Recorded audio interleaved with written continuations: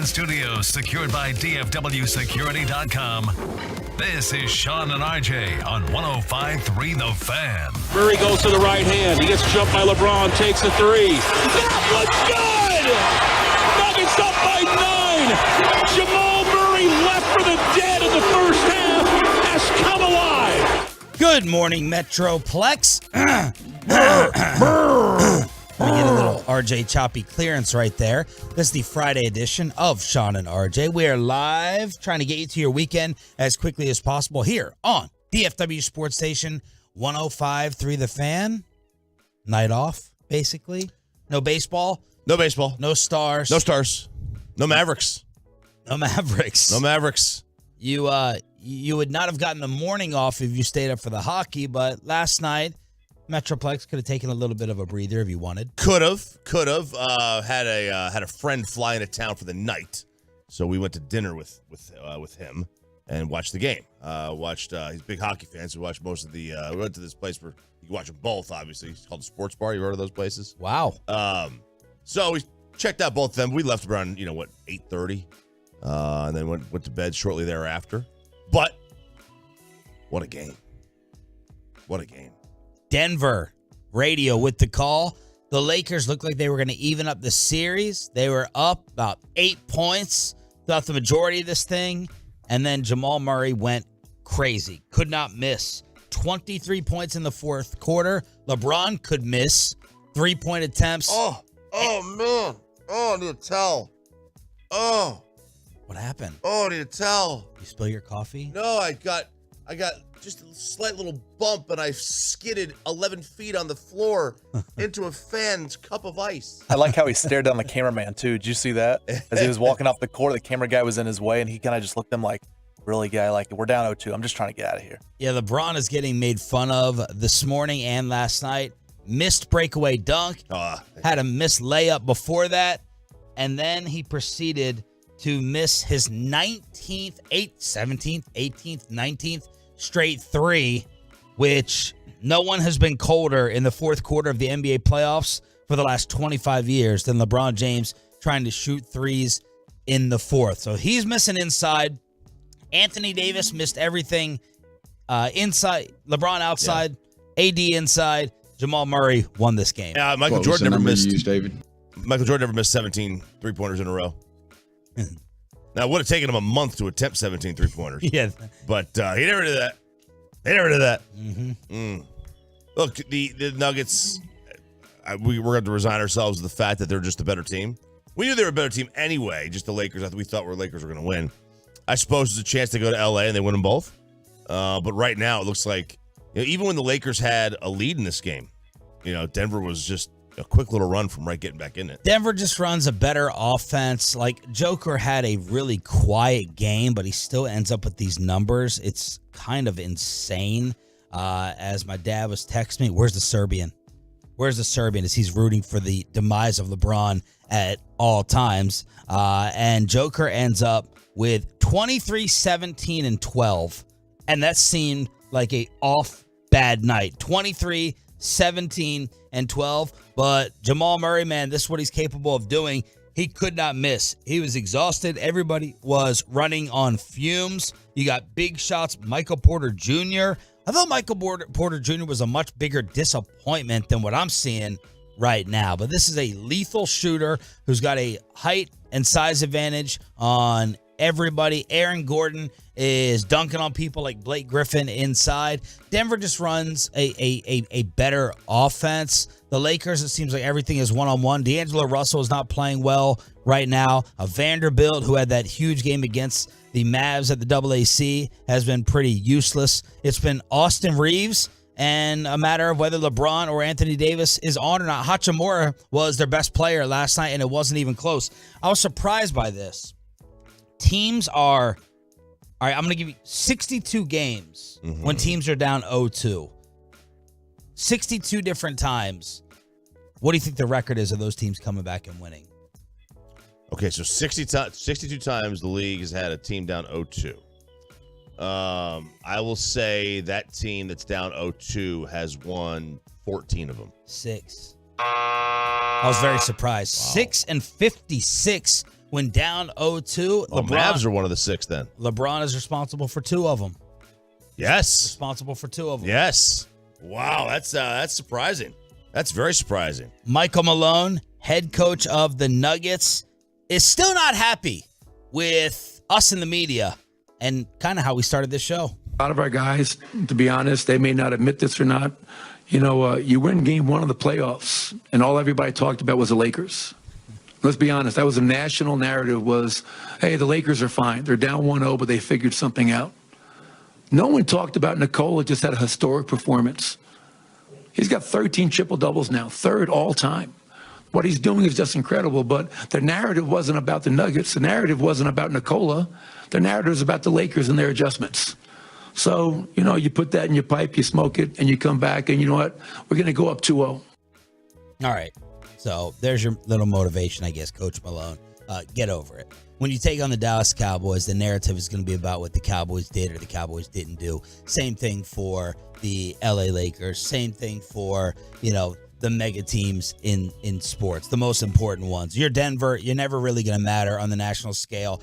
I tried to give Joker a ton of praise for the basketball masterpiece he put together in the first quarter of game 1. But I got news for you, Coach. All the storylines this morning are going to be, is LeBron finally done? Is LeBron finally losing to Father Time? And are the Lakers finished as well, along with some Anthony Davis slander? So that's game 2 last night with Denver leading the series. Are we automatically just dismissing LA going back home and defending their home court as well? No, I think they probably should have won last night. Yep, they should have. I mean, they were in control early. I don't think that it's crazy to think at all that they go back and win the next 2 games. And they have not lost at home yet this postseason. Yeah, they're going to get some home cooking, I'm sure. Call wise, this is normal. Role players, all that crap, and these have been outside of game 1's. Game 1 in the fourth quarter, the Lakers made it a game. Meanwhile, did you stay up late? Thank goodness this wasn't game 1 of our series. 4 overtimes later, this happened. Here's Brent Burns, keeps it to the outside. Sam Bennett keeps it in out front. Kachuk is shot. He scores! He scores! Matthew Kachuk, the overtime winner. The Panthers take game 1, 3-2. The final. Matthew Kachuk ends the marathon, and the Panthers go home happy tonight here in Raleigh. The fact that game went 4, they got to. Oh yeah. They got to figure something out. Peyton texted us. This ended at like 1:50 a.m. Eastern time. 2 in the morning on the East Coast. Yeah. This game ended. When did they start it? It was 7 Central. Something like It was that. 7:30 Central, 8:30 Eastern. I don't feel for them. Say it again. So I think it was 7 Central, but 8 Eastern. So 8 on the East Coast. So I thought you said 7 and 8:30. Yeah, that'd be interesting. You don't feel bad for them? no, we had to do it basically. Ours ours was 1:10. I gotta be honest. If it's a Tuesday night, the Stars are playing till 1:30 in the morning. I'm probably in bed by then. Like I'm probably in bed. Dang. It's like We got a TV in your bedroom, so it works out. Oh, maybe you don't. I do, but it doesn't have anything. It doesn't have any cable. You can't watch TV on it. I can watch Netflix. Yeah, I can watch Netflix. But I don't. I don't turn the TV on in the bedroom ever. The bedroom is for booty. Okay, that's what the bedroom's for. Boy, it's late. I feel bad. I really do. You got to have to go to work the next morning. I feel bad for people. I would have stepped up 2 in the morning. 2 in the morning. 2 in the morning on a weekday. Now, thank God it's Thursday. Yeah. If it's like a Monday or Tuesday, you're screwed. You are screwed if you want to stay and watch that game. Change the format of overtime? I wouldn't mind it. So the World Cup does 2 overtimes, 2 15-minute overtime sessions. And then if you're still tied, they go to kicks. Now, I'm not a fan of penalty shots. I'm not a fan of that. But you don't want these games that roll on 4, 5 overtimes, right? You don't want that. I mean, it's first of all, probably for the health and safety of the player out there. I mean, they had a guy on the last night talking about chugging Red Bull and eating pizza before the 3rd overtime. Yeah, pizza. Yeah, like they just eat carbs. They're just so tired. They need energy. I just can't imagine it's healthy for the player. Play 2 overtimes and then go to penalty shots. Like 4 overtimes? Yeah. No one's taking chances. Why do you think that this thing went 3.5 overtimes without anybody scoring? Because nobody wants to take a risk and go on a rush and then miss or get a turnover, and then all of a sudden it's a 3-on-2 the other way. Round 1 of the PGA, another major, is being played in the world of golf. We also have a trespassing warning for the weekend. Do not do this. Don't be Stetson Bennett running around DFW. And are you interested in winning a free TV? We have the opportunity as your Friday begins with Sean and RJ right here on The Fan. Coming up in the next G-Bag Nation, it's a Friday. We get you set for Game 1 Stars.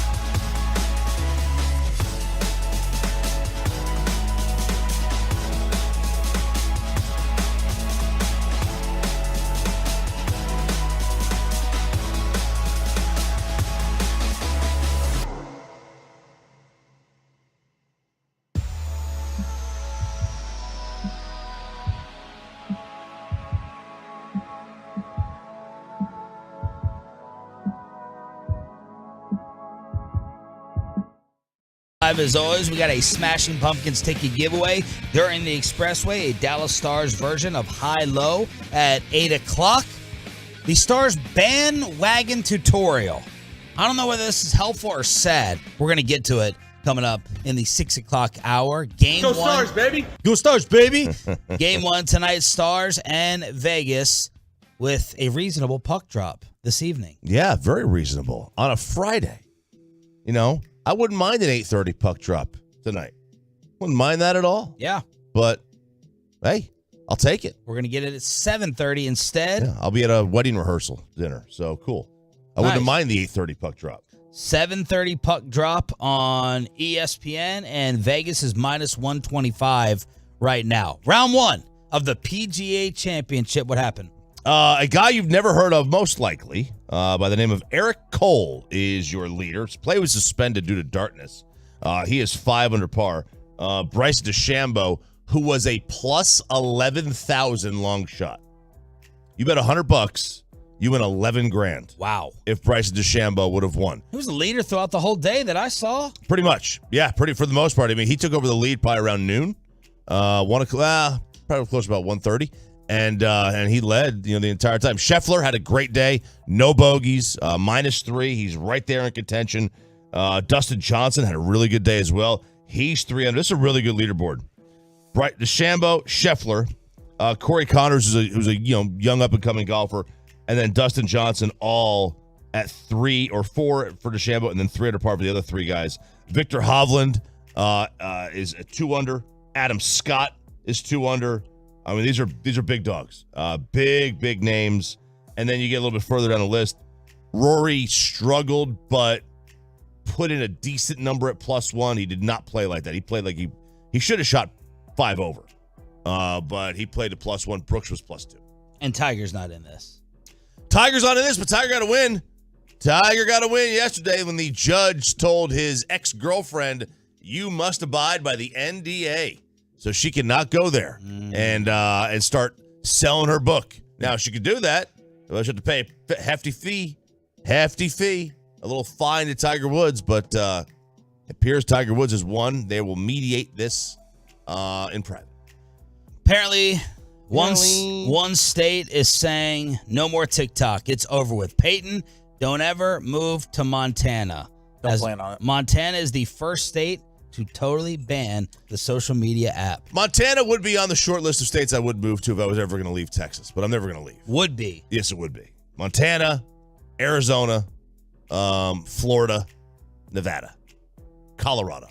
Those are my states. Okay. And then Montana. Those are the states I would move to. No, this is like, I don't like it. I don't care for it. I just don't tell me what to do. That's my rule. Don't tell me what to do. Just tell me that there's a security risk and make me be aware of it. But don't tell me what I can and can't do. I'm 43 years old. Yeah, the governor, well, but what about, whatever's happening with 8, 9, 10, 11, 12-year-olds, as you have another TikTok story. But the governor of Montana pointing to the Chinese government as a potential threat. Listen, China is the problem here. Okay. We know that. Okay. Quite frankly, it's China. Amanda was sitting there walking to the bedroom yesterday, and she just heard Trump speaking, and I had saved his town hall on CNN, and bad. It's so entertaining. He's so entertaining. He just is. I'm not even saying good or bad. He is so damn entertaining. He said, and he was talking about like the accuser for his arrest, like his sexual assault. And man, he said the V word. I mean, I'm going to say it, but the way he said it, I busted out loud in the living room. And she came back in. She's like, he's speaking? I was like, no, I saved this from like a week ago. I had to hear it. He goes, vagina.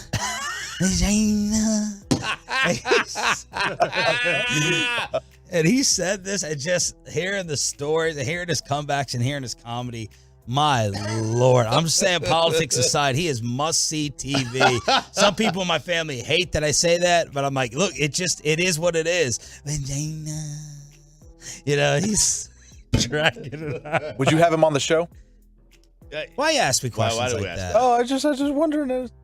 I would have anyone on the show. I'm a rating sellout whore. I don't care who it is. If people are going to tune in and you weigh it against people who are never going to listen to you again, yes, I would have former President Trump on the show, current President Biden on the show. Any big-time name, you are welcome. Kim Jong-un. In. Kim Jong-in. Yes. Not un. In. If you're a big-time name, if I was driving in the car and KMC said we have this guest on, and I say to myself, whoa, I'm interested in hearing. Yeah. That could be a fascinating interview. You're welcome on the Sean and RJ program. We're about whales. We're about whales, The baby. show of whales. Yeah, the show of whales. That's all we care about. We don't care about your policies, Yep. your debt to society. We don't care about any of that. Yeah, man. Big name. We care Oh, about how big many name. followers do you have?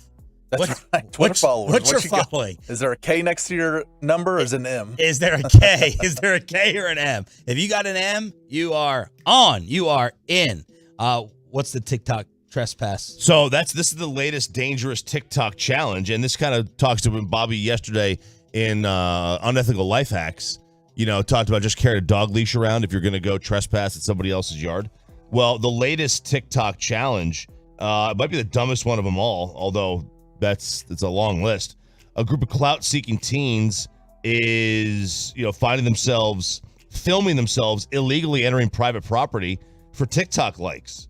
So they just decided to go trespass into either abandoned buildings or current buildings that are occupied and just start trespassing in them, trying to get TikTok likes. And, this is obviously dangerous because you walk into somebody's random house and what can happen to you. You ring the doorbell. Forget about walking in the house. Yeah. You ring the doorbell nowadays and people are getting shot for that. And, they were just strolling into the front yard of a house where a woman is like, she's out there just doing yard work. And then they just walk in the front door.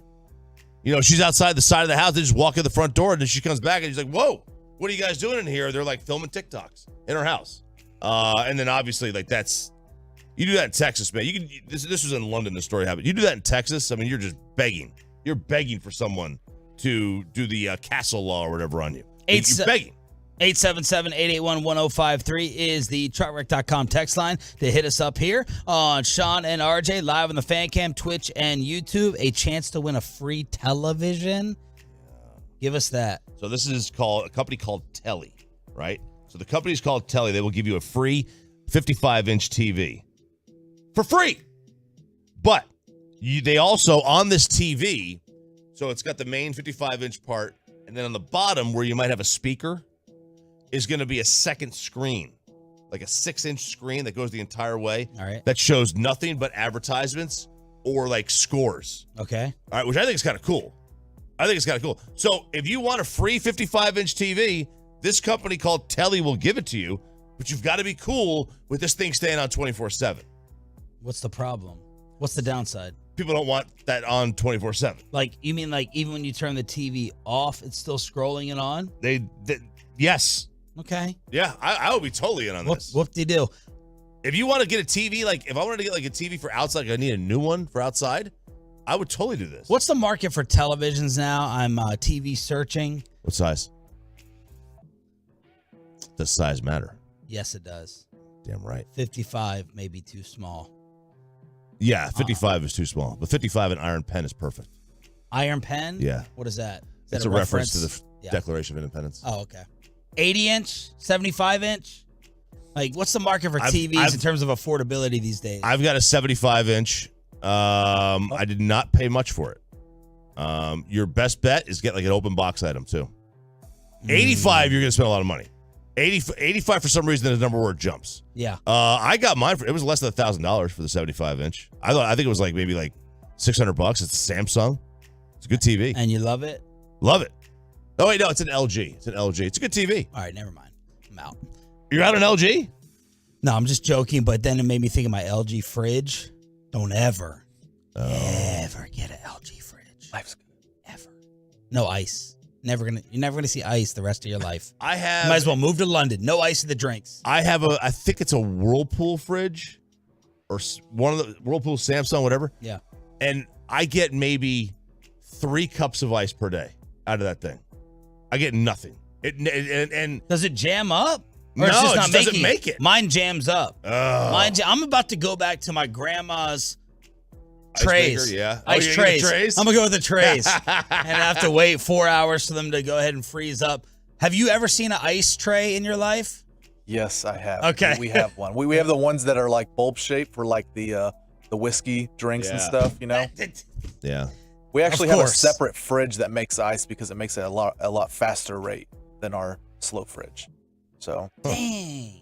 It's like the one with the scoop in it, you know? Yeah, it's we like know. Oh, yeah. We get it. We know. You go beep, beep, beep. Separate ice, and then he's got it for the rock. The rock balls. I got the rock balls, but I don't use them all that often. Like you it's just drink y'all's brown straight. No, I hate filling them up. I hate filling them up, so I just go get regular ice cubes. The Dallas Stars bandwagon fan guide. Do you actually need this for tonight in the Western Conference Finals? Bobby Belt is in the house, and he's waving the rally towel all ready. Friday edition with the entire squad. Next. The latest from the Star in Frisco, as well as inside information.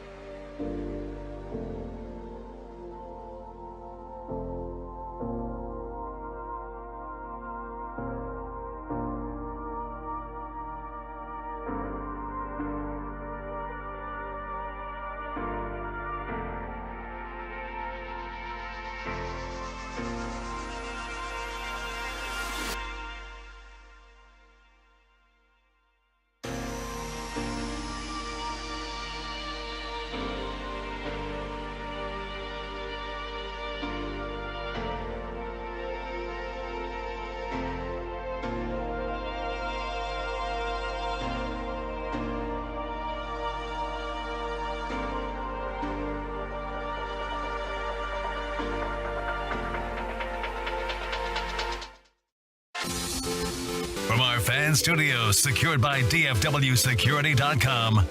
This is Sean and RJ on 105.3 The Fan.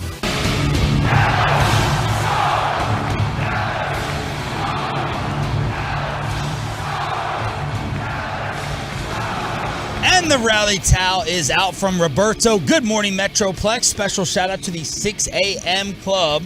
Sean Sharif, RJ Choppy, Bobby, Peyton, and Ryan in the back, live on the Fan Cam, Twitch, and YouTube. And game one is tonight in the West. 7:30 puck drop. Looks like a lot of people stayed up to the end of that Panthers game. There's no one going.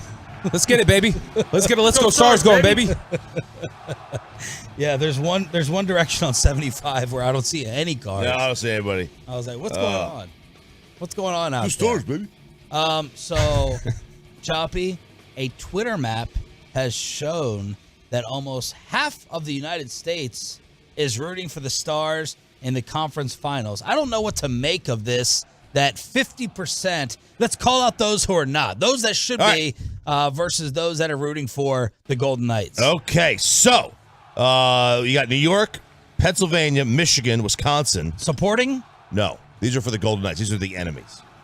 New York, Pennsylvania, Michigan, Wisconsin, Minnesota, Iowa, Missouri, Nebraska, North Dakota. See, South Dakota's root for the Stars. So it's very odd that North Dakota would deviate from that. Wyoming, Idaho, Utah, Arizona, everybody out of the West. The whole West, anything west of New Mexico and Colorado is rooting for Vegas, except for Montana.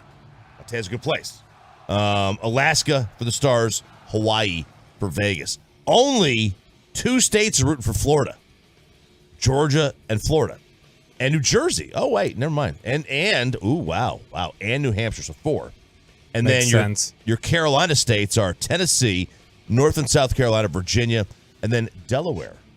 Okay. Delaware. So there you go. Joe Flacco's Delaware. So there's the support for the Dallas Stars nationwide. WFAA put out, you tell me whether you think this is sad or helpful.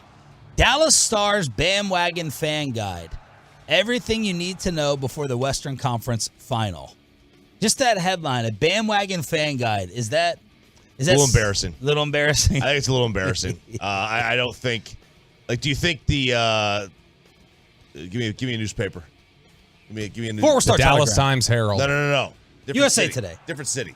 Give me a Boston Washington Globe. Post. Boston Globe. You think they're the Boston Globe? They're having to put a Boston Bruins bandwagon fan guide in there? Maybe. No, they're not. They're not. They're not doing that.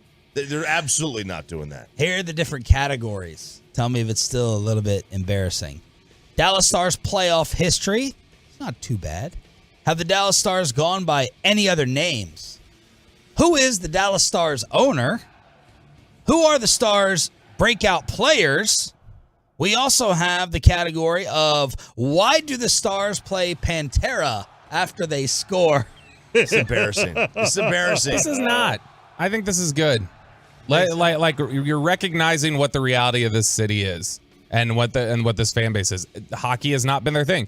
They have not been plugged in and really tuned into hockey since Joe Nieuwendyk, Jiri Lehtinen, Jamie Langenbrunner. Like, that's the last time this city was well aware of what the Stars were doing. So, look, it's I think it's good. Keep everybody up to date. Recognize the type of information they need and come down to their level. Talk to them that way. All right. Yeah, you should go program a TV station. Thank you. I suggest. Yeah. It's embarrassing. Maybe go program WFAA since So- we see the same way. There's the just get nonstop sweater vest for Mike Leslie to wear. NBC5 wouldn't do this. Go live on Hanson's Ranch. NBC wouldn't do this. Dallas Stars bandwagon fan guide. You had a fascinating stat on salaries, top salaries left in the Final Four. I thought this was phenomenal and very, very, very interesting. There is not a single player in the NHL who is making $10.5 million or more left. Wow. So That's amazing. now Connor McDavid is number 1 at 12.5 In the whole league? in the whole league this year on a salary for this year. Does that seem like they're getting Jip? We never talk about the top hockey salary. $12 million for the top player? Yeah, their salary cap is like the NBA. It's not. 82 games getting beaten up. You got the physicality of football and the length of the NBA, and you get $12 million. The Stars' payroll this year is $75 million. Bobby just gave that look of, well, you're still hockey. No. That was that look. No, I was sitting here thinking about. I mean, it's kind of true. No, it is. I was just sitting here thinking about, in general, the amount of money they get paid and thinking, makes sense why Stars fans get so upset with a player like Esa Lindell then when he has awful performances and they go, this is a defenseman who gives you nothing on offense and he's making $6 million. Ooh. So the Stars' highest paid player is Sagan at 9.8. And then Ben at 9.5. So what an absolute nightmare for Gary Bettman. You get 4 warm weather cities, and you get, normally, your top paid players are your Stars. Yeah. So like McDavid. So you don't have the Stars, and you don't have the hockey towns. No, you don't. You got McDavid 12.5. He's not in there. Panarin not in there anymore. Austin Matthews, Toronto not in there anymore. Carlson not in there. I don't even think Carlson made the playoffs. Drew Doughty not in there. Drew Daddy. Patrick Kane, no longer. Carey Price, didn't make the playoffs. Jonathan Taves. None of these guys are in there. Wow. So there's nobody making 10-5 or more will be or is in the Final Four.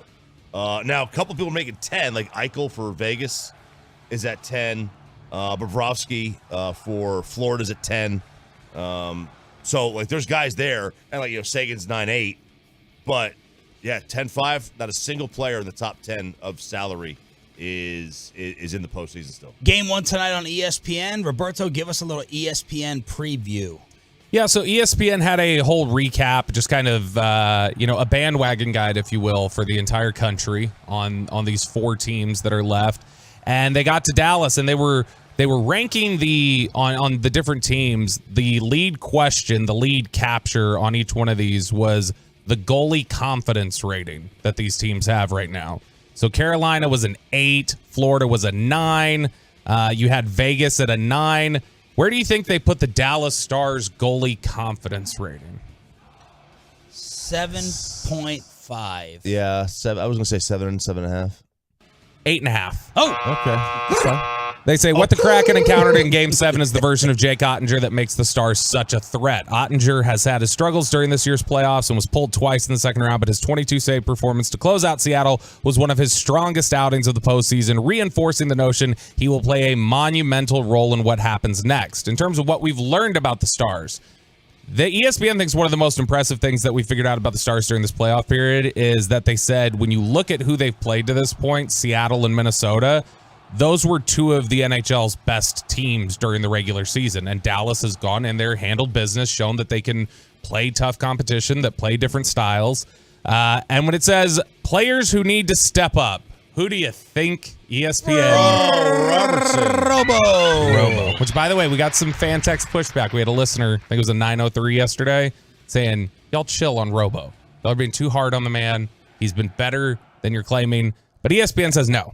Says it might seem strange to suggest that a player averaging a point per game in the playoffs would be in the needs to step up category. So why is Jason Robertson here?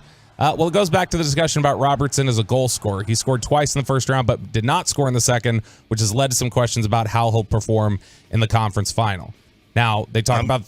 Go ahead. I'm just waiting for them to win the cup so I can go off on him. I'm ready. You would go off on him after they win the cup? Or get knocked out, whatever. Oh, okay. I was going to say, if they win the cup, you can't complain too much. Of course I can. Why can't you? All right. Okay, I'll just do it right now. Yeah. Do it. Get it out of the way. Motivate the man. It was, I think it was either the last game against the Wild or Game 3 here. I can't remember which one it was. He's sitting there there's a dust up, all right? And one of the other players pushes him. And he kind of pushes back with a little love tap. But then after he pushes back, I don't know if you caught this, he pushes and then flinches. He's just soft, man. He's just soft. That's it. He's not a fighter, not a tough guy. He's just soft. Do we feel like if he scores one, it will open the floodgates? Yeah, maybe. Is it like, getting a free throw in basketball to try to get you going? Like you get an empty netter? I was hoping he would get an empty netter the other night. I'm seriously, like, that's it. Like I was hoping in that last game. I kind of see what the one Tolo's talking about. Like, he didn't have a horrible one of the last games of the series. He didn't play too bad. It was the game where he had like the wraparound attempt, the backhand attempt. Yeah. It was a pretty sweet shot on goal that got stopped, but I saw him a little bit more active. Yeah, I just think it's like he's too nice. He's too good. Yeah. Games 4 and 5 were pretty good for him. Game 6 was a disaster, but Game 6 was a disaster for everybody. Their series prediction is Vegas in 7. But they say for all the reasons to pick the Golden Knights, those same arguments can be used to pick the Stars. Sure, the Golden Knights have depth, but so do the Stars, as every player who has played at least one game has recorded a point for them. The Golden Knights have found answers when faced with a goaltending challenge, so have the Stars with the responses they've seen from Ottinger after losses. It's the narrowest of margins, because what did we hear? Was it Buchagras who told us when you pick a team in 7, you're basically saying, I don't know. Yeah. So same sort of thing. It's the narrowest of margins, but we're leaning to the Knights side, and that's fine. ESPN can be wrong 4 games from now. It's 4 games. Yeah. It's look, the Knights are big. They're a good team. I think the Stars match up well, though. I think the Stars win the series, but the next one's going to be the tough matchup. If they get Carolina, Florida, that's a different story. Carolina last night at 1:00 our time, 4 overtimes later, finally win Game 1 in the East. Matthew Tkachuk with the game winner. Listen to what his exhausted post-game sounded like. I'm excited to get out of here. I'm excited to catch that 2:35 bus back to the hotel and get some sleep and get some food and everything in us. I mean, this guy's cracking Red Bulls before the 4th overtime. Like, there's pizza flowing. It's actually pretty funny seeing it. Pizza. You got to get some pizza in you. The pizza. Did they go to like the concession stand? No, they probably just brought it in. They had their post game meal ready, post-game meal, yeah. And they just probably just ate it early. It's Red Bulls and pizza, baby. Red Bulls and pizza, man. That's we forget Florida was the 1 seed last year in the East. Yeah, I didn't forget. I just didn't know. You didn't know, but like, and they brought back. I mean, a lot of the same team. Like this is still a good team that had they struggled this year, but I mean they're still a quality team. 6-hour game. It was a 6-hour game. 6th longest in the history of the National Hockey League. And Peyton has no sympathy for the East Coast. Nope, screw them. Take that. Losers. Why Bobby Belt may need to become our NBA insider. We have the Mavs' newest draft pick, and someone says, you all better not extend Dak Prescott in DFW. Next on Sean and RJ. But you better.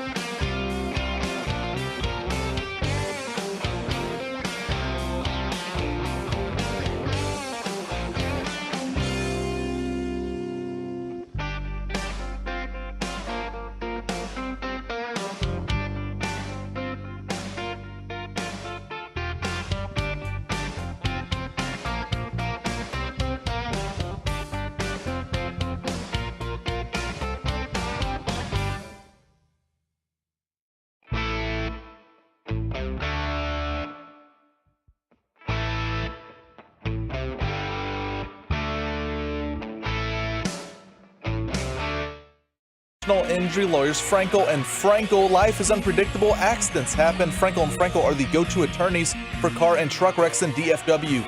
If you or a loved one have been in an accident, contact the Frankels at 214-333-3333 or go to truckwreck.com. Here comes the freight train across the timeline. Picked his pocket clean. Did Bruce Brown, and Denver's going to win game number 2. There's the horn. Denver takes a commanding 2-0 lead in the Western Conference Finals. Denver radio with the call. LeBron is getting laughed at. Anthony Davis is getting made fun of, and people are starting the early funeral plans for the LA Lakers because teams are 6-56 when down 0-2, and the Lakers are in that position after leading much of this game. Denver just exploded. Jamal Murray won the game. Jamal Murray is the hero. He scores 23 points. He played 43 minutes. Joker had a quiet 23, 17, and 12. And Bobby Belt's prediction is looking really good, as he said this would be swift and this would be quick as Denver wins 108-103. It's a bad sign when you dominate. Maybe didn't dominate, but you were in control of this basketball game for 3 quarters, basically. And you got strong performances from all the role players that you need. Tamagotchi, Austin Reeves, like they're all doing their thing. Hachimura. That's what I said. They're all doing their thing. And then you get, remember they called Anthony Spencer almost Anthony? This is every other Anthony Davis. Every other day, every other game. 4-15. That's what he's going to do. And LeBron, like I came in here, I was driving and I was thinking about this. I wanted to be critical of LeBron's shot selection in the fourth quarter because I thought he just would pull up in transition, take an awful shot. And it's like, what are you doing, dude? It reminded me of the way the Thunder did this years ago in the West Finals in one of the games where they just started taking pull-ups up in the game. But I started thinking about it and I was like, if you're going to blow 2 finger rolls at the rim and you're going to, fumble a dunk and everything else that was going on with LeBron, it's like, yeah, maybe you do just start saying, I'm just going to pull up and take shots. But he took some of those shots last night in the fourth quarter like he was shooting like Jamal Murray. Well, he's trying to get himself out of this funk. He can't hit a 3. He's got the most consecutive missed threes in the fourth quarter of playoff games in the last 25 years. So he's trying to do this. He's trying to break through with this shooter's mentality that I'm just going to keep shooting. Shooters got to shoot. 0 for 6 from 3, the missed dunk, missed layups. Anthony Davis couldn't hit anything inside. He started turning into Ray Allen, firing up threes. He hit one big 3, and then he missed the one that basically ended the game as Denver is now up. The questions will be, are we finally seeing some LeBron age slippage issues? And I do feel like that. I'm not trying to say it off the missed dunk. That was fluky. Yeah, that was fluky. He's going to make, 99 out of 100 of them. But I just don't feel his presence as much through these games. When they're panicking, when they're starting to fall down, he will take it to the rim. He will post up. Yeah. He can still overpower anyone, but he's conserving. He's conserving. It looks like he's still playing 40 minutes, but he's conserving energy. Yeah. I mean, and all that saying, this just speaks to his greatness. Like he was a 1 assist shy of a triple-double. Yeah. Or 1 rebound. Oh, like him versus Michael Jordan at this age. No one talks about this because it's not a compliment to Mike. It's a laughable comparison of the two at the same age. Oh, I know. Michael was a mid-range fadeaway jump shooter, and LeBron is still a fantastic athlete who can drive and do what he wants in spurts. Right. Now Michael was surgical though with that fadeaway. Yeah. He was it was an unstoppable shot. But they're just different players. LeBron, they were both in great shape, but LeBron's just a freak athlete, and not like Michael wasn't, but at the age. Yeah, he wasn't a freak athlete. He wasn't a freak Washington. athlete, and he wasn't a freak athlete after, really after his baseball career. His body changed. You got a little bit heavier, not fatter, but just more muscular. Yeah. He was just a different player in the latter half. But, yeah, I don't know if we're seeing the end of LeBron here, but we'll see because they are very good at home in this postseason. Sean, tremendous at home. Sean, if I tell you that the Lakers control the first 3 quarters, they're leading going into the fourth quarter, and then the fourth quarter performance you get from Nikola Jokic is 0 for 4 from the field, 3 turnovers, 2 fouls. Don't you feel like Lakers have to win that? Yeah, but man, they're role players with Porter, this guy who's trash talking all the Lakers, Brown, the guy who called out D'Angelo Russell, Bruce Brown, after game 1, saying, yeah, our game plan was to attack D'Angelo Russell. Like, D'Angelo Russell, he looking like he shooketh. Ugh. That he's playing a little scared right now. And let's see, Jamal Murray, this is an opportunity for him also to hit another level on the national stage. He kind of reached it in the bubble, but he's never mentioned amongst the elite players, and he was the best player on the floor. He couldn't miss. He was unstoppable last night as Denver now goes up 2-0, and all the heat will be on Anthony Davis and LeBron for what happened. You cannot get the Ja Morant shoes. Nike has removed them from their website. It appears they have been removed from the app. That is TMZ first had this, that it appears Nike has pulled Ja Morant's signature shoe. No longer featured on the Nike app. That's not who I am. They had already, they'd already obviously dropped Kyrie. And now it appears Nike is going to part ways, or at least suspend their endorsement with Ja Morant. Uh-oh. When's the punishment getting announced? From the NBA? When they have to, and they don't for a while. I suspect it'll be quite a while. That will have mold on it by the time that thing gets announced. This thing will be rock hard in Corey's face. Yeah, it will. And he'll love it. All the cream and everything. This is the Kroger cupcake that was delivered in here for Mother's Day, and we have one left over. Now, I'm going to be honest with you right now, and I think you're going to thank me. Okay.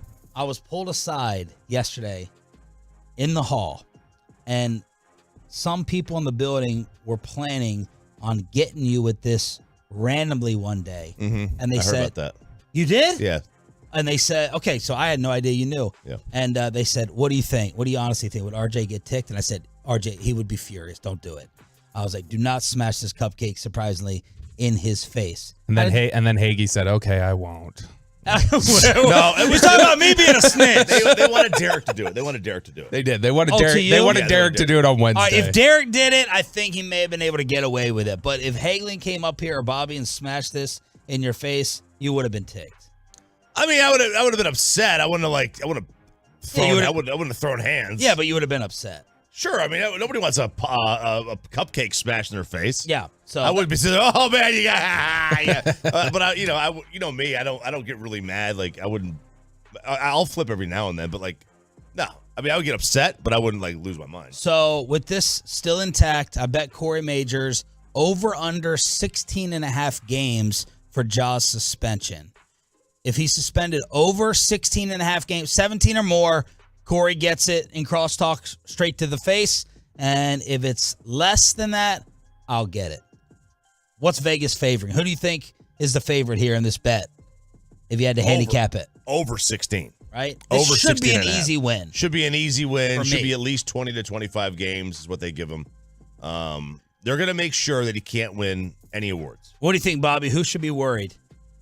Corey, I think, should be worried, but I mean, Adam Silver sounded pretty ticked the other night when he talked about it. So I think Corey should be worried. The one concern would be if they just did the Reddick thought and went, just double it. Yeah. He get double the punishment. The thing with Silver, so David Stern was in love with, Lakers versus Lakers in every NBA. He was in love with that. Silver's in love with being loved by the players. That's Silver's thing. Like, he wants the players to love him, I think. And they do. It seems to, at least. They seem to like him. So that's the only kind of hesitancy, I would say, for the under. But I think there's going to be enough pressure on him to suspend him more. I agree. Yeah, and the other owners are going to be like, yo, man, what are you doing here? Yeah. Especially if I'm in the West, I want him suspended for longer. Bobby, absolutely. Give us the latest Dallas Mavericks draft pick, the newest edition. So I'm going to disappoint you right away. It's not Wemby. Wemby is not the guy being mocked to the Mavericks here. I know. It's pretty frustrating. Not Scoot Henderson. Not Brandon Miller. None of those. NBA.com compiled a bunch of the mock drafts, though, from around basketball blogs and draft coverage areas, and they put together a consensus of what the draft could look like. So these are the most common guys getting picked here, and then they created a mock draft off of it. And the Dallas Mavericks, if they end up keeping this pick, which we keep hearing from everybody, they want to move it, According to NBA.com's collection of these drafts, the Dallas Mavericks will select Kansas guard forward Grady Dick. He was the 2022 Gatorade National Player of the Year in high school. He averaged 14 points, 5 rebounds, and 1.5 steals in his only season with the Jayhawks. And this dude is like a 3-point shooting assassin. And so somebody who can play defense pretty well. And I mean, his name's Grady Dick. I think that everybody would have a lot of fun with that. Yeah. It's a good name. It's a solid Slater. name. He wasn't bad. He wasn't bad at all in college. Like actually really good. I'd be surprised if he made it to 10. 6'8 guy who can play forward, guard. Somebody who NBA Draft Net talks about how can put on some more muscle, but this is a guy who like is able to cut inside, take shots from the three, can move with the ball, without the ball, which I think is what you want with Luka. Clutch Points has the Mavs as the second best fit for Dick. In the end, Dick will likely fall further down the board than number 5, as he just doesn't have the unlimited ceiling some other prospects do. However, once you start getting toward the back of the lottery, Dick's ability to shoot will become too good to pass up. The next place that Dick could end up, which would be a great fit, is with Luka and the Mavs. Luka, one of the best players, blah, blah, blah, but is also one of the most difficult to build around. His ball-dominant style makes it tough to pair with any offensive weapon who needs the ball to flourish in their hands. That is where Dick's sweet outside shot comes in. Dick could find a fantastic role in Dallas, running through screens and around pin downs, a la Steph or Reggie Miller, as Luka does the thing with the ball. When Dick does get free, Luka is good enough to find him for open shots. Dick would fit in great here. Dick is good. Yeah, for sure. Really good. But you Remember who you're talking to. He is undraftable. Undraftable. Look at this photo. It's because he's white. He looks like Bill Gates. You can't have an NBA player that looks like that. Oh, my. You can't have an NBA player. Gatorade National Player of the Year, bro. I don't care. You can't have an NBA player. I mean, you can't. Wow. Have this. You can't have. He looks like a thumb. Who else? You can't have that guy. He looks like a thumb. Who else does he look like? Man, that's a white boy. Yeah, he looks like a white boy right there. He looks like a cross between like Alan Alda and George Bush. I mean, he looks. It's like if Dan Dickow and Lori Markkinen had a child. Yeah. Okay. Dang. Now I'm just staring at him. Now you're out on the pick. Yeah. I'm out. He looks like a big duck. You know. Yeah. We got to figure out who this kid is, but there it is.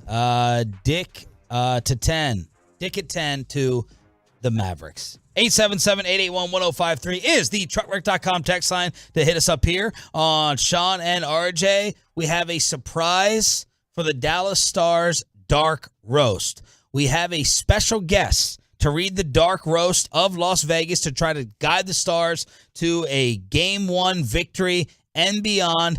And who has screwed up the umpire shortage in America? All of you RJ Choppies out there. Next. Coming up in the next G-Bag Nation.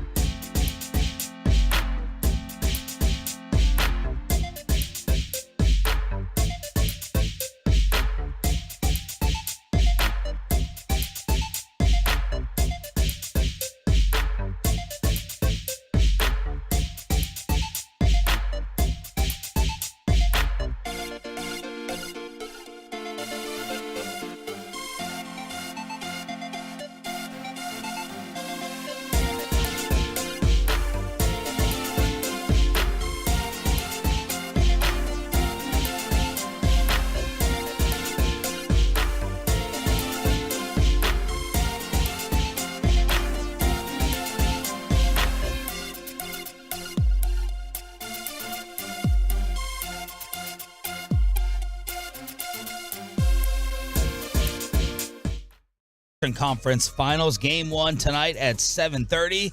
Dallas Stars high-low at 8, and Choppy has booked the Vegas color analyst at 9:20 as you have gotten a series of dance moves from Ralph James on YouTube, Twitch, and the fan cam if you've been watching this morning. Just practicing for this weekend. Wedding mode. Wedding mode. We got a wedding this weekend to go to. Rehearsal dinner tonight. If we make it. It's in Deep Ellum. Yeah. Well, you'll make it in. Ms. may not make it out. You may not make it Yeah. out. Yeah. Yeah, so we'll see. We'll Now- find out. We'll find out. Now, what tie do you have, you or her, in the wedding party? Oh, it's her. It's her. She's very close with the bride. It's the friend group, the group chat. Yeah. It's one of the girls in the group chat. Now she's not in the wedding. Is the one who wrote? She's not. So she's not one of the groom's Bridesmaids. Bridesmaids. No, but they're so close. We're still going to the roast dinner. Okay.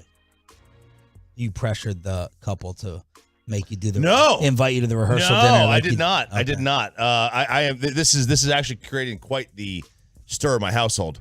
I am skipping my niece's wedding for this. Oh. Yeah. And your mom. Family first. And your mom, I would think. Is it so? This is your sister's. My older sister's daughter. So what's been her reaction? Well, I haven't told her that I wasn't going. So how she figured it? I think she's figured it out by now that I'm not there because everybody else is there right now. Where is it? It's in at Penn State. Oh. And I'm like, I said, do you know how hard it is to get to Penn State? I told that to my mom. It's like $500 to get to Pittsburgh, or you fly to Harrisburg. It's like $1,000. You got to drive like 2 hours. I'm not doing that. Are you close with your niece? I bought her an air fryer for a wedding gift. Okay. The nice one. The digital one with the grill. Yeah. Yeah. I was like, look, I'll just buy you. Does that mean you're close, or does that mean you're making up for it? I'm making up for it. I mean, you're as close as you are with any niece. Sure. And your mom giving you a hard time? No. She understands. I said, look, this is like one of Sarah's best friends. It's a wedding. I got to go to this. Is the one who ruined and spoiled your engagement going?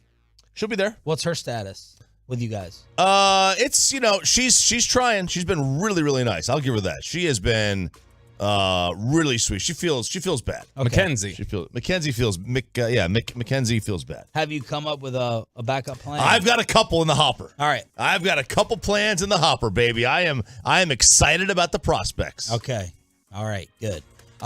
Last night during the Game 2 broadcast on ESPN, Mark Jackson said, I would never want to be an NBA referee in 2023. And that's what I've been saying for 10 years about officials in any sport. I defend officials. I feel bad for y'all. Referee, I don't care what level it is. That's the worst possible job in America. The most thankless and just brutally awful. Are you kidding me? And last night, those officials with Tony Brothers, they destroyed game 1 of that first quarter. And I try to defend officials, particularly NFL officials, when we get the benefit of replay sitting our fat asses on our couches at home and we're like, how did you miss that? As I'm watching the 4th slow-mo high-def replay. How did you miss that in live action? But Mark Jackson was right. Last night, awful officiating both ways in that Laker-Denver game. And now apparently officials and umps have had enough. Bobby, there's a referee shortage. Yeah, so specifically an umpire shortage. We see these videos, it seems like almost weekly, of here's a Little League parent in Alabama punching an umpire. Here's a Little League parent in Arizona, causing a brawl because of them screaming at the umpire. And CNN was writing about this yesterday, Choppy's favorite website. The uptick in abuse against umpires and referees in youth sports has had a dramatic impact. There is a nationwide umpire shortage. Many umpires retired during the pandemic, but others have just had enough. Carl Kearney, he's a 21-year veteran umpire in New Jersey, said it's very sad to see because it takes away from the game. The kids, it's something that they shouldn't have to see because now that's something that they think is okay. And CNN notes here, since 2017, the number of baseball and softball umpires in the Babe Ruth Youth Baseball and Softball League has gone from 6,229 in 2017 to 4,995 in 2022. And between 2018 and 2022, youth sports lost nearly 20,000 umpires at the high school level, according to the National Federation of State High School Associations. So this is just great timing for a sport that is coming off the World Baseball Classic. Choppy talked about how excited all the kids were in Luca's league, talking about what they'd seen at the World Baseball Classic. These rule changes, which are generating interest. You're getting this buzz around your sport from the youth of America for the first time, and now it's like, oh yeah, but these parents who are D-bags are now ruining it, so you don't even have anybody to, officiate these games. Yeah, it's terrible. I don't think we have it all that bad here. The parent, at least the games I've seen, the parents will get on the umpires, but never to the point where it's like it's overbearing. I have not seen that, at least in our games. But there are certainly, you could see how it happens very easily.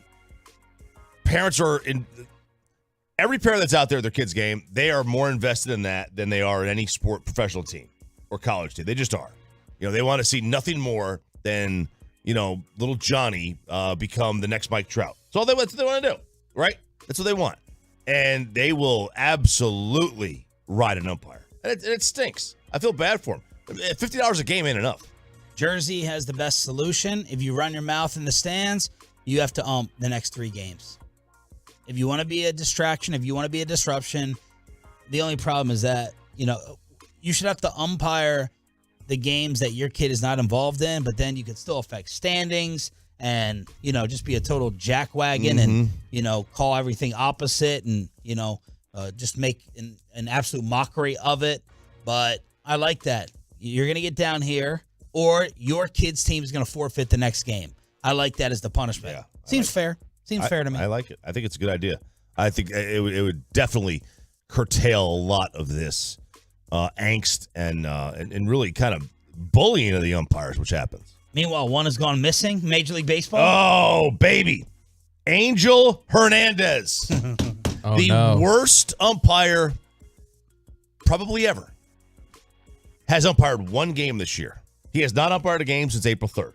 He has umpired 1 game, and he has gone completely, they just, without a word, he hasn't umpired a game since April 3rd. Well, unfortunately, our dreams are not coming to reality. We thought maybe, because he has been suing Major League Baseball for discrimination, and we thought maybe they had settled the lawsuit, but part of the settlement was, we're going to give you this and you go away.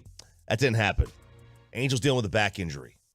So unfortunately, we will have to deal with Angel Hernandez again. I hope he recovers. I hope he recovers from his back injury. I don't wish ill on Angel Hernandez. Angel Hernandez is just a terrible umpire, and he doesn't deserve to be umpiring Major League Baseball games, let alone playoff games. Speedy recovery, Angel. Hopefully they fix your eyes. Hopefully the back is directly correlated to your eyesight.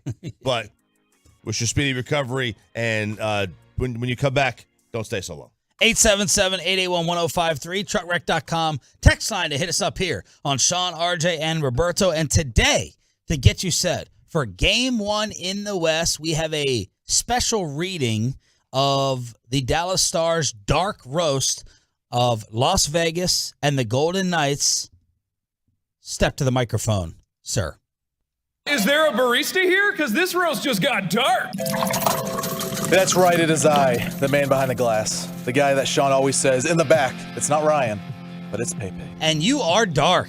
Yeah. As yesterday, Bobby was relaying. I sent him your joke. Wait, which one? Well, we're not going to say it. Oh, okay. Some of the jokes that Peyton was writing himself, I said, absolutely not. It's the conference finals, guys. You got to go dark. That cannot be read on air. So he was trying, what's a dark roast? What's a spittle coffee roast? The Sumatra from Starbucks. Man, that's what Peyton was churning up. He was pouring motor oil. That's what he was pouring. Trying to make it the last roast we ever do on this show. Why? We like this. But we had to go out with a bang. Well, we want the Stanley Cup final roast. That's right, we would like it for another round. Okay, one more round. All right, well, it's the Stars and Knights, Game 1 tonight. First off, Bobby, thank you so much for actually doing one of these this time. I know last week you chickened out and did not do it. I'm glad to know that the meetings with Spittle are going well with you. Thank you. All right, we're going off script You're taking here. notes, baby. Let's go. You're taking notes. All right. One of the most notable headlines for this series is Pete DeBoer's opportunity for revenge. DeBoer was disrespected and dismissed by Vegas last May, and the Stars aren't going to just let the Golden Knights get away with treating our coach like Lamar Odom at a Nevada brothel. Oh my goodness, Bobby, we're starting off strong. But much like the numerous brothels of Nevada, The Stars are here to finish these dudes off. These next 2 games will be the ugliest mauling a Vegas arena has witnessed since Siegfried and Roy. Hang on. Who are they? They got mauled by, was it a lion? Mm-hmm. Yeah. Tiger. It was a lion. It was a cat. It was a. That wasn't Penn and Teller? No. Okay. It was a white tiger, right? The white tiger. I guess so. Yeah. We don't do race, RJ. But this isn't just a revenge series for Pete DeBoer. It's also a chance for Dodonov to get some payback after the awful way Vegas treated him last year. By the end of Dallas' 4-game sweep into the Stanley Cup Finals, Dodonov will be able to ask the Golden Knights the same question we've all asked Kendall and Kylie Jenner for the last 8 years. Who is your daddy? Oh my goodness. I love it. Wow. Wow. That had depth to it right there. I tried to. Yeah. I'll be interested to hear how loud the arena is tonight. Las Vegas just doesn't strike me as a sports town, you know? In any given city you go to, you're expecting to see loyal fans, bandwagon fans, fair weather fans, and then there's Vegas fans with the casino contest for front row tickets. But this whole thing kind of sucks, so let's just leave 17 minutes into the first period to do illegal substances with an exotic dancer named Kennedy who spells her name with an I instead of a Y, fans. Okay. All right. Okay. How do they do the SAT nowadays? The verbal? No, the scoring. No, I think they're back to 1600 now. I think they went back. All right. I don't know. What was your SAT score? 1650. No. He got extra credit. Well, he was on the you were on the 2400. Yeah, mine was 2400. Okay. Did you do well? Well, I mean, what would a 1650 be? Is that I don't freaking know. I took it You once. should know whether it's good ACT. or not. I got a 22. I think was my highest I got out of 35, 36. All right, we gotta clean up the reading comprehension a little bit here. Okay, all right, let's continue with the dark roast. Maybe I'm wrong about Las Vegas fans, though. Maybe there is a booming sports industry there. In addition to the Golden Knights, they acquired the Raiders a couple years ago and just recently secured the Athletics. This, of course, makes Las Vegas the first city in the world to build their future around the concept of, hey, wouldn't it be great if we were more like the city of Oakland? Bunch of bums. An Oakland joke. That's an Oakland joke. I appreciate that one. I mean, if you want to feel like you're in Oakland, all you have to do is visit Sean and RJ's houses and wait for the bullets to zip by. Window joke. Maybe Bobby's house is next at Papacitos. Whoa. Okay, let's slow down. We got to stop going off script here. To be honest, the Golden Knights should have named their team the Vegas Selena Dion's. Celine Dion. Selena. A bunch of French Canadians half-heartedly collecting a paycheck while working on the strip with no chance of collecting any hardware. I really want to have a rivalry with the Golden Knights, but it's hard since Vegas is such a tourist town. Bunch of bums there. I mean, the most famous native of Las Vegas is Jenna Jameson, but given the fact, I guess it's no surprise that the Golden Knights... Did you say Jenna Jameson? He said Jenna Jameson. Did you say Jameson or Jameson? Barely. Like the Jenna Jameson. You know Jenna Jameson. I know. Just know this, Vegas fans. By the end of the series, you're going to know how it feels to be Bobby Belt. Oh, going off script again. A self-loathing loser with a drinking problem who is hated by Tolos and always crying to his mommy. Oh! Wow! Right. Oh! Stars and Golden Knights face off at 7:30 on ESPN. Wow! Did he change? Full off script, huh? He changed. All of that was off script. Wow. All right, there it is. A very unique, interesting dark roast with headlines and our final Smashing Pumpkins ticket giveaway. Which one was your favorite part? The last part. That was it. The last part. Headlines next. Ooh, it's hot in here. It is. Toasty. Let's get you over to Boomer Jacks.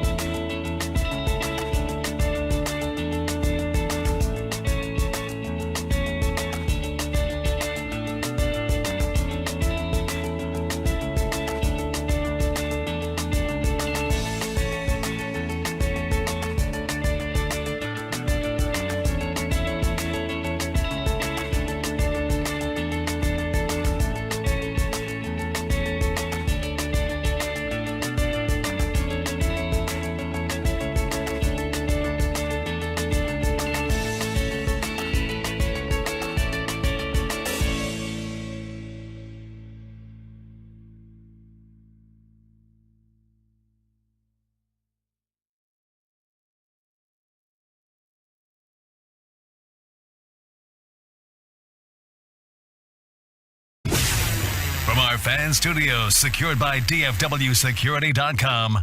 This is Sean and RJ on 105.3 The Fan. Murray goes to the right hand. He gets jumped by LeBron, takes a three. That was good! Nuggets up by 9. Jamal Murray left for the dead in the first half has come alive. 23 of his 37 points in the fourth quarter, as you heard on Nuggets Radio. Good morning, Metroplex. It's Sean, RJ, and Bobby. Friday edition. To get you ready for your weekend as quickly as possible, we have a Smashing Pumpkins ticket giveaway coming up during the 720 Expressway, commercial free up until 8. Jamal Murray was unstoppable. He was hitting everything that he was throwing up as LeBron James is bricking from the outside. Anthony Davis, he didn't totally disappear. He just couldn't make a shot. He was 4 of 15 inside, and the LA Lakers lose a lead to now fall down in the Western Conference Finals, 2-0. So they're going to have to hope that their undefeated home court advantage in Los Angeles stops them from possibly getting swept in this series. Yeah, and they like you said, they've done well at home, but I mean, Denver's just a really good team. They're just a really good basketball team. And Bobby he said you had 5, picked them in 5 games. Mm-hmm. I mean that might happen. I mean it really might. Like they're that good. And the Lakers, look, if they're not going to get, LeBron needs to have LeBron type games. He hasn't. As having said that, he still had nearly a triple double. Like that's how amazing he really is. But you can't have, now you do need this. You do need performances from guys. But the Lakers. I mean, look, they've had Hachimura's been their best player in some games. Vanderbilt's been their best player in some games. Like you can't. Who was the other guy? Well, not Vanderbilt. But who was Reeves. It? Reeves. Yeah. Like so they've had Vanderbilt's too busy buying outfits and then returning them. So like, it's great to have performances like that, but at the end of the day, in the playoffs, like your stars win for you. Michael Malone is not happy that LA is getting all the headlines. The Joker was talking about the lack of Denver respect. Since we make playoffs, it's like that, so it's nothing new for us. I mean, to be honest, I like it. We don't care, whatever, Even if you remember, even in the bubble, when we beat Utah, they were talking how they blow out the lead. When we beat Clippers, how they blow out the lead. Nobody talk about how we won the game. So it's normal for us. We don't. I don't, to be honest, pay attention at all. They should be talking about this after they win the title or at least win the series. After game one of the role players basically gave away the game plan. We wanted to expose D'Angelo Russell, and now you're crying and you're whining over the lack of respect. You're only up 2-0. Get it to 3-0 or maybe finish off the series before you talk about everyone, talk about LeBron James and the Los Angeles Lakers. But, Bobby, you're looking good.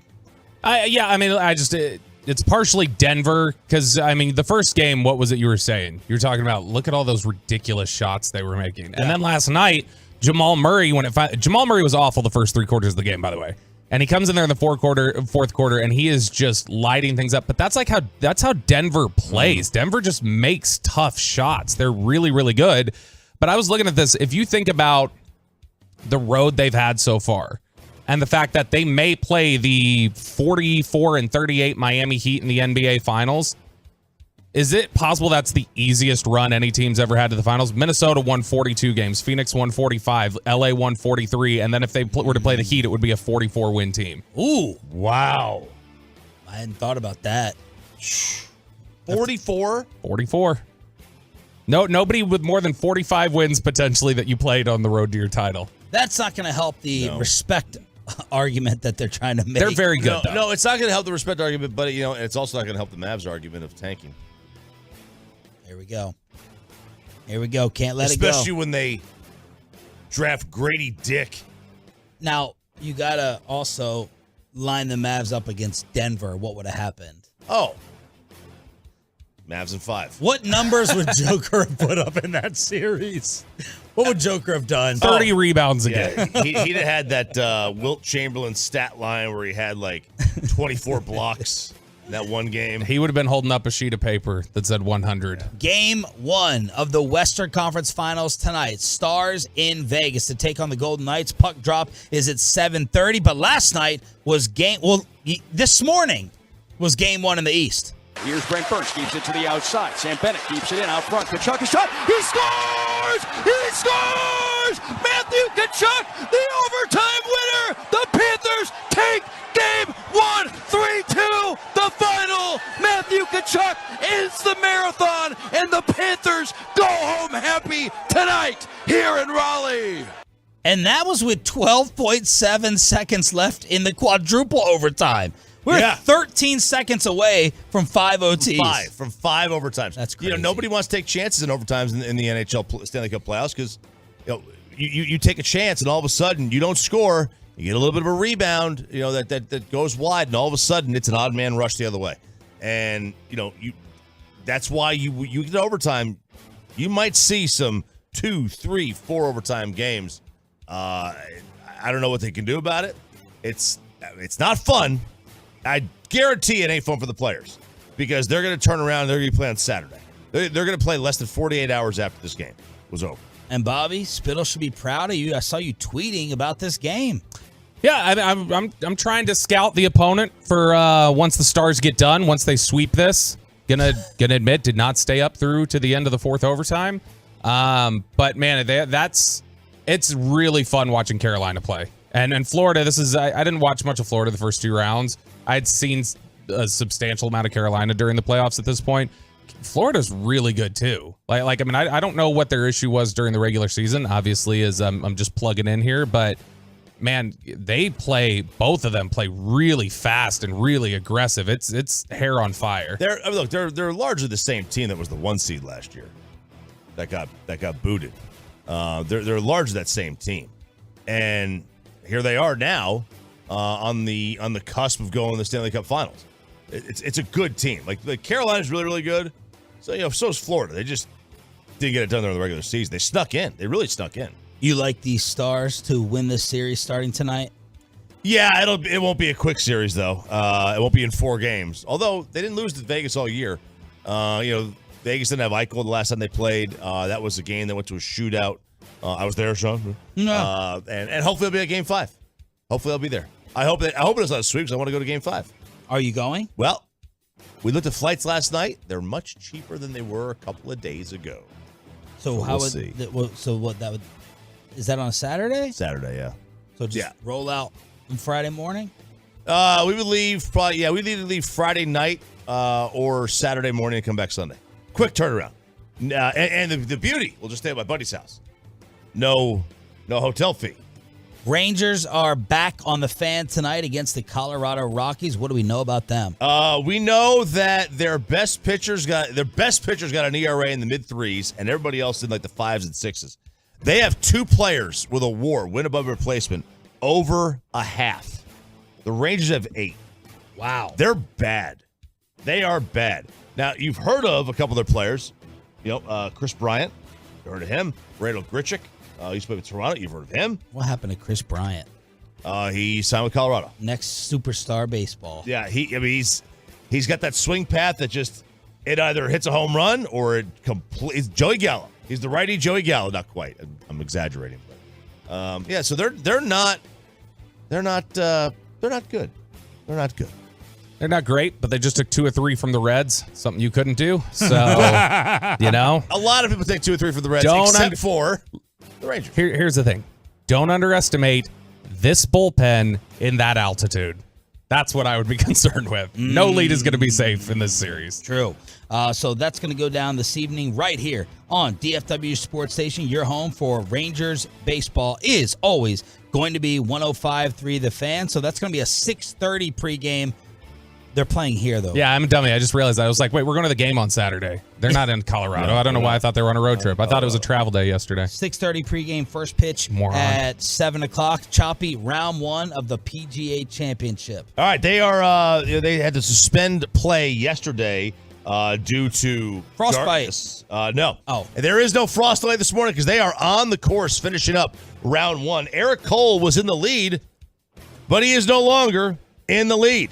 He was 2 over during the final couple of holes. So Bryson DeChambeau is your leader after round 1 officially at 4. What's happened to Bryson? His career trajectory in the last 2 years has gone what? Because when he decided to make his whole transformation, he was like the coolest thing in the sport. Yeah. It was like revolutionary. And now it feels like we don't talk about him winning. He started to become like a wannabe long drive guy and just bomb it. And that's okay. It's okay to do. But he's also, I mean, there was an injury that he had. Was it a wrist, I think, that he hurt? And that kind of derailed him for a little bit. But, I mean, he's still a guy that at a course like this, where he hits it as far as he does, you know, he's going to wind up having 9-iron pitching wedge out of the rough, which is doable, as opposed to having, you know, a 7-iron. It's much more easy to, you know, to have the ball check up. They've got very small shells you got to land the ball on here. So I think the course kind of set up for a player like him. But I mean, he was a plus 11,000. So was it 110 to 1 to win? That's not exactly what you would call a favorite. He was definitely a long shot to win this thing. But after one round, he's got a 1-stroke lead over Dustin Johnson, Scotty Scheffler, Corey Connors, and Eric Cole. Adam Scott, a couple strokes back. Victor Hovland, a couple strokes back. Phil was +1 yesterday. Morikawa was +1 yesterday. My guy, Sahith Theegala, was Sahith Theegala. Sahith Theegala. He sounds like my guy. He should be your guy. You love it. He's awesome. He's got like he's got a very high Q rating. People love him around the sport. He's very self-deprecating.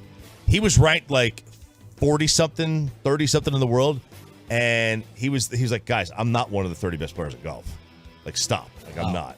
It's just that you don't hear somebody say like that, but he's right there at 1 over. He had a really good start. He was like 3 under par for a couple holes, but fell apart at the end of it yesterday. Headlines on a Friday with the entire squad here. Glad you're waking up with us and being a Tolo. In order to thank you for that, we're going to hook you up with concert tickets. Our final Smashing Pumpkins ticket giveaway of the week, a Dallas Stars edition of High Low at 8 o'clock this morning.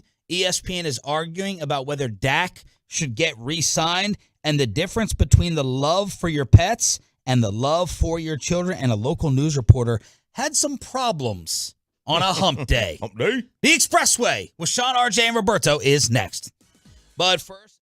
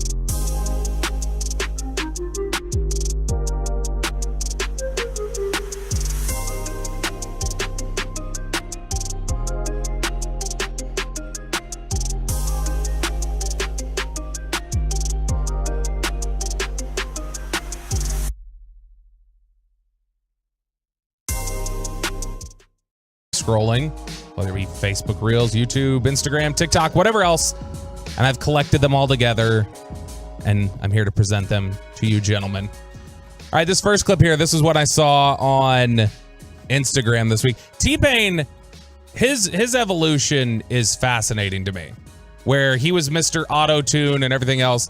This dude wins The Masked Singer a couple years ago, or is on The Masked Singer, becomes a viral sensation for being able to actually, oh my gosh, this guy can sing without auto-tune. And his whole thing was like, I could always sing. This is just the bit that we found for me. That's just tips. And exactly. And he actually has started a podcast recently that's become really popular. And so he's really funny. And he was talking this week on his podcast about how he really just isn't proud of some of his earlier music just because of how pathetic it made him look. I had zero confidence in any of my music. Really? I was always the simp, remember? I was always the that just didn't have any confidence that anything could happen at all. I was always wishing for a girl. I'm Sprung. Right. That was about me simping to hell. This first real simp joint. And I'm in love with a stripper. Never said I ever got her. Just said I liked her a bunch. Bartender. Oh, classic. Yeah. Never took her anywhere. Just kind of, she was just a bartender. Never said we. Damn, but see, I think that's relatable. Just me simping from afar. Free drinks, though. Most guys. I think we need that back in music, though. Like simping? I think Drake got it covered. Shots fired at Drake. I like this guy based upon the Kanye documentary. When he was called out, and everyone in the music industry was furious with him for going to the what is it called when your voice? The auto-tune? The auto-tune. Yeah. He was the auto-tune sellout. And like some of the godfathers of music were like, you're a disgrace. And he's like kind of owned it. You know, and it made me kind of feel bad for him and sympathetic towards him, where he's owned it and he seems like a good dude. Yeah, and I hadn't really thought about the perspective of all of his music. He was just kind of simping a little bit, more T-Payton than T-Pain. A lot of T-Payton there. But it was I like the self-awareness. Yeah. Self-awareness is always a great trait to have. Great trait in a celebrity. All right, so last week or 2 weeks ago when Slater was in here. Have you heard from Slater since then? I did. She's dealing with stuff with her mom. But I was just wondering how her sleep recovery went. Oh yeah, she I know that following day she crashed for quite a while. But we were talking about Jane is obsessed with her dogs. Like she literally will be at AT&T Stadium during games and she'll pull up her camera and she starts talking to the dogs like for 10 minutes at a time, like they're talking back to her. And Sean was making the comment about, look, y'all, when you call yourself pet parents, like you don't get it. Like you think you get it, you don't get it. And it reminded me of one of my favorite bits from Tom Segura, a stand-up comedian, of how he compares the love for your pets versus the love for your children. It is beyond your capacity to explain how much you end up loving your kids. Like to hang out with a friend who doesn't have any kids and he's like, yeah, man, I see that you love your kids. I totally know what you're feeling because I love my dog. And I'm like, yeah. I'm not diminishing pet love. Pet love is real. Absolutely. I've had pets my entire life. It's the best. I've rescued animals. I encourage you to do it. I have a dog that I adore. But here's the difference between my love for that dog and my kids. If that dog were to hurt one of my kids, immediately and without question, I would drown that dog. Right? That's the switch that flips. What have you noticed that's different about you once Oliver came in? Is there anything that stands out to you? Probably like more annoyed. He hates kids more. I've always taken my dog's side against my son. I'm opposite. Oh, wow. Like, when my kid would go up to him and pull his ear, smack his nose, and stick his finger up the rear end, and all these things, I would tell Amanda, don't get mad if the dog bites him. He needs to get snipped at. He needs to learn a lesson. So I always took the dog side against my son. Now, when we were younger, our German Shepherd bit my brother's ear. And I thought my parents were like going to put the dog down. And they're like, nope, you're probably messing with the dog. That dog is here. She's got our back 24/7. We're not going to go ahead.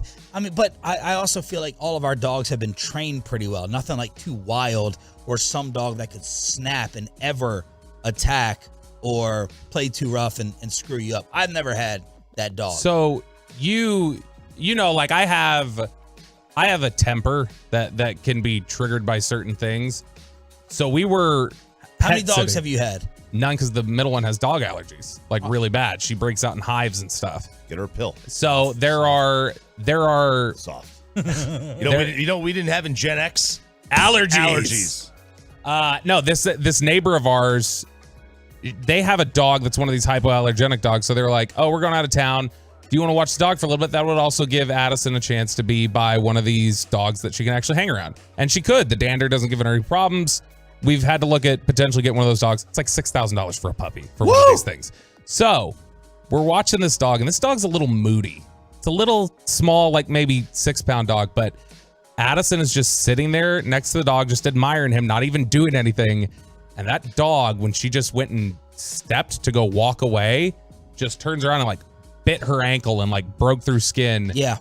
And Kristen's immediate response was check on Addison, but also go to the glove compartment. Get between Bobby and the dog. Yeah. Because she's like, not our dog. Yeah. Can't have this. This is going to get awkward with neighbors. Not our dog. The only dog that I'll just instantly hate is the nonstop barking dog. Like the dog doesn't shut up. Why do Chihuahuas. Chihuahuas. Oh, they're the worst anyway. And then at night, nip your feet. Oh my gosh. I can't stand Chihuahuas. Just awful. Just punt them. I hope that's not what we get. Like Sarah wants to get a dog when she moves in. Whoa! And transformation continues. Well, I had a dog. You had a dog for 2 weeks. You've always hated. You've always been against them. No, I'm not against them. I've always You've wanted. Never a dog. had an interest. I've always wanted a dog, but I knew that me by myself could not have handled a dog because I had baseball on the weekends. I was gone. I was constantly bringing this dog to my mom's house. My mom finally was because you're the only person in history who I think has fostered a dog, but gave the dog back.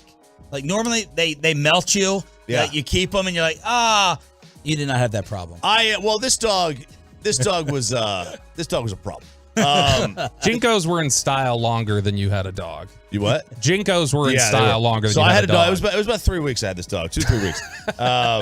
And then I gave it to a neighbor, and that dog is gone. They've given it away.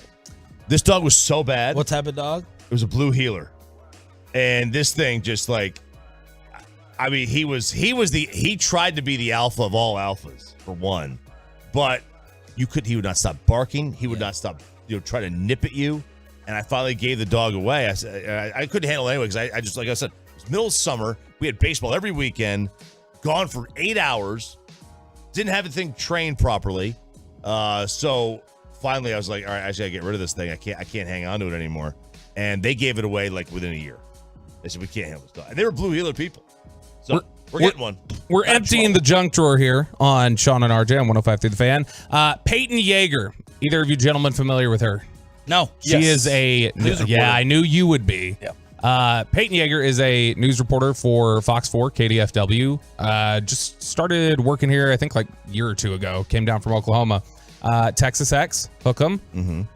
Peyton Yeager was reporting on an arrest on Wednesday night and was just trying to real Hollywood profile pic here on Twitter. Oh, she looks like it's glamorous. She looks like a Marilyn Monroe type actress. Oh, wow. With that type of profile pic. So she was out there reporting on an arrest for some crime, I don't even know. And she was just trying to report on the bail money, and it was a challenge. Clarice, the 54-year-old suspect is still in the Dallas County Jail this evening with a $250,000 bond. 17 seconds to spit out $250,000, which she already went on social media, was like, all right, I have no idea what happened there. I was blanking. I was even glancing over at my producer like, what is happening to me right now? Why can't I spit this out? But Austin education. I saw a newscast one time where the girl couldn't say precipitation. She couldn't spit. She was the weather girl. Mm-hmm. She couldn't spit out precipitation that day. So finally, she just stopped, paused, and said, "Rain. It's gonna rain." And I'm like, "Why do you say it in the first place?" You know, these people have to use these big words. You big word people. Let me hear it one more time. Let me hear the struggle bus one more time. Clarice, the 54-year-old suspect, is still in the Dallas County Jail this evening with a $250,000 bond. Boy, the wild thing is she had it right the first 2 times. She said 250,000 right the whole time. It was a struggle, man. And so she ended out just saying $250,000 bond. That's the way I'm gonna write this down. $250,000 bond. All right, so are you guys? This is a clip that was. You know, if I was her agent, I would tell her every 3 months, every 4 months, do something like this on purpose. Lean into it, because then it will go viral.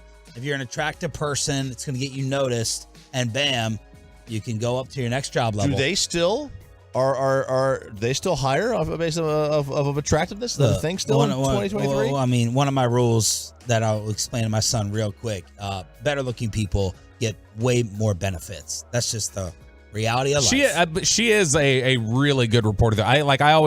She's one of the ones who constantly is like on the scene, like in, just gung-ho reporter who's like diving into the action. So there's always like wild videos from her cell phone where she's like reporting on the scene. She's really good. It's just, man, $250,000. Struggled with it. Trump was saying that the other day in the town hall. He kept going.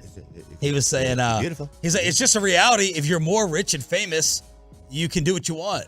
I mean, he's basically saying that. Did he go on the Billy Bush rant? He was talking about it with females. He was talking about it. He's like, look, you want me to lie? If you're, if you're more rich and famous, women love me. You just get away with more. Not get away with more, but you have more power. That's what he was saying. That's true. DFW native, Barney alum, and Barney alum, like the dinosaur. Yes, and Grammy award-winning artist Demi Lovato. A clip has been recirculating on social media this week. It's been going viral on all the platforms again because she a few years back. It always pops up every couple of years, this clip. She was at a press junket in like Australia or something. And they were just asking her different questions about her life and her interests and things like that. So I'll ask, before we play the clip, I'm going to ask you guys the same question. Sean, what would you say is your favorite dish? Like food? Yeah. I don't, crab cakes. Okay. Choppy, what's your favorite dish? Pizza.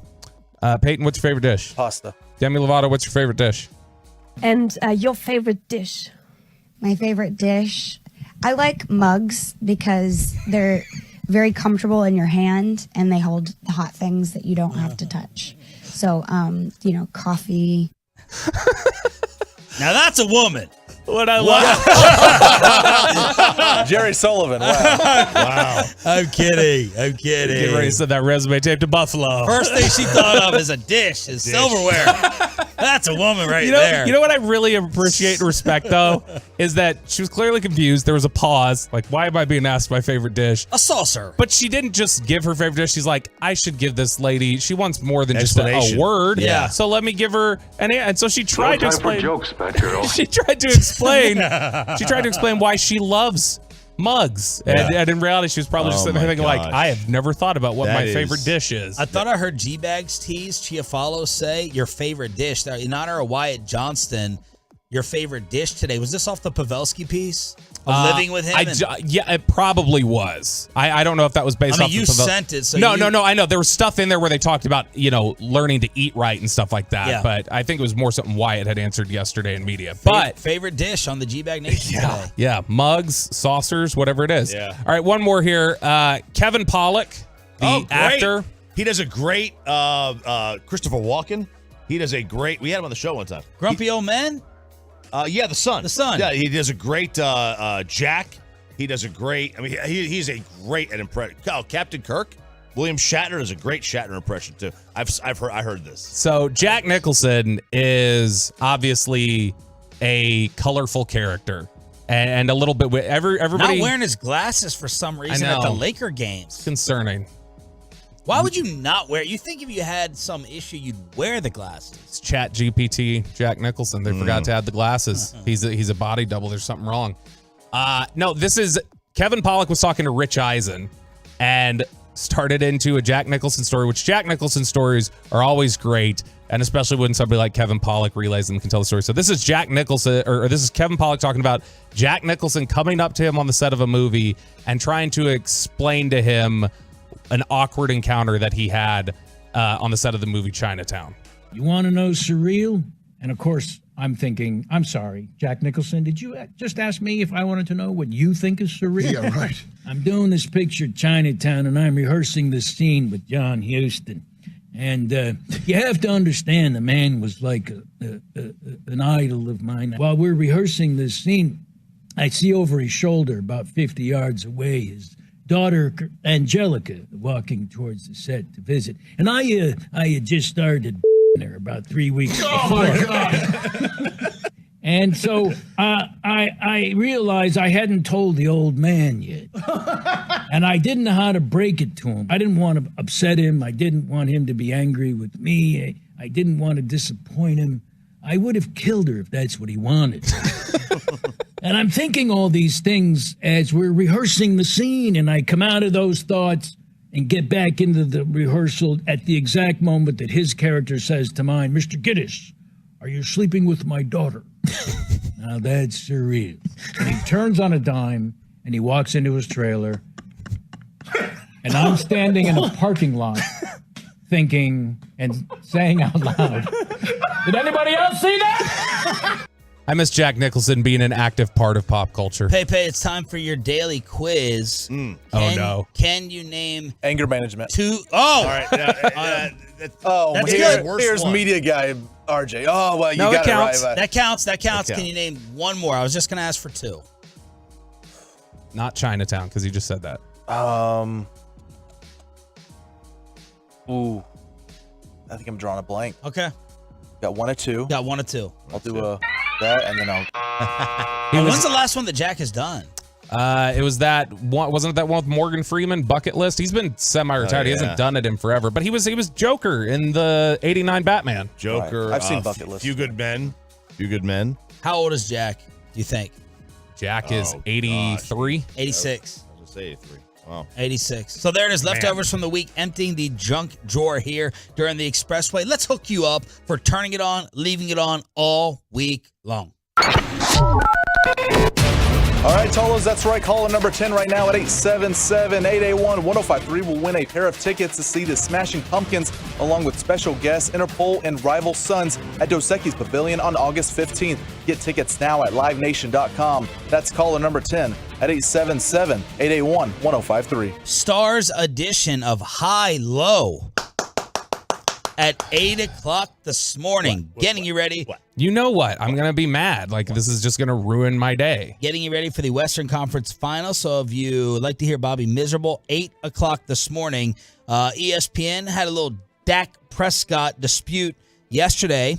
Dan Graziano, should the Cowboys extend Dak's contract? Well, I mean, look, Dak Prescott, how long is he going to be there, right? Like, he has 2 years left on his contract. They probably should extend him if they want to manage their cap over the next couple of years.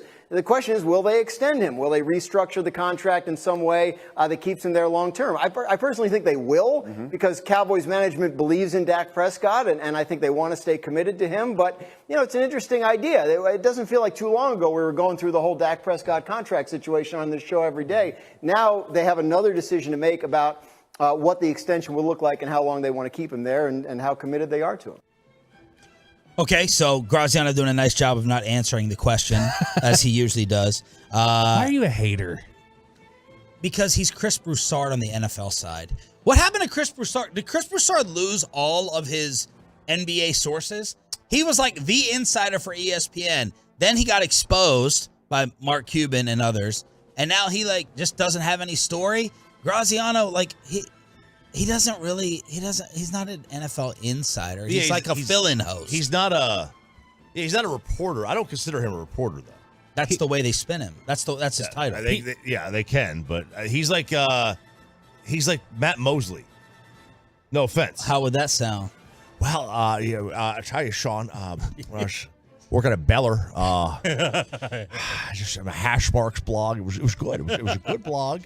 We changed the name of it to NFC East. But I was working on all these stories, and I popped up, and I went to Bristol one day, and bam, I was just on the front page of ESPN.com. I love that. I love the moment. It's one of my favorite impressions. No, but Graziano, I think Graziano is one of these guys, which I don't know Graziano personally, but we have enough mutual friends and stuff that Whoa! It's not a big flex. I know. So we've got enough mutual friends here that my impression is that, and he operates and maintains a lot of sources and information by sitting on a lot. And so instead it's inference and... Wow, great job. Way to bring that to me. I'm just saying... Way to sit on everything. But I'm saying it's instead inference and discussion. There was a note. Graziano wrote for ESPN yesterday in conjunction with this a little bit about the 32 questions for each team's quarterback. And in the Dak thing, he drops a line there that I think is important. Cowboys leadership has been very clear publicly and privately that they're all in with Dak. Graziano does have relationships here in Dallas. That means that the people that he talks to here this isn't smoke. When, as much as some fans may think they're just talking when they say they're behind Dak, Dallas is privately behind Dak. They're in because they have to be, as you said, with Jerry's age. Well, yeah, they are. Jerry's age is the issue. Like, he's not going to reset and start over and try to take that risk. That's just not it. The biggest issue that is... I would love to hook Jerry up to the truth serum and say 20 years ago, if you were 20 years younger, would this be different? And I'd like to know what the answer would be. If Jerry... It probably would be stick with him, but I wonder. Like, Jerry could have 15 years left. He has no idea. He doesn't know. It could be tomorrow. You just don't... When you get to his age, you just don't know. None of us know. None of us know. Seriously, none of us know. So... If you're going to do that... Look at the Jamie Foxx situation, whatever's going on there. I know. It's terrible. But, like, you don't want to have a we agree he's not elite. We're all in agreement on that with Dak. He's not elite. Even you, Bobby, he's not elite. I'm in agreement. What's elite? Like, are we saying Mahomes on his own tier, or are we saying Mahomes is the elite tier? No. Mahomes on his own tier. And then elite is below it. He is right. This past year is not there, but I think we've seen him play in that tier before. All right. So if you're not elite, then you can't be paid $45 to $50 million a year. That was a Graziano answer, by the way. That was a soft answer. No, that's the truth. Is he or is he not? I know that he's had periods of it. I can give a lot of people who've had MVP periods of it. I've said that. Is he on the second level? No, I'm saying he spent more time in the elite tier in the last 4 years than out of it. Last year was not a good year. We'll see if that's sustained and he's out of that tier or not, is what I'm saying. So that's the Josh Allen tier. He's never been in the Josh Allen tier. Not a one. Never once. He never even. Not even for. He's been there for one game. Tampa. Okay, I mean, 2 games. Tampa, like 3 years ago, Tampa opener years ago, and then Tampa playoff. Yeah, he's never been in the Josh Allen tier. Come on, you know that. The first half of that season, that's not fair. I'd say let's let it play out. I'd say let's. I would say let's let it play out. I'd say let's watch this here coming up this season, but there's never been enough evidence for the people who doubt him. So Josh Allen level, you can't bring yourself to say he's not on that level. He's not. Okay, last year, you want to talk about last year? He was better than Allen in the last 3 quarters of the season. And so was Davis Mills or whatever. No, he wasn't. Bobby. No, that's absolutely true. We just had this whole thing this week about you being a Dak homer. We just had this whole thing, and now you can't even say without hesitation that he's not in the Josh Allen category. He has never had a season as good as Josh Allen's best season. Josh Allen was not great. No, I'm not. You're an attorney. Go ahead. Keep going. Jerry. But H. So the Jerry H thing is just even if they thought, okay, he's not elite, which means he's not worth $45 million on an extension, but the alternative is me. I'll be Jerry Jones. Me at 80 whatever. Having to sit here at the prospect of Chad Hutchison and give me Drew Henson and Vinny and Drew Bledsoe and Quincy Carter. Like, I'm not going down that road again. I've been there. Clint Sterner. Yeah. Go Vols, baby. He's not a Vol, but he helped. Ain't got time for a bad time. Ain't got time for a bad time. So like they will absolutely give him an extension. And I'll say this, if they believe that he is the guy, then you have to extend him because that's the smart thing to do. Damian Woody asked the same question. Let's see if he gives an actual answer. I think I would probably wait. Be great for our show if they do it. Oh, yeah. Great for our show if they play it out this year. We know Jerry Jones. He's a sportsman. He likes stuff like that. But I just think that coming off the year that Dak had, where he had quite a few turnovers, got outplayed by rookie 7th-round quarterback in the playoffs, new play caller. I think a lot of things are on the table for the Dallas Cowboys. I think they want to see what Dak looks like this year with Mike McCarthy calling the plays. Do you see Dak Prescott as a guy that can lead them to the Super Bowl? I see him as a guy that can be a piece to the puzzle. I don't see him as a guy that can put a team on his back. I don't think he's not that type of quarterback.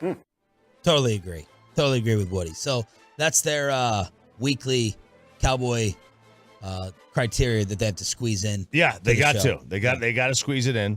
Again, if they think that he is going to be here in 3 years, they're not going to get rid of him, and I don't believe they are, then they have to extend him. This is the smart financial thing to do. All right, someone heading on over to, Choppy, what do you want? You want Warren Sharp's schedule with traveling, or you want what this ESPN stream is going to be? What are you more interested in? You pick. The schedule of traveling. Yeah, let's do this one. So Warren Sharp went by, and he starts out this long. Listen Twitter up, Brad thread. Sham. Listen up. Long Twitter thread. It's not who you play, it's when you play them, and the NFL has 100% control of that.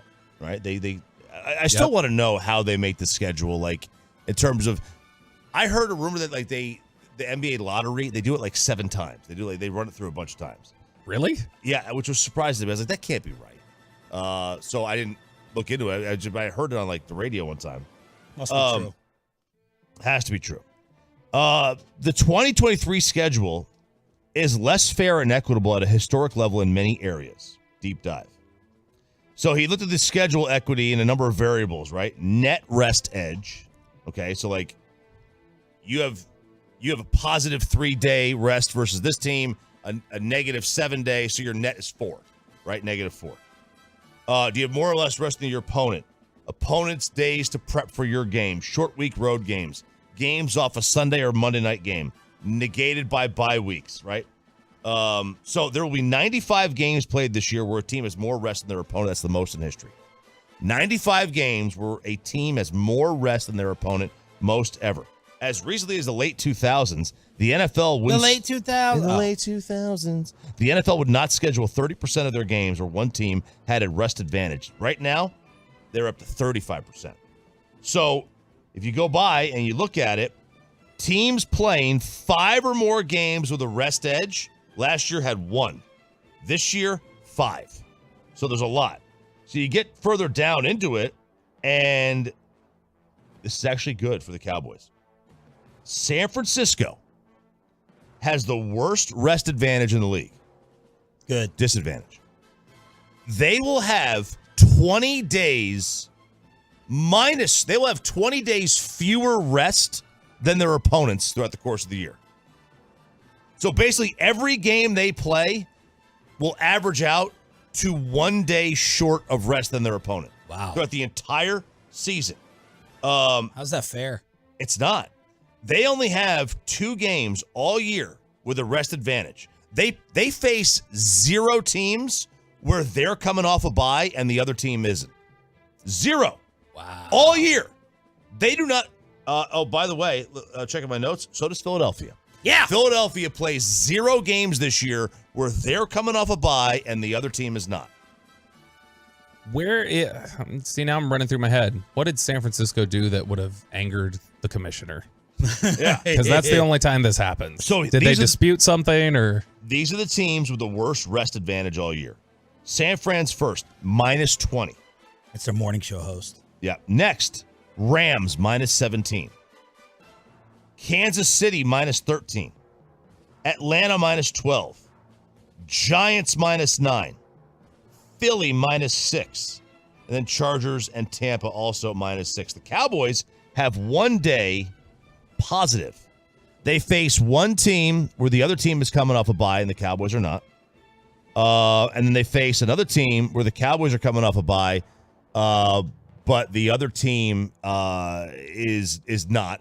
So they're covered by the other team, but it's only a 6-day advantage because of the Monday night. So boil all this down. That's a lot of numbers. Well, net this and net that. Okay. What does it all mean? San Fran. This is big. Like, San Fran. Remember we talked about last year when Miami had to go to San Francisco and then to the Chargers on back-to-back weeks. Mm-hmm. Tampa did like the same thing. That's a tough stretch. Galloway used to call this a scheduled loss, right? Those are scheduled losses. Well, that's what this is. San Fran having 20 days where they are, having less rest than their opponent is a huge deal for them.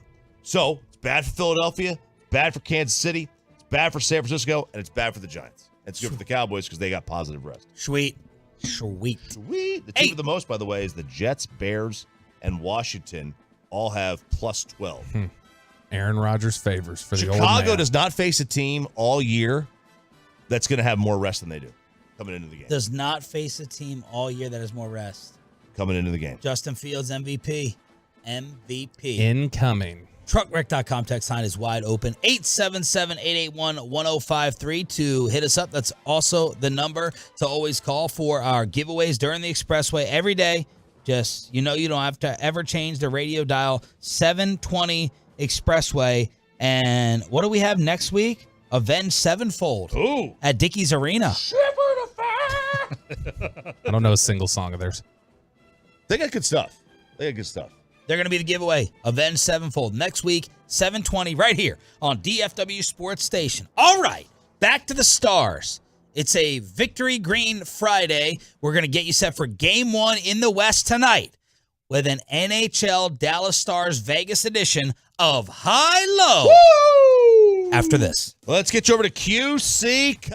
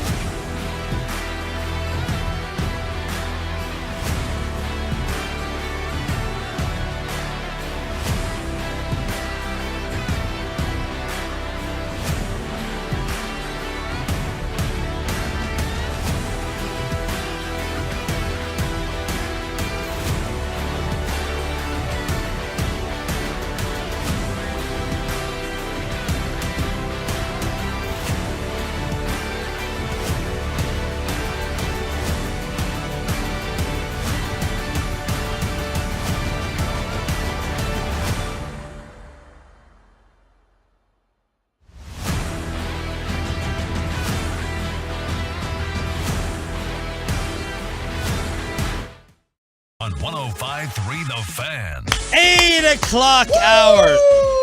The choppy dance party continues because this is usually his moment. Usually also the moment when Bobby Belt gets frustrated and starts throwing things. I am the defending champion since Jane Slater was in. NFL media, high-low. RJ was out. So maybe you should give me the chain since I am the champion. Okay, fine. The Dallas Stars chain with Game 1 this evening in Vegas, 7:30 puck drop. Careful with your hands, it's big. I know my hands can hang on to it. I will go ahead and put on the Dallas Stars bling as we play a Western Conference Finals edition of High Low. RJ Choppy. The return of RJ. I love it. I believe RJ has missed the last 2 that have been on this station. Really? Classic vacation schedule. Yeah, well, because Troy's last day, I believe they played, and you were gone. We've played since then. Yeah, we played with Jane, and then we played. Played before. I played with you. You've played high-low with me before? Anyway. Yeah, rules, Peyton. The rules. I will ask you guys, Sean Sharif, RJ Choppy, Bobby Belt, high or low pitch. Then I'll play audio clip, high, low. This is all Vegas themed, by the way. Vegas themed athletes, celebrities, people that were born in Vegas or now live in Vegas or have lived in Vegas. Ooh. No computers. Turn them off, Bobby. I see yours. Text line. Shut it down. So it'll be a 10-second audio clip for 3 points. So athletes or celebs? That's right. Okay. I will play a 10-second audio clip. That'll be for 3 points. If you can guess it, you'll get 3 points. If you get it wrong, we'll go down to 2 points. I'll give you 1 clue, the first clue. If you don't get it right, then I give you the second clue. That's then 1 point. So the point system, 3, 2, 1. Got it. And then maybe a sudden death at the end if we get there. Okay. But the defending champ, Sean Sharif, I ask you, high, low. Let me start off with high, Gene. Ooh. Now, I would like to think that I am improved as an entertainer. And I like to get the rapport with an audience because it's a give and take thing. Crap. I think it's a guy. Let me start off with I think I know this one. Jack Harlow. He's from Louisville, sir. Clue number 1. Yeah, but I mean, he could perform in Vegas. So this is not, you don't have to be born there. You could be a resident. Like a residency? You can live there or have lived there, born there, athlete that has played there, or celebrity. So that Vegas has performed entertainer, there. okay. Yes, an entertainer. Okay. Clue number 1. This Vegas icon caused a scene. In fact, he truly shook things up. Elvis, who is? Oh, is this Jeopardy style? No. Elvis Presley. Did you know that off the first? I didn't hear the twang. No, I Is this had the guy it wrong. who plays Elvis, or was that actually Elvis? No, that was actually Elvis. It was from an interview. Did anyone see the Elvis movie? No, I did not. Pretty decent. Pretty decent. Amanda thinks that Elvis is maybe the all-time most disrespected entertainer or musician. Really? Yeah. Because he doesn't get credit. Yeah. People just try to say he stole everything. No, just like we talk about Michael Jackson, right? Like we talk about, if you sit there and actually watch the Elvis movie, you're reminded of, oh my gosh, okay. Like Elvis's name is still big, but I don't know. I don't feel like he's the Nikola Jokic of hips for days. Okay. So Sean now has 2 points in the lead. RJ Choppy, high, low. Let's go high, Gene. You always do. We talked to a lot of the alumni. We talked to a lot of players. We talked to a lot of the people that were involved in the situation and came to the decision. We all have demons in our lives. For 3 points.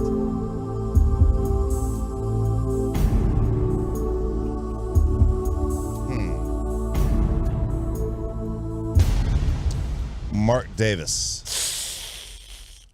RJ Choppy, baby! 3 That's points. right, baby! Yeah! And look at the face on Bobby That's right! Belt. What are you looking at? Who do you think you are? I am! All you got to do Hey, is Pete Weber. think of a draft pick. Pete Weber.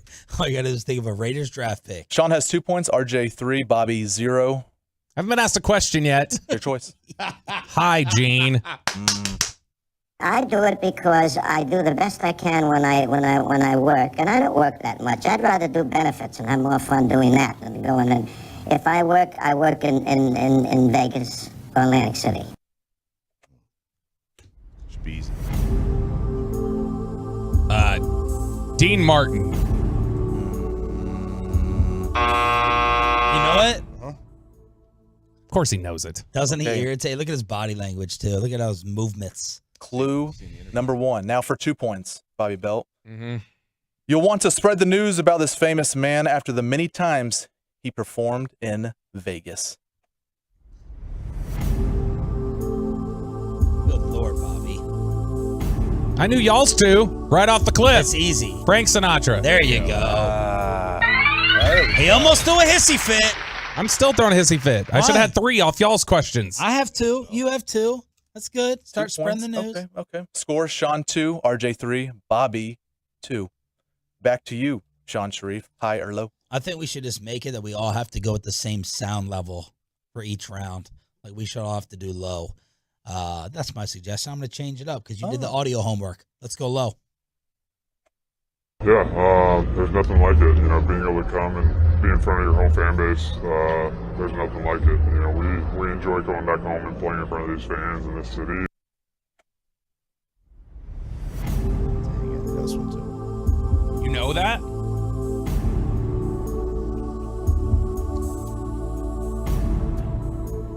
Is it Derek Carr? You know it? God, I hate your guts. Clue number 1 for 2 points. This Las Vegas native was compared to LeBron at an early age and called the Chosen One. Oh God. Connor McDavid. I get the wrong phenom. One more clue here. Wrong sport. One more clue here. Wrong country he's from. Clue number 2. Chosen. This Las Vegas native was compared to LeBron at an early age and called the Chosen One. He also was on the cover of Sports Illustrated mashing monster bombs. Bryce Harper. Oh, man, we need Choppy to struggle here. Man, Bobby's breaking out the pill bottle. I don't think it's going to kick in here in the next 8 minutes to help you. Is that? Oh, yeah. Blue top. Look at that. All right, Very nice. this could be a stranglehold here. All right. This could be you wearing the chain here if you get this right. RJ, high, low? You know what? I'll give the other guys a chance. Let's go low. We looked for a response. I knew we'd get one, and that's our game. I mean, we have to. We knew we didn't play our game for long enough in the first game. Bruce Cassidy. Wow. Incorrect. Ooh, damn. And the Sundance Kid. Okay. So now, clue number 1 You're in the game, Bobby. for 2 points. This man has had success in Vegas, especially where the stars shine bright. What? I love that clue. Short, simple, sweet. Pete DeBoer. What? Nice. You heard that Canadian. That's it.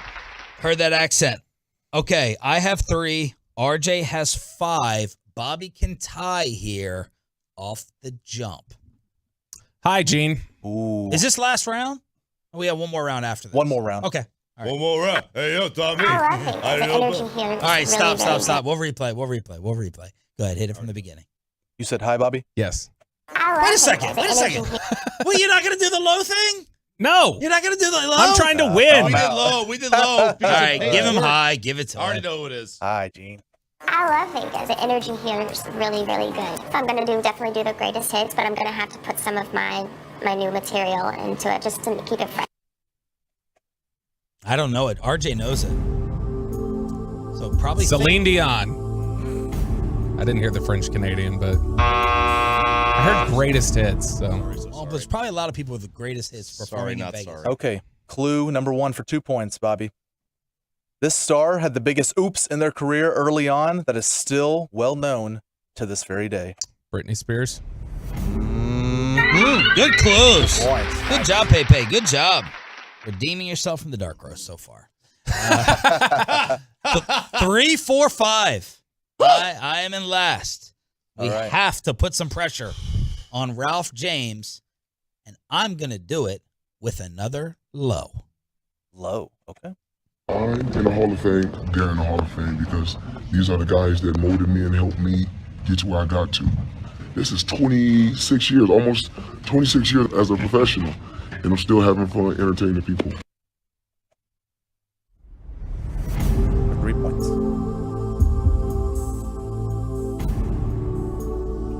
Oh, 26 years. I am stumped. David Copperfield. Great guess. Very good guess. Very good guess. All right, give me a good clue. Clue number 1 for 2 points. This star puts on plenty of shows in Vegas while never losing.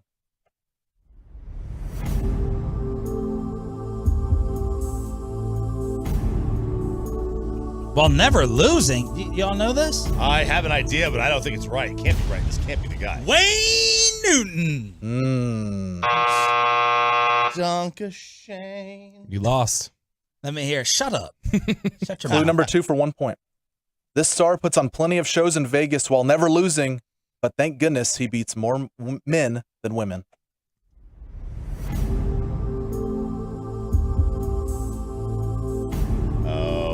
Oh, I know. Beats more. Man, I'm not even going to repeat that. Yeah, I know. John Jones. Who is it? It'll be Floyd Money Mayweather. I would not have gotten that one. He's been fighting for 26 years? Wasn't anticipating the domestic battery clue. Yeah. Well, I thought beats more men, like. Yeah, no, that's fine. I get it. Okay, I'm out. RJ Choppy. Take that chain off. All right. Here, you take Hello. Let's go high, Gene. Okay. I wasn't trying to kick. I was kicking and frustrated the camera that was on the floor. When I kicked him, I hit the camera and I hit him. Like I said on the interview, it's a damn shame we got people that's, the first thing that come out of their mouth, I want to sue you. Dennis Rodman. Ball game. Ball game. Ball game. There it is. That's right, baby. Yeah. RJ Choppy. Yeah. See ya, Bobby. Later. Bobby high low. Oh, He's out. I have so many people I want to thank. Starting with Peyton, putting this game together. Boss Gavin Spittle for allowing us to play this amazing game yet again. Ryan for keeping the camera on me in a very steady fashion the entire time. Sean for holding on to the chain, handing me over this chain. Yeah. This is the champion's chain, the winning chain. Did you have a final one? Yeah, do we want one more? Yeah, we'll throw Bobby a bone. Bobby high low. Low. Low. Yeah. Doesn't matter now. I'm not trying to come at you. I'm a little fired up this past couple weeks. I've gone through some stuff a little bit, right? And I found out that nothing can get me down. See, that's why you don't play low. They all sound the same. I have no idea who that is. RJ, any guess? Give us a second. Give us the first clue. Okay, first clue. No longer in Vegas, but doesn't care about letting his feelings out at a local church. Kanye West? No. No longer in Vegas. Joel Steen. That's a good Recent event. I mean, I can give you another clue. Another clue. Recent. Okay, second clue. No longer in Vegas, but doesn't care about letting his feelings out at a local church. Well known around these streets like the width of an index card. Oh, that's a Cowboy reference for the referee. Gene Steratore. No. It'll be also the guy that fumbled the ball at the back of the end zone in that game. Derek Carr. Oh. Derek Carr. Okay. What was the church? Because remember, whenever he got cut by Vegas, he went to the local. That was the audio clip. He went to the local church and was saying, "Oh, I have some stuff I'm going through right now." Yada yada. Okay. And so, all right, that's what that was. Well done, Pepe. Good job. Good job. There it is. Congratulations. Have you won one ever? I won the one that was just you and me, Troy's last one. Oh. I won the walk-off with the Jason Witten clue. Oh. So that's it. That doesn't count. That wasn't a full group. 877-881-1053. Truckwreck.com text line to hit us up here on DFW Sports Station. We have Pat McAfee versus Brett Favre, round 2. And people are already saying that Victor can be a Hall of Famer and it'll still be a disappointment in San Antonio. That's next, right here on The Fan. But let me get you set up with that next job. A lot of Tolos. I'm so happy we have finally given some.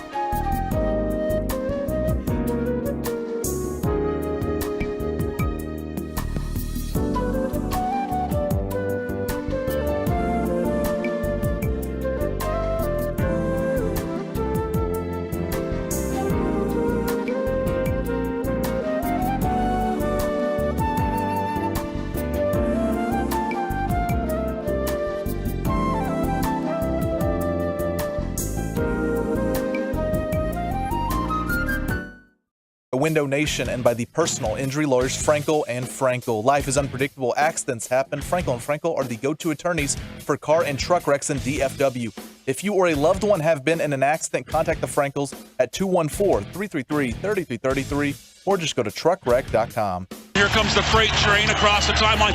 Picked his pocket clean.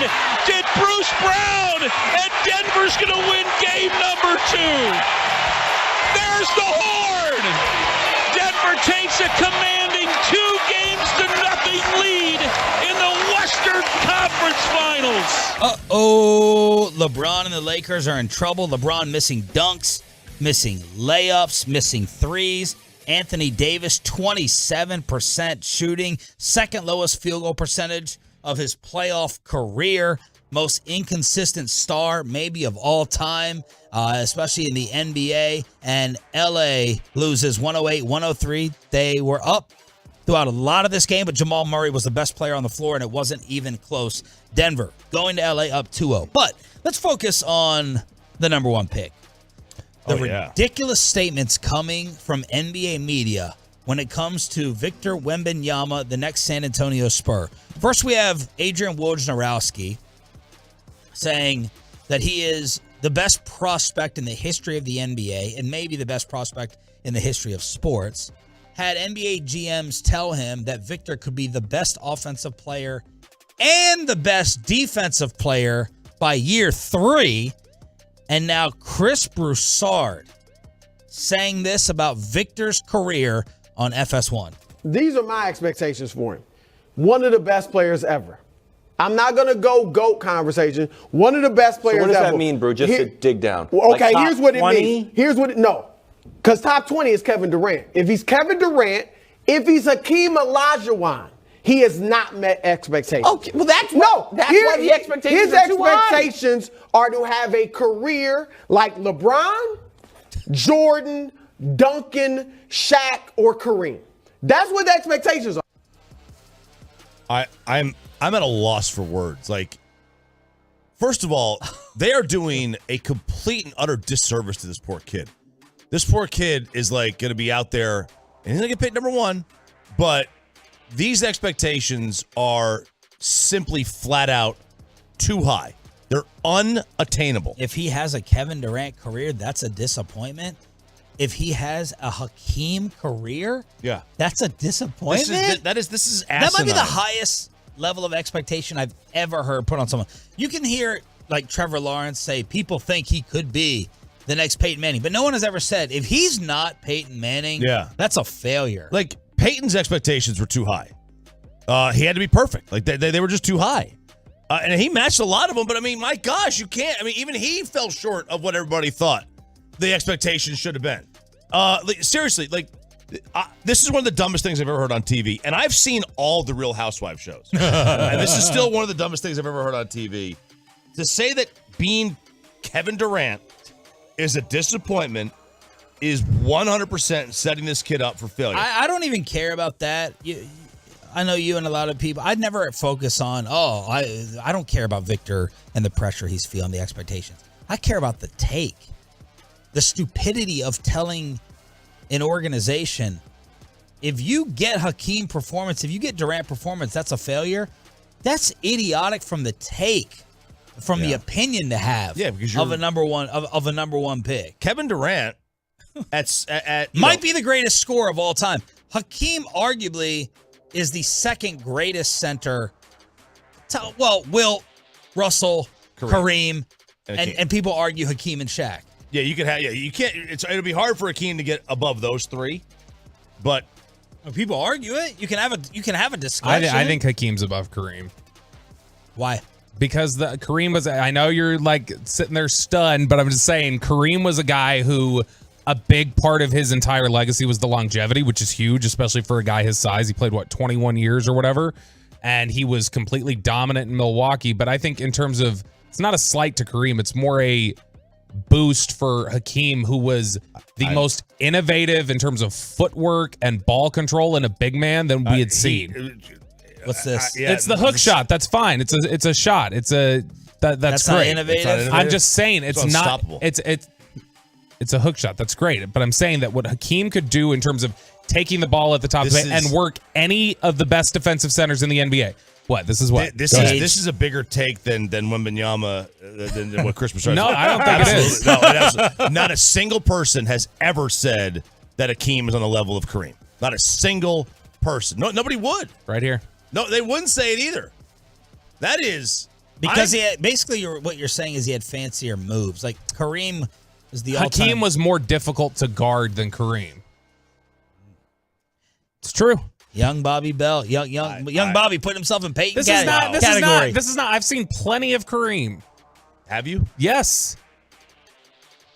Yes. Okay, ranked. All right, ready? I'm just gonna have to power rank the statements. He is NBA insider now, picking the Denver series. Bobby's Kareem take.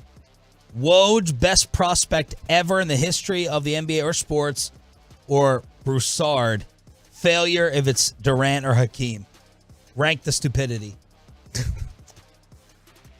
The 877-881-1053. Rank the dumbness. The best prospect in the history of team sports is probably the dumbest one because there's a guy in the NBA currently that was far more hyped pre-social media, mind you. Yes. Than Wemby. LeBron James had more hype than Victor. Yeah, 1,000%. He just did. Then Bobby's Hakeem is better than Kareem take. All right.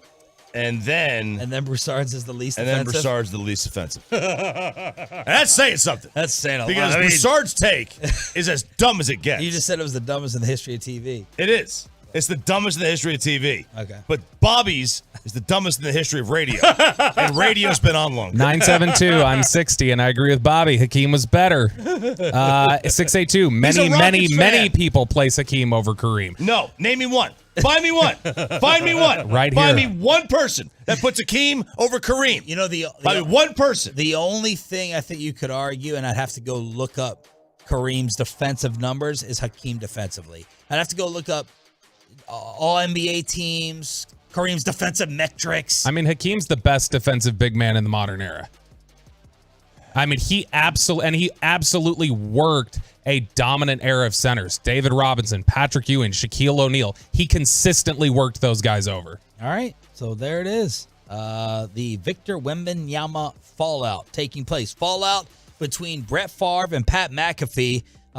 Brett Favre dropped the lawsuit, apparently, against McAfee, and McAfee is not understanding the backlash that he has received from this show and others with his move now from FanDuel to ESPN. It's been tough to go over the mentions. Yeah, I'm staying out. Trap middle. It has been tough out there. I don't think I expected that. That was a miscalculation. But I feel like our people were the ones that were most mad. It's like, hey, we have a good history, do we not? Like, yes. Do I not have a pretty solid of, don't love what's going on here? Do I negotiate those in to things? Yes. Know how we operate. Are there expectations going in everything? Yes. It's like, have I not earned any trust at all from anybody for any of the things that we have done? I don't know. I guess not. I guess not, yeah. It was some of the things that are being said were very, very, very rude. So he's not understanding the backlash. I'm having a hard time understanding how he doesn't understand it. Shannon, RJ, and Chop. And you worked at Barstool, bro. Barstool was on ESPN when they tried to merge for a day. One day. It's the cursing. That's what's going to be the problem, in my opinion. When you go to ESPN, first off, people don't like ESPN anymore anyway.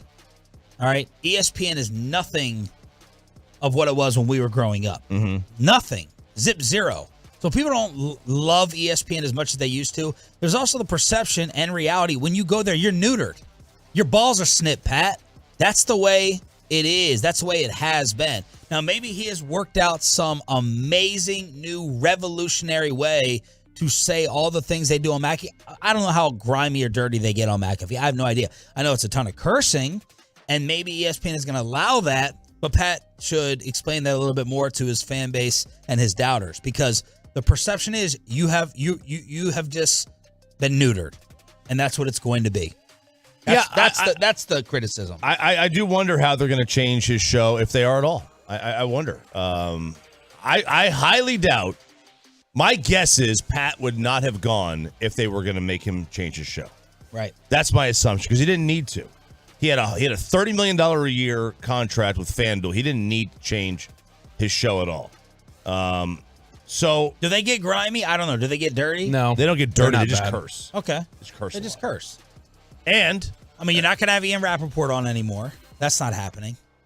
Yeah, you're right. He's on the NFL Network, so that's automatically cut. Get Ari Meirov. Yeah. So unless I don't think ESPN's broadcasting all the show. I think they might be doing like 1 hour or 2 hours of it, so he may be able to do it on the YouTube version. Who knows? I have no idea. All right, and now we have a Brett Favre profile. Yeah, so there's more details coming out about the Brett Favre fraud case. And Florio had this yesterday. Still has not been punished. No, still has not been punished, but there was an email exchange in January of 2020 with then Mississippi Governor Phil Bryant and Southern Miss President Rodney Bennett. And Phil Bryant had said, Brett keeps asking to help him fund the volleyball facility. That's what this was about. Brett had committed to helping build the volleyball facility and at some point just realized he didn't want to pay for it, so he was trying to get state funds for his daughter's school. Yep. So the Southern Miss president, Rodney Bennett, said, I've asked Brett to not do the things he's doing to seek funding from state agencies and the legislature for the volleyball facility. As you know, institutions of higher learning have a process of how we request and get approval for projects, and what he's doing is outside those guidelines. I will say for the umpteenth time, Come on, Peyton. if we can get him to stand down. The bottom line is he personally guaranteed the project, and on his word and handshake, we proceeded. It's time for him to pay up. It's really just that simple. And Phil Bryant kind of said the same thing back, like, yeah, look, I like Brett, but he can't be doing this. And so they're acknowledging, these people involved in the case were acknowledging in emails 3 years ago that Brett Favre was doing things that were not above board. I'm trying to think of another guy that I have turned on as much in terms of likability. I hate him. I hate Brett Favre. And he was like the most liked, I want to have a beer with you dude when he was playing. All Madden team, like a guy's guy, a man's man. He went through the struggles. He admitted to them. He was susceptible. He recovered from it. The epic Monday night game, the way he played, the rocket arm, the toughness, Mr. Packer, and I'm out. I've been out for a long time. When is he going to get in trouble for this stuff? He won't. He had to pay it back with interest. He may not even pay it back. He won't get in trouble for it. He's Brett Favre of Mississippi. He's not going to get in trouble for it. If there's enough documents, he'll get in trouble. I mean, if there are enough documents like this that outline it, he'll get in trouble. Can you think of another guy, another person? I'm trying to think. Just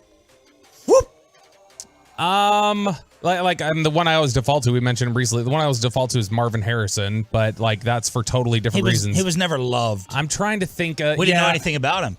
Yeah, he was quiet. He's at the end of the bench. OJ.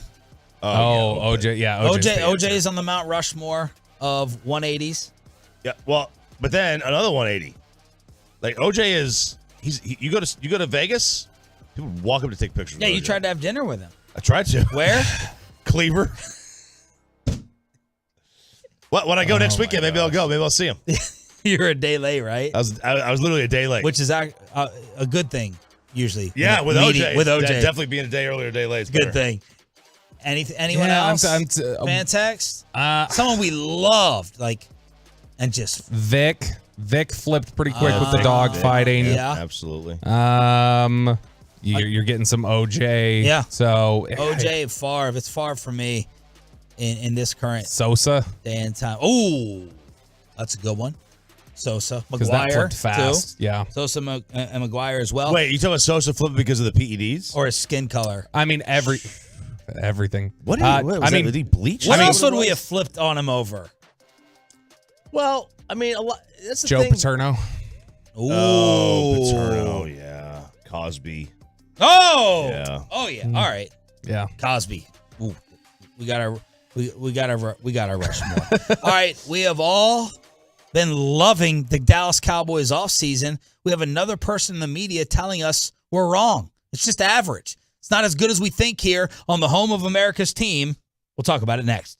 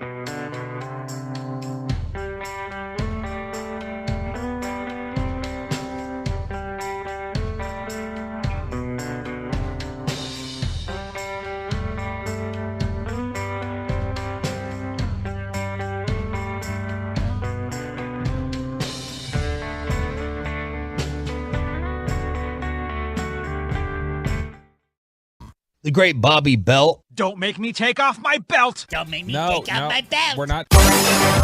Did the Cowboys have an offseason that was equivalent to Peyton Russell's SAT score? That's what Bleacher Report wants you to believe. 1650. Average. Yeah, I mean the UNT, baby. Go Mean Very Green. average. Go Mean Green, caw, or whatever y'all's little slogan is. Bleacher Report had 2023 offseason report cards. And just now that the draft is over and we've seen really the relevant wave of free agency, maybe there's a move or two left to be made. But they went through and graded every team's offseason. And the grade for the Dallas Cowboys is a C+, which is absurd. Absurd. It's absurd. I'm not saying it's an A, but to have it at a C+ after, even if you don't love the draft, you think the draft is whatever. I mean, look, when you draft two people from Michigan, it's a bad draft. I mean, Cowboys might have a tough time beating TCU next year.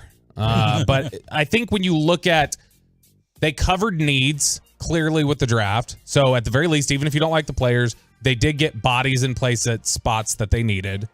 And when you look at the fact that they absolutely did fleece Houston and Indianapolis in those trades. I agree. And they got players at real positions of need that we were talking about heading into the offseason that is this a spot where we feel comfortable. They got another starting receiver. They got another starting corner. Those are two huge spots for them. Yeah, I think the lowest that you could go is a B. Yes. So I don't know if that makes a C+ absurd, but too low. This is going to come down to me. Look, none of us know about the draft picks, okay? We don't know what they're going to be. Right now, the feeling nationally on the Cowboys draft class is, it's a little lukewarm with a chance to be nice. That's kind of the feeling. This, to me, is going to come down to Stephon Gilmore. He's going to be the X factor to decide what the grade is. I feel like I know more of what Cooks is going to be than Gilmore, just in terms of age and what he has left. That's it. It's going to come down to Stephon Gilmore. But in terms of the value, I don't think anybody could argue that value-wise, the Cowboys, we were all celebrating what they did. They did a fine in job terms of trade. Yeah, they did a fine job in terms of value. There's no doubt about that. You know, they got old. They're older. Those guys are older, and then you don't know what they're gonna, give you week to week in terms of, from an age perspective. Can they recover? At least with Gilmore.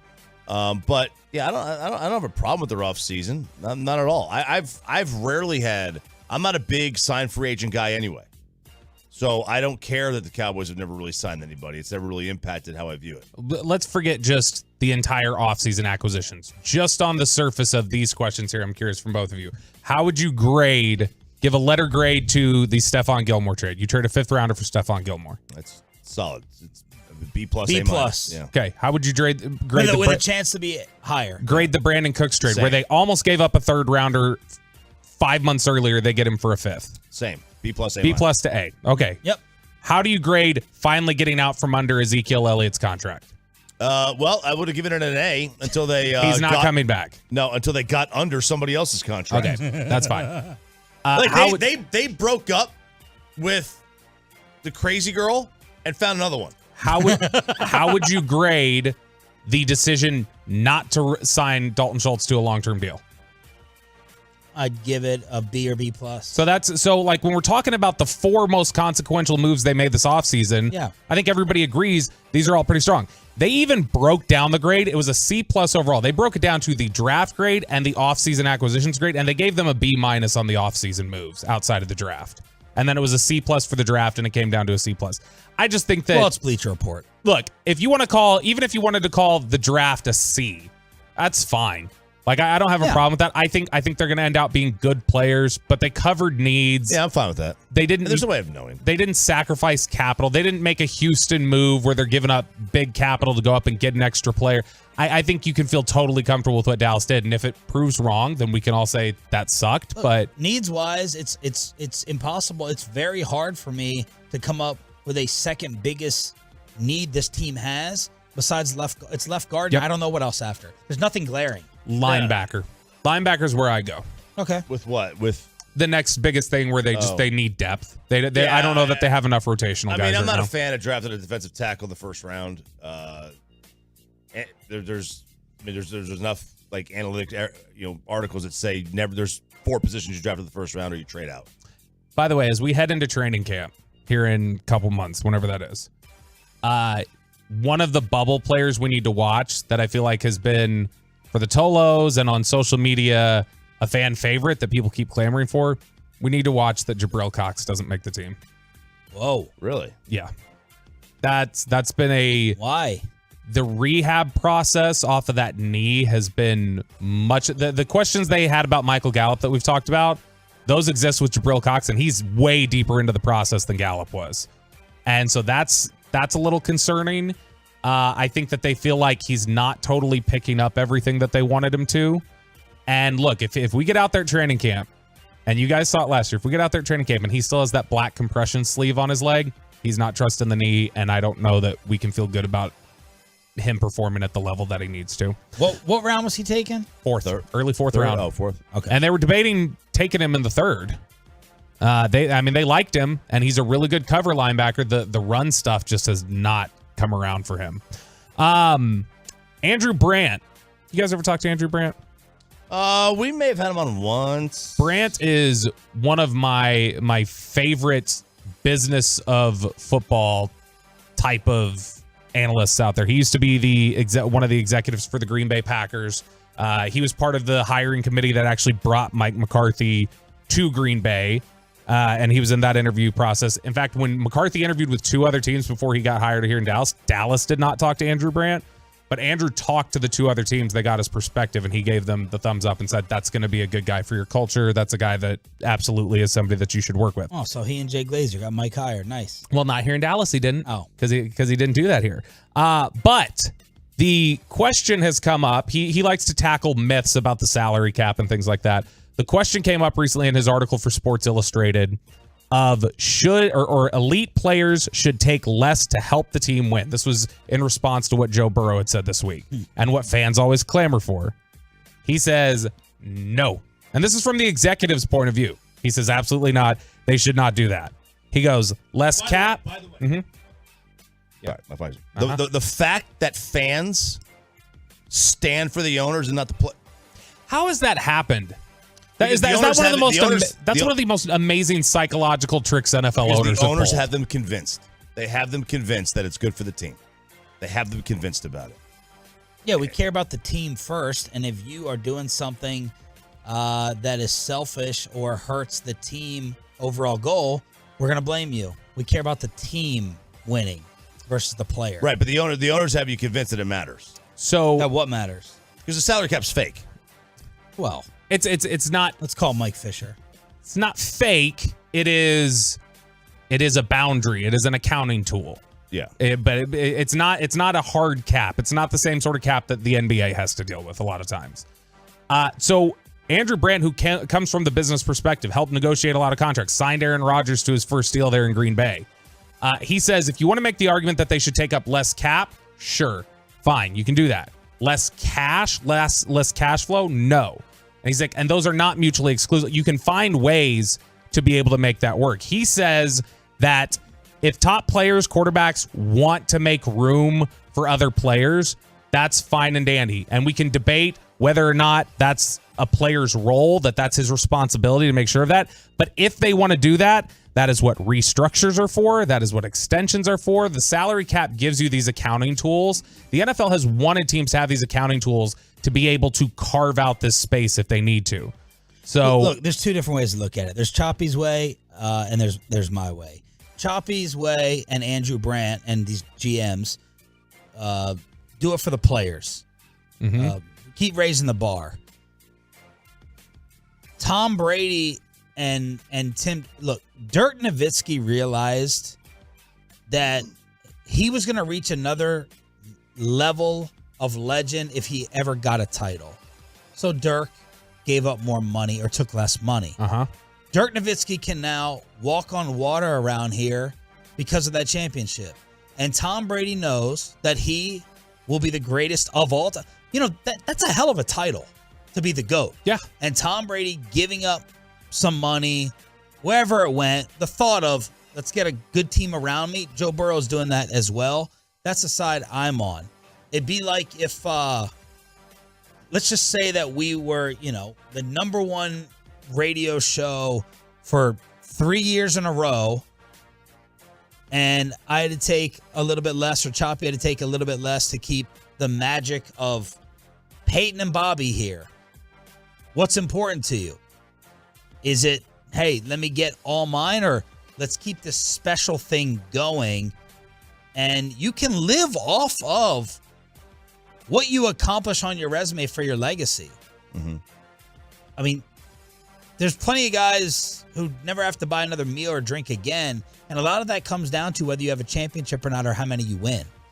That's the way I look at it. Yeah, and I versus, hey, let's keep raising the bar and let's get the other players paid more and more and more, which I get that as well. Yeah, and I think that's from a union perspective, in the players union, that's what they want. I think it's still the same point from Andrew Brandt. I think what he's saying is that in an instance like Dirk absolutely has the question in front of him of less cash and more help, or more cash and less help. That the way the NBA cap structure works, you are really tied to how much money is the figure. With the Cowboys, the NFL, the salary cap over here, you look at it and it absolutely, how often do we talk about, okay, that's what the quoted number is, let's wait for the contract details so we can find out how much the contract's actually worth. And that's Brandt's claim, is that the players can absolutely, and these teams can absolutely afford the cash to make these guys paid fairly, because they have so many accounting tricks that other leagues don't, that they can make it all work over the course of their books. It's just this facade. It's this phony setup. What's the Matthew McConaughey Wolf of Wall Street? It's a fugazi. Yeah. It's that. Matthew McConaughey was in Wolf of Wall Street? He was. Mahomes is in this conversation now. He's in this realm. Mahomes has a chance to be the greatest of all time. If he wants to match Tom or try to pass Tom, keep giving up money. Pat also has reached a minimum floor of being one of the greatest of all time. If he doesn't care about catching Tom or passing Tom, go ahead and take all the money and max it out in every single deal, because he's already achieved a certain level of being in that conversation. If he's dead set on, I want to be mentioned like Tom is over Tom, then go ahead and keep giving it up, because there's a lot of value to being mentioned as the greatest ever. Ask Michael Jordan. He's undisputed. I mean, him or Hakeem, according to Bobby. Till this year. Till this year? If LeBron wins. Well, that's not happening. I know, but if he wins, putting Jordan in the grave. I'm just kind of tired of that old man. You just bringing up this now? Not a topic? Just thought of it right now. Well, you could have done it before the Lakers started their series. I didn't think of it then. Whoa. Okay. I'm just that old man. I'm just sick of him. Just tired of Michael. Based on what? I don't know. We'll reserve this. Just carry this over. I really gotta noodle with this one and put it on paper. How Choppy is going to put MJ in the ground, and are the Texas Rangers getting their respect yet? Final hour, Friday edition. Next on The Fan. Well, let's get you over to Platinum.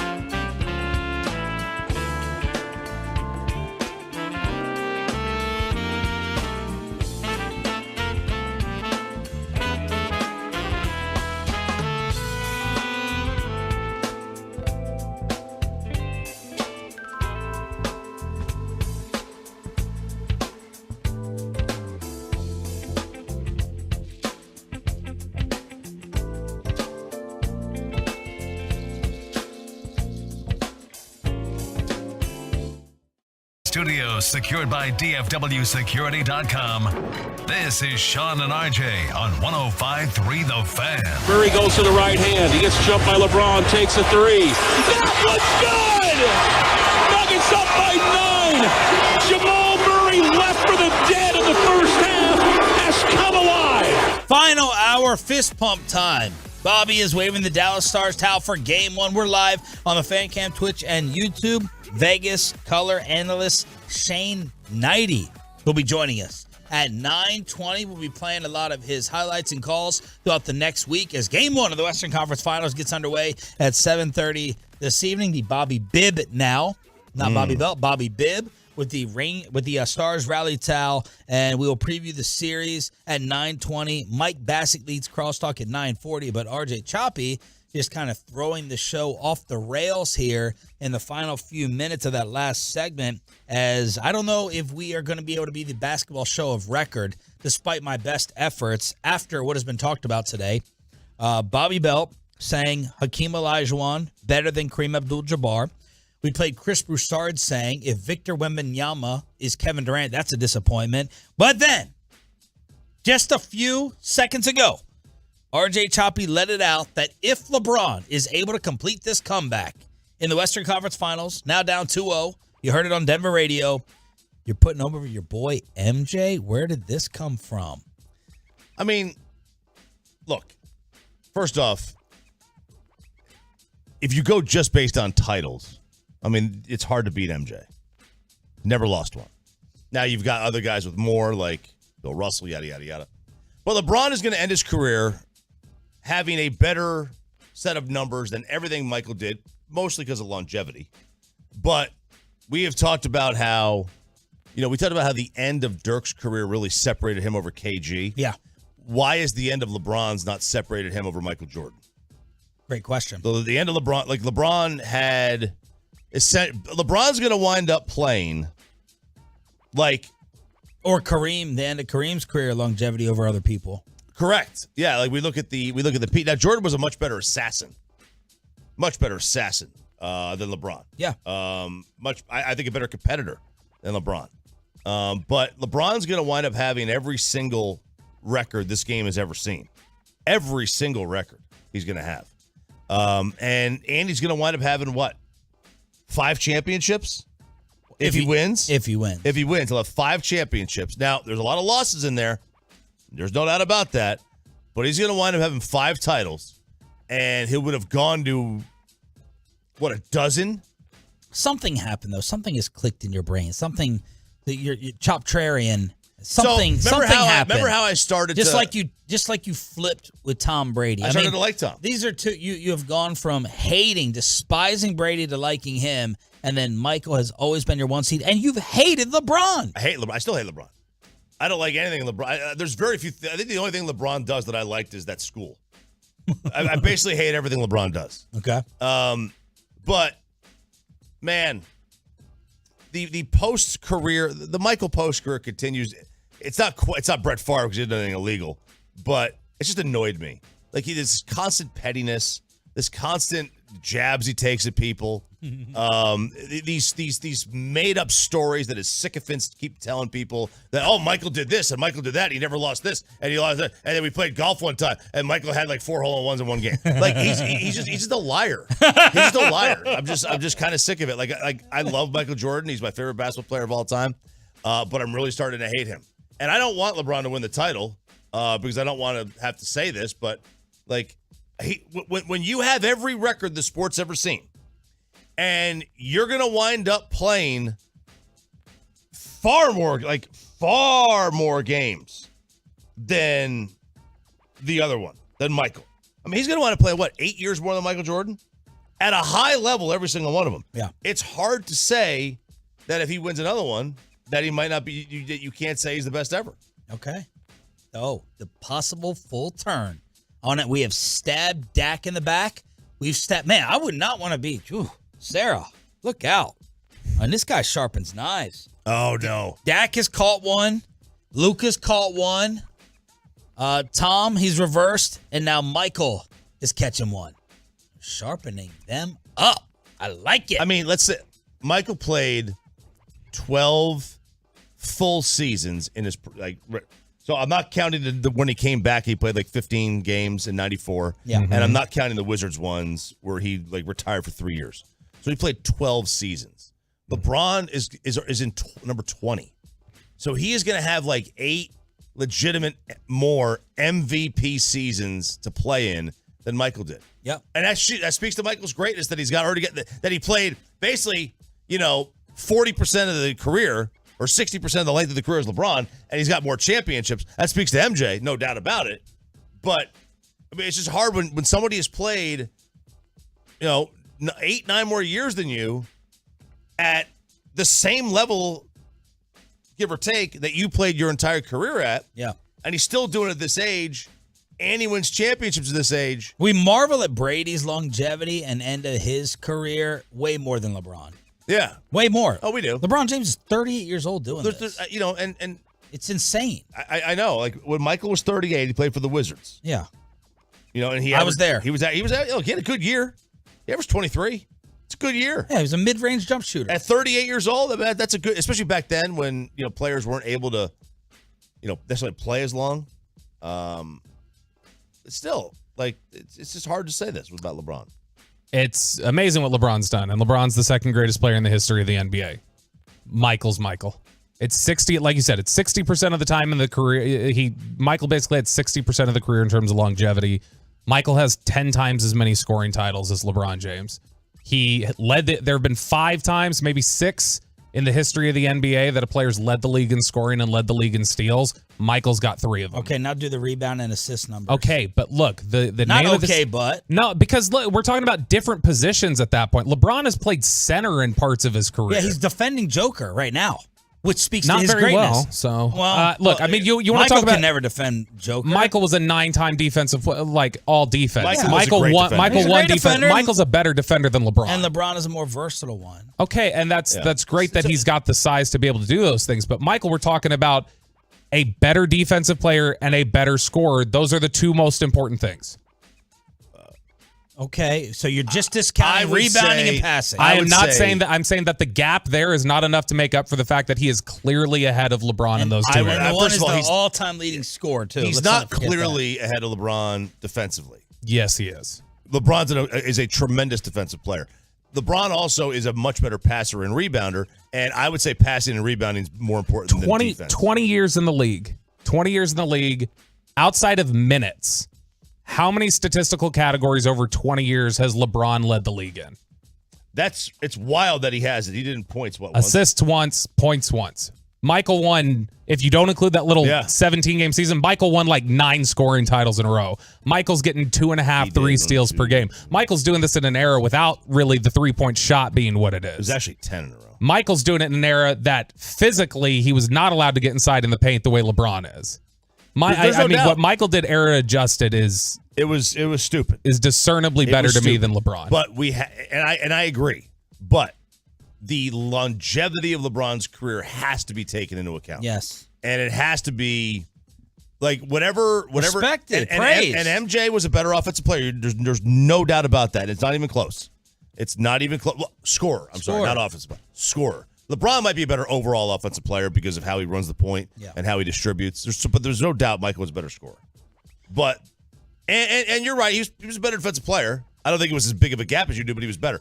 One of those 2 advantages has to be negated by the longevity of LeBron. Rangers back in action tonight against the Colorado Rockies in Arlington here on DFW Sports Station 105.3 The Fan. It'll be Jared Sandler and Hicksy on the call. It was nice to see Nadell. I don't feel pressure. It was nice to see Eric Nadell celebrating his birthday. I saw Brad Sham post about it, so good to see Eric out and about. Power rankings. Are the Rangers getting their respect? I do believe that they are. MLB Power Rankings from ESPN. Remember, we had CBS had the Rangers at number 4. Where does ESPN have them? They have Tampa number 1, the fraudulent Tampa Bay Rays. I think they have a losing record against the AL East. It's a good division. It's a very good division. Number 2, the LA Dodgers at 28-16. Number 3, The Atlanta Braves at 27-16. Number 4, up one spot for number 5, the Texas Rangers. Ooh, did this have to go to print before the third game against the Braves? It's published the next morning. Did they miss a deadline? It said their record was 26-17, so I think it did. Here's what the write-up is. We're not quite at Memorial Day yet, a common time to assess standings, but it's looking more like Texas is in the race for the long haul. Playing the A's over the course of 4 games doesn't hurt either. They took 3 of 4 from them over that weekend. That doesn't mean they'll walk away with the division title. Wildcard spot still seems to be the most likely outcome, despite the current place atop the West. In the absence of DeGrom, Evaldi's emerged as the leader of the rotation, gone 3 straight starts without giving up a run. All lasted at least 8 innings before giving up 3 runs in 7 in Wednesday's game against the Braves. Shutting down the A's is one thing, but when he did the same against the Yankees and Angels, it made people take notice. New York had injuries in the lineup, but Evaldi passed the eye test either way. His stuff has been electric. Nice. So number 4 in the power. Toronto at 5, Baltimore at 6, Yankees at 7. So the AL East has 4 of the top 7. And then Boston is going to be at 12. Elon Musk is trying to guilt you, if you are listening to this radio show right now, in your home or on the Odyssey app. Elon Musk, he's got a problem with your morals. Look, I'm a big believer that people are more productive when they're in person. And the whole sort of work from home thing, it's like, look, there are some exceptions, but I kind of think that the whole notion of work from home is a bit like the fake Marie Antoinette quote, let them eat cake. It's like really, you're going to work from home and you're going to make everyone else who made your car come work in the factory. You're going to make the people who make your food that gets delivered, that they can't work from home. The people that come fix your house, they can't work from home, but you can? Does that seem morally right? That's messed up. You see it as a moral issue? Yes. I mean, I see it more as it's a productivity issue, but it's also a moral issue. People should get off the moral high horse with the work from home bullshit, because they're asking everyone else to not work from home while they do. And yet it's wrong. A moral issue from Elon, Choppy, backhanding you right across the face with wanting to stay at home and working. Yeah, look, we all us work from home people, we all recognize it is complete. It is complete BS. All right, we recognize that. We know that. We know what it is. But it really isn't, though. It comes down to 2 things. It's an environmental issue too. Is it? Are you going to be lazy and take advantage of it, or are you going to be happy and have your work level improve? That's what it comes down to. To me, it's one of 2 roads. Are you going to take advantage of it, or are you going to be that much happier that you don't have to drive into work every day with commutes and traffic, and your happiness level and your output is going to be higher? What is the number one, studies have shown this, what is the number one? But I definitely ain't going to feel no guilt because someone has to leave their home to go build a house, and I can go ahead and sit at home and work. Right. What is the number one factor of productivity at work? Alcohol. What's the number 2 factor? Happiness. Adderall. Happiness with your job is the number 1 factor of productivity. Sean. Number 1, happiness. You're more happy when you stay at home.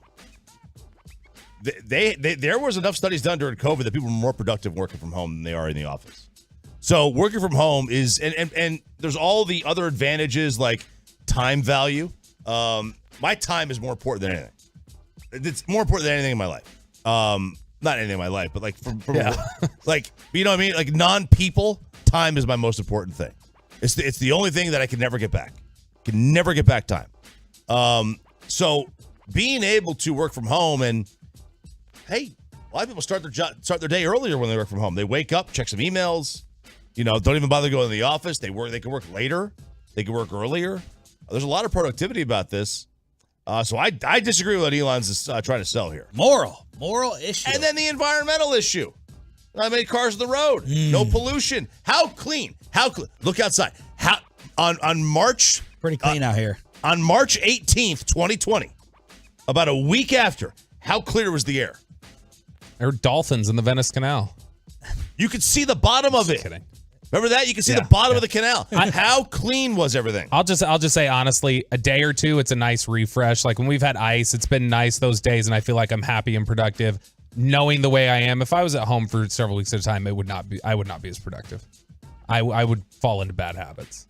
So we get 3 out of 5 days instead of 4 out of 5 days now. Yeah.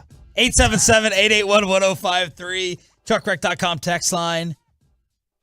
Is this color analyst or play-by-play? He's a color analyst. The color analyst of the enemy, the Vegas Golden Knights, hosting the Stars Game 1 tonight. Vegas color analyst previews the Western Conference Finals next on The Fan. But let's get you over to the greatest of diamonds.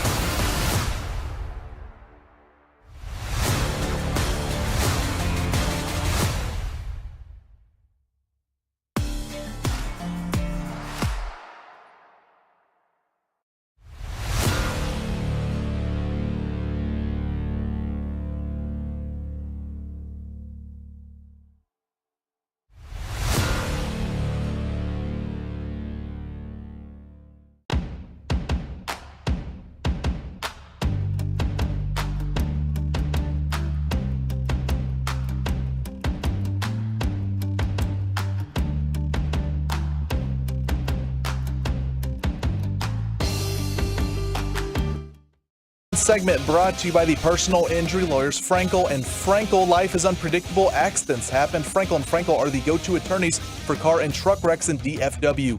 If you or a loved one have been in an accident, contact the Frankels at 214-333-3333 or go to truckwreck.com. Here's Brent Burns, keeps it to the outside. Sam Bennett keeps it in out front. Kachuk is shot. He scores! He scores! Matthew Kachuk, the overtime winner. The Panthers take game 1, 3-2, the final. Matthew Kachuk ends the marathon, and the Panthers go home happy tonight here in Raleigh. Sixth longest game in the history of the NHL on Panthers radio. Let's preview game 1 in the West with the color analyst of the Vegas Golden Knights, former NHL player. He won a cup with the Bruins. Shane Knighty here on Sean and RJ via the Diamond Factory hotline. Shane, good morning. Did you stay up last night? Well, that's the beauty of being in the West, isn't it? Yeah, I stayed up. I was in bed before midnight. Not like everybody. That's the good about Pacific Coast time. It's awesome for that. It's great for NFL. That might be one of my favorite things about living in the West is sporting events. I'm in bed early. Did you play in a game any kind of length close to that? You know what? It's funny. It makes me go back. I call it amnesia lane because it's not. I wouldn't call it memory lane. My memory's not the best. I think I did a triple overtime once, and I'm not sure if it was at the NHL level, but I know I've done some double overtimes at NHL and lost, and it's tough, right? It's incredible. These guys are in better shape than when we were. What they're able to do, and it was incredible that they still had the energy to, still have rushes and make plays. And the thing that surprised me is usually when you get to those points, it's the mental fatigue and you see more mistakes. But both teams, they kept going, and that's what I love about this time of year. You're doing everything you can to win. They said they were eating pizza and drinking Red Bulls last night. What was your most unique or odd food consumption that you either ate or saw others eat? Well, the guys now, it's different, right? They're so health conscious. It's so shocking that they would have pizza. I think, it's usually they have fruit, and a lot of guys would have Coke. Some guys have hot dogs. I think at that point, it's just you're starving. You need anything you can. And obviously, you want to put something in that's not – you don't want to get sick on the bench. So you've got to be a little cognizant of what you're actually eating. But I think at that point, whatever you can to fuel up your body and make a guy feel better, go ahead. Gatorade, electrolytes. I remember when our team was sick once, we actually had IVs set up in the intermissions just to refuel everybody. Vegas color analyst Shane Knighty joining us here, 105 through the Fan. All right, how do you see this matchup, Vegas and the Stars? Where's the advantages sit? I know they played 3 times in the regular season, but I think Eichel missed the last game. How do you see this matchup? I see it going along. I like what I see with these two teams and why it's interesting to me is I think they're the 2 deepest teams. I really do. I think it's 2 great teams in the East, and you never know what can happen. But I look at Dallas, and there's a lot of comparables. They play with 4 lines. They've got their dynamic stars, but Dallas relies on everybody to win, right? They can get scoring from different places in their lineup, different spots. I think Jake Ottinger is going to be, a super, one of those top young goalies in the league. I think Miro Heiskanen is one of the best defensemen. So they've got their, you got your stud defenseman in Heiskanen. You've got 4 lines you can roll, a good goalie. And then, for the Golden Knights, that's been their strength all year. They're a depth team. They get scoring up and down the lineup. They got Alex Pietrangelo now. You got Jack Eichel, your number 1 center, your number 1 D-man. The question's been their goaltending, but whoever's come in has played well, and Aiden Hill was terrific last series. He'll be the starter. I really look at both these teams, and they're just they match up so well against each other. It's obviously I'm going to say the Golden Knights are going to, I think they have the edge. You guys will say the Dallas Stars. It depends, which state you're living in or which jersey you're wearing. But I could see this going a long, long time, and maybe 6-7 games to see who can come out on top. Golden Knights analyst Shane Knighty joining us here on 105 through the Fan. You mentioned the goalie issue there. Lose your starter before the season even begins to an injury. 5 different goalies starting throughout the year. Aiden Hill having to come in at the end of the Edmonton series. And he played really well, it seemed like, with the instability at times that Ottinger has shown, kind of going hot and cold here in Dallas. Do you think ultimately this is a series about the goaltenders? Like, is that going to be the thing that we're looking at and saying, that's where this series is going to be settled? You know what? I don't, because I think these teams are so much more than just one position. That's what I like about, the Golden Knights and even the Dallas Stars is they're going to rely on different parts of their lineup to do it. It's not going to just be a goaltending battle or a defensive battle. It's going to be a team battle, right? It could be fourth lines that come through. It could be, in your second, third pair of D. And, that's the strength. Like, if I look at Vegas, they won the West, but everybody says, well, what do they do well? And I said, it sounds stupid, but one of the best things they did this year is they just find a way to win. And what does that mean? Well, that means, whether it was injury, whether whoever was in the lineup, whoever stepped up, if they had a bad period, they found a way to come back. They found ways to win games, which sometimes is what it comes down to. So it's one of those things. Yeah, I just don't think both of the Golden Knights and the Dallas Stars are complete teams. They'll find ways to win games. They can rely on different people to be the difference makers. How's Pete DeBoer looked at in Vegas? Oh, I love Pete. I used to golf with Pete. How's his golf game? He can smoke the ball, man. He can hit it far off the tee.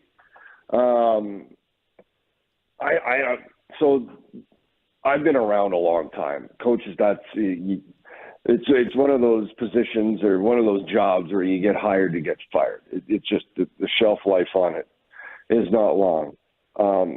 When things don't go right, decisions are being made. I think people like Pete. It was unique because he came in as the enemy, coming from San Jose, which was kind of the first rivalry for the Golden Knights. So, but once he came in, the fans loved him. He did a great job here. It was a tough season last year. They battled through injury. It was an off year. They missed playoffs. And, whether people think it's the right call or not, that was the call that was made for him to be let go. And I know, it's tough for me. I like Pete. I like that coaching staff they had. So, but that's the way of hockey business. And Golden Knights decided to go in a different direction. Bruce Cassidy, and now here you look at both these coaches in new places. They found new homes, and things are going pretty well for them. You think the winner of this series should be the favorites? I keep thinking that, and then these Florida Panthers just keep rolling. Boston Bruins, Toronto now, 4 overtimes against Carolina. It's like, but I do. But we'll see what happens. That's what I love about it is we can make all these predictions and say things, and then that's why I always say, everybody keeps asking me, and I say, well, that's why they play the games, right? I love to watch the games and see, because that's where everything gets decided. We can talk X's and O's and intangibles, this and that. It all comes down to the players. There's got to be execution. There's got to be will. There's got to be heart. There's got to be passion. All those things that come in that the players, as much as people analyze, that's what it comes down to. The players and how they put that forth that'll decide it. So, yes, I think whoever comes out of the West, in my mind, is the favorite.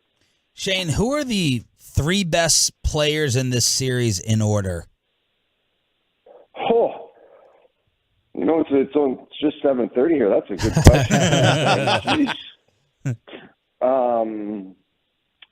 Well, right now, as of right now, Rope Hintz, number 1. Okay. Jack Eichel. Oh, has been good. Well, actually, Jonathan Marchessault, just what he did in the last game, the hat-trick, natural hat-trick in the second period. But there's so many good players, like Jason Robertson. You think he's going to break through at some time. If you're Golden Knights, you're trying to keep him cold, but talent, such a smart young player. But Rope Hintz, to me, I'll just go with who I think has been playing best coming into this series. Rope Hintz has been phenomenal, 19 points here so far. Jack Eichel's right behind him. He's had a terrific playoff series. So I'll look for those two guys to see how they do. They're going to be leading each team. And certainly they got good supporting cast around them, different guys that can step up. Vegas color analyst Shane Knighty joining us, former NHL player with the Cup in Boston here on 105.3 The Fan. Game 1 in the West tonight. How has Vegas embraced this team, and what type of home ice advantage are the Stars looking at facing this evening and throughout the series? I'll try and keep this answer as short as possible, but the Golden Knights are the Vegas team, right? And it's interesting living here now 6 years and, taking a leap. When I came down, I thought hockey would work, but never in my wildest imaginations to the level it has here and how this community has grasped onto the Golden Knights. And yes, some of that came out of unfortunate tragedy with 1 October, the year they came in. They had what I believe is the most historic inaugural season in pro sports, going to the finals in year 1. So that kind of cemented this community and this hockey team together. And whoever came up with the Vegas-born slogan for the Golden Knights, because it's their team. They're going to have the Raiders, but that's a transplant. If the A's come, that's a transplant. The NBA comes, that's a transplant. The Golden Knights were born here in Vegas. Yeah. So it is a true local team. And people have really, when I talk to a lot of people who lived here 20, 30 years, that's what they love about this hockey team. They're going to cheer. The NFL's a beast. So is the NBA and baseball. But all those teams are coming from somewhere. The Golden Knights, they're from the ground up here. Hockey has become a massively growing sport. I think it's the fastest growing in North America here in Las Vegas.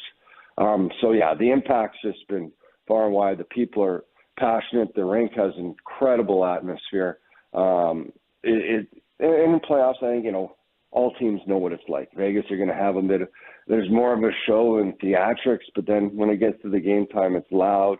Every building's loud. That's the best thing about playoffs. Even when you're an opponent going in, I remember playing MSG in playoffs. So, before it had the $1 billion renos, when the fans are right on top of you, it's so incredible to be part of those buildings at this time of the year, and it adds a little bit of juice to both teams. I'll say that. You really do. You get ready to go whether you're on the road or at home.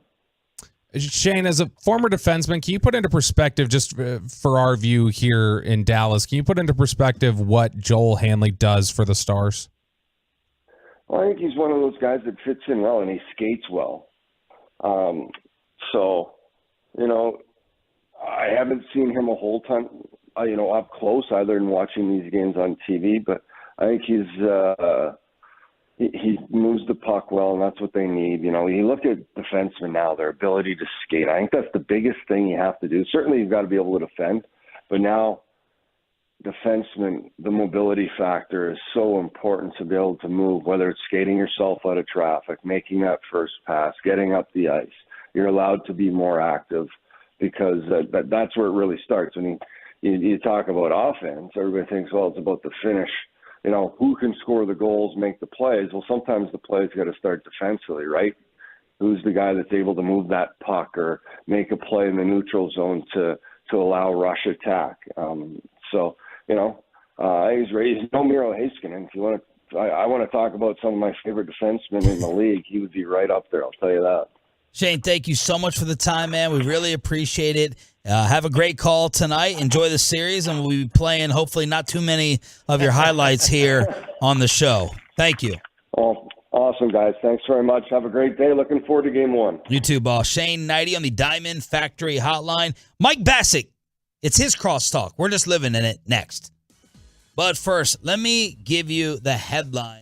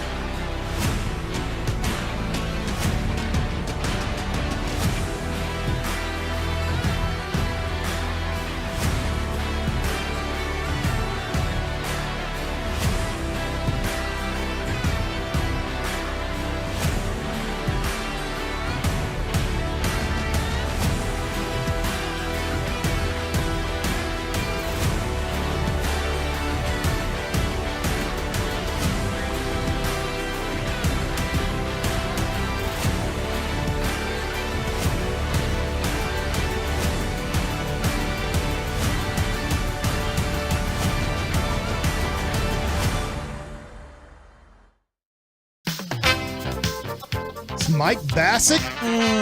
It's Mike Bassick. It's choppy, doing a little bit of it. Looks like kind of what Jane Fonda would be doing. Yeah, it's like Richard Simmons, Jane Fonda stuff. So yeah, that's the Olivia Newton-John music video. My son can't figure out why I'm rooting so hard for Denver. And I'm like, I don't give a crap about Denver. I just want the Lakers to lose. And I feel like in this room, probably the Eagles would be the team that you root the most against.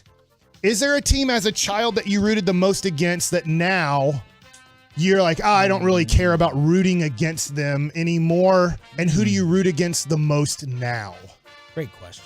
That is a great question. The A's.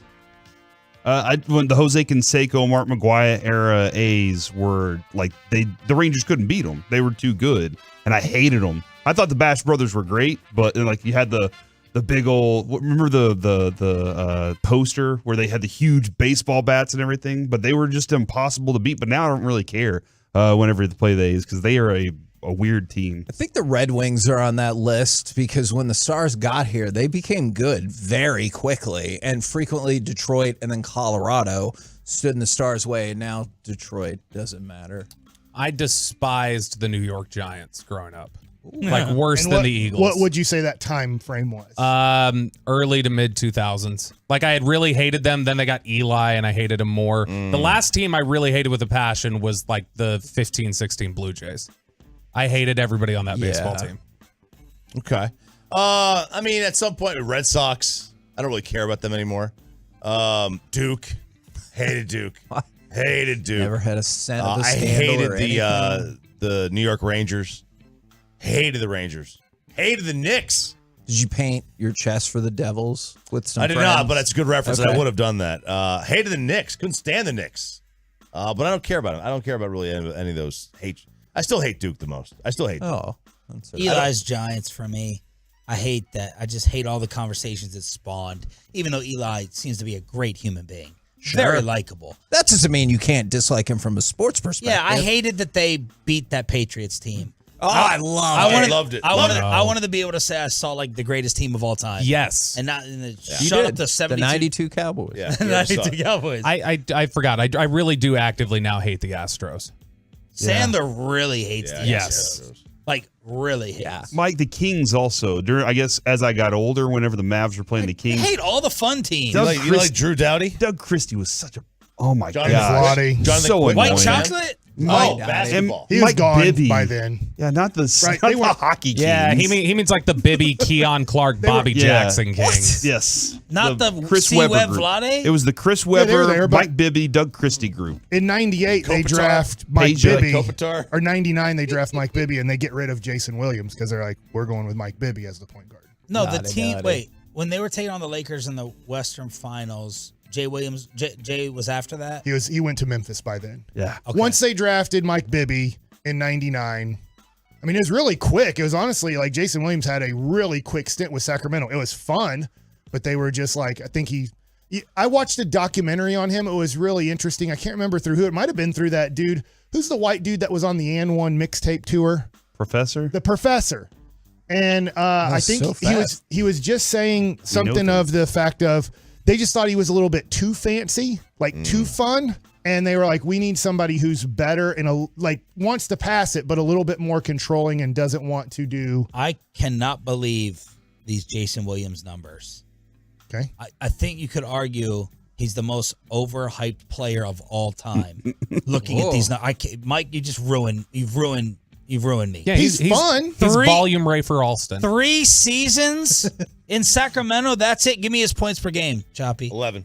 12. It's 11. His assists per game, though. 8.5. 6. 11 and 6. Yeah, that's it. But all 6 were amazing. What did he shoot? 39% or something? But he was white and had handles. Yeah. That was the hook. He shot 38%, Oh, and he was no. 30% from 3. Oh, dear. This is crushing. Oh, Screw dear. you, Mike. I'm out. Well, this wasn't an that's era. Mike Bibby. Like that's why they drafted Mike Bibby so quick. Is literally they drafted Jason Williams, and then they're like, let's get Mike Bibby. Yeah. Like we have the second pick, and let's. But get he rid did of go him. to Memphis for 5 years and average still 11 points a game. 11 and 7. Consistency, 7 assists. baby. Yeah, his assist went up. Okay, next Mike likes it. Oh man. The God, I forgot he was the 7th pick in the draft. GP. Yeah. GPT. He was ahead of Dirk. He was 2 picks ahead of Dirk. It went. I went tractor trailer. Oh yeah. And then I believe the next Rest 2 in picks peace. were Larry Hughes and Jason Williams. And then Dirk was drafted 9th and Paul Pierce was drafted 10th. Now, let's go to Chat GPT, which I don't do at all. I barely know what in the world's going on with all this stuff, but it seems like a very big deal in our world right now. Kids know it. When Right? Kevin's bored, that's who he talks to. That's true. Chat GPT ranked the top 10 NFL uniforms. Oh. Okay. Would you like to guess Chat GPT's number 1 uniform in the NFL? Pittsburgh Steelers. Miami's number 10 and Pittsburgh is number 1. You've hit the number 1 and the number 10. That was impressive. Wow, Bobby has the same mind as a soulless computer. Shocking. Steelers have good uniforms. I don't think they're the best. They have good uniforms. Where would you say the Dallas Cowboys are in Chat GPT's rankings of their uniform? I think this does include helmet and everything. Fourth. Fourth. Fifth. You are unranked. Oh. 8. Third. The Green Bay Packers are 2nd. Yeah. Okay. Then the Raiders, then the Cowboys. The Raiders need to be high. The Dallas Cowboys are 3. Okay. The San Francisco 49ers are 4. The Raiders. And the Raiders are 5. So those are the top 5 jerseys, or I guess It's not a bad combination. list. I agree with. Good job, computer. Chiefs are 6, Bears are 7, and so Powder blue Chargers just screw up not wearing it more. Ugh. So this is the interesting thing. If you look at their top 7, very historic, right? I mean, the only one that you'd say isn't historic would be maybe the Chiefs. Yeah. Out of all of those teams. How are they not historic? Well, they weren't, I guess, as old as all the other teams. If you think of Pittsburgh, Green Bay, I guess Dallas. Steve DeBerg wore that. Yeah. They're older. Are they? They're older than the Cowboys. They're right? like, nah, the I think Texans they were played 62, together weren't for a they? second. Yeah. I think they played together in Dallas for a second. And then they moved to Kansas City. But, you know, the next one are Seattle and New England. And where I'm going with this is they really changed their jerseys. I get that Seattle's been around probably since about the Chiefs moved from Dallas to Kansas City. I know they've been around for a long time, and New England's been around for a long time, but they totally changed their look from their 80s look to now. With the Seattle, Patriot hiking the ball, right? Wasn't it? Yes. So I feel like this Chat GPT, there's only 2 teams in there that actually have changed their uniforms over, let's say, a 50 to 60 year history of their recent uniforms. Fascinating. Yeah, Pittsburgh, Green Bay, and Dallas, they're just not going to change. No. Not happening. Washington's changed. Raiders theirs. wouldn't change, I don't think, either. Well, Washington had to change. Yeah. They didn't change. Yeah, Raiders not going to change either, nor should they. Why did Washington have to change? They changed. Well, they kept the colors the same, right? Did they change the color at all? Eagles changed. They did. They went to. They had the wings on their helmet. They're kind of like the Oakland Athletics. They keep changing the color of green. Yeah, they do. They're like, oh, that's a cool green. They're like, oh, well, I guess that's not our green anymore. All right, so what's coming up on the show, Corey? We do have Ricky Williams joining us at 11:30 today. Texas Tech legend. From Duncanville to Texas Tech to the Indianapolis Colts. What? Little Ricky, that's my buddy. No. He's a year old. He's a year younger than me. His brother Richard is the strength and conditioning coach for the New York Knicks. Richard and Ricky? Ricky Williams' brother's name's Richard? Yeah. Yeah, he's the strength and conditioning. Serena's dead. He was Serena's dead. Isn't Richard dad? Yeah, but how do you have a Rick? How do you have a Rick and a Richard Breaking in the news. same household? How do you have a Great Richard movie. and a Ricky in the same household? Phenomenal One's movie. obviously Rick, the other one's Dick. Like Grady Dick. That's short. Yeah, short for Future Richard. Mavs That's draft right. pick. Future Grady Mavs Dick. draft pick. Yeah. We do think have you're wrong about Texas. Grady Richard. Texas' own. I might ask him how much money Tom Hicks gave him when he Rule 5'd him to the Texas Rangers to make sure he stayed at UT for one more year. You should. And during the C Block today, Mike, TikTok or OnlyFans? We get to decide. Ooh, I'm not sure Is what Peyton that your means. guest on the phone for that? We could call him and have him be the decider on that. Coming up next, Textbook radio job by you. complete controlled chaos. Yes. With the KNC Oh, dear. masterpiece next. Woo! Go Stars. Be a part of the show.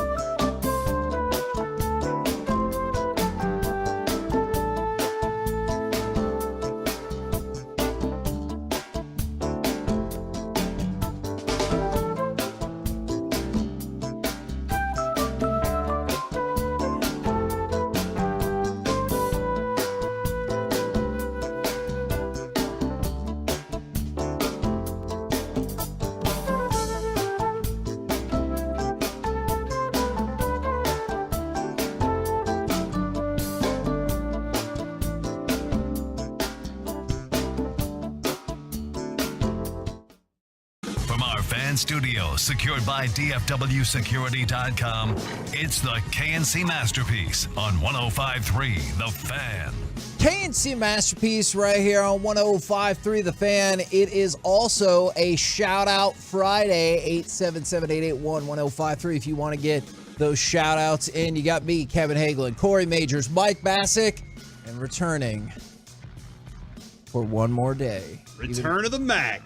Reginald Atatula. You lied to me. Who was on our airwaves less than 12 hours ago. So being a jerk to Kevin. Yeah, Hold on. that is true. Do we have audio from that? Was it worthy of? Not. Do we have anything Of me being a jerk to Kevin or that anything could be else? Masterpiece of the Week worthy from that moment? That's not last how night? Masterpiece of the Week works. You know how this It was somebody from our show. Words, eventually. Yeah, I think it was somebody from our show. We can play it. Ooh, that is an interesting point. But yes, Reggie brought up some definitely fair points about my thoughts on shoes.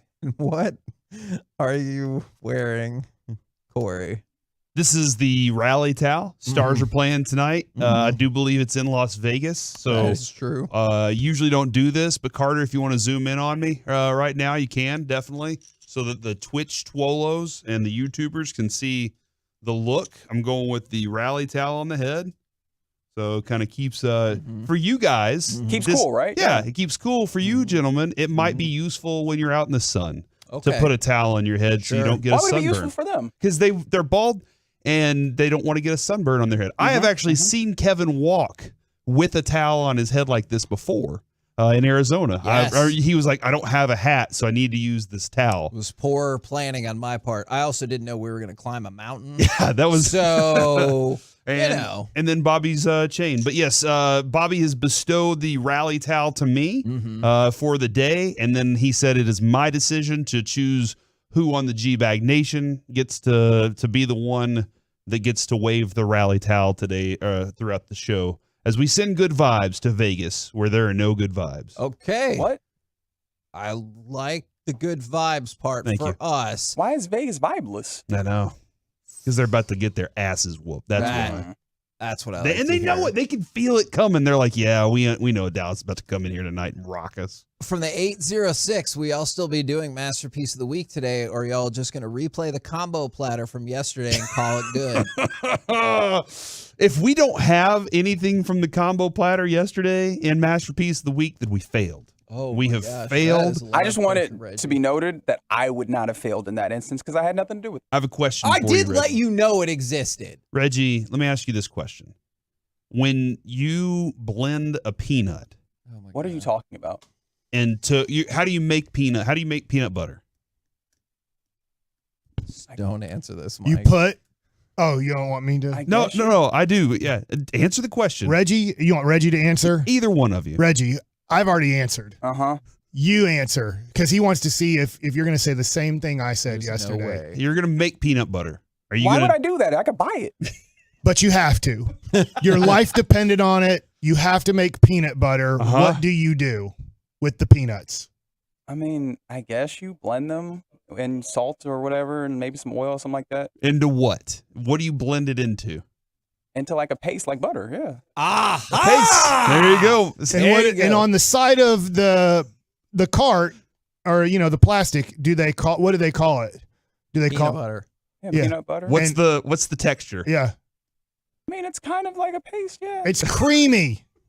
It's either Or crunchy? crunchy or creamy. Oh, that's what y'all were going for? Well, Not y'all. Not all of y'all. Mike says whenever I have a you topic about football. whenever you make this, you cream the peanut, is what Mike says. So I just wanted to make sure that's in the world. There is audio of Mike Mike, you're a real unique dude, explaining all man. that to us. Yeah. Kevin.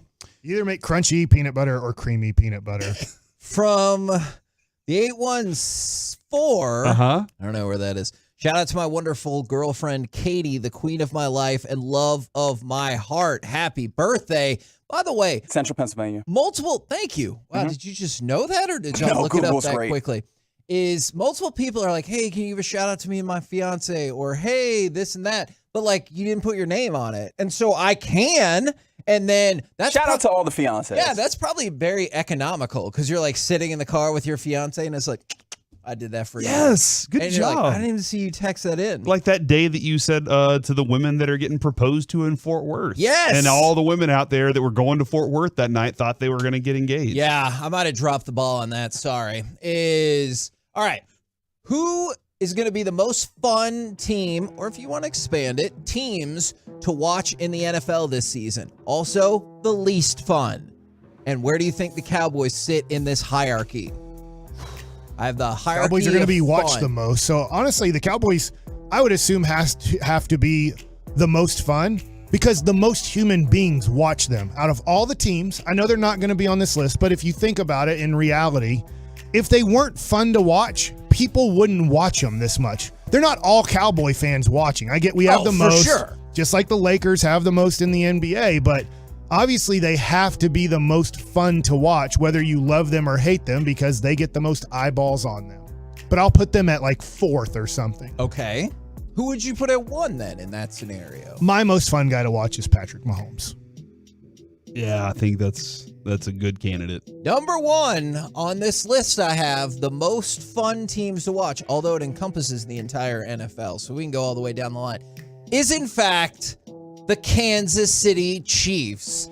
And it says it's not just about Mahomes and Kelsey or Mahomes and Andy Reid's system, but like those are obviously major selling points. Wait, if it's not about those, then what is it about then? It talked about the defense that's dangerous enough to produce turnovers, but just bad enough to force Mahomes into an endless shootout. Yes. So it is about Mahomes then. Thank you for confirming that. But I do kind of like that. They're like, hey, they might win a game for you, but they're also the reason you got into that 51-48 game. Yeah. All right. Yes. So who else would you put maybe at the top of the what? From the 972, peanut butter is ruled a liquid by TSA. We're going to need some Googles on that as well. On it. That is shocking. The Texas Speeding Association? I think it's like the... Why would there be an association for just speeding? The Airline Association gets to decide. That is what you came up with? Was the Airline Association? I couldn't think. Travel and Security Association? I couldn't think of what it would be. All right. Who else would be a fun team to watch? And do you agree with Mike's assessment? Maybe the Cowboys could be 4. I agree that I'm not going to get to the Cowboys yet, but I know Mike's right, man. Like, and they're a blast for as a fan. It's difficult a lot of times because they're not as good as you want them to be. They never are as good as you really want. Even when they blew out the Colts, you were like, they should have been better. I think the Dolphins are an absolute blast to watch. I find myself very interested in watching Jalen Waddle and Tyreek Hill and trying to figure out what Tua is on any given night. So I would put them in the top 10. I don't know exactly where, but I think the Dolphins should be in the top 10. Because the TSA, which stands for Transportation Security Administration, Kevin, considers the nut spread a liquid, plane passengers must limit the amount that they bring in their carry-ons to 3.4 ounces or less of peanut butter. What? So it's not just what you would think of as conventional liquids. If you try to bring peanut butter on in more than 3 ounces, first of all, why are you doing that? Second of all, the TSA is like, not today, buddy. You're not going to make a bomb with that, Jiff. Not for that. That is so weird. Peanut spread. That is so weird. By the way, the Underdog Network has the Dolphins at 12. I think that's low. And I don't know. Do y'all seek out Dolphins games at all? I would also have the Dolphins in the top 10. Okay. I'm not saying they're bad. I'd seek out Cincinnati. I'd seek out Buffalo. Okay. All right. Well, hold on. You're guessing right now. Okay. So keep your guessing going. Yeah. I would seek out Philadelphia. Yep. I would seek out. Oh, I never want to watch a Philly game. I never do. I hate watching Philly games. I think Philly games are entertaining because also you have that like not direct but kind of direct rooting interest. Like you want them to lose. If they don't lose though, it doesn't have to ruin your day like maybe the Cowboys. If they don't win, it ruins your day. I'll say this. I want to seek out San Francisco this year. And what if Brock Purdy is the gem of I know this isn't fair. Sure. What if he is the next Tom Brady? Yeah. What if he's the guy that everybody passed up on because he doesn't look like he has the physical gifts and tools to be the superstar quarterback, but he just knows how to lead a team down the field, score enough points to win, and maybe develops. And then all of a sudden, 4 years down the road, he really can like read defenses like as well as, anybody can. And that's kind of Tom Brady's career. It's like, I'm surviving. I know how to win. I know how to control a game. Obviously, my coaches are helping me with that. And then by the time you get to 06, 07, then he was also great at actually being a quarterback 50 touchdown passes this year. Yeah, I'm going to stop you guys right there because y'all have hit on a lot of these. Yeah, Bengals should be top 5. See, and I think the Bengals are too low, and I would probably swap them out with one of these teams. You think Bengals should be top 3? I do think the Bengals should be top 3. They have an amazing quarterback and like potentially generational wide receiver.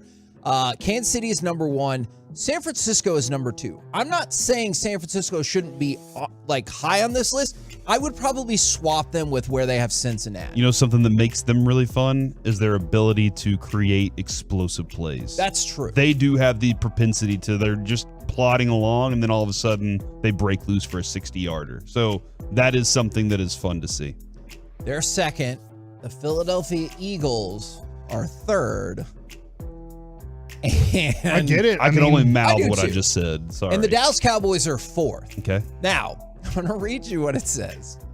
Dak Prescott, CeeDee Lamb, Micah Parsons, Trayvon Diggs, newcomers Brandon Cooks and Stephon Gilmore, old friends Tank Lawrence and Michael Gallup. The Cowboys are a blast on offense and defense. Then the question is, so why aren't they more fun? Here are the bullet points listed about why the Cowboys aren't more fun. Mike McCarthy will F up the offense. Yes. Seriously, McCarthy will call the same 6 plays over and over and then fire Brian Schottenheimer for it. Next bullet point. Prescott haters will take to social networks after every interception demanding Cooper Rush, Tom Brady, or Arch Manning.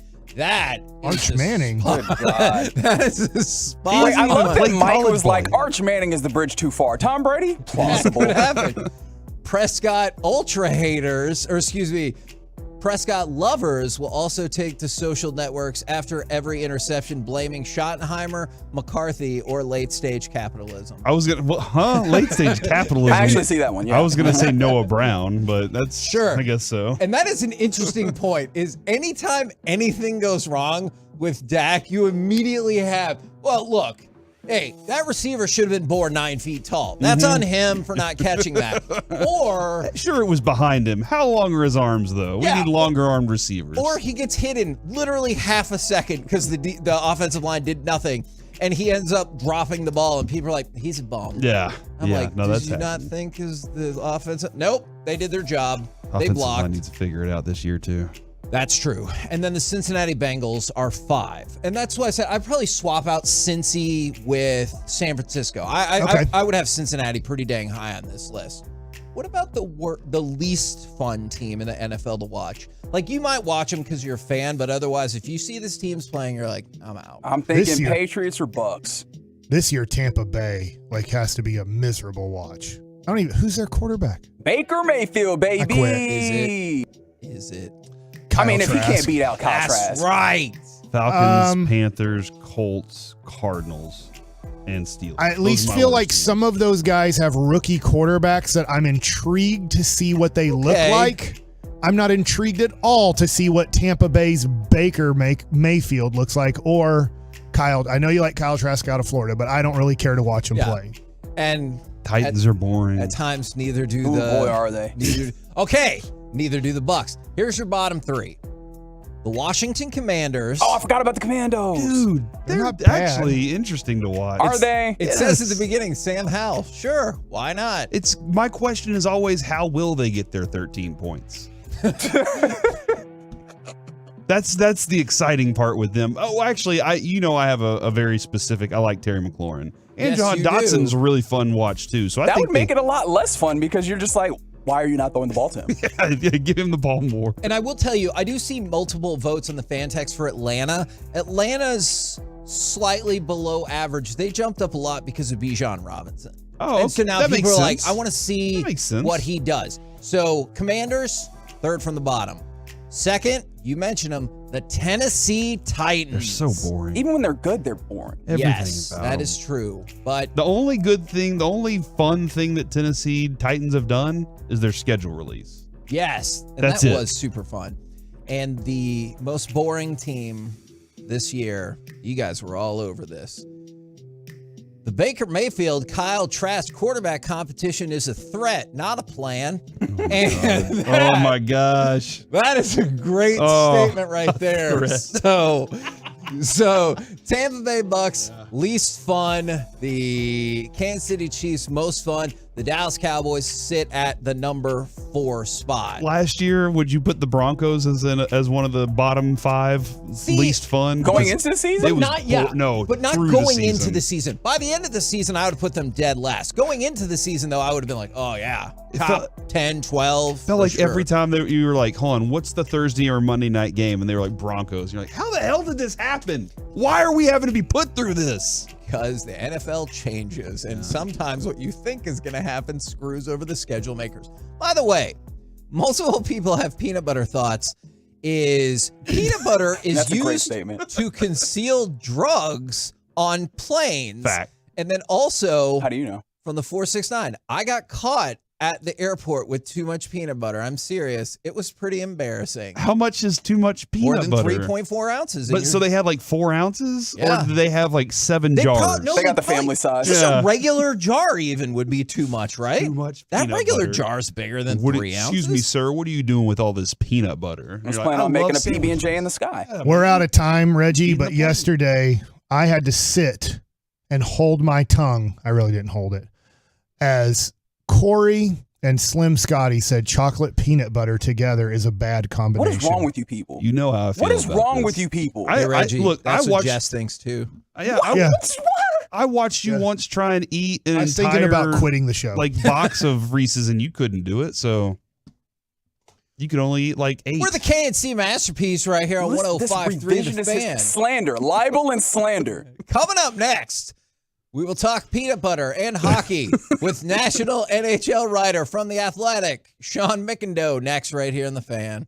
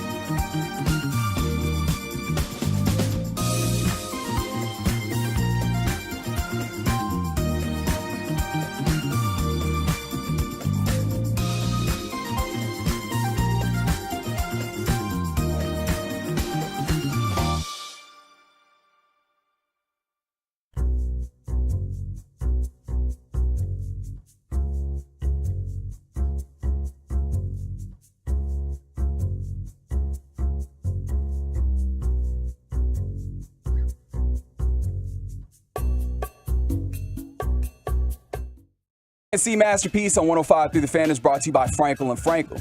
Life is unpredictable. Accidents happen. Frankel and Frankel are the go-to attorneys for car and truck wrecks in DFW.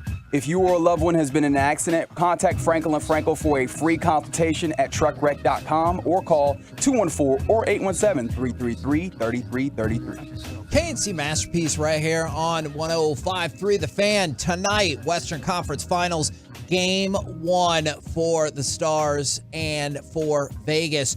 Right now, Sean McIndoe from The Athletic joins us at Down Goes Brown on Twitter. Good morning, sir.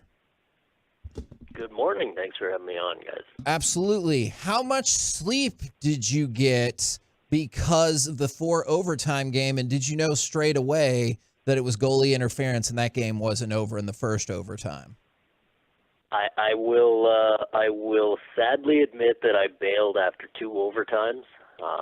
It's all about pacing. It's all about load management. And game 1 of a series, I didn't want to go too hard. So I have to admit that I didn't get caught up on the winning goal until this morning. As far as the goalie interference, yeah, I did know, at least as close to certainty as you ever can on these calls, which do have some element of subjectivity to them. The call on the ice was a goal, but this one, as much as we all like to complain, I think, about goaltender interference and pretend that we don't know the rules, this one was reasonably clear. And if you do know how the rules work, it wasn't too hard to predict that this one was coming back. So I wasn't surprised to see it. Let's put it that way. Kevin, I really appreciate his load management comment there, especially because you know my approach to this. Once we get to the end of the third period, it's only 1 goal for me. Oh, my God. And so, like, I don't, after that, I'm like, well, I mean, I'll find out in the morning what happened. I know what happened up until overtime, though. I appreciate where he went with that. That's awesome. We're going to put that theory to the test starting tonight. Does load management happen any different tonight since it's a Friday night? Like, would you stick out a 4 overtime Golden Knights Stars game for game 1, or same logic of game 1 still applies? You the Friday night does make a difference. It does make it a little bit easier now. I do have kids, so they may not buy into the theory. I don't know if I could convince them that everyone's going to sleep in till noon because Daddy had to stay up watching hockey. But I have a feeling I might go a little bit deeper tonight if that opportunity presents itself. But here's hoping that these two teams cooperate. They start us off slow. Maybe just a good half a period of overtime tonight would be fine. I mean, or the Stars could just win like 4-0, Yeah, we right? could finish this thing up in like the second period would be great. Yeah. Kevin. That could work too. Yeah, get out to a nice 4-goal lead early and just coast. We can all have the stories written by first intermission. That's not too bad. I like the way you think. All right. See, I appreciate that as well. Now, I'm really curious, and this goes to general hockey, but surely the 2017 draft for the Stars is one of the great hauls in recent memory, with Miro, Ottinger, Robo all getting picked up in that draft and clearly setting the foundation for the Stars, not just for now, but hopefully still for some time to come.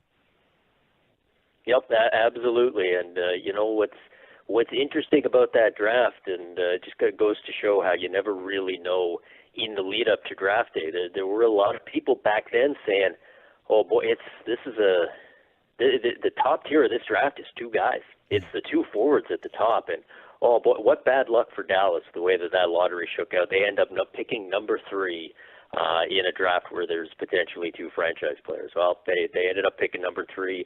Didn't work out too bad. Didn't work out too bad for the team to pick number 4 either. Sometimes those tiers don't quite play out exactly the way you expect. But yeah, they absolutely hit multiple home runs in that draft, and it's paying off now. And it's a great time of year to talk about that because there's 28 teams sitting on the sidelines going, how come we can't be like these 4 teams? Well, you know what? In a few weeks you get your chance to take that first step. And by the way, for everybody listening, if you go check out the Twitter at Down Goes Brown, he has a lot of breakdown of the Dallas Cowboys of the NHL, the Toronto Maple Leafs, and all of the losses that they've suffered over the years in the playoffs. Boy, thanks. Had to go there, right? Okay. Yeah, you know what? It's not a bad comparison. Also, I don't know. There's at least a lot of Cowboys fans who have seen them win something in their lifetime. But yeah, it's a tough, as a diehard Cowboys fan. Yes. Like, we feel that pain because every year you somehow convince yourself It's this gonna happen. is the year, They're and good. then when any momentum builds, we blow it out of proportion because I'm like, see, this time it's different, and then at the end you're like, it was never different. You get it. And you just wrote the story of the Toronto Maple Leafs this year. 7 years in a row, losing in the first round. We're all sitting there, every Leaf fan, we're on our knees praying up to the hockey gods saying, please, just let us win one round. If you win one round, we'll be happy. And finally, the hockey gods let it happen. They beat the Tampa Bay Lightning, 3-time defending conference champs. Not bad. Not a bad team to knock out the first round. And we're all sitting there going, okay, that's great. Nothing can hurt us now. And the hockey gods kind of go, oh, yeah, well, we'll see about that. How about you fall behind 3-0 to the 8th seed and just get smoked out in 5 games. And now good old Toronto Maple Leafs back to being a team in crisis. We did enjoy that 3-day vacation, though, that we got from being miserable. Well, Sean, I think a lot of people around here, there are a lot of, especially with our station, there are some hardcore Stars fans, and then there are some casual fans that are starting to jump on, and they're getting excited because we have a product that's doing something awesome right now. And when we talk about Miro Heiskanen just a few minutes ago, I don't know if everybody quite understands quite the load that he carries for this team and the responsibility and the importance he has to this team. Can you kind of explain the way that he's seen for the Stars? Yeah, I mean, and especially given the position, right? I mean, this is not a guy that if you were just sitting there going, okay, well, who scores all the goals? Who gets in all the highlight reels? He's not necessarily that guy. Obviously, he's a solid offensive contributor, but this isn't a guy who looks like a Connor McDavid out there, and he's not even a guy that looks like necessarily a Cale Makar, where he's just flying all over the ice. He's just relentlessly solid, always in the right place, always that guy you can depend on, and a guy who makes the coach's job so much easier because he can just keep throwing them over the boards. You can play him 20, 25, heck, it's the playoffs, 30 minutes a night, and and if it goes into overtime, then you keep going with him. You ride your horses at this point of the year, and he is absolutely a horse because he's at his age, to be as dependable, to be as much of a set it and forget it sort of option in the lineup as he is really impressive, because the way that thinking typically goes in hockey is it takes defensemen a longer time to get to that level where you can really trust them and rely on them. And at this point, it feels like with Pete DeBoer and the Dallas Stars, they've got full trust in him, and it's been well earned. Now, on the offensive front, as you can probably guess, there's been a lot of hand-wringing around here. Now everyone's stoked about how well the Stars are doing, about Jason Robertson and the goalless streak. Now, I know just a couple of games ago, he had 3 assists and he had fantastic contributions, and I don't want to say the only way he can contribute is by scoring goals, but it does seem odd that we've hit the longest run of him not being able to score a goal at what would seem like the wrong time. Yeah, it is odd, and it's surprising because this is a kid who's really become a star, not just there for the Dallas Stars, but a league-wide star. This is somebody even way up here in Ottawa. He's a household name at this point, and yet the production isn't there.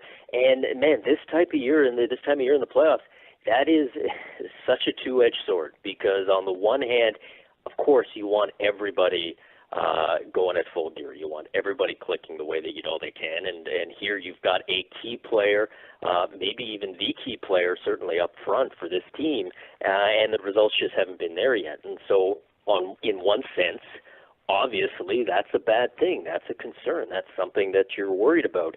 The flip side of that is you're still in the conference final. Mm-hmm. You're in the conference final. You've won 2 series without your number one offensive weapon looking like a weapon at all. So there is that part of you that says, man, we got another gear here, because when this kid gets going, and he will, I mean, there's no way that he's going to have a 2-month slump at this time of year or any other. Once he gets going, man, the sky's the limit for this team, because we're already 2 series deep. We've already knocked out 2 pretty good teams. We did it without Jason Robertson. Man, if he shows up and he plays better this series, let alone if he gets hot and starts doing some of the things that we know that guys like that can do when they really get going, boy, that's going to be a huge boost for this team. So maybe you flip it around and you say this is actually a source of optimism for this team. Sean, can you kind of quickly give us an idea of, this Stars team line by line versus Vegas, who has the edge, what your matchup edges are here for both teams? Yeah, I mean, it's a relatively even matchup at a lot of the spots. The one that really stands out, and this is the case in a lot of playoff series, is the goaltending, where you've got Dallas with Jake Ottinger, who, it's been such a strange playoff year. A lot of big name goaltenders, lots of hardware, Vezina trophies and nominations and all that stuff, coming into the playoffs out in the first round. Yeah. Almost all of them. Shesterkin gone, Vasilevsky gone, Hellebuck, Sorokin. They're all out. And so you kind of were left after one round looking around at the 8 teams left going, Jake Ottinger is the big money goalie. He's the big name left. And for a guy who's only 24 years old, only been a starter for a couple of years, that was sort of an odd situation. But you look at him versus you look at this Vegas Golden Knights team that's on to goalie number 5, if you count Robin Lehner going out at the beginning of the season. And yet Vegas just keeps getting that goaltending. And whenever somebody gets hurt or struggles, it's next man up. They seem to be doing okay. So that is one of those matchups where you look at it and you say, okay, if you're Vegas, you don't have to win the goaltending matchup. Be nice, but you don't have to win it. You just don't want to lose it. You don't want playoff Jake Ottinger that we saw certainly last year against Calgary, that we have seen for stretches this year, but also there have been a few games where he hasn't looked like his old self. If that Jake Ottinger shows up, that's going to be a huge edge for Dallas, because Vegas, any of their guys are not going to be able to match that. So that's a key thing to watch. And then the other thing you look at, the blue lines, Heiskanen is great, but Alex Pietrangelo and the Golden Knights, there's a decent balance there. The thing that's always interesting when you look at the Vegas Golden Knights is they've got a lot of real talented forwards. Jack Eichel looks great. Jack Eichel has been fantastic in his first playoff run. But the guy you always look at there is Mark Stone, this great two-way player, defensive winger, a guy who can score a lot but can also shut down the other team's score. So what does he do? Who does he even match up against on this Dallas team where, you're not sure right now who's driving the bus offensively? That's going to be a big question. Can he neutralize somebody? Can he be a guy that can be offensively productive and give you that edge? If so, that probably gives Vegas the edge up front, which maybe neutralizes what Dallas has got in goal. Do you have an official prediction for us? I did predict, and I'm not just saying this because of who I'm talking to, I did predict Dallas in 7. I certainly would not be shocked to see it go a different way. This is a very even series. It's a great series as a neutral fan. It's a fantastic matchup, but I did lean towards Dallas in 7. Don't ask me how any of my other predictions have gone. Okay, I will we'll leave it not. at that then. Love it. Thank you very much for the time and all of the insight, good sir. Right on. Thanks for having me, guys. There you go. Sean McIndoe from The Athletic right here on 105.3 The Fan. High-end hockey talk right there. That's good. That's good. Which is why I didn't tell him his team won't win because they're in Canada. Because he was so good. Maybe in the next time. Yeah, we'll have him back. We just were breaking the ice with him. Coming up next, you shouldn't break the ice. You need it. Time for Baseball Nuggets with Mike Bassett. Scary time for the Texas Rangers. Yeah. And this guy, good bet for the American League MVP. Next. Coming up in the next G-Bag Nation.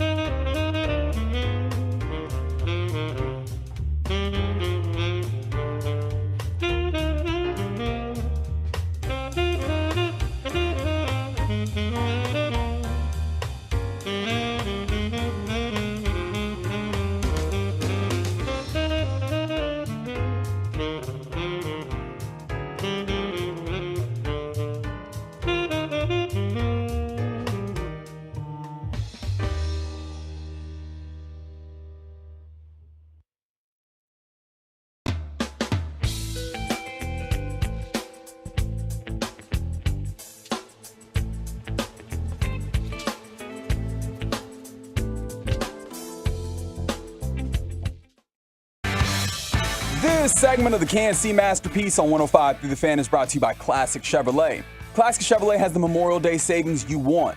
Just like Texas, Classic is doing its part to drive America forward.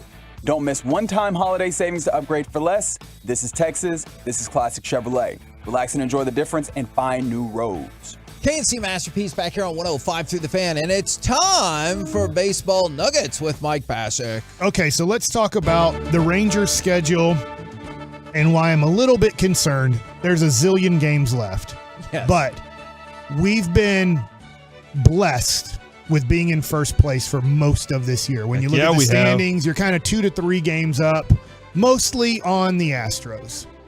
Here's the situation. The Astros have won 4 in a row. Obviously, you just lost a series that you should have won. Yeah. But I'll give the Braves credit. They ended up taking the final game. You gave them the opportunity. They took it in the end. But right now, the Rangers will be taking on the Colorado Rockies at home here Friday, Saturday, and Sunday. And then they start a road trip next week. They go to Pittsburgh and they go to Baltimore. Pittsburgh has cooled down, but they are 23-20 for the year. So they are a above 500 team, but very winnable series. And then the next one isn't as winnable. You go to Baltimore. Baltimore's 28-16, and they already beat you earlier in the year. Now, you can beat them. You can lose. We saw the Rangers go to Cincinnati and get swept. So it doesn't mean because the team has a better record or worse record, you know what's going to happen. But that's your schedule for your next 3 series. Home against Colorado, at Pittsburgh, at Baltimore. Here's the issue. Altuve's officially back today? He is officially back. They get to play the Houston Astros 6 of their next 9 games. And the Oakland Athletics are 10-35. Ooh. So if Houston, I'm not saying they will, but if they were to sweep Oakland, that's 6 wins in a row. Like, I guess won't say in a row, but they've won 4 in a row. Yeah. They would win these 3. Yeah. That would, you just start looking, and then they play at home against Houston or they play at home against Oakland, and then Houston goes on the road. They play at Milwaukee, 24-19, very good team. Milwaukee is a solid team, and then they go to Oakland, and you just start looking at it, and you go, okay, if the Rangers cool off at all, and we're talking about where they're at in the standings, I don't want people to get upset or go, what happened? Yeah. When you get to play an Oakland Athletics or a Kansas City Royals or Cincinnati's actually better than maybe at the time Cincinnati had a worse record. The Rangers helped by losing those 3 games. But if you look at Cincinnati, they're not just terrible. They're not Oakland. I mean, Oakland, I think, is going to lose 110 games. I could see that. And I'm not sure if it gets to 120. They're horrible. Yeah. And they play horrible defense. Offensively, the kid, and I say the kid, he's 28 or whatever. Rooker, who kind of hasn't done much in the major leagues, is a very good hitter, but their lineup isn't good. I think they're still at 2 wins from their starting rotation. Yikes. That they have 2 wins on the year. I mean, you think about how good the Rangers rotation has been. Can you imagine? Let's be honest here. How bad the Rangers rotation has been the last 4 years, let's say, before this year. You wouldn't get 45 games into the season and only have 2 wins from them. Their starting rotation is the equivalent of our bullpen. Well, and I was just about to say, do you think that that's a team we might be trying to scavenge their bullpen at some point? No, they got nothing. Oh, I mean, nothing against Spencer Patton, but Spencer Patton used to be on the Rangers. Like, maybe not good enough. They're having to roll out people like that into their pen. So I'd love to tell you they have somebody in their pen that looks gettable or that could really help. And maybe they do. Maybe if you scout them a lot harder. Obviously, I'm not a scout of the Oakland Athletics. And I'll look into it, Mike. You want to put somebody through hell, have them watch the Oakland Athletics play baseball for 3 weeks. I mean, now, tonight for the Rangers, Martin Perez is pitching. And I find this to be an important start for him. Not that this matters on if he's going to be good or bad the rest of the year. But we've gone over this, and yes, his numbers have gone up the few starts. But if you do look at it, teams are now batting .299 off of his fastball. Last year it was .249. His changeup, they're batting .310 this year, .233 last year. His cutter, .228 last year, .412 this year. And so you just start looking at it and you go, okay, it can change. it's early in the year. But when you look at his hot and cold zones on where he's pitching, his cutter has too many red spots. And what I mean by that is it's not consistent like it was last year. And his fastball, for some reason, is more up in the zone or middle in the zone. And when you click on Baseball Savant and you look at his fastball last year, it totally changes. And I know this doesn't help for radio purposes, but look at this spot right here. That's right there, guys. That's his fastball. You see where it's red? Explain where it's red. In the middle of the plate. Is that? No, not at all. Oh, okay. It is down and away. Okay? I guess you're too far away to see, but it is down and away, and there's really no other red. Okay? All right. Yeah. I'm now going to click on 2023. Oh, this is going to be bad. And you look at where the red goes. Oh, we going up. Up in the zone. Yeah. And that is why we are getting hit. Yeah. So it is important when you watch Martin Perez. So the placement is just poor. If he's throwing his sinker and it is in the upper part of the zone, or it is somewhat in, I guess it's okay for it to be into lefties, but if it is kind of up when you look at it to a righty, then we now struggle with a lot of things. And so you look at that one, and his cutter's kind of the same way too. I think his cutter can be more effective if he commands his fastball better. So really tonight, his command of his fastball to me is the main thing, because I think he can miss a little bit with his cutter and be okay if his fastball command is better. But he does have to get better on his cutter command. Now, my tease of MVP, I was surprised by this. And obviously I'm going out to the Dallas Card Show afterwards. I don't know if I'm going to buy this guy's card. But I bet it's cheap. It is cheap. And so I think people are sleeping on this player and his career. At the end of spring training, Bo Bichette turned 25 years old. Here are his years of hitting in the major leagues. 311, 301, 298, 290, and this year 328. He's a shortstop. Wow. And he is a very good hitter. He's 25 years old. He's pretty much a guy that you look at, he's going to be 100 runs scored. He's going to be 100 RBIs. I don't know if his power is going to be better than recent years, 29 and 24 home runs, but right now he has 9 home runs, so he's more on pace for mid-30s, which makes sense. Yeah. That as you get a little bit older, there is a peak and then you start falling off usually. Obviously, there was a time where I played where you didn't fall off when you got older. You just kind of did different things to make yourself go up in power when you got to your mid-30s. Stuff like that. Yeah. But I just look at Bo Bichette and I look at what he's doing this year. Also, I look at shortstops. Remember, it was like, oh my God, look what shortstops are doing offensively. That's changed. Shortstops are dropping off the face of the earth. It feels like that change happened so quickly. It did. Because you look at, first of all, Fernando Tatis Jr. is not a shortstop anymore. He's a right fielder. So you take him out of the mix. Francisco Lindor has been very inconsistent as a New York Met. So now you take him off the board as being a highly offensive shortstop. A couple of young guys that you were thinking were going to do something special. Bobby Witt Jr. in my case, I'll be honest. I have a whole bunch of Bobby Witt Jr. rookie cards. Still like him. Yeah. Still want him to do well. He is not doing well as an offensive player in the major leagues. He's below average as an offensive player in the major leagues. I still think he has a lot of potential.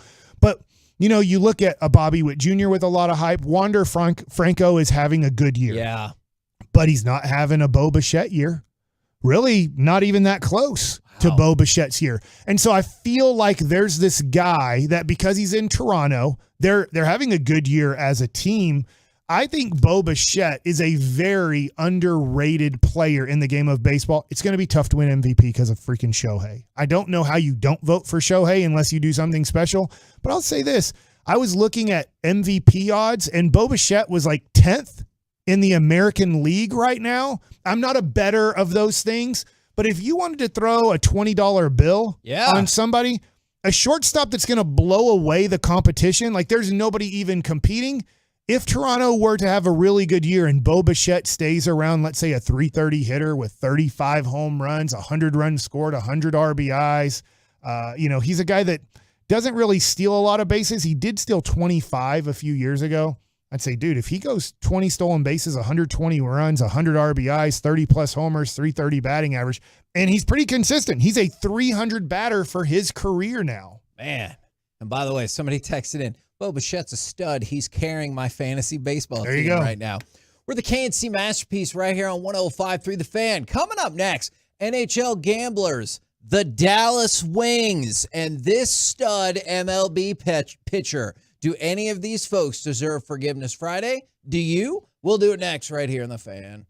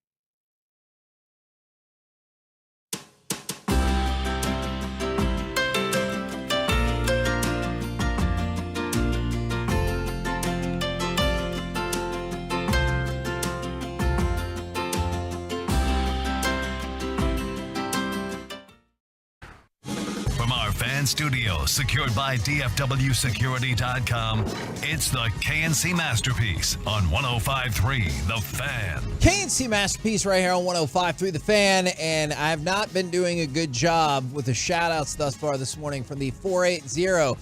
Shout out to my daughter. It's either JC, I apologize, or Jazzy for giving birth to my first Tolo grandbaby. That's from Luna. And that happened on Mother's Day. Oh, the grandbaby's name is Luna. That happened on Mother's Day. I did that really poorly. Let's try this again. Shout out to my daughter, JC, for giving birth to my first Tolo grandbaby, baby Luna, on Mother's Day. There we go. Are we there now? Where we have Tolo we have 3 generations of Tolos together. This is amazing. I mean, I hope so. Maybe even 4 generations at some point. Oh, why not 5 generations? Sure. Maybe 7. Oh my gosh. Maybe I Trace. hope I'm not on the That's air 3. that long. It's time for Forgiveness Friday. Do you need to ask for forgiveness? Does somebody need to ask you for forgiveness? Or are you Zach Gallen? I feel really bad for him. Did you see the picture? Yeah. Arizona, they're actually having a pretty good year. Yeah, he's been awesome. Did you see we had a repeat of the Randy Johnson situation? He hit a bird? But this time... He threw the ball behind John Crook. No, this time... John Crook turned his helmet around. It was just during the warm-up, and it was really weird that, like, they were, I guess, I don't know if they just film all of these things or whatever, but yeah, he threw the ball, it hits a bird, and the person he's throwing the ball with just like looks down and realizes, oh no, that's a bird that you just hit and probably killed. Did the bird explode? The bird did not explode. This was a more difficult He's not the unit. camera vantage point just because it wasn't in the midst of a game or anything like that, even a spring training game. So maybe it's true now, Reggie. Maybe birds really aren't real based on the fact that it was a drone. They were birds back then. But now that bird didn't explode. Can I get the origin of birds aren't real? Oh boy, we don't got time for that. Yeah, Mike, there's a website. Yeah. You go to birdsaren'treal.com. Kyrie created it? No. I don't Okay. Let me explain. Let me explain case. something about this, Mike. I did buy Reginald a shirt off of that website, and I think it's a fantastic shirt. It says But pigeons are liars. yeah, and I think it's hilarious. The website continues to email me, and I can't get on. I've unsubscribed multiple times, and they're like, now hey. you know why I didn't buy that shirt myself, huh?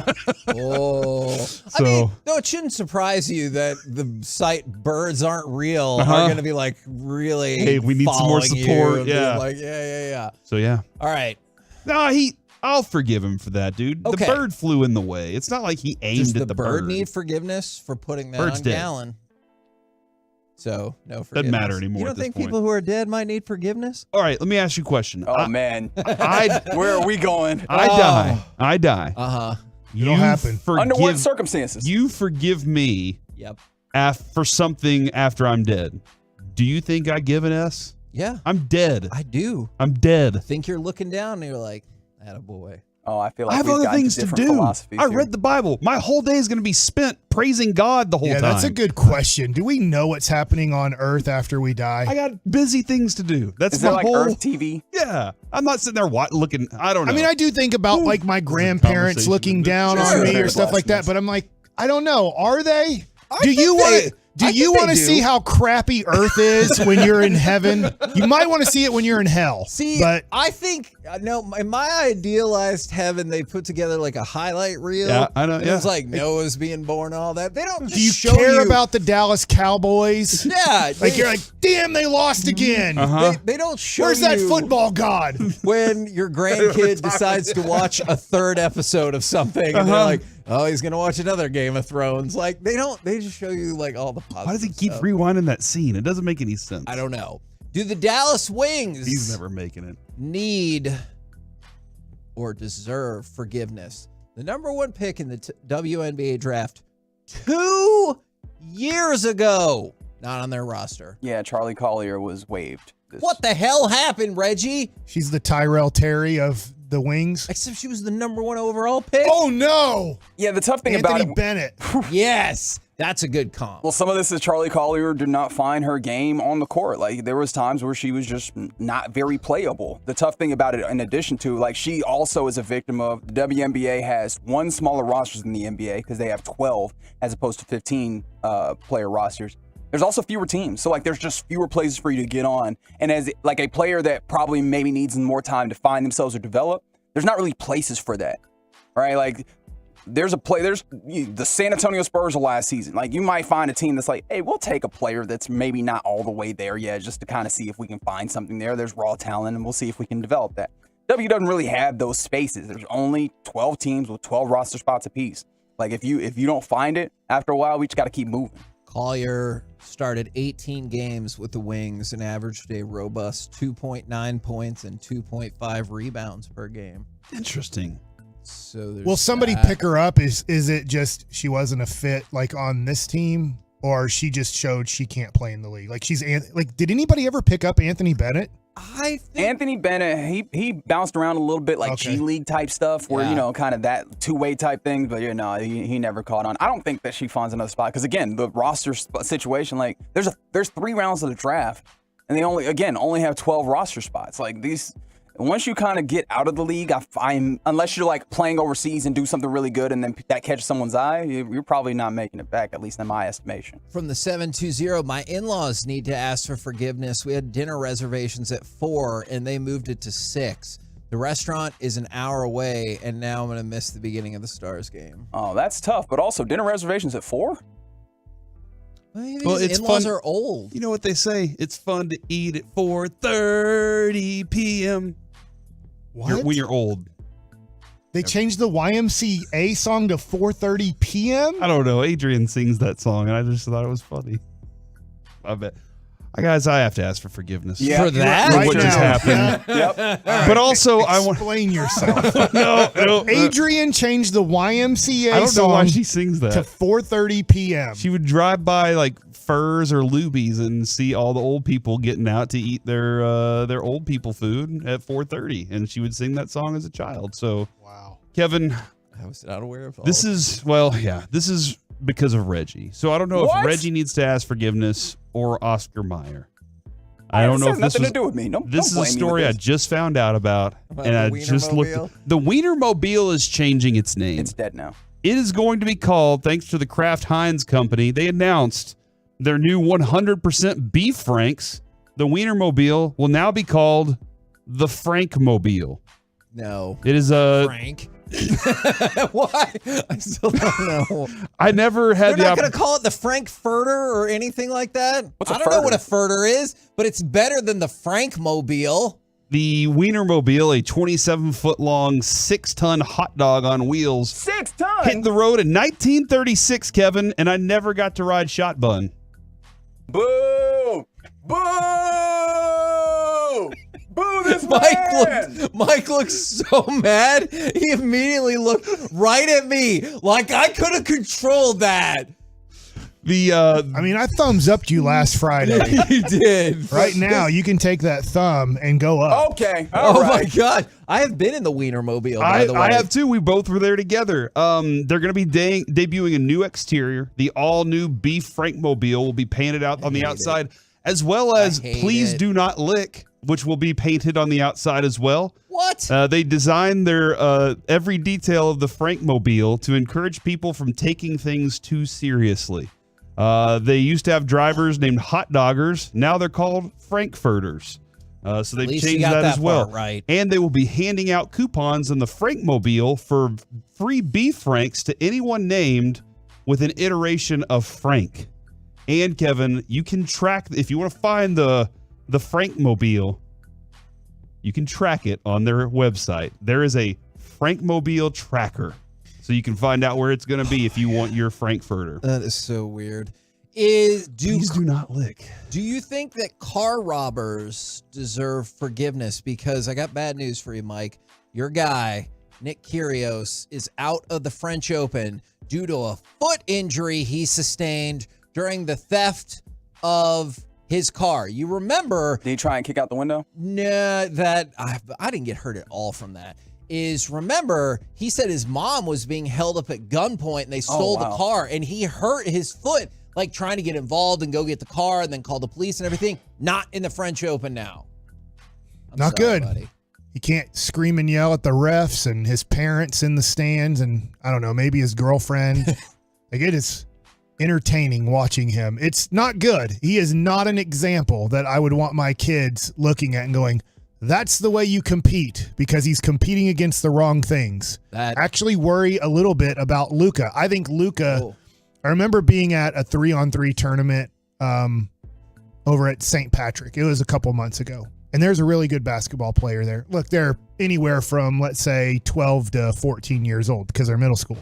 But I wonder, and I don't know this, it's not fair to put this on Luka, but man, were there some being and moaning about calls, and one kid like stormed off because he was mad because he didn't get a call and like pretty much like almost quit and wouldn't give the other team like a handshake or a 5 after the game. And I'm like, that's the Luka example.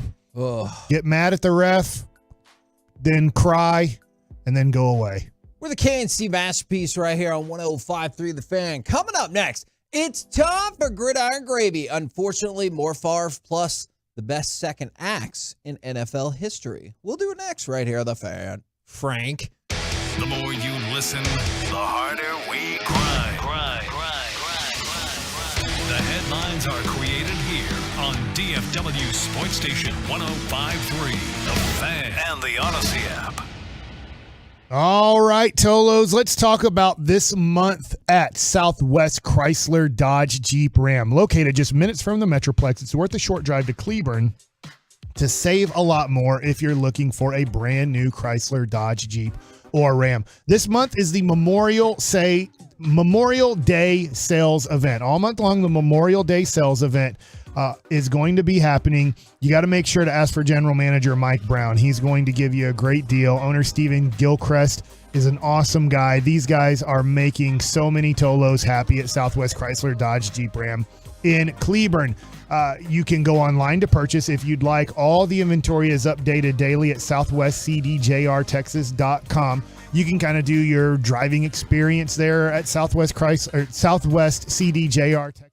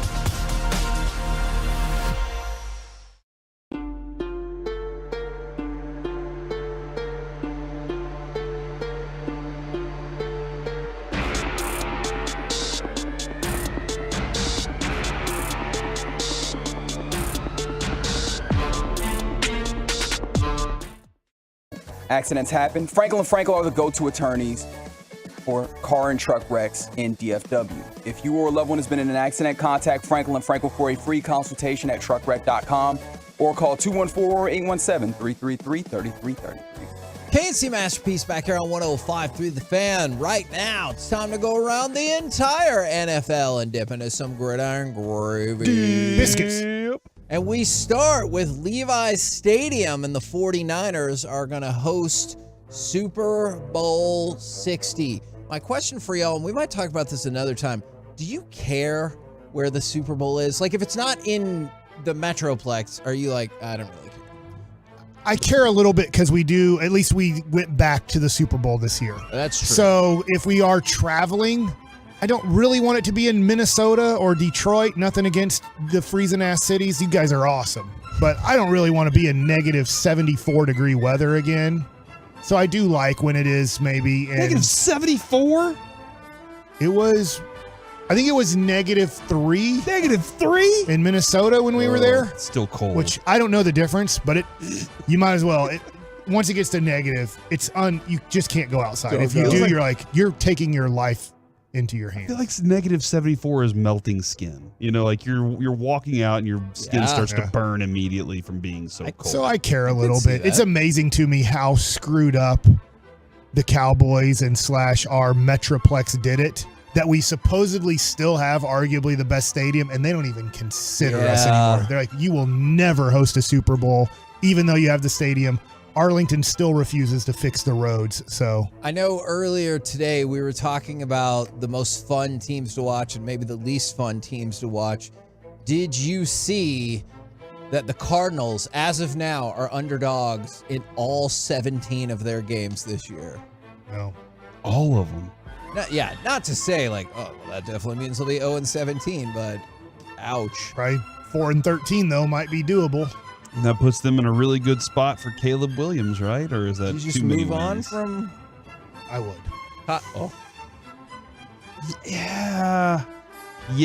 If I have the choice between Caleb Williams on a 5-year rookie deal, and Kyler Murray at that number, I probably go, hey, can I get a 2nd and a 3rd round pick for Kyler Murray to help out my new quarterback in my new situation? Which I definitely think you could.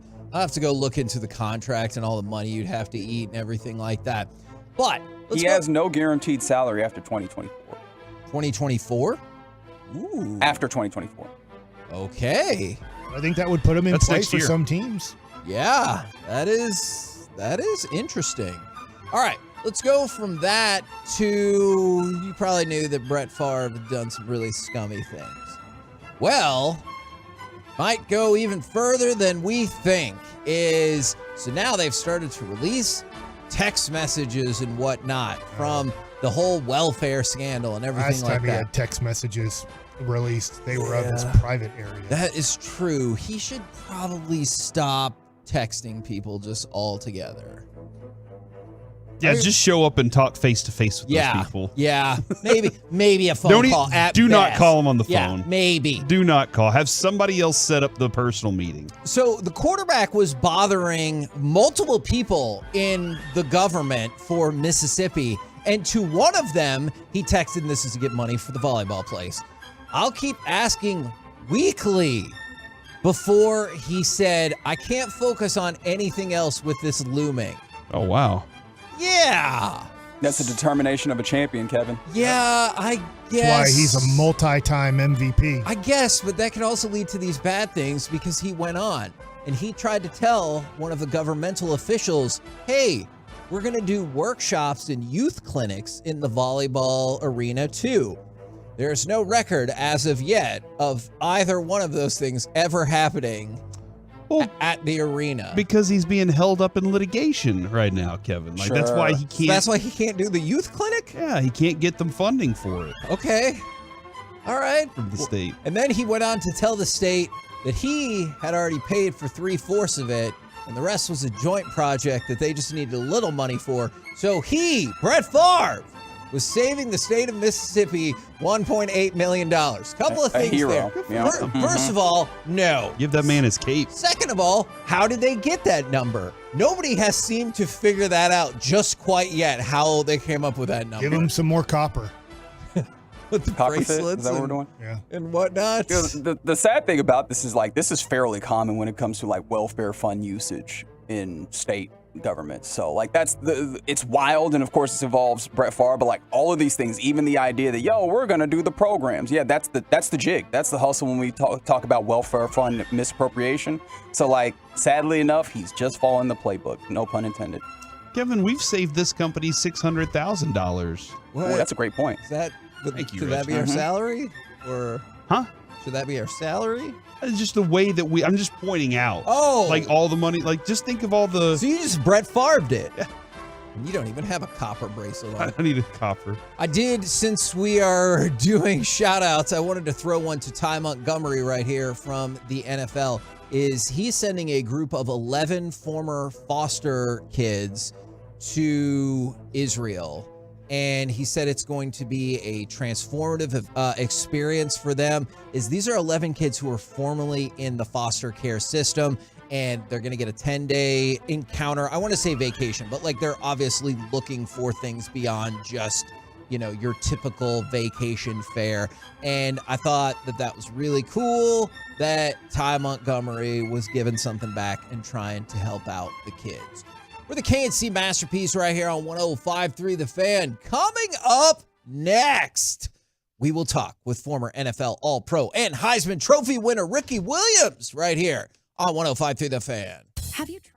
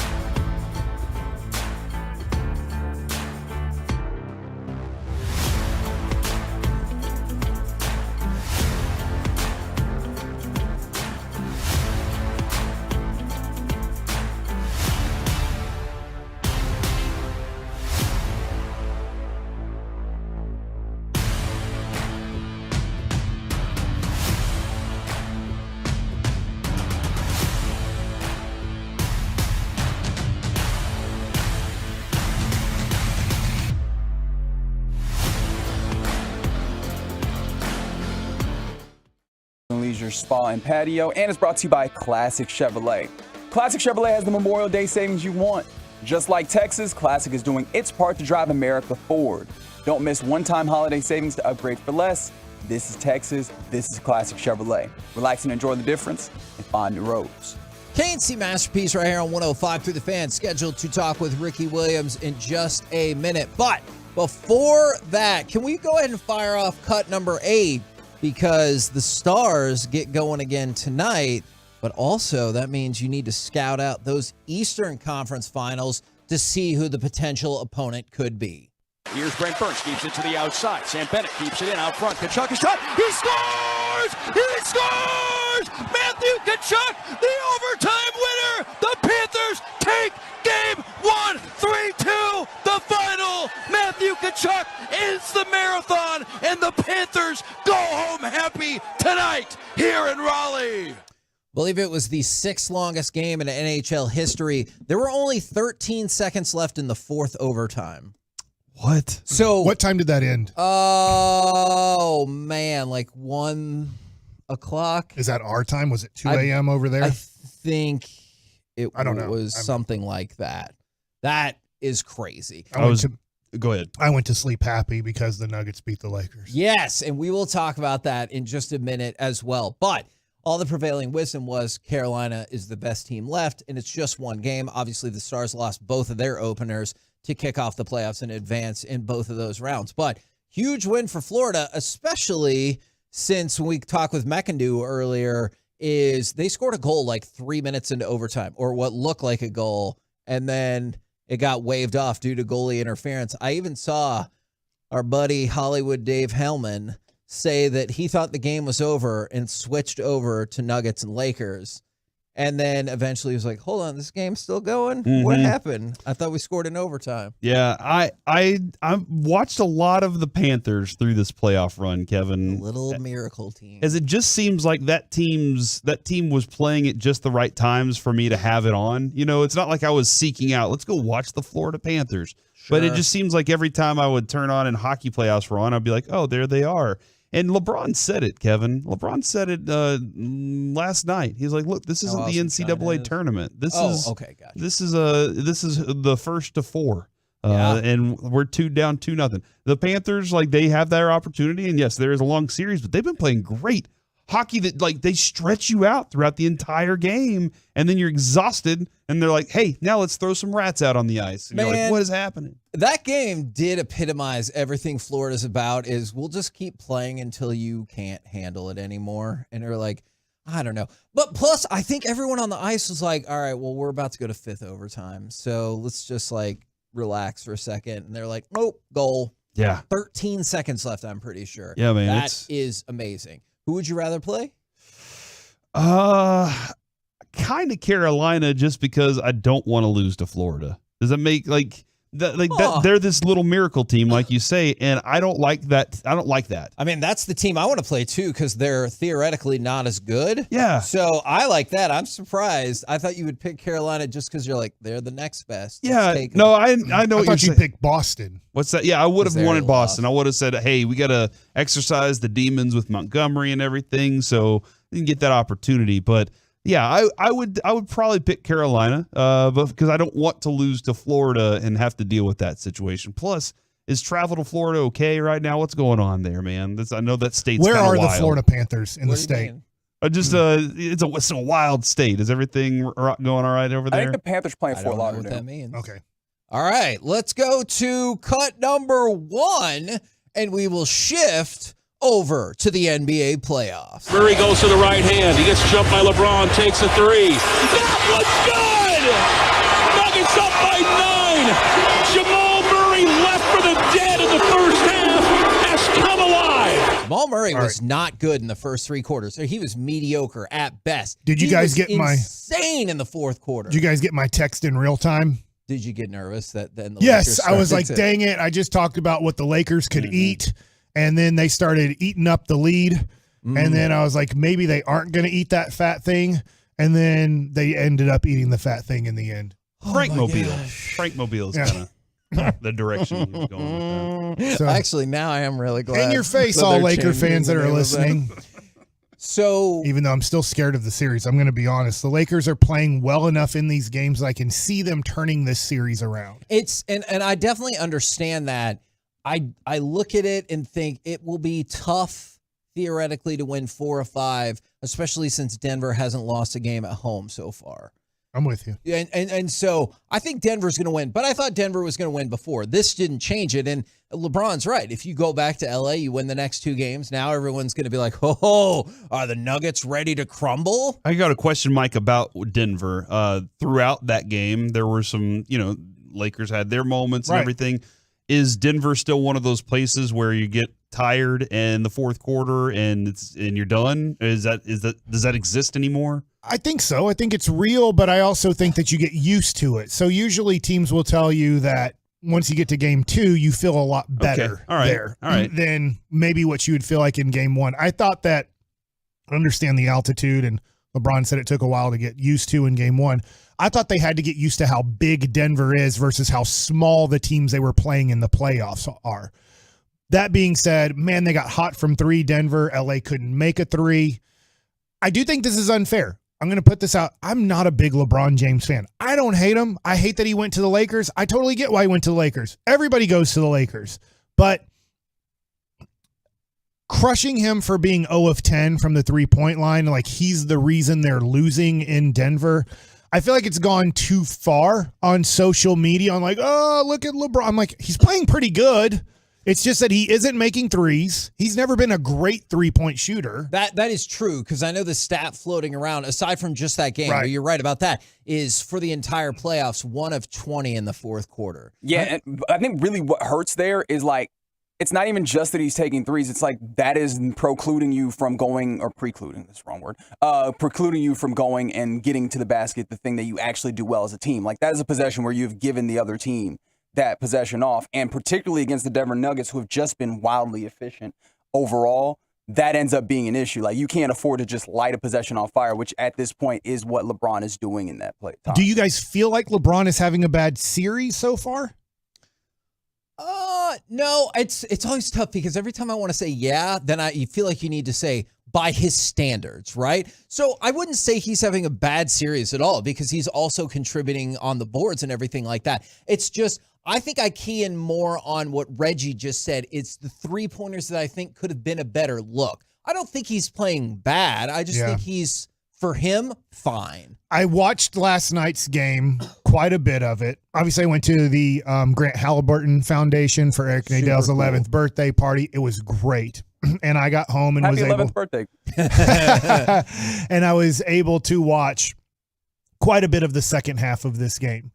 And obviously, it was a back and forth game.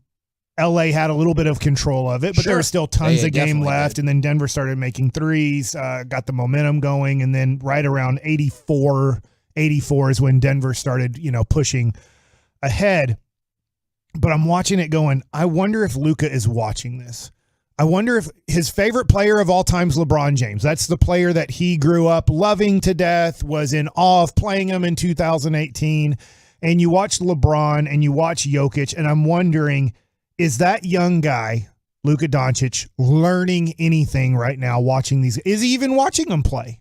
Does he even care to learn? I'm pretty curious. I'm betting, Mike, he's not watching basketball playoffs. Just my feeling on what I perceive Luka as is he's in home country right now, and he's probably working on a business of some sort, and he's probably relaxing with somebody that he loves. That's just what I perceive Luka as. I don't perceive him as Dirk, where it felt like, hey, I'm giving myself 2 weeks to do this, and then I'm back to work and back to the grind of things. So that's I maybe he will look at the ultimate result and go, oh, well, that wasn't that great. But I don't think that what you're pointing to.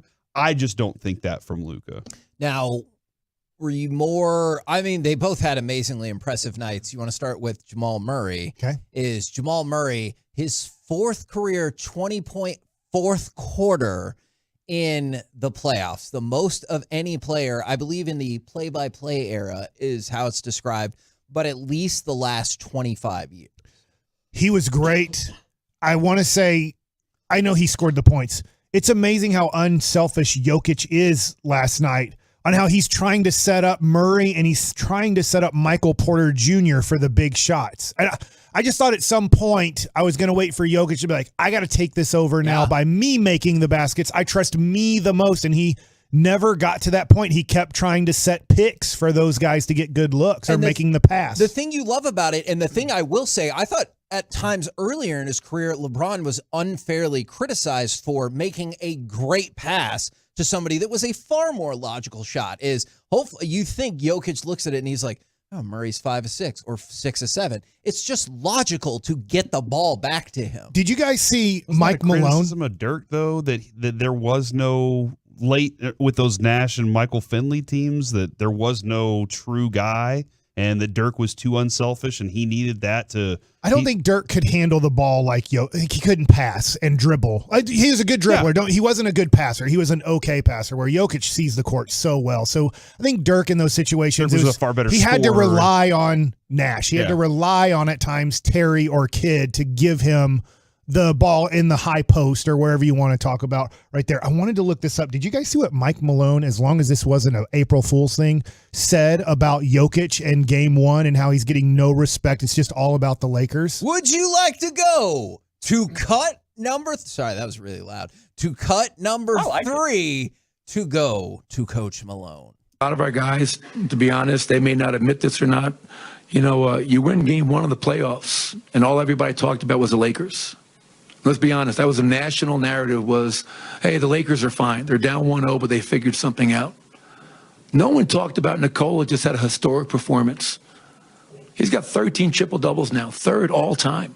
What he's doing is just incredible, but the narrative wasn't about the Nuggets. The narrative wasn't about Nikola. The narrative was about the Lakers and their adjustments. So, you put that in your pipe, you smoke it, and you come back, and you know what? We're going to go up 2-0. By the way, just a quick aside, how many casual NBA fans know that Jokic's first name is Nikola? I was just thinking about that when he said that. But to put that in perspective, we talked about it. He now has at only 2 more 30-20 triple-doubles in the playoffs than any player in NBA history. Jokic last night, first player with 4 straight 20-point triple-doubles in NBA playoff history. And he has 7 triple-doubles in these playoffs, tying Wilt Chamberlain for the most ever. So is that good? Yes, that's amazing. Okay. So he ties Wilt Chamberlain on 1, and then the other 2 are things nobody in the history of NBA playoff basketball has done.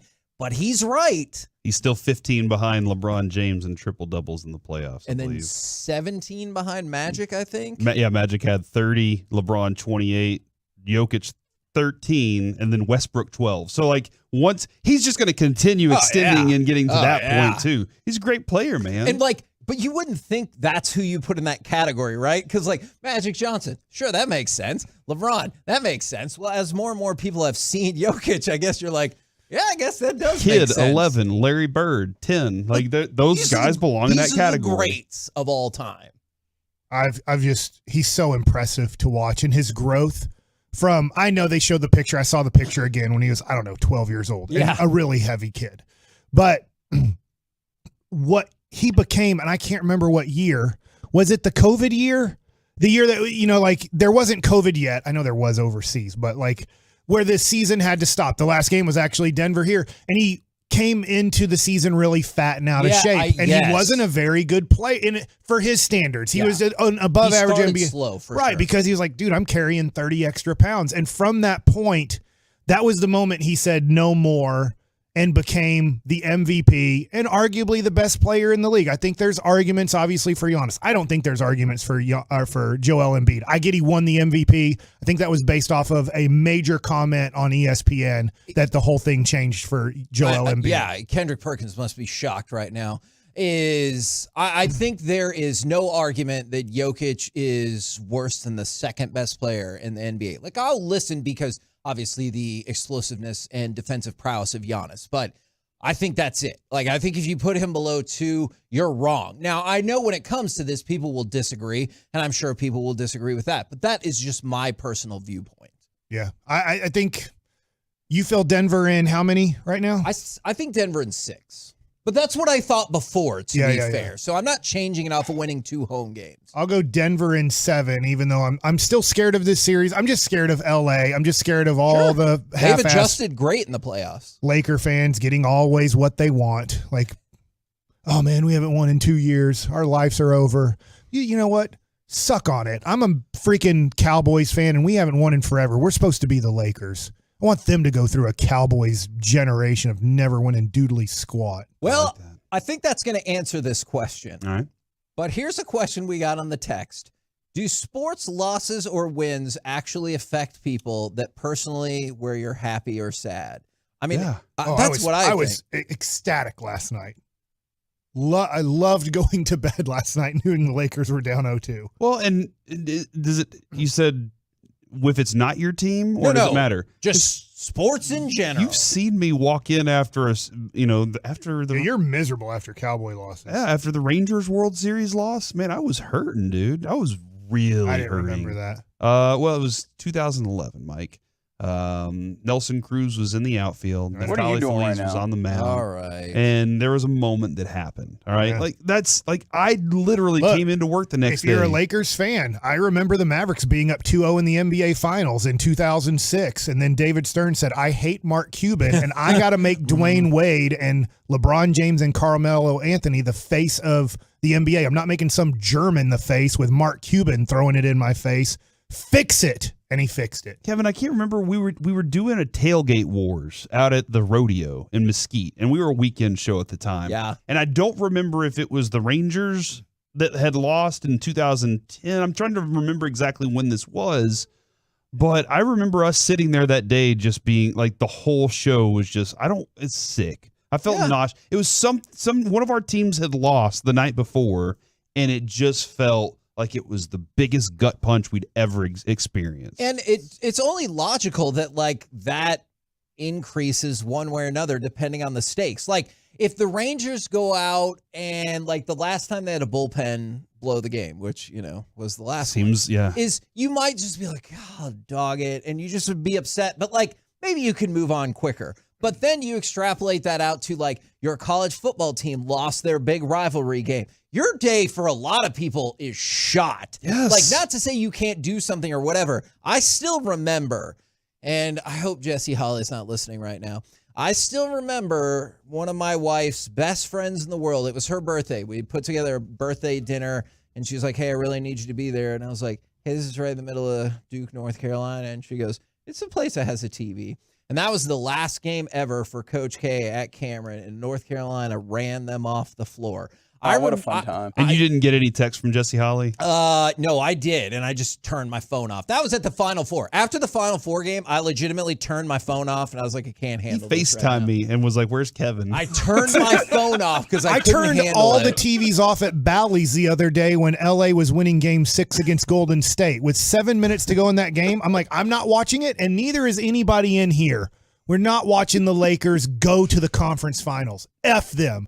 F all you Laker fans. Yeah, and I definitely think like it affects you, again, depending on what the stakes are, it obviously affects you a lot more than depending on it. I don't think that's only us in this room. I think that is a lot of people out in the world. I mean, if it wasn't for the Arlington Renegades, we wouldn't know what championships are like. Why do you say that? Now, because they just won the championship. Frisco Rough Riders won the AA championship last year. Well, so think I about guess that. we've been celebrating all baseball all the time with the Frisco Rough Riders. Since the Stars won the They Cup. actually have players that are going to play in the major leagues at some point. gosh. Since the Stars won the Cup in '99, we've had one other championship in in how many years is that? 24 years. In 24 years. So, Mike, every year I walk away from sports, like the final game of my team season, Man, that and is I'm just sad. like, huh.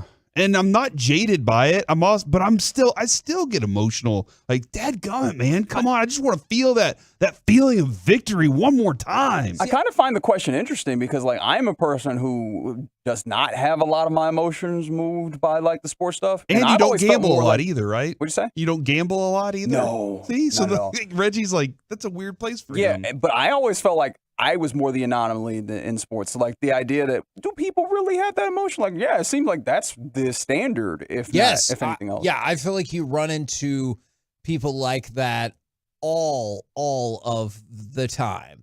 And from the 2-1-4, the Cowboys play once a week. My entire week is pivots at the hands of that game. I think I'm more constrained to the day, but depending on the circumstances, you do not want to come in here some days and you're like, ugh. Yeah. I mean, think about game 1 this year. The Cowboys play Tampa Bay. Dak Prescott gets injured in the first game, and we have to do a whole season of football discussions. And I was like, we're going to be terrible. Yeah, and this is like the next morning was like, I don't want to do it. We didn't know Cooper Rush was as good as Dak. Yeah, we didn't know that they were the same. But I walked in. Mike. What was my question? If you're wearing a Cowboys t-shirt or hat today, why? And like that was the feeling was why are you even? And then the Cowboys go on a run. I have gotten to a point. I'm at a little more of a point. Probably after first game, I have all these wild like emotions. But for the rest of the season, I am usually kind of like, hey, it's a season. Let's see how this thing plays out. And then we'll get to the playoffs and we'll figure that out there. I have changed a little bit. But first game of the year, I'm probably a little over emotional. And then after the playoff loss, that's usually when I'm emotional too because they haven't won the playoffs a lot lately. Man, this is interesting. Maybe you think we would be desensitized to it by now from the 8-1-2. But I don't get down when my team loses. I'm a Cubs fan. Oh. So I believe they were also saying a Colts fan, so they've seen plenty of losses. A Colt fan? Yeah, a Colts fan. Oh, not like Kool-Aid. A fan of the occult? Not like David Koresh. Yeah, gotcha. Okay. Not. Sorry, I was very confused. As far as I know, because it says COLS. I've decided that means Colts, but they might correct me. I'm sure but I know a lot of Cubs fans, and they were still like, I'm telling you, this is the time. I don't think that's only Cowboys fans. I know that's the perception, but I think every team was like, next year's our year. And they really thought it. Yeah. Or they really meant it. From the 2-1. They did win. 2016. Oh, yeah, that was a while back. From the 2-1-4, my entire day depends on whether or not KNC is funny. So that's their like they walk in the next morning and they're like, So all right. pretty much all their weekdays are great. We could have lost. Like, Mike, didn't we have that moment where we lost and we were like, hey, it doesn't matter that we lost. Let's have some fun with this. It was the loss to Jacksonville, I feel like. And we ended up having fun. Kevin, you were like, I did not expect this segment to go that way. Because it was a sunshine day. Walking on sunshine, yeah. Ooh, this is interesting, too, for the 940. Your team losing sucks, but hearing all the national pundits trash your team makes it worse. That is one good thing. Live and local. Is the lead of the national show is not the Rangers collapsing bullpen. That's why I hate the Lakers. When the Lakers lose, you know what happens? Whoever is on is like, gosh, I can't believe the Lakers lost. We love them so much. When the Cowboys lose, it's like, the Cowboys lost. How did the Lakers become so popular with the media? Left Coast, man. You get it. Even those East Coast fart heads root for them. That part I can't explain as much. We're the KNC Masterpiece right here on 105.3 The Fan, where sometimes people don't keep appointments. Coming up next, it's time for your official Stars Golden Knights series prediction. Plus, who will be the MVP of the Western Conference Finals? 877-881-1053. Twolo's YouTubers, we want to hear from you as well. We'll do it next right here on The Fan.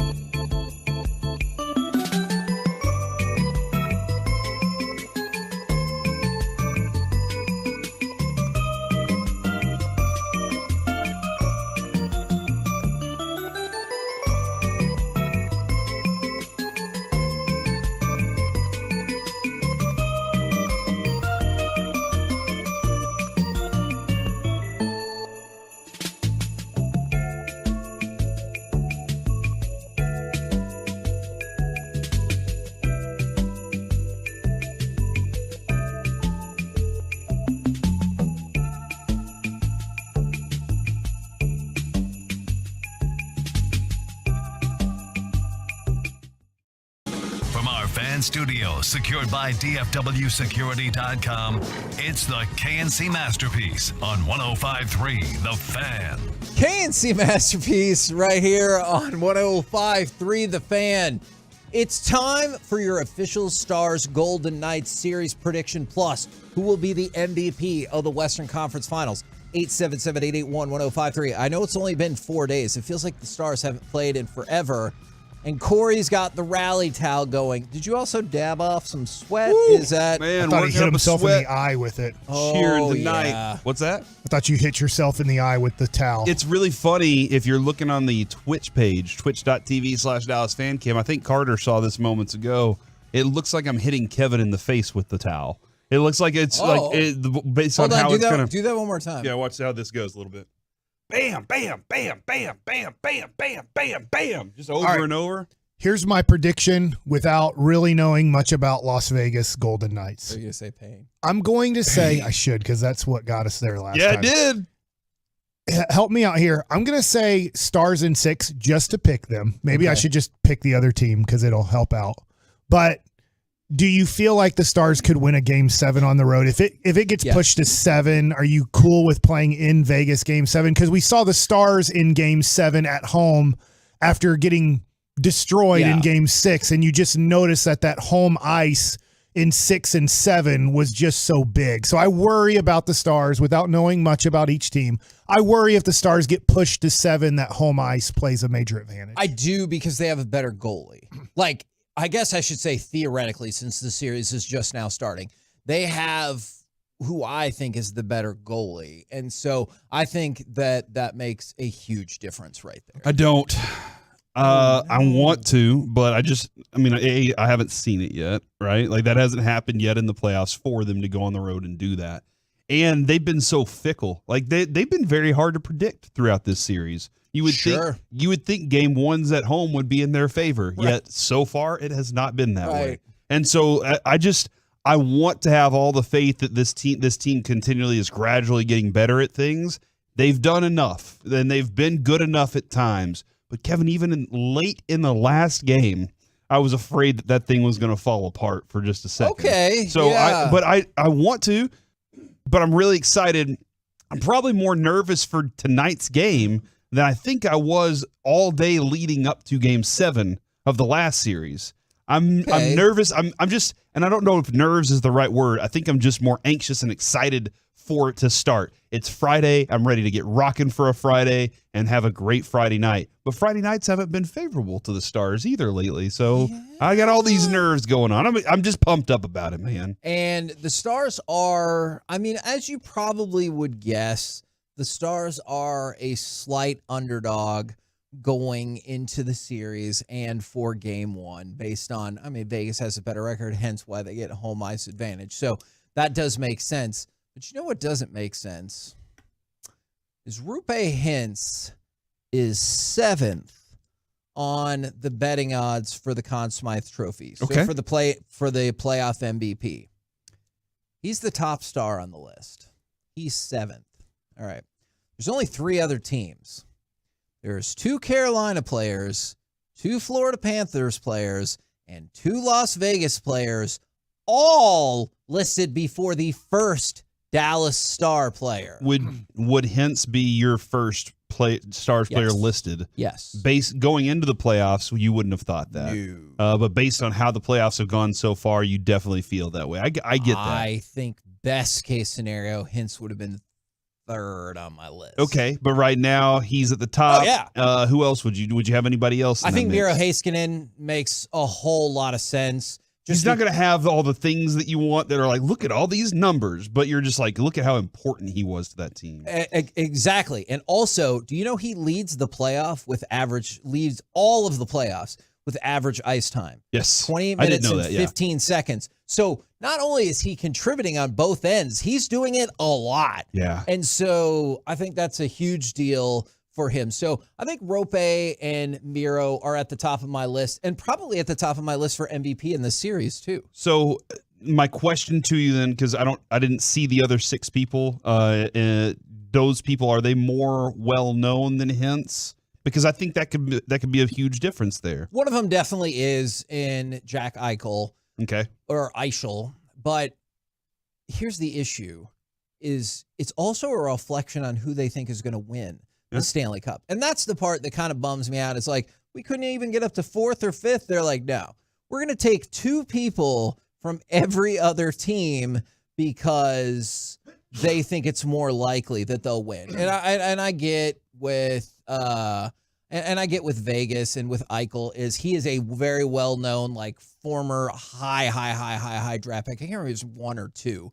And so I get that. But otherwise, it's kind of frustrating just to see the Stars disrespected because you know me, I like to be the front runner. I want us to have the first, 4 people on that list. Yes. No, I get that, Kevin. Well, maybe DeBoer can use that. Maybe DeBoer can rock into this thing and he's like, you know what? Nobody thinks we can do it. It's us against the world. Let's climb this mountain together. I'm glad that you said not most of that part, except the first part, is DeBoer. That's another reason I trust him in Game 7. He's undefeated in Game 7s. And I know he's the coach as opposed to one of the players, but I think that is incredibly encouraging. And have we lost? How are we doing against Las Vegas this year? How are we doing here? Oh, this year, well. Nice. Yeah, absolutely. All And right. guess what? The last time we played them in the playoffs in the Western Conference Finals, we smoked their ass. Smoked their asses. To go to the Stanley Cup Final. Who was their stupid coach then? Hitchcock. Don't know. I think he's asking who was Vegas's coach then. Don't worry about that. Who was it? Don't worry about it. From the Bobby Orr. 214, it was not Bobby Orr. From the 2, what other old Has Bobby hockey Orr players coached do you a know? team? Was he a coach?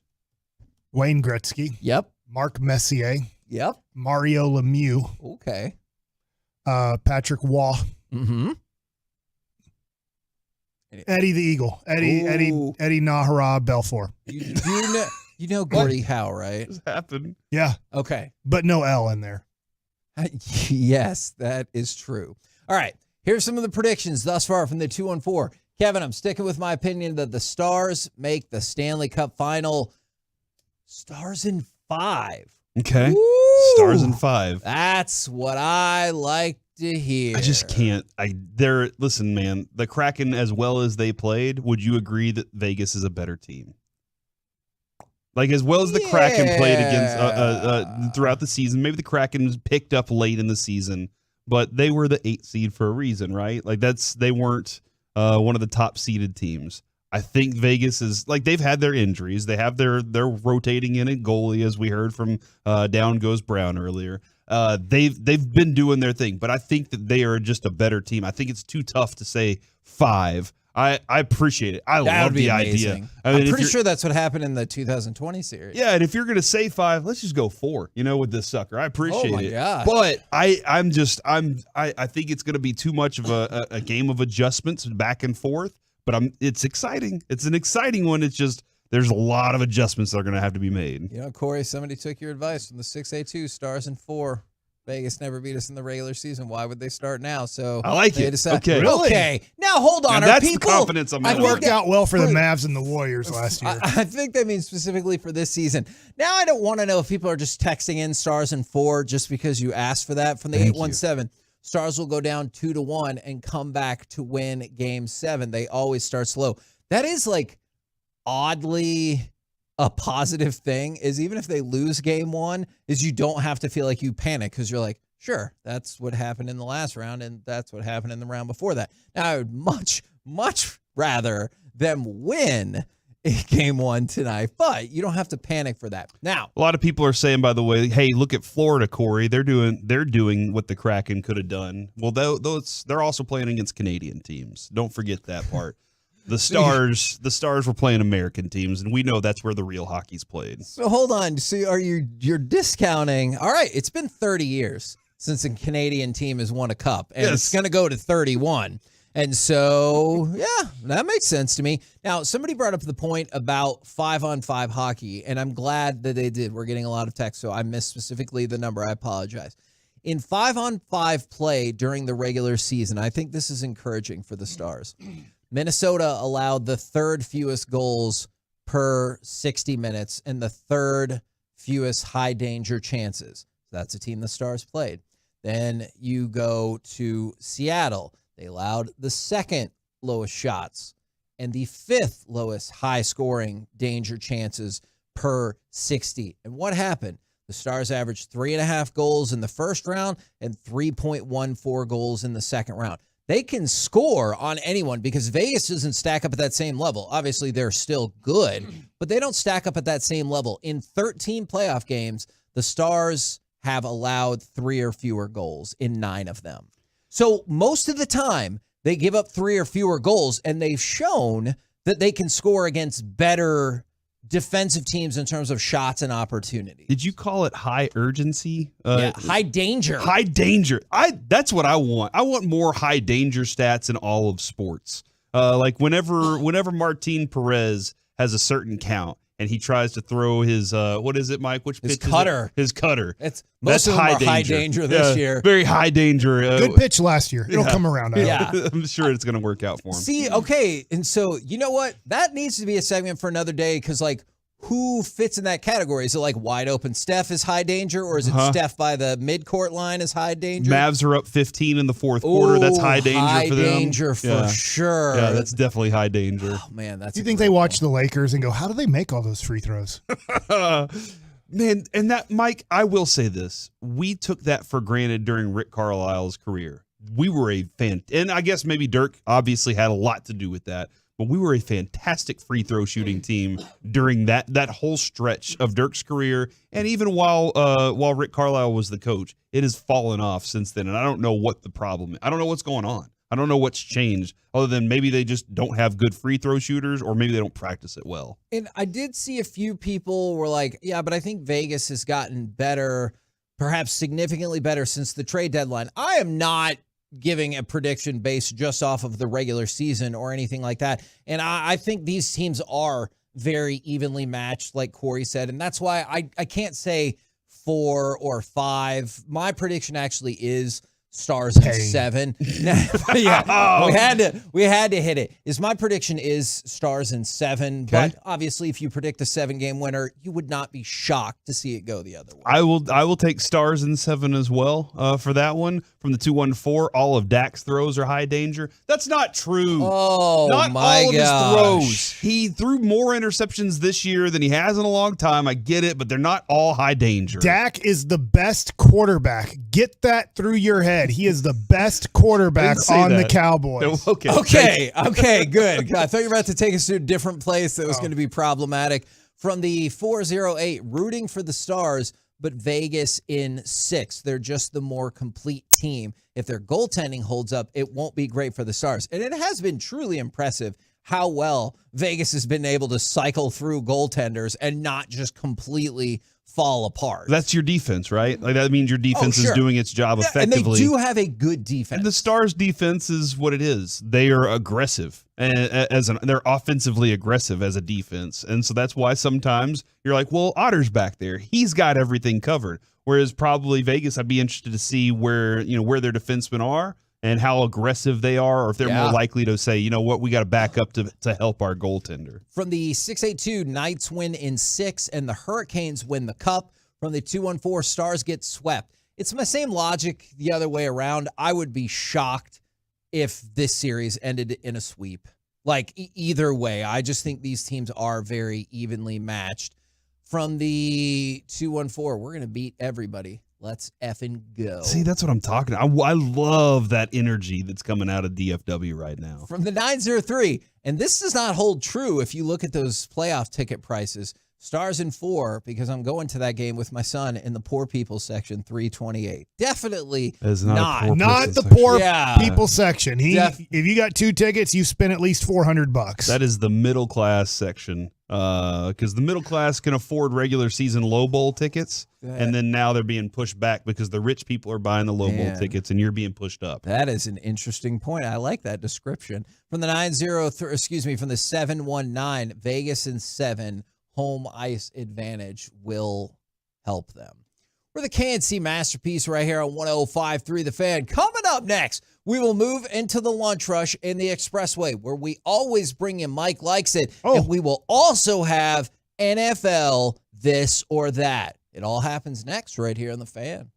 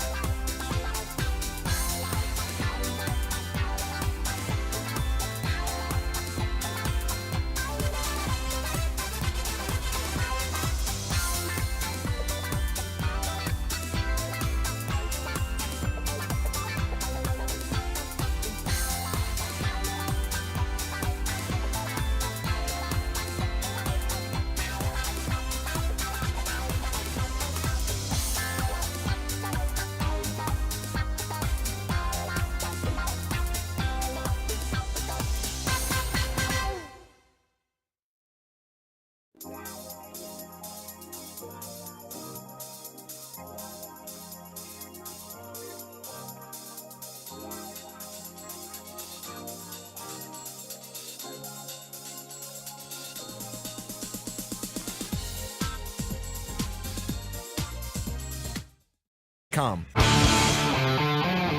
KNC Masterpiece right here on 105.3 The Fan. I'll take that, Reggie, as in no. We've entered the lunch rush and the expressway, and we're going to kick it off with cut number 13 as we dive into some NFL this or that. Back to throw, looking, steps up, fires, touchdown again! It's Waddle! Touchdown! Oh my gosh, Tua looked around and came back to Waddle. What a throw and catch with 14 seconds left. NFL this or that. Tua wins the MVP this season, or Dak wins the MVP this season. Tua. Dak, if you make me pick. Oh, sorry. That's a good. I think that's a good question. If it was such an easy answer, yeah, then I'd feel stupid. Obviously, Tua has. Do you feel like Tua has much better weapons? I do. I mean, I think Jalen Waddle's right up there with CD, and Tyreek Hill's a cheat code. And I think there were moments last year where McDaniel proved that he can find other ways to use Tyreek Hill than let's just throw it deep. Which, I mean, I'm not saying that Mahomes and them didn't do that, but there were lots of really fun routes for Tyreek Hill. I watched a lot of Miami Dolphins last year, mostly because I had Jeff Wilson Jr. and Mostert on my fantasy team. This helps. Again, fantasy football gives you interest in things, and I had Tyreek Hill, and so I was kind of paying attention to what they were doing, and they looked really good whenever Tua was out there offensively. Now they had some other things they needed defensively too. I just don't think there's anything Dak Prescott can do other than win the Super Bowl to make people believe he is what he actually can be. And I also don't think he's lived up to anybody's expectation of what they think the Cowboys quarterback should be because he hasn't won a Super Bowl. For the people saying neither, that is not how NFL this or that works. Yeah, so I would say Highlander, you got to pick one. I love CeeDee Lamb. I like Brandon Cooks. I'm interested to see, like, they love each other. He and Dak love each other right now. But, I mean, it's going to depend on a lot of factors, Michael Gallup being one of those for sure. Mike, that we saw last year, if that offense is just CeeDee Lamb, this offense doesn't work against good defenses in the NFL. All right. I don't disagree. NFL, this or that. That. Matt Ariza will or will not ever play in the NFL. I think you meant Trevor Ariza. Not Trevor Ariza, the punt god. Matt Ariza's All right, the punter. I'm going to go with he is now. Okay, I will too. Oh. I think that, you know, the case is what it is. I think there needs, does it seem like there's some clarity in it?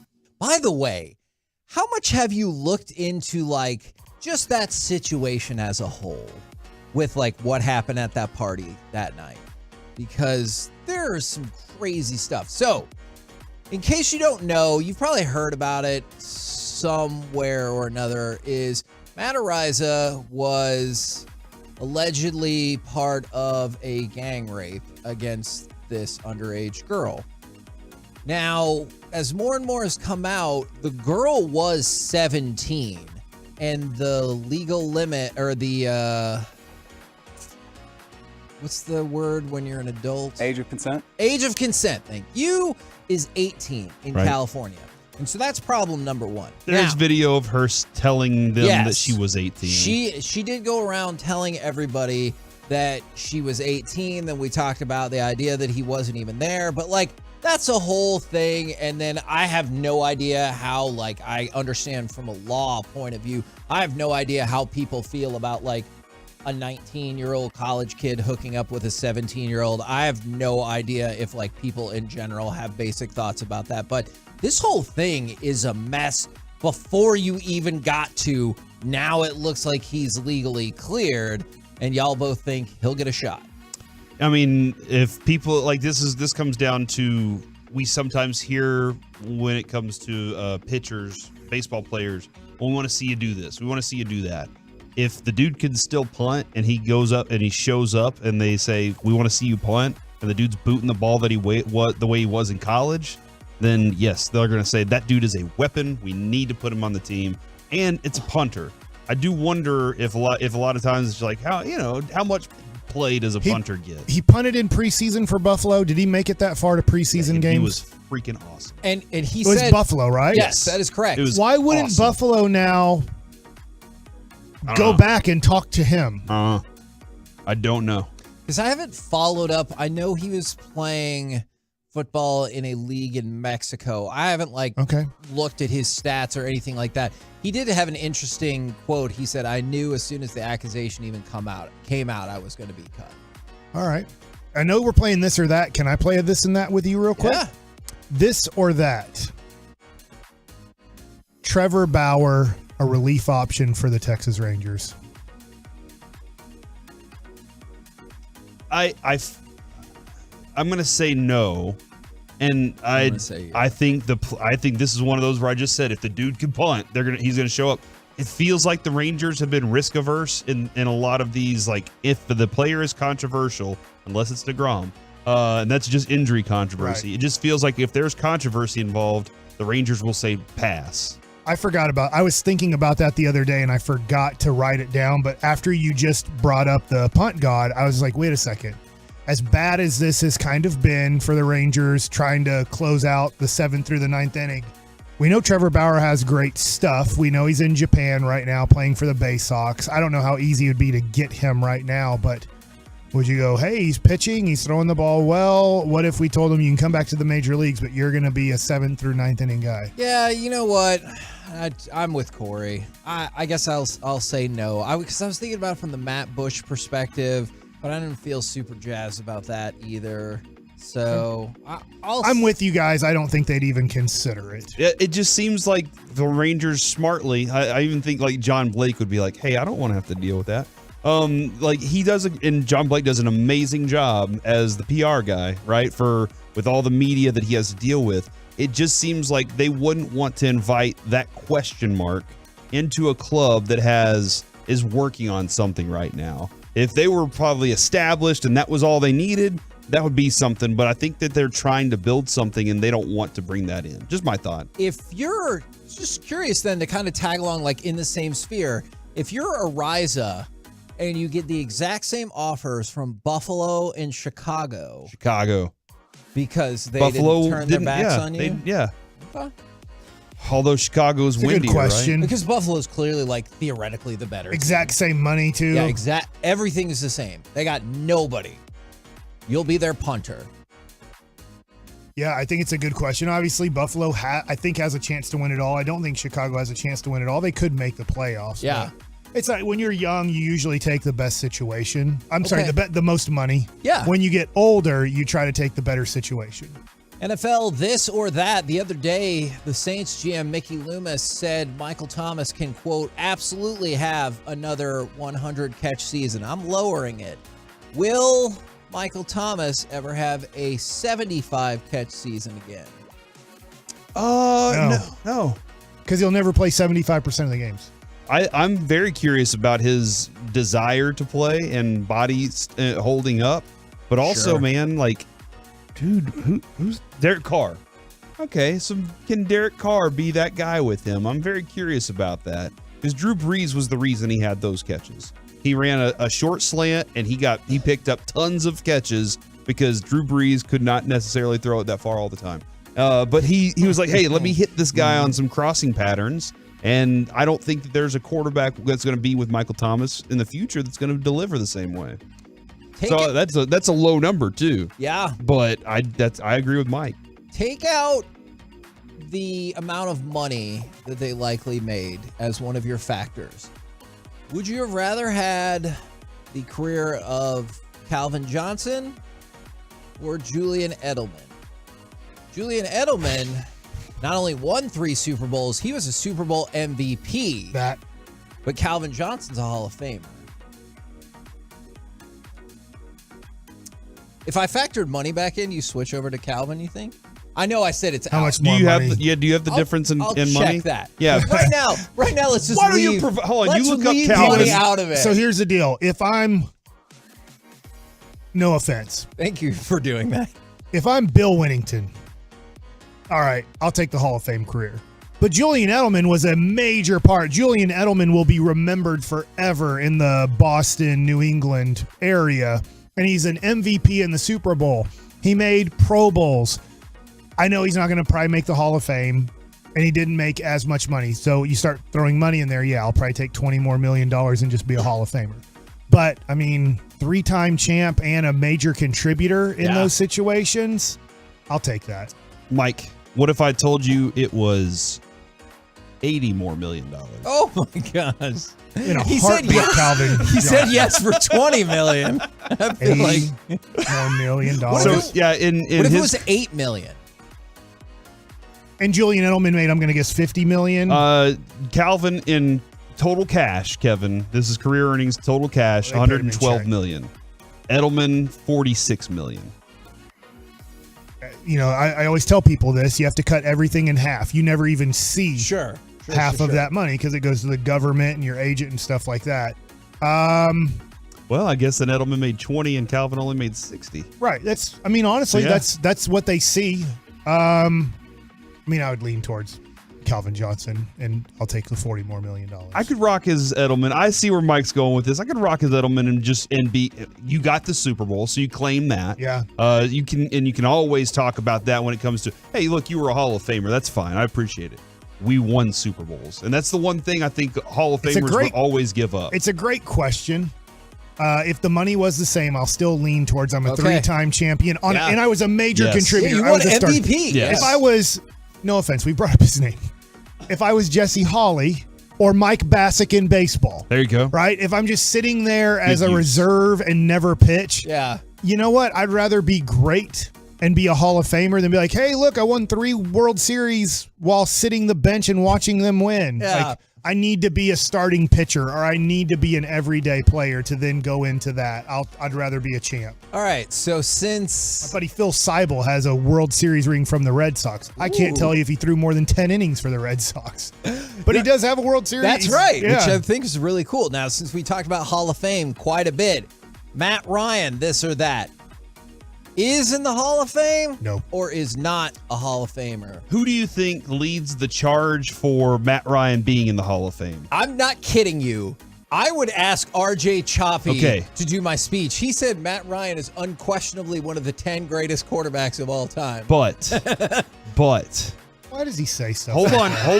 don't know. He the other day I heard Choppy say he played himself out of the Hall of Fame.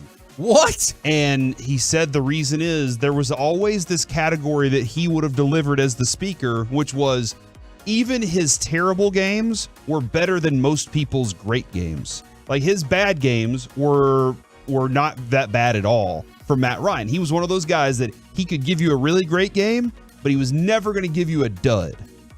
However, when he went back at the end of his career with Atlanta, at the end of his career with Indianapolis, he had poor games. It took that away. So you had no argument there to go sell. So Choppy has even said out on Matt Ryan as a Hall of Famer. Ow. And I think he was the only person that was there for that conversation. So I just remember how astonished I was that day in Crosstalk when he was like, well, yeah, man, obviously Matt Ryan's a top 10 quarterback of all time. I looked around and I thought, obvious to who? When you looked around the room, did anybody's head pop up like what? Or was everybody just like, I think they were already confused because they saw the direction that he was going, probably. Yeah. All right. Give me some. I love this segment, by the way. Okay. NFL This or That's becoming my new favorite With segment. the Trevor Bauer this or that. Yeah. Yes.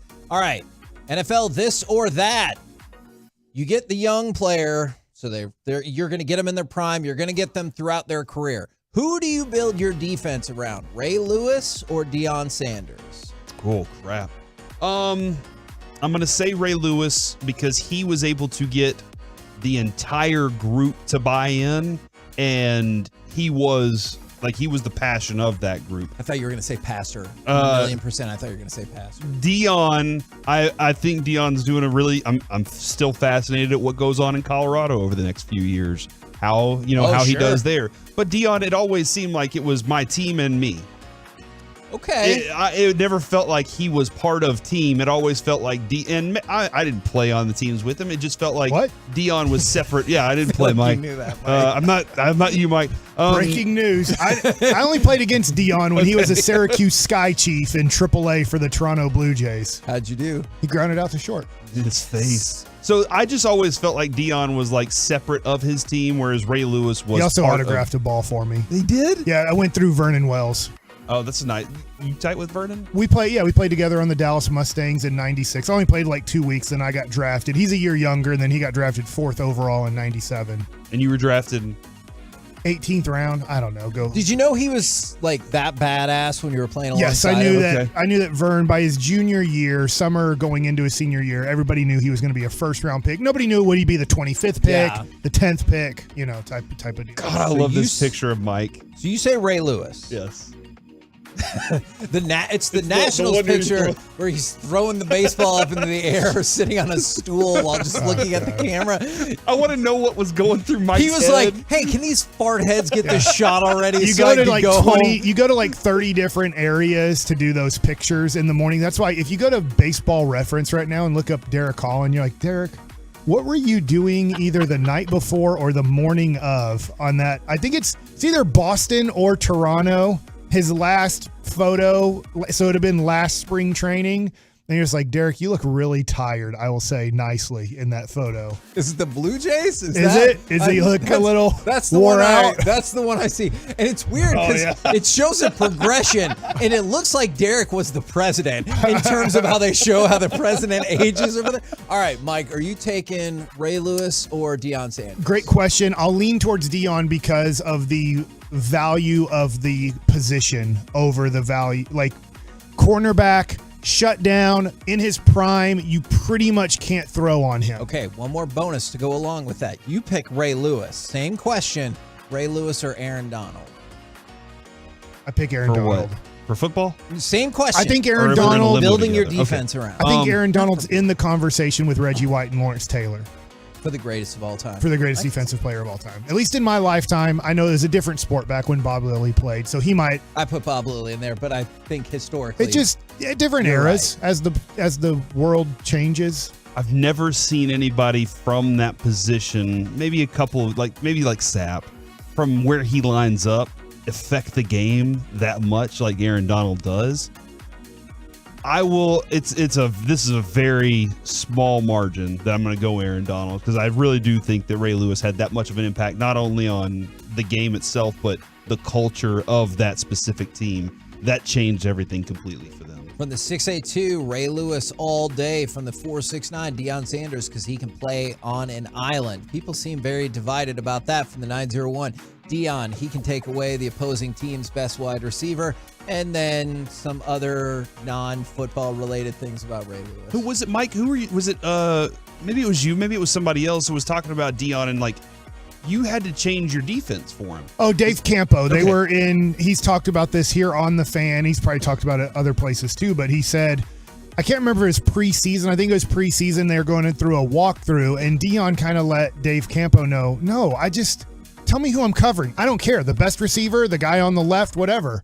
And he just won't get open. Yeah. And so Dave's like, give me 30 minutes or whatever. So he went back with his coaching staff. He's the defensive coordinator of the Cowboys at the time. And he's like, okay, we need to change our defense because we have something that we don't need to run the defense we've ran the last 3 or 4 years with Dave Wanstead and now me.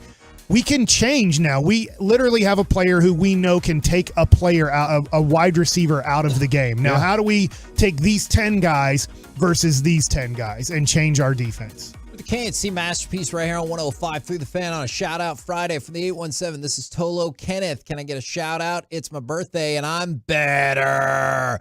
And then I always appreciate this from the 214. Let's get a shout-out for you guys because you're the ones that deserve it. Y'all help make our work days go by so much better. Thank you so much. Now, Mike likes it. So I'm not going to be at the Rangers series this weekend.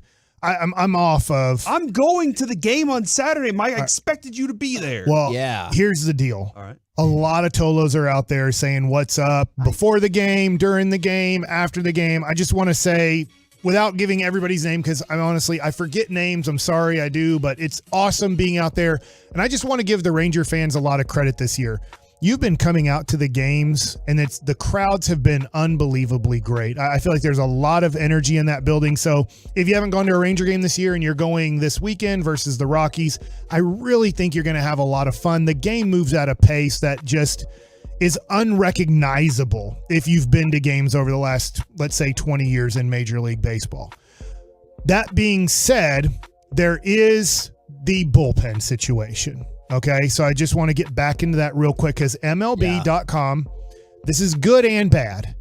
I know the good part, yeah. They put out an article, and it is called "These Teams May Already Be Looking Forward to Trade Deadline." And really, the other part is they say these teams are contenders or believed to be contenders. Like, for example, I'm not going to get all the way into this, but Seattle, they say they need a designated hitter. Well, So they're still considered a contender, even though they are not off to the hottest of starts, but they're hanging around 500. So it's not like they've played somewhat like the Cardinals have played pretty bad baseball this year, and they're playing better now. But Seattle's not playing very good, but they are hanging around 500. Well, believe it or not, the team that needs the most relief pitching help is the Texas Rangers on this list. I can't believe it. But here's what MLB.com says about the Texas Rangers. I believe it. One of the most surprising teams in baseball this season. The Rangers are 26-17 with a plus 87 run differential through 43 games, combining an elite offense with a solid rotation. But while Texas' 1 year, $1.5 million deal with closer Will Smith has worked out well. I'm stopping right there. Wow. I didn't know it was that cheap. Did you guys remember that it was only $1.5 million? And there's nobody even competing with him in the bullpen at this point. That's crazy. The rest of the club's bullpen has been lacking, especially since Dane Dunning had to join the rotation. While many contenders will be searching for bullpen help at the trade deadline, arguably none need it more than the Rangers, whose relief core now has the fifth highest ERA at 4.48. Now I'm going to stop right there. I think if you take out the first 10 games of the season, which I know you can't, because then you'd say, well, let's just take out the last 10 games of the season. In the middle 10 games. But yeah, if you take out the start, like the first 10 games of the year, I don't know if anybody has a worse ERA bullpen-wise than the Texas Rangers. Like, because remember how good they were to start? We're like, wow, this is surprising. Like, they are putting up zeros. And we knew that this was we thought it was going to be the weak part of the team, but gosh, through about 10 games here, it's not weak. It's solid. It's a pretty solid staff. And then from there, it was it's been very tough, right? It's been tough every time. I'll be honest here. I'll say the other day it was the 7th inning, and I turned to Dana Larson. I said, I've never been more nervous about a 3-run lead than what is a 3-run lead for a Texas Ranger team. Now, I will say the last 5 or 6 years, it didn't matter. That's the tough thing. This is what we said about in spring training. You know what? There's more pressure on a bullpen when you're a winning team. When you're a team that's 10 games under 500 to start the year pretty much, like the Rangers have been quite a few times now in the last 5 or 6 years.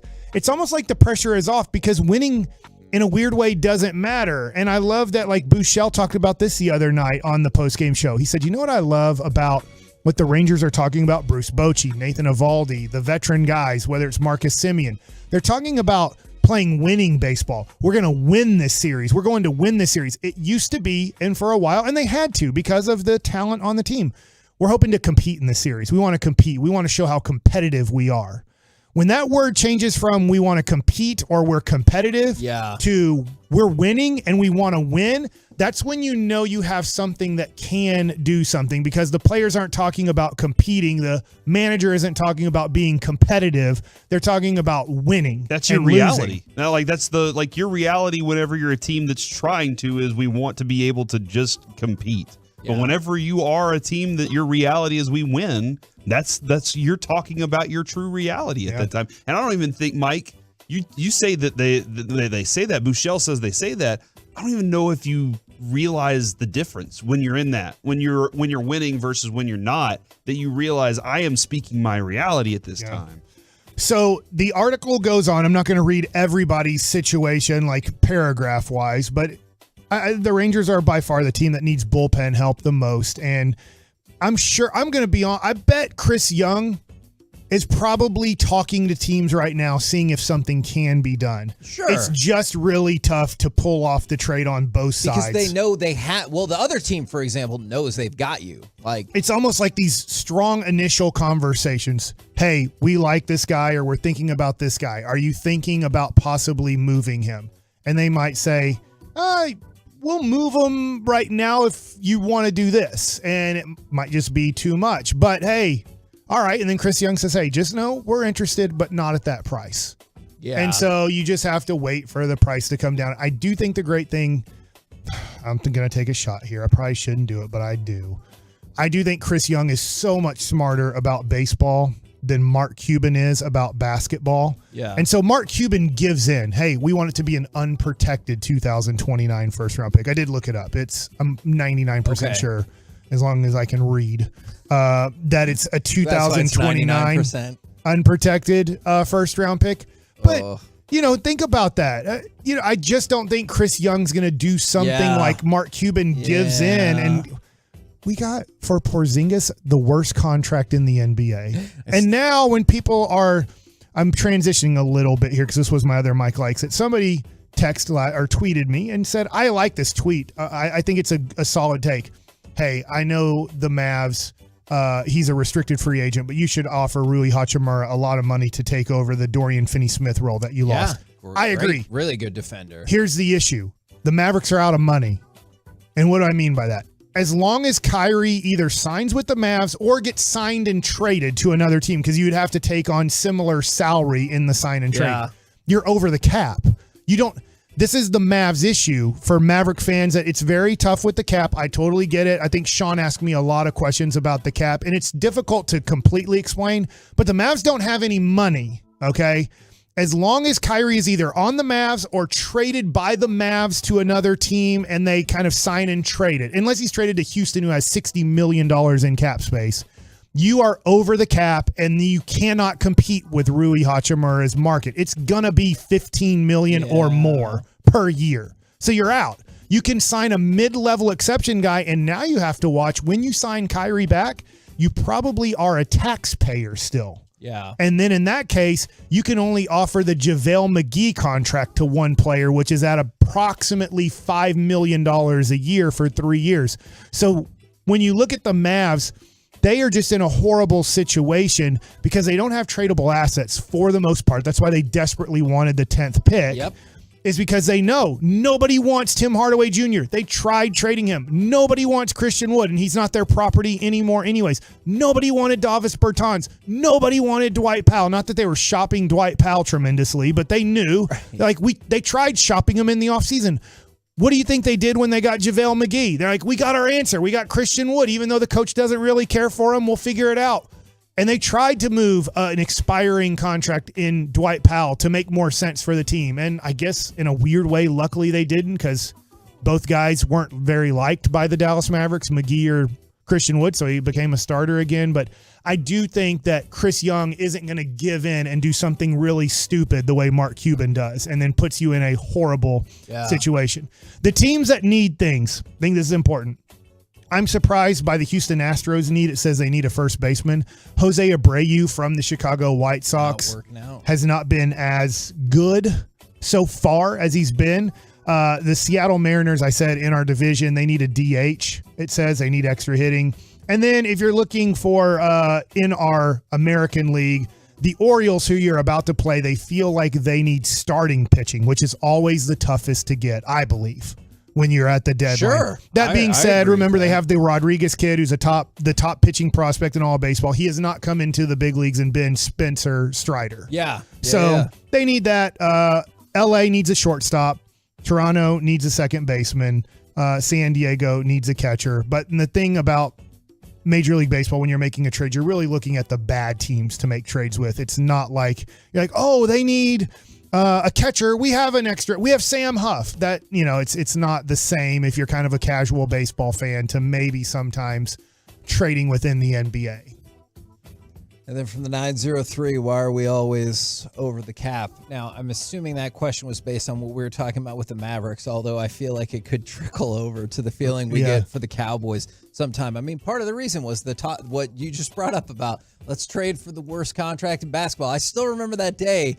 We were like, oh, we got Spencer Dinwiddie. We were really stoked. And they're like, yeah, we traded KP. And Mike goes, no, we didn't. Because he just didn't sound like enough. It was like, wait a second. What did we do? Yeah. We won. It did help. I will say, I will give credit to this. It helped the team get to the Western Conference Finals, but it did hurt you long term. Speaking of the Western Conference Final. I love this text from the 817. My dad never had McDonald's money. The Mavs team never have free agent money. Oh, wow. You love that text? I do, because it's real. You know what I'm saying, Corey? Do you love the text that says the Rangers should just go ahead and deal Young while they can? Like deal Chris Young, or they mean Josh Young? Okay. Mike, that's what I was curious about. Somebody doesn't like him? What do they not? I'd say no. What do they want him to be? Both. I think there's a good question. I'll go look up Dean Palmer's stats in 1989 and 90 and see how he did. And then shout out for the 940 to my new daughter, Aaliyah. She was born May 9th. She was a month early, but recovered in the NICU at a rapid rate and came home last night. Let's go. So great to have her home. Shout out to y'all and your daughter. Coming up next. By the way, if you loved Dean Palmer, he batted 187 his first full season almost in the major leagues. He'll never make it. Well, because his bicep. I know what happened with his bicep. The next year he batted 229. He's doing way better than kind of a somewhat beloved Texas Ranger. Coming up next, the beloved member of our show, Corey Majors with the C Block. TikTok or OnlyFans? What did I actually see in public this day? Next on The Fan. Get the top story.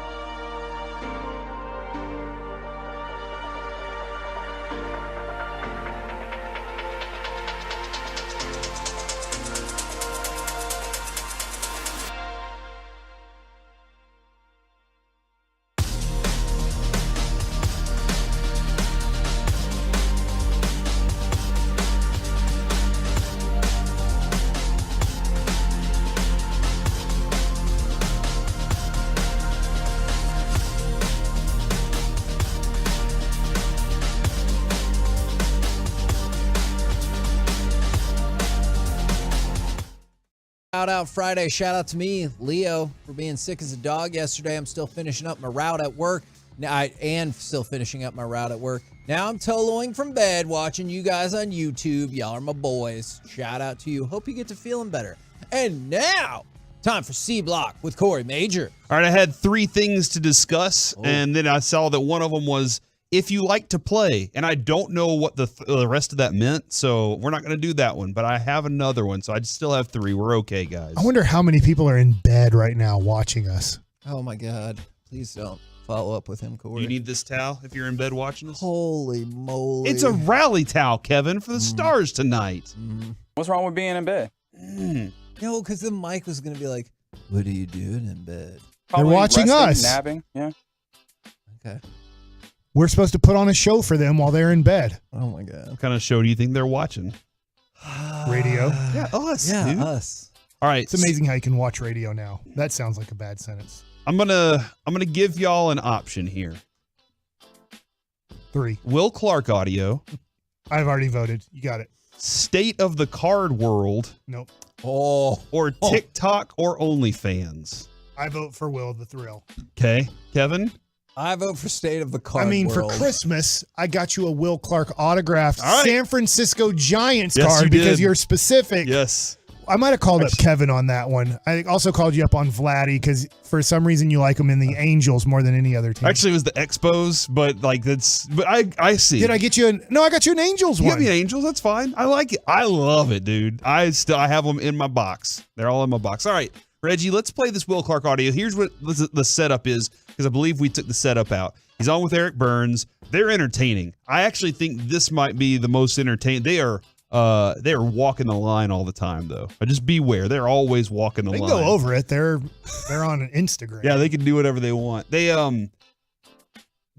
were talking about the Aaron Judge situation, and Eric Burns set it up, and then he goes, hey, by the way, Will, you have a great story about this kind of situation. What's your story? And here's what Will Clark had to say. So Gary Carter, I mean, when you get up to home plate, he'd love to talk because he tried to distract you all the time, right? And we're in Montreal, and he's just, I mean, yickety yakking back there. And I said, Gary, give me a break. I said, take it easy, calm down, this at bat. I said, I don't need to listen to it. And he just one of them numbers. He just kept it up, right? So Dennis Martinez is on the mound, so I'm up there, and sure enough, I get up there, and I like kind of peek down in between my arms, you know, and Gary didn't see it, but Martinez saw it. He goes, hey, he's peeking. And Gary looks up at me and goes, are you looking down at the signs? And I go, yeah. He goes, why are you doing that? I said, because I told you to shut up. And I said, you're steadily talking. He goes, well, you know, we're going to drill you. And I go, yeah. And I said, when you come up, we're going to drill you. He goes, but I didn't do anything. I said, you haven't shut up yet. So next pitch, I knew it's coming, so I just turned, wham. You know, Dennis drills me. I go down to first base, no problem. Here comes Carter up next time up, wham, we drill him. He comes down to first base. I said, okay, is it over or we need to keep going? He goes, no, it's over, Thrill, it's over. I'll be quiet. I'm like, all right. So I appreciated him. Like he even said in that story, Kevin, that Gary Carter called him Thrill. No, it's over, Thrill. Was part of the setup why that banjo is playing in the background the entire time? They never explained it. I'm assuming that's at the end of Gary Carter's career, because by 86 he's with the Mets, and that's Will's first year. And he was talking about him being with Montreal. He did go back to Montreal late in his career. And Gary Carter was a great person. He was one of my coaches with the Mets and loved him to death. And he would even help out us as pitchers with hitting. Like he would try to give us tips on how to help us maybe make a little bit more contact, recognize ball, strike type of situation. And you actually told me about him and like focus on at the plate. Yeah, he said don't stare at the pitcher, especially like if they're in the stretch. Just kind of for a left-hander, just kind of look at the shortstop where he's at. As you see the pitcher coming set with his hands, then take your focus to the pitcher. And so I saw that this morning on TikTok, and I was just like, I find them entertaining. Will Clark's been on with us. Yes. When he was on with us, he was entertaining. And I And he didn't swear. Yeah, he didn't swear there. And I think what's interesting about that is, like, that's where we talk about the game kind of policing itself. And I don't know if it still does that the same way. Because it just seems like the umpires now are expected to be the police for you. The league is fines and all that. It's expected to be the police for you, rather than, hey, if you hit me, we're going to hit you, and then we're good from there. But we also hear that conversation of is peeking okay, and you kind of heard it right there. No, fine it wasn't until you get caught. Yeah, it's fine until you get caught. What are you doing right now? Kevin is like, hey, mark that. I can hear it. I liked it. It was a lot of fun. All right, now on to TikTok or OnlyFans. I don't entirely know if I understand Sports what cards. this is going to be. I will get to sports cards momentarily, Mike. Man, Dallas cards. I'm not even sure what only means. Okay. OnlyFans? Like they're only fans of one team. It's like a faux porn website. That's not what that it is. is Exactly what it is. But it's not. It is. It's not. Their business over the last 2 to 3 years, you can claim it's for this and that, and that's fine. It is a site for patrons to go directly to content creators. Who are mostly people taking off their clothes. In the last 2 to 3 years, I was watching actually a real news story. I was watching a real news story about this. As opposed to... because Corey's going to be like, yeah, and then did somebody get naked in that story? It was like a real news story. In the last 2 to 3 years, that site has exploded. So I hear you that was like originally the idea, but for the most part, this is it's a naked people website. Okay, and which brings or a up scantily clad website. Which brings up why I'm asking the question, because as Reggie said, it's looked at as content creators. TikTok is looked at as content creators, correct? Hold on, stop it, Kevin. You don't know. I'm at the gas station. I love how we can rename what things Listen, are. just listen. What do you mean? That's what it is. I'm at the gas station. I am getting ready to pump the gas. The kids are in the car. Mm-hmm. And I look over, and you know how there's two sides of every pump, right? There's one side and the other side. On the other side, there is a woman standing in the door of her car, taking her shoes off. There is a man. Yeah, tired of wearing shoes, long drive. I get it. Sometimes it happens. It's all right in the middle of Plano. I don't know how they got there, but I get you. I got you. I don't think pregnant women like shoes. Okay, that makes sense. Barefoot and pregnant. We hear it all the time. Gosh. There is a man standing there at the door, kind of shielding off what this woman is doing. All right, I don't know why he's standing there. I avert my eyes quickly because I got to pump my gas. And so I'm standing, and then I look over, and he has now backed up and is holding his phone and videoing this woman.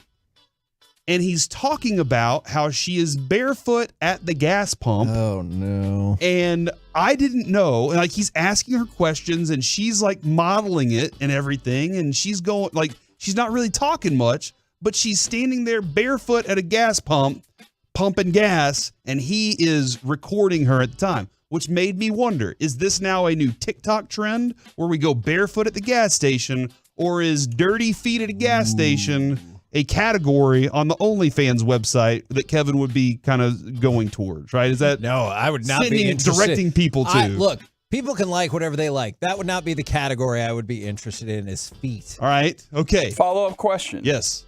What is the category? Thank you. Great question. Now answer it. You see how you set yourself up, right? Yeah, it's not the category. I didn't until both you and Mike. Is it the hands? No, as soon as I saw Mike's head peek up, and Reggie asked the question, I was like, I know where we're going here. Well, the hands are the closest looking thing to the feet. But I told you I would not pick the feet. So why would I pick the closest looking thing to the feet? All right. What's the most opposite of feet that you're into? I don't know. You do know. He doesn't like things in pairs? Is that what we're understanding? Huh. So it has to be one thing on the body? I do, Corey. Hey, what else is going on? We kind of consider the butt, though, one thing. Oh, my God. That's a fantastic point there. But it has two cheeks. Yeah, there are two cheeks. But boobs are a pair. However, one cheek does equal 2 feet. Back. So I don't know. I'm just trying to That's guess. football, Kevin. Don't even be mad. Why Is it the Why nose? is the butt one thing, but the boobs are? There's like usually kind of some semblance of a divide for both. Mm-hmm. So why? Yeah, because If you don't have a divide on your butt, you're in trouble. Yeah, because you got Casey and JoJo. How did we get here? And then how you like on the with the butt? Casey and JoJo. Did you just mention Jodeci? Yeah, like with the top part, you have one has one name, the other one has. Y'all don't have it named your significant others. No. Do you want to now? No. That's weird. I feel like you're weird. Do y'all 877-881-1053? Do you name your significant other's parts? I bet a lot of people are going to say yes. What, like Charles? I'm not That's weird. naming my wife's breast Charles. I'm not like, hey, Oh my Shaq and God. Charles It's a tonight. name. Let's. Oh my god. Shaq and Charles. Your wife hates you. I just said I'm not naming them that. I would never do that. What are their names? Don't answer that, please, God. Joe and Troy. Her friend had hers named Casey and JoJo. That's why I said that. It was funny. It was high school. Anyway, my question was, world is happening? Was that guy at That's the gas at least partially station? your fault, and at least partially my fault. Was that guy at the gas station videoing a TikTok or an OnlyFans? I say Oh, how about OnlyFans. Kevin and Mike? I mean, you already have like the Do no not. hair thing going on. I can't handle it because if there's ever a day and she's like, you're old lefty, like I would go run away and never come back. I don't know. Would that be I Phil can't. then, since he's the lefty? I can't. He needs some attention. Can't handle it. I can't. What has happened? I mean, in that instance, you would be. I just handling can't it, though, right? imagine this weekend if one of Adrian's friends is listening and goes up to Adrian and go, "Do you know your husband called your boobs Shaq and Charles?" Will she even know who that is? No. Charles probably not. She's like King Charles. She'll know Shaq for sure. Definitely not Charles. She'll be like, I don't have a clue. And then the other one, the other OnlyFans versus TikTok was Adrian was in Memphis and they were in Midtown, like walking around, and there was a guy wearing a one piece, and it was very low cut and glittery, and he was setting up to film. What do you think he was? Was that OnlyFans or TikTok? I don't know. I'm not That on. of TikTok. Okay. Where This he is- links his Venmo or Cash App, right? Probably so. Kevin, you remember a lot of things. Is this the gonna weirdest? purge this. Is this the weirdest 4 minutes of KNC masterpiece ever? I don't know. I'm There's gonna a say pretty no. strong candidate yesterday, too, Mike. I feel like peanut butter is fun. Yeah. Outside of Peace-a-thon, because I remember when Colby was actively trying to escape what we thought might be a security guard when he was naked on the different floors of our building. Yep. Because keep in mind, we only run 3 floors on this building. And so Colby was going to the other ones and he was naked. He's not here, so I feel like we can say that more now.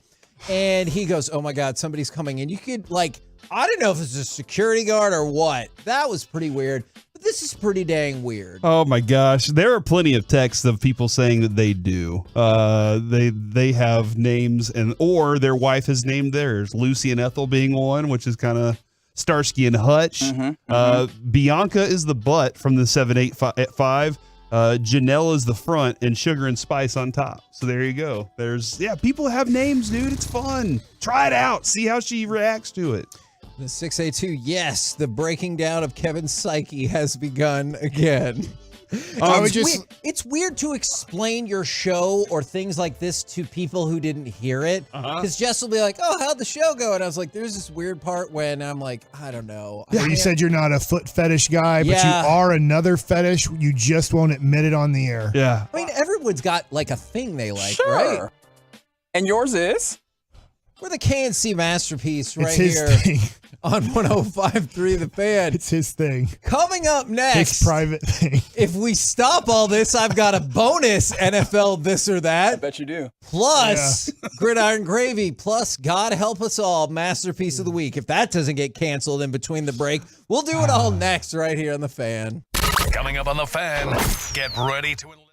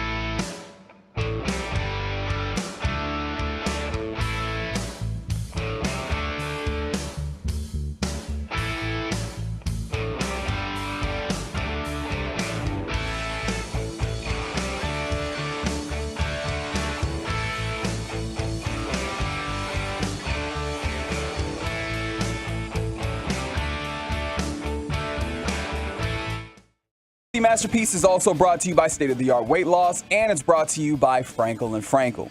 Life is unpredictable. Accidents happen, and Frankel and Frankel are the go-to attorneys for car and truck wrecks in DFW. If you or a loved one has been in an accident, contact Frankel and Frankel for a free consultation at truckwreck.com or call 214 or 817-333-3333.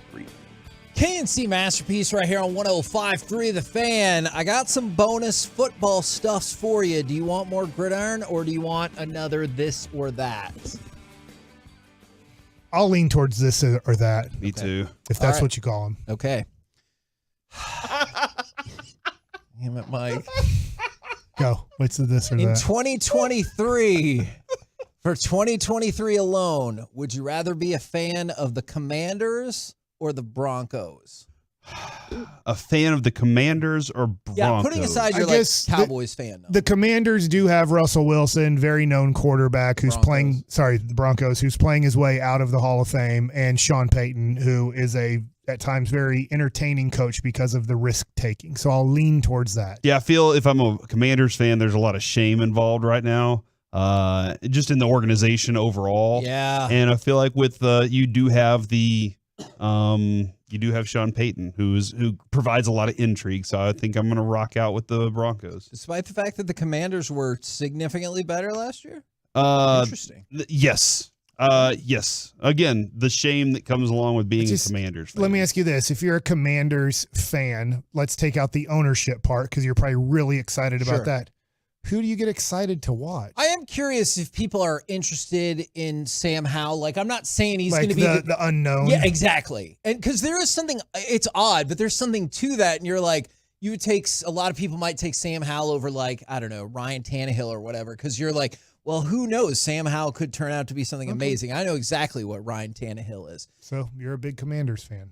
No. That's what I heard. My next question is, because there's been more teams discovered, how many basketball teams 30 is Micah Parsons a fan of? All of them. So he was wearing the Philly jersey, obviously, and I'm sure you heard the audio of him going up to Jason Tatum in the Celtics jersey, and he goes, I'm kind of surprised. Last time I saw you were wearing the Philly jersey. And then somebody dug up from 3 years ago, this is Micah Parsons, quote, listen to his thought, too.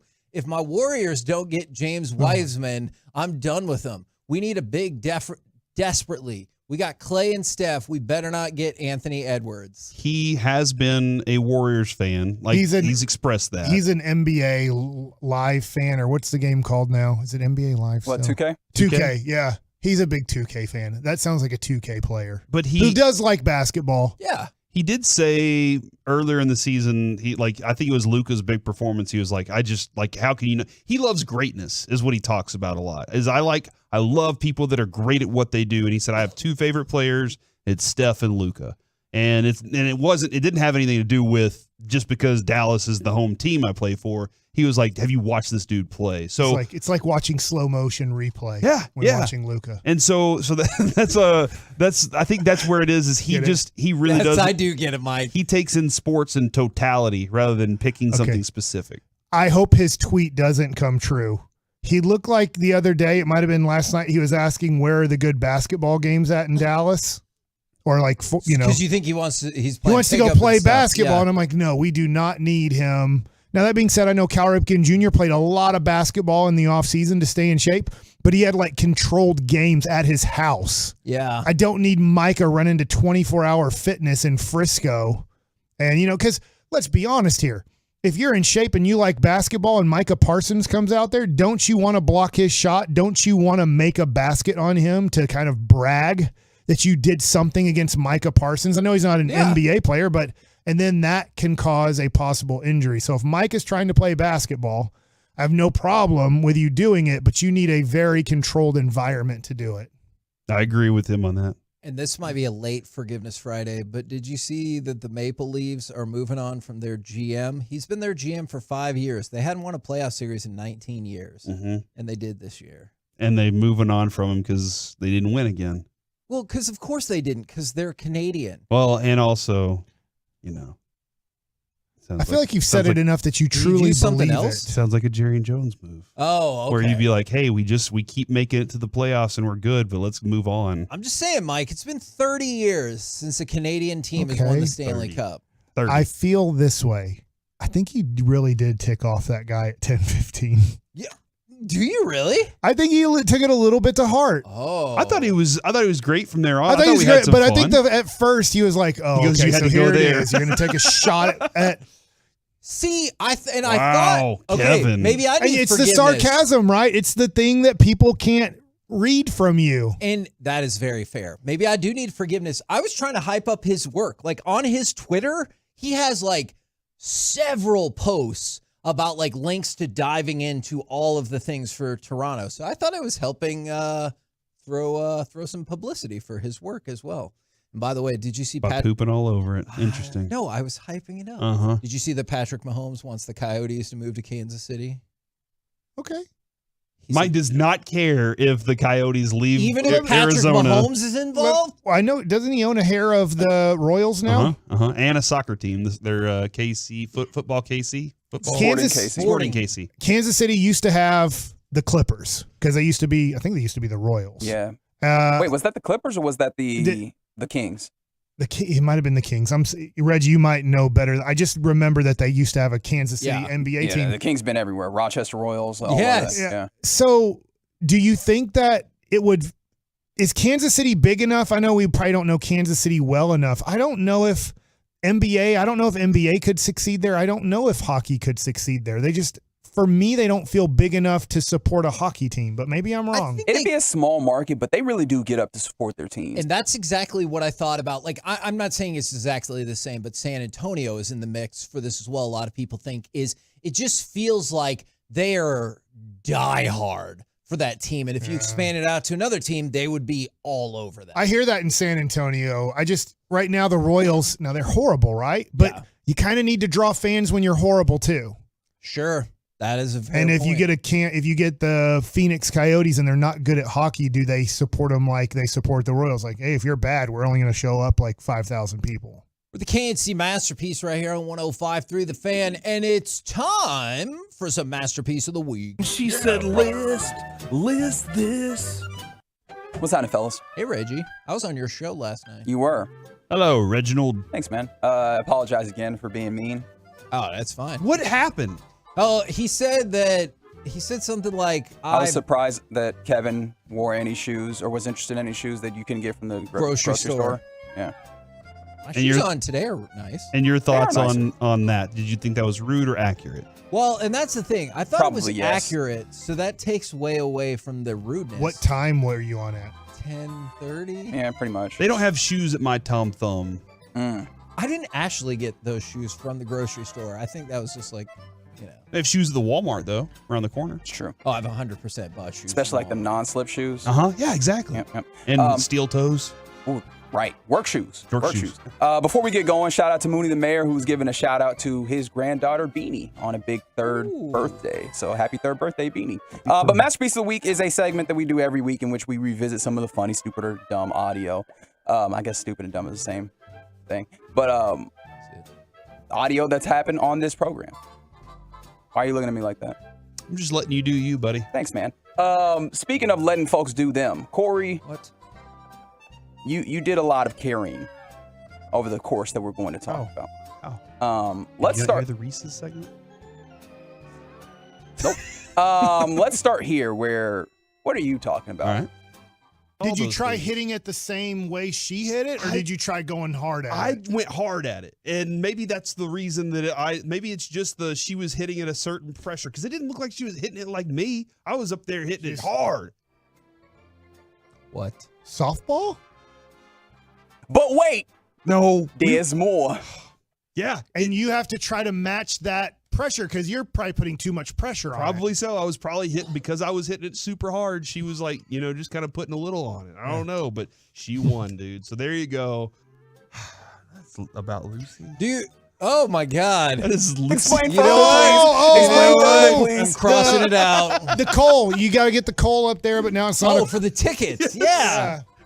So she was hitting one of those. I don't feel like I can vote for that out of good conscience now. But you know what, Reggie? This is amazing because I didn't even think about that once. You could hear me smiling while I was talking about that, which usually if you hear me smiling, I know what we're talking about. I didn't even think about that one time because I was so in it felt like Mike was really involved in that conversation too. Oh, it made sense within the context. Just out of context. It is wild. Problem. A very big problem. Let's see. Where do I move? Oh, yeah. Another Corey and Mike collaboration. Yeah, this is something that they said. Here, Pores. Feast on me tonight, Eat some Pores. food, Pores.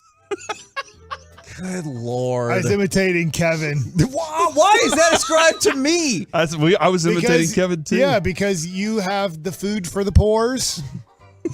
And you're the one who said the ticket thing up with the pores. What are you talking about? In the 300 section. Oh. I don't know what you're talking about. Not All I know is my that you're God, going to not the that. game. You're going to be up in the 300s passing out pizza rolls. yeah. And they're While I bought tickets, Uh-huh. I spent my hard-earned money, and I'm up there with the pores. and See, you're I going still you're don't- going I'm just down. calling them that because you call them that. I didn't call them that. Reggie put I'm that part on of the me. pores. When was the last time you sat up high, Kevin? Last game you went to. Yeah, did you last sit game you were in the 300 close? section. Yeah, did you sit close? Okay, the 'Cause I went to a last lot of Maverick basketball playoff tickets games. I had for the next to last game of the season were really, really good. I do Where were they? admit that. Where were they? Third were row. on the third row. All right, interesting. Where was Reggie I put for that on all me. of those playoff games? Yeah. Mine wasn't a playoff game. Up there with the pores, as I don't Kevin think- says. Yeah, I don't say Kevin, that. when you ordered food on your third row seat, We did not. did the pizza, the whole pizza that they brought down there, as opposed to the pizza rolls that the pours get, did it come on a golden platter, or was it just like? I didn't order any food. I was curious how that would get delivered. It's just delivered in a regular way. By the way, real quick, I went to quite a few playoff games last year, saved up a lot of money so I could take my kids and myself and to the playoff games. And I was wondering last night watching that game, is there a possibility that I took my boys to the last Luka Doncic Dallas Maverick playoff game? I'm going to say no. No. Back to you, Reggie. Thanks, man. But Kevin, you got to understand, man. People kind of view it some way because you talk crazy about people sometimes, like this. You're not the person that I want right now. I want my mom. Yeah. What the hell was that? You're talking about Noah. Oh, in the okay. middle of the night, but yeah. that's even when he was funny. all pissed the other night. Yes. He was upset. And what do you think he wanted? He wanted his mom. You wanted Shaq or Charles? How did you not see that one? That one was very obvious. He was hungry. Or poopy. Or both. Yeah, could have been both. He doesn't want poopy. He wants his diaper changed. Like it's like causing road rash or whatever. Road rash. Get out the booty. Diaper rash? Is that what you're? Oh, yeah. Yep. Yeah. That's Okay. it. Road rash. Those are distinctly different. It's like, back to you, Reggie. They're both streaky. I'm glad that Mike has. What am I supposed to do with that? I'm glad that Mike, you've fully committed to being a part of this segment because usually Mike, steals the show here. But I felt like this was a good submission for Mike. I've never been able to work a slinky more than 2 slinks. And I understood You know, exactly like, what he meant, and you know boom, you and then did it just- too. this doesn't work. It never goes down the stairs. I remember when that happened. It's going to be tough to overthrow that. It's my vote. I'm telling you right now. Not as a kid that I cussed. I did cuss. I got in trouble in school for it by accident. With a slinky? Well, no, but when I would try to slink the slink, when I try to slinky the slink down, it would only go like maybe 2 stairs, like whatever house I was at that had stairs. I was like, how do these kids on this commercial get the slinky to slink all the way down? It's a fantastic question. Your slinky is slunk. That's my favorite so far. Oh, my God. I don't know. Let's see if Corey can dethrone it with this submission here. They decide, I will not do this, put this great thing in my mouth and body. Hold on. Don't forget. Cheeseburger. I want cheeseburgers tonight. That's what I'm thinking. Multiple or just cheeseburger? Well, I'm gonna have to make them. We got a couple of kids staying the night tonight with Carter, so I'm gonna have to make some dinner. Same here. Yeah, so I'm kind of in that process of trying to decide what to make or just order pizza. I can't decide. Whew.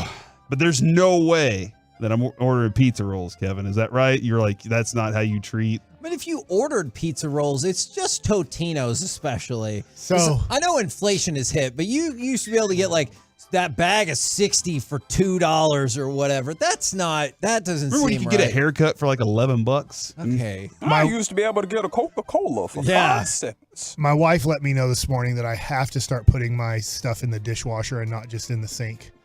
And she said she's going to make me do all the dishes if I don't start doing it because the kids are starting to do it. And I'm the only one who's putting my cups in the sink and not putting them in the dishwasher. I do some, but not all the time. But in my head, I thought I shouldn't say this out loud. And so I didn't, but I'm saying it on the air. I was like, well, then who's going to cook? Because I'm the one who cooks. Oof. I agree. And so I'm just not going to cook. That then I there do won't think be is dirty. a fair division of labor is because I don't cook, but I try to do the dishes or help out with the dishes. That is true. Probably more help out with the dishes. When we would stay in Phoenix or in Arizona, I would do you the would do the dish, dishes and I would cook. Yeah, I think it's only fair to do those. I'm not things. even litigating fair. Just sometimes some statements aren't the smartest in instances. So I'm glad that you kept that one to yourself, totally Mike. True. But finally, not as dumb as I look. in the Corey piece of the week. Oh my gosh, Corey Majors. What just happened? And out of nowhere, a kid comes up, boom, and he has a shell in his. It was like a conch shell or whatever. Conch. What did he say? Conch. One of those big old shells. And Conch he was just like, I got a shell. I thought he was dying. I thought the kid was getting taken away by a shark. But he found a conch shell. And it was a conch shell. I'm still Can not you sure. conch people with it? Yes. Still not sure is that the right? I'm pretty sure it's Definitely not. not why It's a called- conch. Right. Yeah. It's a conch. Yeah. It feels so like weird. I thought he was getting taken away by a shark, but it was a shell. it was under his foot. He felt it with his foot in the ocean, and I was afraid because I was, maybe about 15 meters away from him, and I was like, what's happening? And then he goes underwater. He could have been eaten. Corey, you win this week. You got too many I'm positives. voting for Kevin. You're not the person that I want right now. I want my mom. That's really good delivery. I really like that delivery, but I appreciate it, Mike. If you All want- right. I'm going to vote for Mike in the Slinky. And before you play that, I want to call attention to the 940. Maybe Mike just needed a slunk buster. And I think that is objectively funny. I do like that. Take it away. I've never been able to work a slinky more than 2 slinks. And I understood like, exactly what he meant, and you know you and then did it too. just, this doesn't work. It never goes down the stairs. Kevin, you say you have a hard time telling people what this show is, like describing this show. Or how we get paid for it. Would you say that this direct deposit? Would you say that this is like this how segment we is get a paid. perfect example of Yes. But if you listen to the whole segment where we were doing like football stuff, it's a great combination. Thank We God they shift don't ask gears. this question after our show. Hey, do you deserve money today? I would feel like, yes, I do. You know what I would Did you tell see them? what I had to deal You with? don't have enough money for me right now. Did we vote? Mike? We voted. I voted for all of Corey. That's not.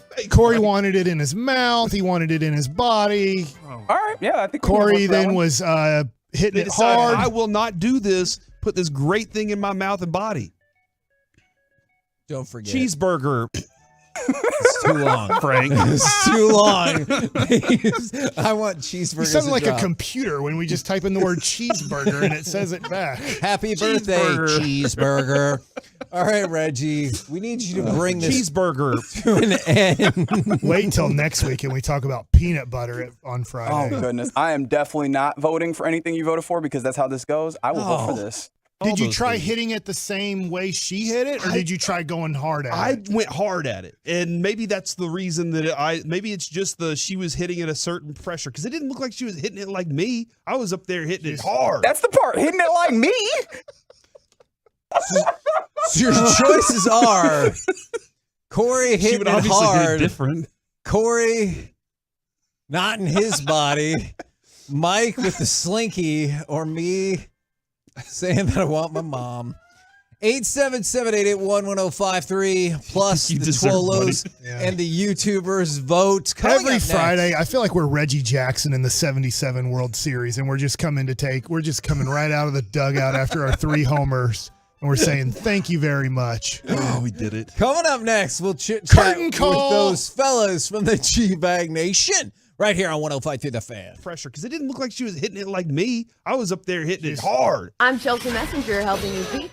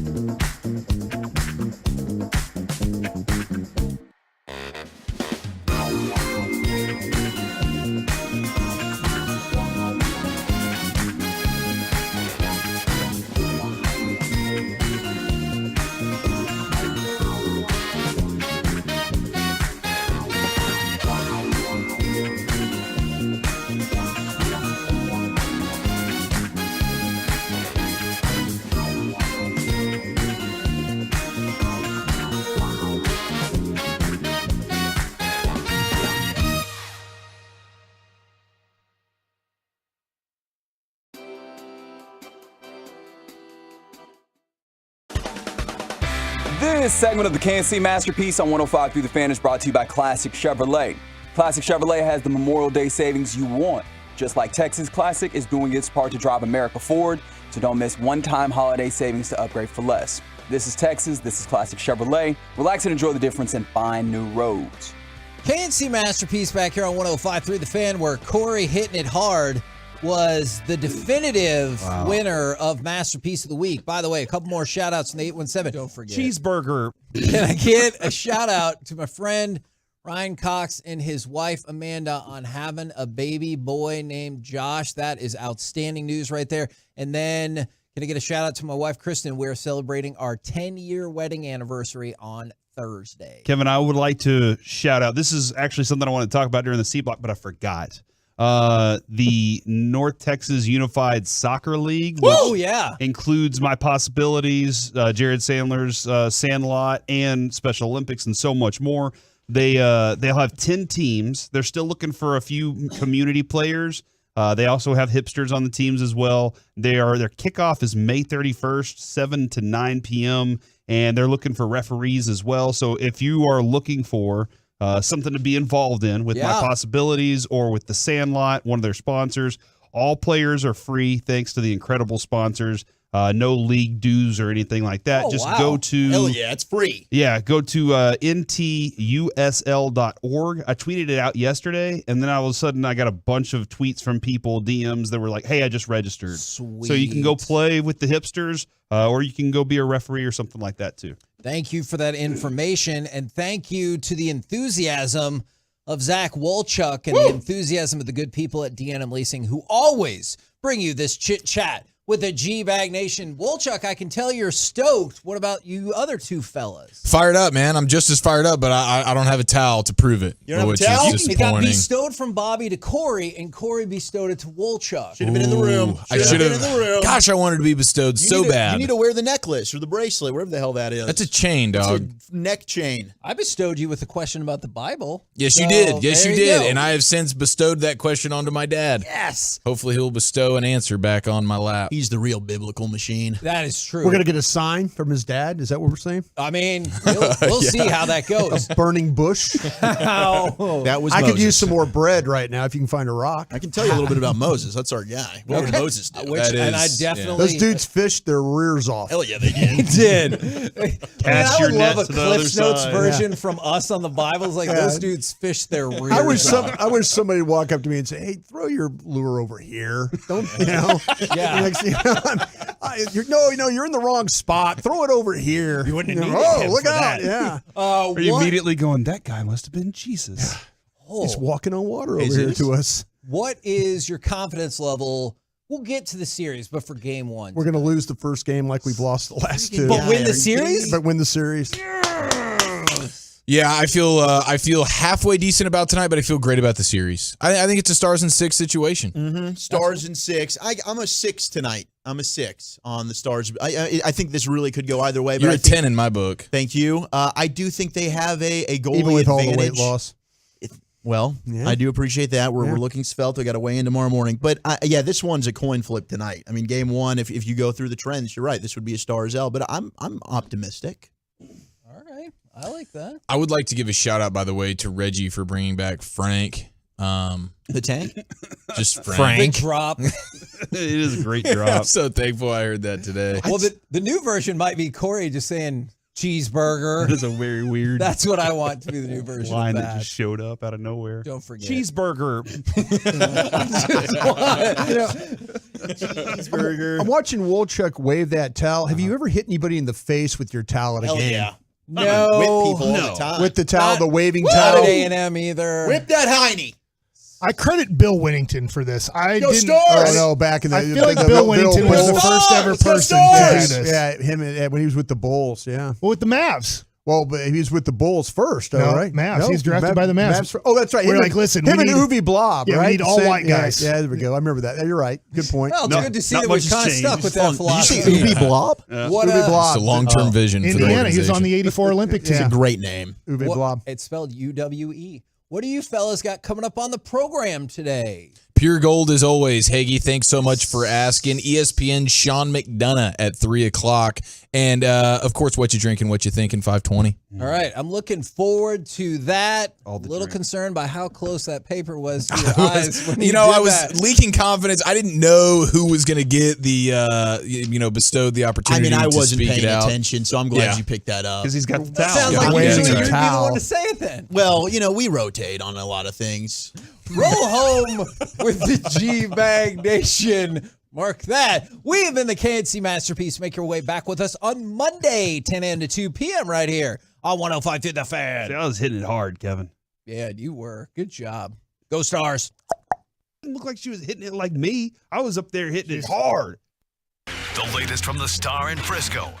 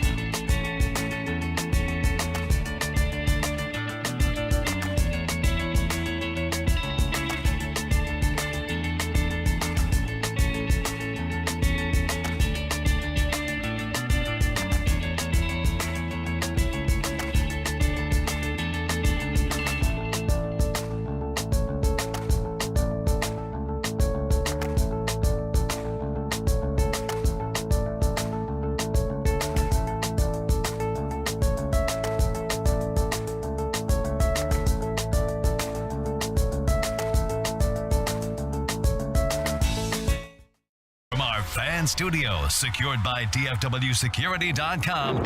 You're rolling with the G-Bag Nation on 105.3 The Fan. It's a Western Conference Finals, Game 1 Friday in the G-Bag Nation, or is it the Nosebleed Nation? Because the G is out. Zach Wolchuk, Eric Chiafalo, Brian Broaddus. We got Lucius Alexander and Carter Freeman with the video. And you, of course, our Tolos, our Turn It On, Leave It On listeners. Who you picking? Stars or Golden Knights? Do they go up 1-0 in Vegas? And will we get 4 bleeping overtimes tonight, fellas? Oh, yeah, you think Carolina and Florida got the stamina. Wait till you see what the Stars are packing. Man, the PA announcer in Carolina last night after the third intermission, he goes, "Oh, it's time for your intermission report. I am so sorry." And he has since had to apologize. Why would you apologize for that? I mean, look, they played 2 hockey games in 1. I think everybody was Just ready to get the hell fun. out of there. Just having a little fun. Nothing wrong with that. In all honesty, if the Stars were home tonight, I think it'd be a guaranteed situation that we'd go bigger. Because everything is bigger in Texas. Yeah, we go 5 Vegas, overtimes. You know? Ended up being the 6th longest NHL game in history, as that thing took forever. It was a 3-2 Florida Panther victory over the Carolina Hurricanes. 12.7 seconds left in that overtime period. Matthew Tkachuk ends up banging it through for Florida. We'll talk with Sean McDonough of ESPN coming up in about an hour. He's going to have the call for ESPN tonight in Vegas against our Dallas Stars. We talked a little bit there in crosstalk about our confidence tonight. You think, Brian, it's going to be 0-1. And I get it. I mean, that's the trend. Well, the thing that I'm kind of that's what's happened with the Stars. It's been the situation. But it's funny, this is the first time though the series has started on the road. Yeah, so that's a good point. The last 2 times that they've opened a series, it's both been at home, and then had to kind of scramble out of that hole. But we'll see if things change. I just kind of feel like though that that both teams will come out. I think both teams will be super aggressive in this thing. It's just a matter of, we talked about it a little bit yesterday, the kills, the special teams. Can the Stars take advantage of the Golden Knights at home? They don't kill penalties all that well. Are the officials going to call this thing tight? If they call it tight and the Stars get some opportunities, then maybe they can find a way to steal a victory. But I have a feeling that they're going to come out of Vegas with a split. I just don't know if it will be the first game that they get. I would, if I had to bet, I'd say that the second game is what Split's all you need, man. That's all you need right now. So whether it's tonight or the next game, of course, you love getting that first one out of the way, and then it's just like, okay, basically that's if you win game 2 at that point, it's just a cherry on top, but you're feeling fantastic. I do think tonight will be a big time challenge, but it's a bit of a feeling out process. But these teams know each other pretty well. So, Pete DeBoer certainly knows those guys a lot. He's talked about leading up to this game. There's a lot of good memories over there. But, they've got some new faces as well. The goaltending situation is fascinating over there in Vegas. We've talked about that with Hill over there in net, and they've gone through 5 different netminders. But you're right. This is going to be an electric atmosphere. I got to go see a game in Vegas a couple of years ago when the Stars played there. It's a fun rink, man. Those fans love their Golden Knights. I was listening to their color guy earlier this morning with Sean and RJ, and it makes sense, right? You've got the Raiders. They moved from Oakland. They're a transplant, but the VGK, which is what they call them, the Vegas Golden Knights, that's homegrown. They are theirs, and it's going to be loud. Obviously, it's the Western Conference Finals. It's going to be loud at any rink, but they do a pretty cool pregame ceremony beforehand. They make it very Vegas-like. And I can't wait for this, man. And to me, I'm excited to see if Robo can finally get off the schneid. For sure. To me, to have 1 goal throughout the postseason, I don't think he's been as bad as some people have made him out to be. He's still affected the game in other ways. The assists have been there. He's had opportunities. But, geez, this offense can open up so much more. I really feel like it's just one. You get that first goal, you breathe the sigh of relief, and then all of a sudden the floodgates open. Yeah, man, the monkey gets off your back at that point. I'm with you 100%. One of the interesting things as well that I discovered about the Golden Knights, they've allowed the first goal in 8 of 11 games, and they've gone 5-3 in those games. Whereas, the Stars, they're 8-1 when they score that first goal. They're 0-4 when they give up the first goal. So Vegas is used to getting down early in a game, but they're used to still winning those games. And the Stars are one of these teams where when they get up early, they usually they usually close that thing out with victory. So, like, what gives in that scenario? I am expecting the Stars to put the first one up tonight. Yeah, that's Bet it. Yeah, the thing with the Stars is though betting nugget. We've talked about with the Stars the getting off to the good start.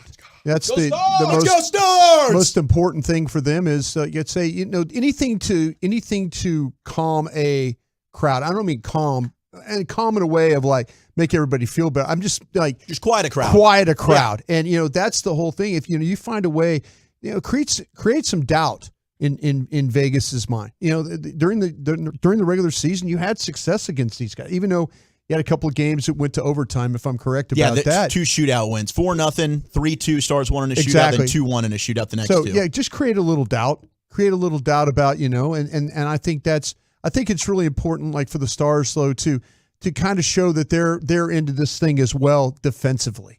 Yes. Because you're kind of feeling like that, okay, could the bad game, with Otter, we've seen these series where he's had that bad game. Is it the bad game going to be this one? Is it bad game in number 2, 3? I mean, I'd like to, if he's going to have a bad one, get it out of the way, and Sure. and then go on from there. I think you bring up an excellent point, though, because people look at Otter, and certainly he did allow some bad goals. And you've mentioned this, like when he struggles, yes, but I do think the turnovers inside your own zone, poor defensive play, defensemen being in wrong positions and screening your own goaltender there, those are also elements that go into some of the struggles that Otter has had, being pulled twice against Seattle. It'll be fascinating. Vegas is another team that's really, really deep. Jack Eichel's been outstanding for them. And to get their captain, Mark Stone, back, he was activated off of long-term IL right before the start of the playoffs, and he's second on the team this postseason with 12 points. So to get him back, their leader, another physical two-way player,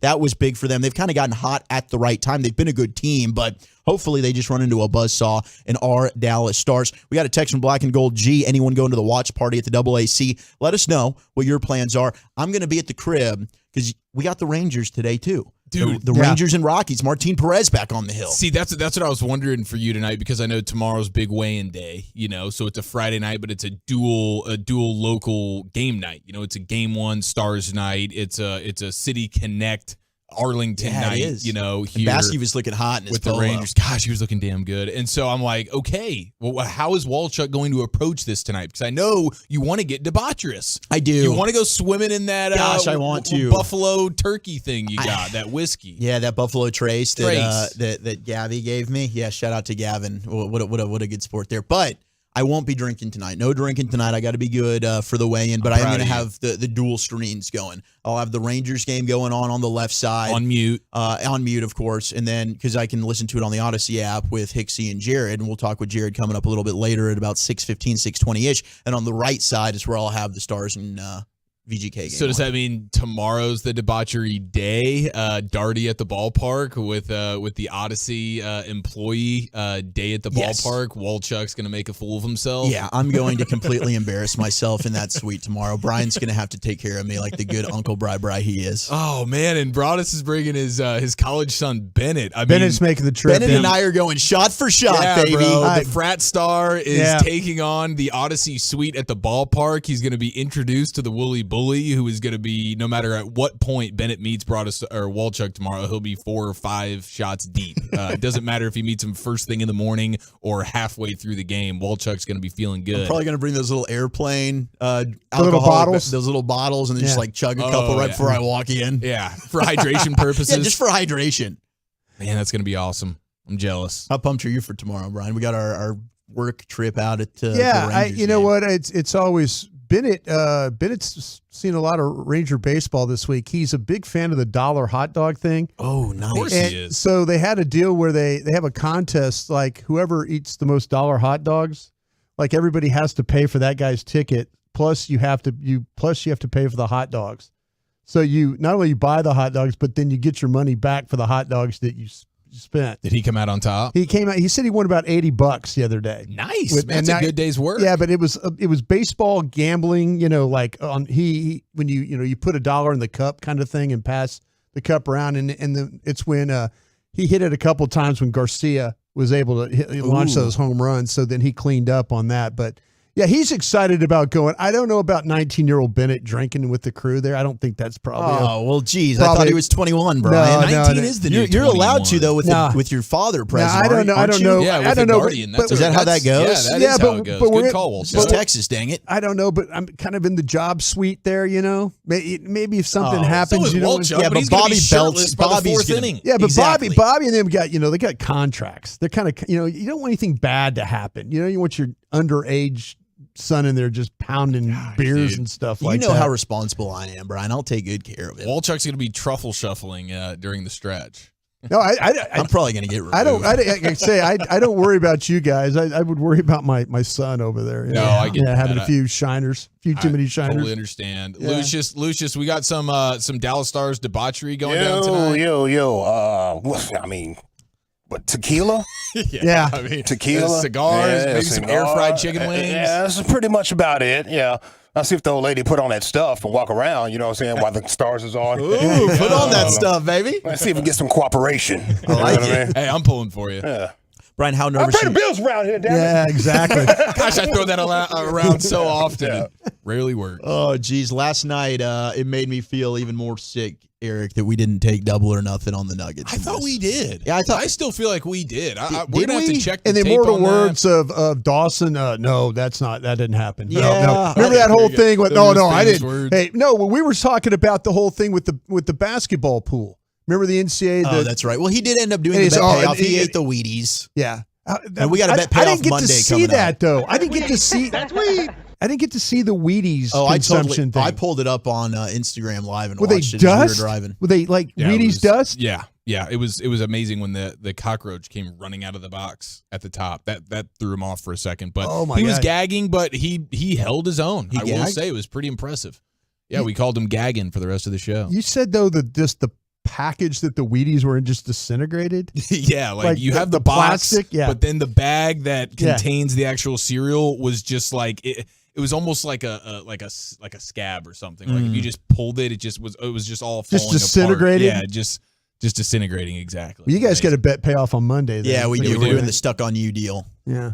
Can't wait for that. Is that what we're calling it? We were workshopping names. Yeah, I think the Stuck on You's fine and fair. Is that all right? Absolutely. We got to be tied together all day. It's going to be an absolute blast. Wait, Lucius. So you can't go too hard tonight because you're going hard in the ballpark suite tomorrow. That's what's no, because I don't know how I'm getting there yet. So I can't get drunk and lose if I don't have a DD pause. You know what I mean? Well, I mean, I can swing by and pick you up. That's not. I don't like how you put that last part at the end.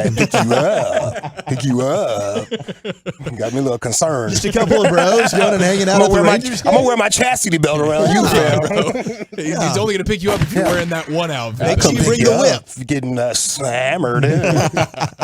No, you probably don't want me being your DD. In fact, I'm gonna try and find a DD for myself. Try. Yeah, the old college try. Yeah, the old college try. That's absolutely it. But we have the Nuggets up 2-0 in that series against the Lakers. How about LeBron? LeBron missing several key buckets in that one as well. But it was all about Mr. Fourth Quarter Jamal Murray as he closed that thing out. 37 points for Murray to go along with another triple-double for the Joker. 23, 17 boards, 12 assists.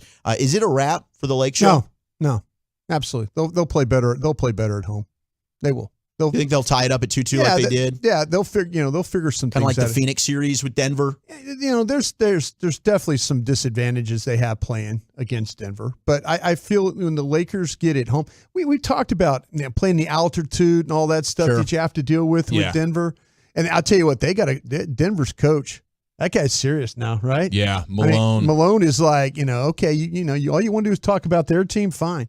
Well, I have a feeling the Lakers will play much better when they get back to LA. For sure. If LeBron would drive the hole. I know, dude. Stop shooting the threes. You got to go to the paint, man. You're the biggest man on the court. Amen. Take the foul. You get to the line. You slow down the clock. You're in control of the game. Yeah. 100%. You're not Curry.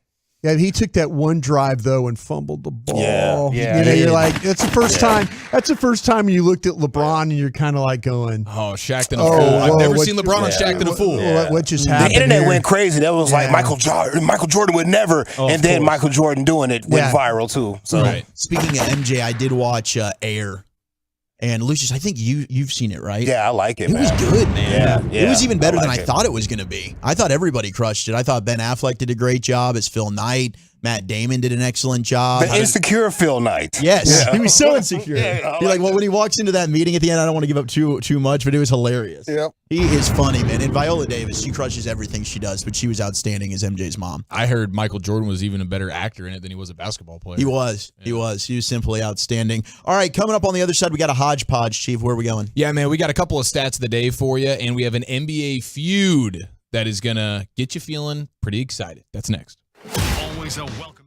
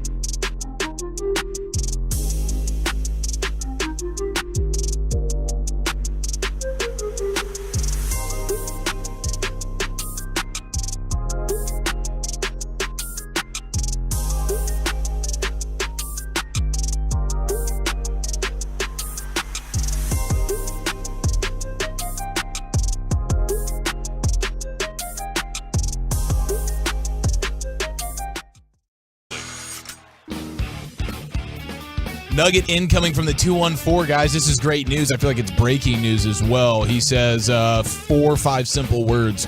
Robertson breaks out in the series. Hell yes. Let's go. Sounds like he's got some inside info, and I would never doubt the 214. Let's go Stars! Let's go Stars. Let's go Stars. All right, here we go. Segment's brought to you by Soda State of the Art and Frankel. And Frankel, there's a reason you need a special license to drive a big truck. So companies that hire drivers and put them in a big truck should be held accountable for what happens when one hurts you. Frankly, you need Frankel, and Frankel, the consultation's always free. Visit truckwreck.com, 6.5 minutes away from a Friday edition of the G-Bag of the Day. But let's jump into a couple of funsies here. We got, start with a stat of the day. I don't know if you guys, do you feel like your bodies are prepared for this? Fart.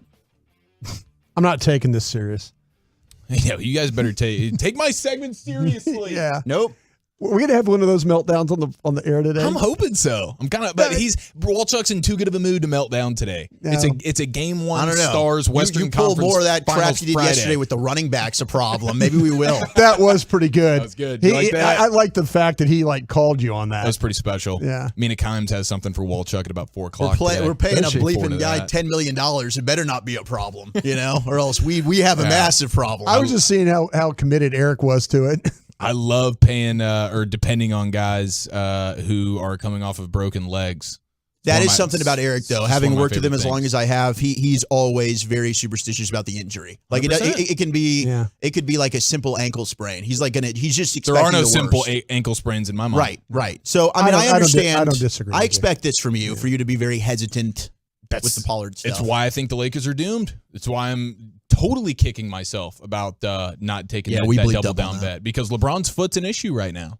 It is. Now, to be fair, that series hasn't even started yet because, of course, a road team hasn't won. But wait till tomorrow, when the Nuggets steal Game 3, and all of a sudden the Pets' heads are falling off of all Lakers fans. Heads are falling off. Okay, so did you guys confirm your bodies are ready for the stat of the day? Yeah, or so's my soul. I feel like we Go got ahead. the Yeah. feedback. Go ahead. Cole Kubelik on the Twitter notified all of the college football world thanks to Paul Feinbaum's posing question of what's the craziest college football stat of all time. I think this cements Cam Newton, because he is the only member of that 2010 Auburn National Championship team with an NFL reception, rush attempt, or pass attempt, and only one offensive lineman started a single NFL game. Wow. I know. It leaves you speechless for a second. You're like, wait, hold up. Let me, I feel like you just want to short circuit for a second when you hear that. Cam Newton is the only member of the 2010 Auburn National Championship team with an NFL reception, rushing attempt, not even a yard. We're not looking for a first down. We're looking for an attempt. Did any NFL team trust you with one single handoff attempt? No. Or pass attempt.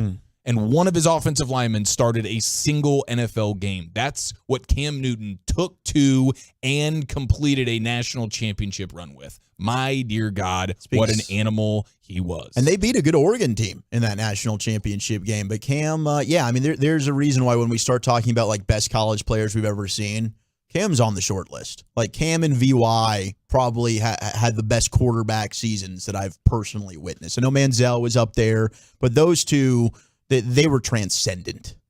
I wonder if Cam Newton had the same routine that he does now. Remember, we discovered his morning routine where it's just like an inordinate amount of caffeine with the espressos, and then it's a Cuban cigar. I wonder if he was at like 19, 20 years old, like that was his college routine as well. Maybe that's the secret sauce. You know, that's the Cam Newton secret stuff right there. But I enjoyed that as a stat of the day. I hope you did as well.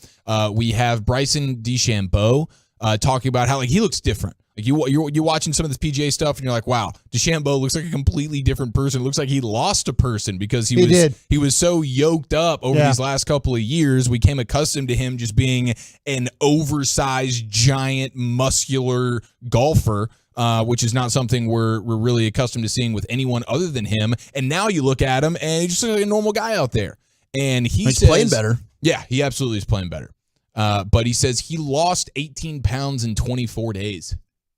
Oh, wow. I wonder if that was just from not doing the injection. Well, him and it's funny because him and Phil Mickelson both. Phil Mickelson's lost a ton of weight too. He finally can afford a chef. Got that live money. But the thing about it, and they both play on the live tour. What's interesting though is on these, when you're on like Instagram and all these sites, there's all these commercials for these people like, Phil Mickelson, these guys, and they lost all this weight.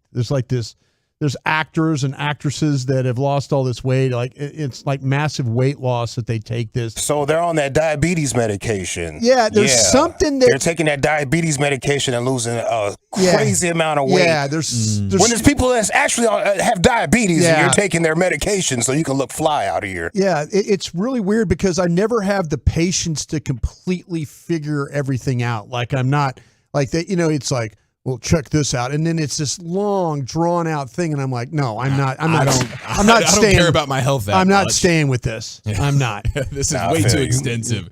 You must be on TikTok. Hey, give me 3 bullet points on how to lose weight. Yeah. If there's anything more than that, then it's a waste of my time. Gosh darn it. Do you guys remember J.R. Smith playing for the Denver Nuggets and George Karl? Yeah, I do. Now that you bring it up. Okay, so J.R. Smith, it was on the Old Man and the Three podcast with J.J. Redick, and at one point they start talking about George Karl and like his coaching, and J.R. Smith said, quote, "We didn't have one out of bounds play." So he's taking shots at his former guy, George Karl. And George Karl now is, an old crusty NBA coach who likes to take shots as well, and a bit of a hot taker dude on Twitter. So Can I guess what he said? The video popped up on Twitter. Yeah, guess George Karl's response. Yeah, I guess I couldn't design any out of bounds plays because I didn't have any players that can run them. Okay, I do like that. That was that definitely something that that's like something George Karl would say. That's I don't know what he really said, but that seems like something he would attempt to say. That is one of the multiple choice answers, but the correct answer here was B. Broadus, and he says, "I'm happy for at the real J.R. Smith these days with his education, golf, etc. And he's the second best athlete I coached after Sean. R.E. those out of bounds plays, though, I'm sure JR was smoking weed when we practiced them, but it's 15 years ago, so let's just celebrate and move forward." And on that note, we go into the Pimp Cup with Lucius Alexander. No, you lying, bro. You lying, bro. Toxic Friday. You lying. Just blowing down at practice. It's amazing. Oh, my gosh. All right. Let me start this by saying R.I.P. to the legendary, the great Jim Brown. Oh. We just lost Jim Brown. He's passed on to whatever is after this. Yes. Oh, dude. How breaking is that? Yeah, I mean, just a few seconds ago. Oh, my gosh. No. Yeah, 6 minutes. 6 minutes ago. Yeah, we need to never play that NFL draft audio again, please. Yeah, we'll bury it. We'll bury it with Jim. Gosh, dang. All right. Well, yeah, R.I.P. Jim Brown. Great football player. I don't remember anything about his football days. I wish I could see like highlights of it. He was tough to tackle, Lucius. He got in the open field, and nobody really wanted to deal with him. I'm the type of guy that would sit down on YouTube and watch an old school game. Yeah. Because of the commercials too. I like to see the old school commercials. I'm weird like that. Splash, splash, fizz, fizz. Yeah. Oh, what a relief it is. Yeah. Yeah, I watch stuff like that. Those 60s teams from the Browns and stuff, they had some great players, but he was outstanding. Yeah, rest in paradise, sir. I met Jim Brown. Well, I seen him first through the Running Man movie with Arnold Schwarzenegger. Oh, wow. Yeah, he was in The Running Man, and he was in a movie called I'm Gonna Get You, Sucker. Oh, yeah. Yeah. That's where I first seen him. Wow, that's where I was introduced to Jim Brown. I got to read that synopsis. I think he was in The Dirty Dozen, too. He was 100% he was. Yeah. Look at Broadus. Yeah. All right. Movie buff. He was responsible. Like they were dropping like these hand grenades through these German, parts of the German. Look at you, man. Fort, and so Jim Brown was the only one fast enough to like run, man, run. He's running along. He got it done. He had wheels. He got Good it done. for you, man. Our champion is from Fox 4, Peyton Yeager. She's struggling with numbers. This is a live situation, live television. Just live things happen. Clarice, the 54-year-old suspect is still in the Dallas County Jail this evening with a $250,000, $250,000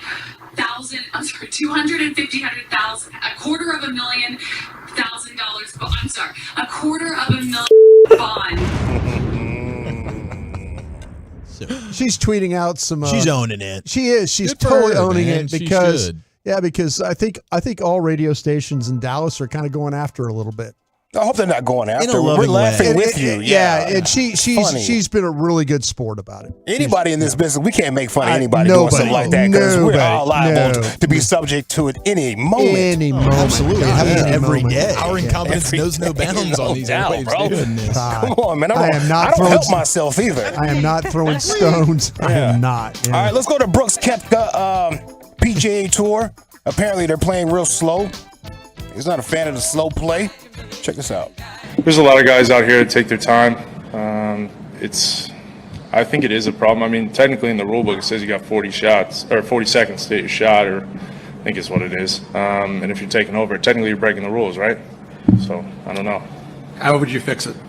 Honestly, I'd start stroking guys. If you're gonna take that long, you got to get stroked. What? Is that a punishment? Wait, was he advocating for slow play? For you, it's not. It is. Somebody out there just taking their sweet time. Yeah. I heard we're going to get stroked. We're getting stroked. Hey, guys, hold up. Slow down, slow down. Rules are rules. Throw that ball in the ditch. Come on, man. Oh, I just hit my ball in the water. Hey, have you guys been keeping up with Tyson Fury and what he's been doing online? They've been some funny clips. I saw the back and forth. Funny clips. Is it about John Jones? Okay, yeah. Rogan, right? Rogan said that John Jones can clean up Tyson Fury in a fight, right? Rogan, come on. Tyson Fury responded to that. I heard Joe Rogan say something about me the other day, and I've been off all the social media, so I didn't reply to little bald headed. I heard him say that John Jones could me up if we went in the room together. I don't think so. Not a man born from his mother can me up in a room on our own. Whatever happens in that room, I'd be walking out. Not a problem. You guys, I can't understand what the hell they say half the time, but I love listening to them. It's Fury and it's McGregor. Yeah. And if they're talking to me that way, I know it's threatening. Oh, yeah. At least I know, okay, I don't want to mess with this situation. And he had some smoke for Alexander Usyk. How you say his last name? Usyk. I don't know. Live radio. Get him paid. Ovechkin? Yeah. Alexander Ovechkin of the NHL? No. It's a fighter. It's got to be a fighter. Yeah, it's definitely a fighter. Why are we not helping Lucius right now? None of us are helping It's a him. Friday, all right? It's quitting time. Just let me drown. Sorry, Lucius. I'll throw you floating. Yeah, You guys talk about the UFC, and I'm like, I just nod my head a lot. Volkanovski? Anyway, Alexander's wife is on Instagram calling Tyson Fury, you know how he calls himself the Gypsy King? Should I say that? Yeah, no, it's his nickname. He's just the Gypsy King. It feels weird. Well, anyway, his wife is calling Tyson Fury the Gypsy Queen. Oh, now that's offensive. That's really offensive. Yeah. Tyson fires back at all of them. Alexander is no great. Alexander the coward. That's you. You little cowardly, ugly bastard. You had your opportunity to fight me in April. The fucking biggest fight of all times. Fight of the century. But no, you wanted rematches, crying like a little girl. Sausage. You ain't no good, man. You're a piece of shit. Look at the state of your face after AJ butchered you in your fights. You ain't Mr. Unhittable. I'll annihilate you. Easy fight. Come and take your money. Get your 30%. No rematch clauses. Man on man. And I will annihilate your sausage. What? But you don't want it because you're a little ducker, ain't you? What? You little cowardly shithouse. In fact, AJ and Wilder and you, I own all three of you. I'm the daddy. I'm the f***ing daddy. I'm the daddy. Me. I'm the daddy. Come and fight, you little cowardly bastard. I love this. Yeah, Alexander Usyk. Yeah. That's what I said. Uh-huh. I don't know, man. I couldn't trust the look down your face. I was not. I mean, when it comes to the Yeah, fighting stuff, I was not like getting you was involved. setting me up. And one other right here. I'm glad that people are doing prank calls again. Prank calls is something we used to do back in the day. It kind of went away. Prank call right here. This girl called her mom and said she was in jail. And mom's reaction was a little overboard. Girl didn't expect that. Hello. This is a collect call from Berrien County Jail. Inmate Diamond Davis to accept this free call. Say yes or press 1.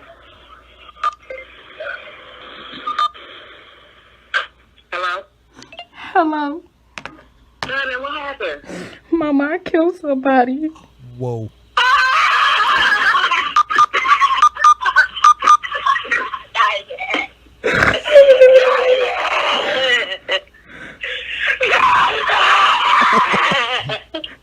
Okay, Mama, this playing. It's a prank. Oh my God.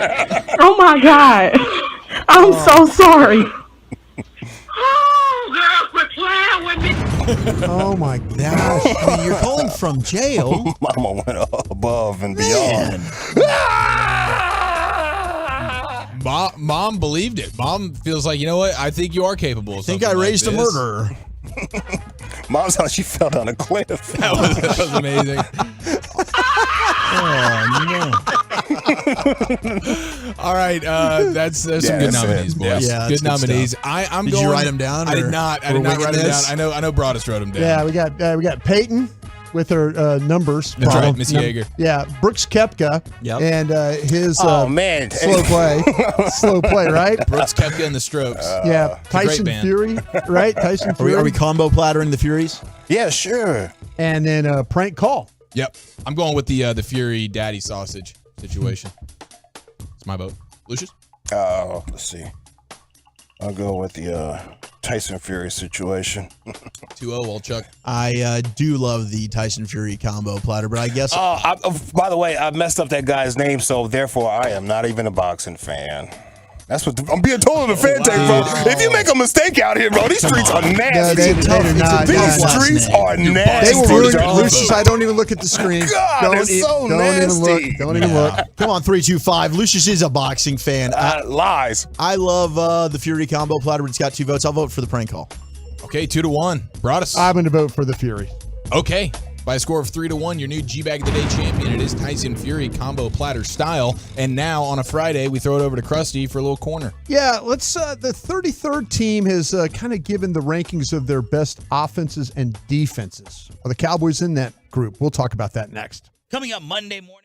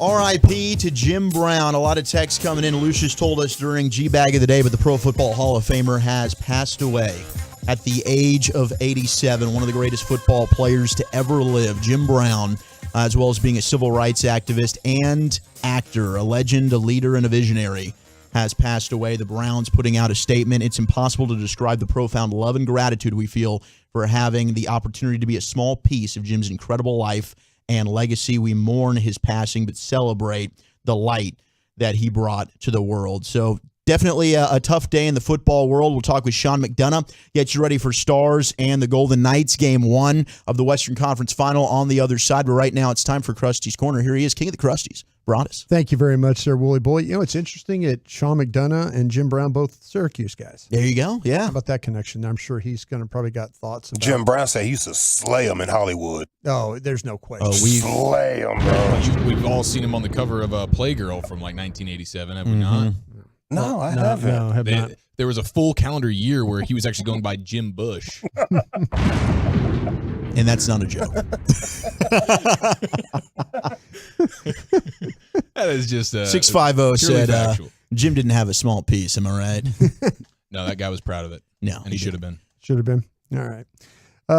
Hey, was there a bet payoff thing you were talking about? Someone wanted me to do. Oh, the Bush thing. Yeah, they want you to grace the cover of Playgirl. What? I think it'd be great. What? No, somebody 214 says a great payoff for Why Broadus. do you say that with straight face? It's like because he kind of wants to happen, as do I.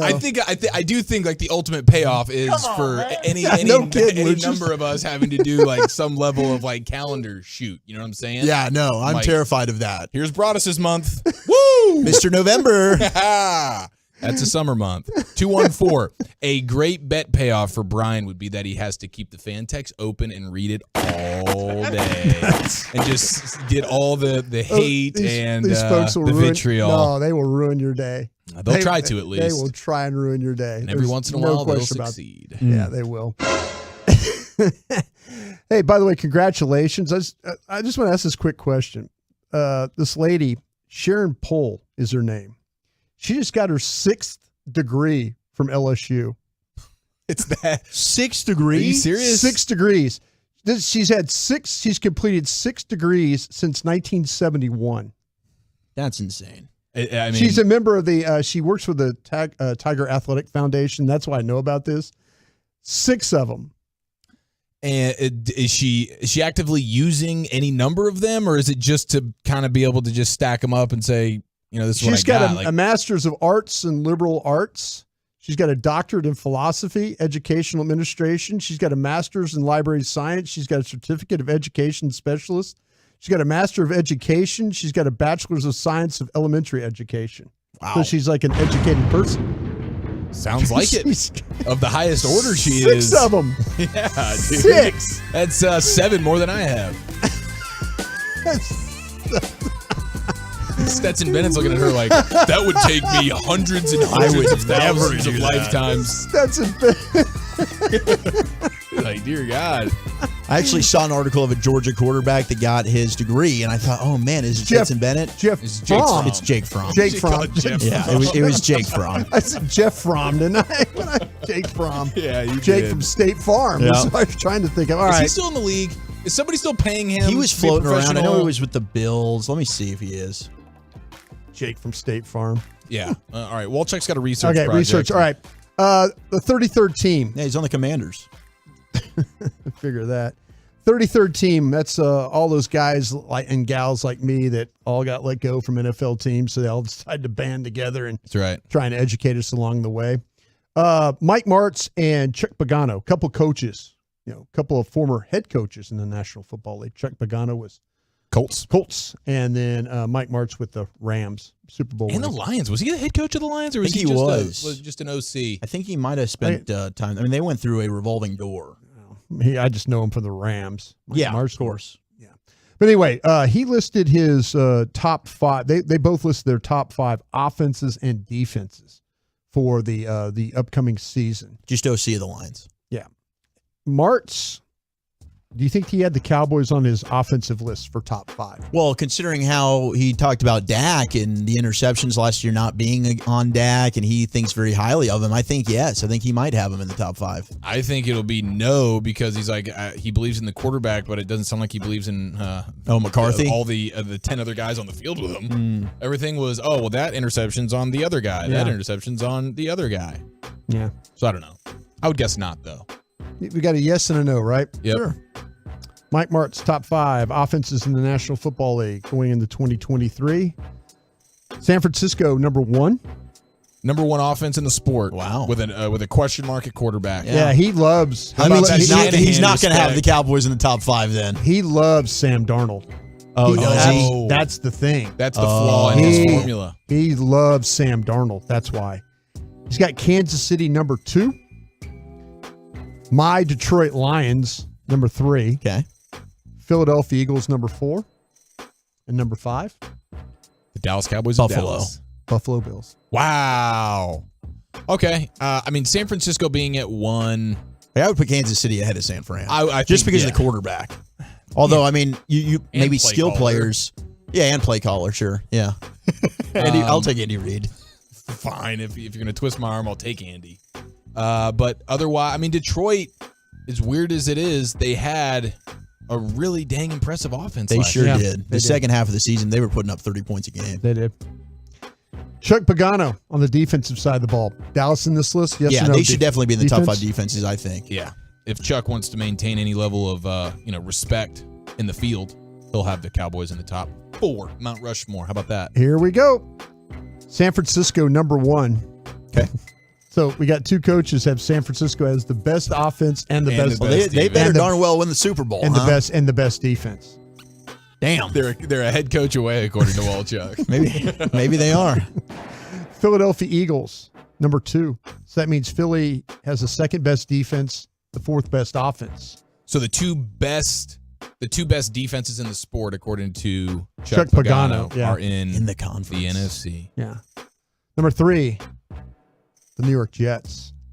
Wow. Okay, now he's starting to get a little bit disrespectful on us, huh? I like Robert Saleh. They got some good pieces, but I don't know. I don't know about the Jets. It could be a flash in the pan situation. Could be. Let's see it again. New York. It's a nice 16-game run you had. Mm-hmm. 17. Number 4, your Dallas Cowboys. There we go. Yeah, there we go. Just like that, Chuck Pagano is back into the good graces. Put the Cowboys at 3. Yeah, he's saying it was huge for Coach Mike McCarthy. By the way, number 5 is Miami Dolphins. Is who he's got. So Dallas is Dick Fangio bump. And Ramsey and Howard. Eric right there. The Dick Fangio bump is very, very real. I know the inside. You were like, 254, a good point, though. No Cincinnati in the top 5 offenses. I'd argue the Bengals should be up there, too. Well, who should be out? The Niners.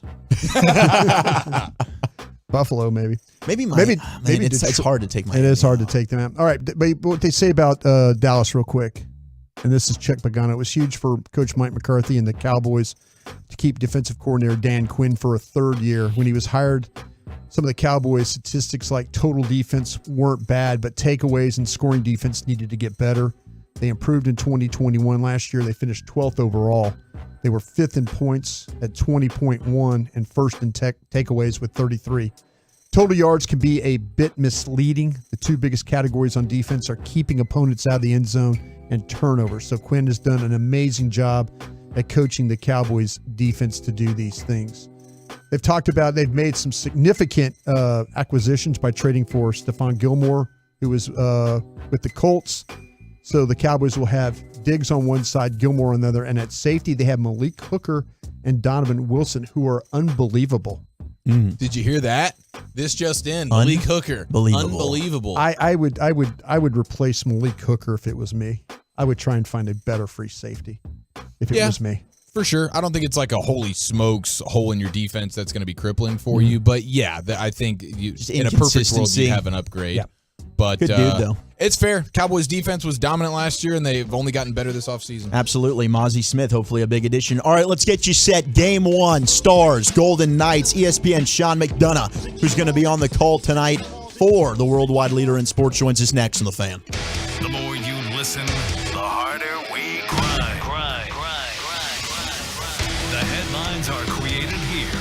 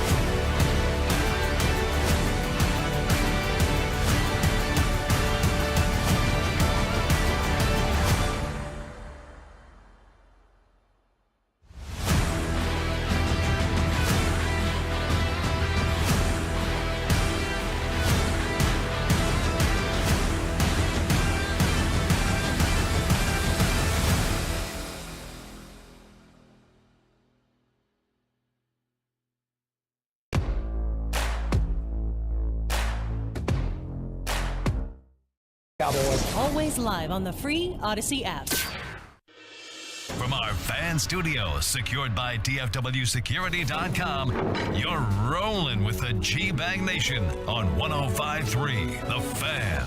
Welcome to the Nation. Getting you set for Game 1 here as we roll into hour number 2 of the G-Bag Nation. Game 1, Stars, Golden Knights from Vegas. The Western Conference Finals get underway, and the man on the call for ESPN, the great Sean McDonough, joins us now. Sean, how are you this afternoon, sir? And thank you for giving us some time.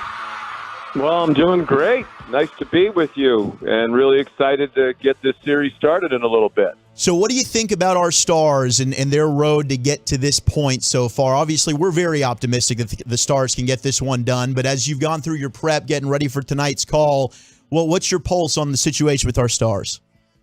Yeah, I think they're very impressive. I think that's wide open now with these 4 teams remaining in the playoffs. You could make an argument for all 4 of them as to why they might win the Cup, and I think there are a lot of things to like about Dallas, the way they've played, the team that they have. I think the balance in scoring has been really impressive. I think, their ability in special teams, they're the only team in the league in the regular season that was in the top 5, both power play and special teams. They're the best face-off team in the league. They have a goalie who's certainly capable of being among the very best in the league.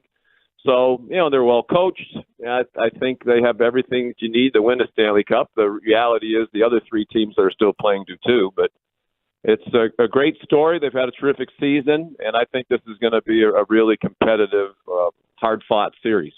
Sean, when as Zach mentioned about your prep, getting ready for this, has anybody kind of talked or have you asked questions about Jason Robinson and maybe what's not clicked for him in the playoffs as well as it did in the regular season? We're going to talk to Pete DeBoer in a little bit. We usually meet with the coaches about 2.5 hours before the game. I've certainly read, what people have said. I've talked to some of our people. I think some of it, from my own perspective, is just, a lot of what he does in the regular season, has done, is off the rush. And a lot of what Dallas has generated offensively is off the rush. And that's harder in the postseason. It's much more of a game of limited time and space. Teams are really locking down on defense and trying to make sure that you don't go up and down. So, I think that might be part of it. And, all great goal scorers just go through stretches. And, this is one of those for him. I think it's 8 games in a row now without a goal, which is the second longest streak of his career. But, fortunately for him, the other guys have really picked it up, Hintz and Pavelski in particular. And I think that's when we're making the argument of why can Dallas win the whole thing, I do think the balance of scoring is really a key. They have 5 guys on their team who had more points in the regular season than the leading scorer for Vegas. I think Vegas would like it to be, a defensive, low-scoring, slower pace series, and I think Dallas, if they could get it going up and down, that would be to their benefit, and it might help Robertson get out of this too. How much will the Pete DeBoer return to Vegas storyline be making an appearance in the broadcast? Yeah, it'll make it. I read his comments, watched his comments the other day when he said, they were here twice during the regular season. So, I think for him and probably for the guys on Vegas who he coached last year, the last 3 years, that's probably now behind them. And I think when you're in the conference final, you're so focused on the importance of the game and what you need to do to put your team in the best position to win. I can't imagine he's spending much time thinking about it, nor can I imagine that the Vegas players he used to coach are thinking about it. Pete's a well-liked guy around the league, so I don't think there's going to be a lot of Vegas players who look over and don't like him. He's obviously a very well-regarded coach. I think he ran into a tough situation here last year. They had a lot of injuries, and and they were in the playoff hunt right to the very end. They also kind of mismanaged their roster a little bit last year when they added Jack Eichel, and they were having trouble having all their players active because they couldn't fit guys in under the cap. So I don't think he was to blame for what happened here last year. And, worked out well, obviously, for Dallas and for Pete. It's worked out very well for Bruce Cassidy in Vegas. I live in Boston, and Bruce Cassidy was very highly regarded, took the Bruins to the playoffs the last 6 years. Everybody was surprised when they fired him, and then it came out, the players didn't like him. And but I think it's been proven that Bruce Cassidy's still a heck of a coach because he came here to Vegas and took a team that wasn't in the playoffs last year and won the Western Conference. So two really good coaches, as you would expect when you get to this part of the playoffs. Sean, you cover so many sports and so well. How would you rank where the access to players and coaches? Where does hockey fall? I always found like interviewing hockey players, they'd sit there with you all day. You could keep asking them questions and they never get irritated with you. Do you find that is your reputation of the major sports? They're the nicest guys, and I think that's been true in my experience. I do think you get more access. Back when I first started doing hockey a long time ago, part of the argument was, well, they're the least publicized of the then 4 major sports, so they're going to be more accessible because they want the attention for themselves, their team, and the league. But the NHL gets plenty of attention. But I just think, of the major sports that I've dealt with, hockey players are the best, and the coaches are great. The PR people, it's been a real joy to be back in the NHL for these 2 years because the best part about any experience you have in life, right, is the people that you do it with, and being around the hockey crowd is a lot of fun. Well, to Brian's point, I mean, you do call a variety of sports. I mean, I don't know if there's any sports you haven't called yet, but where does hockey rank? Is that the most challenging?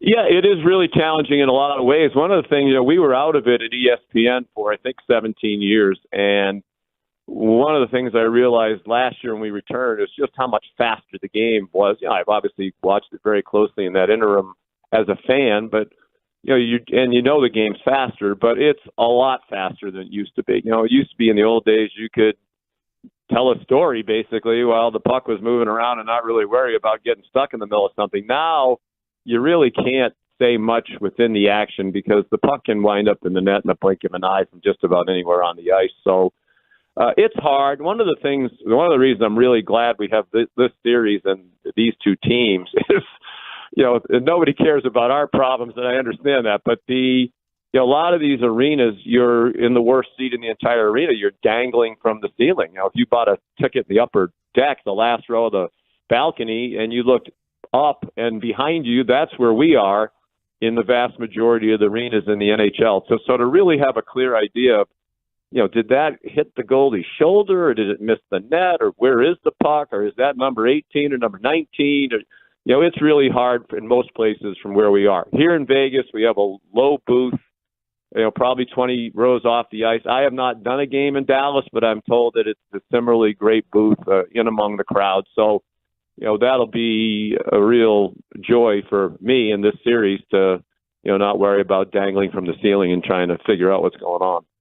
Sean, is the biggest nightmare for a hockey broadcaster the overtime game, or is it the most exciting thing that you cover? No way. It's got to be the pronunciations. I thought you were going to go with the pronunciations, Sean. Yeah. The overtime's fun. I'm not sure last night. That's what I was going to ask you about last night. Is that a nightmare to deal with? I could kind of tell watching it, and those guys are our friends at TNT, and they do a great job. But, you could kind of tell both the remote, the game announcers in the studio after a while, come on, anybody just score and get this over with. So, overtime's great. I don't think 4 overtimes is what anybody would really sign up for. But the hockey playoffs are great. There's that old adage, there's nothing better than the Stanley Cup playoffs. And I think that's true. The intensity of it. And the fact that it's really every other day. I mean, what these guys go through physically, emotionally, it's an incredible grind. And I think we probably don't appreciate enough the toughness and the durability of these players to do it for months on end, going at a really high speed and, slamming into each other at a very high rate of speed. Do you remember the longest game you've had to call? A hockey game? I don't. Boy, if I thought about it for a while, I could. But, we've done multiple overtimes. I remember the longest game I ever did. I did the famous Syracuse-UConn college basketball game in the Big East tournament at Madison Square Garden. They went 6 overtimes. Wow. So, then when I think of the longest games I've ever done, that was one of the longest in the history of college basketball. Most amazing thing, none of you people listening probably care about this, but the most amazing thing about that game to me was first 5 overtimes, they're 5 minutes each, so that's 25 minutes of game action. Syracuse never had the lead, not for 1 second, not by 1 point. They were either behind or tied. So just to get it to the 6th overtime was incredible. And then obviously they won it in the 6th OT. Unreal. Getting you set for Game 1 of the Western Conference Finals. Stars, Golden Knights with Sean McDonough. He's on the call tonight for ESPN. Now, you mentioned in the beginning of our interview the goalies, right? And Jake Ottinger, some still say he's the best goalie left in the tournament. Aiden Hill was terrific in spot duty there for Edmonton. Do the Stars have a big edge here or against Edmonton? Do the Stars have a big edge here in net? Well, based on the resume, you'd say yes, right? I mean, Ottinger's a younger guy, but what he did in that series against Calgary last year was one of the most remarkable goaltending performances I think any of us have ever seen. Almost single-handedly won that series, even though they couldn't score, to support him. Yeah, I mean, he's the better of the two goalies if they play as they do. But, he had some shaky moments uncharacteristically, by his own admission. In the Seattle series, came out twice. I think his quote was, I wasn't at my best, but we still won the series. So I expect that he'll be better. He's certainly, I think, the more talented of the two.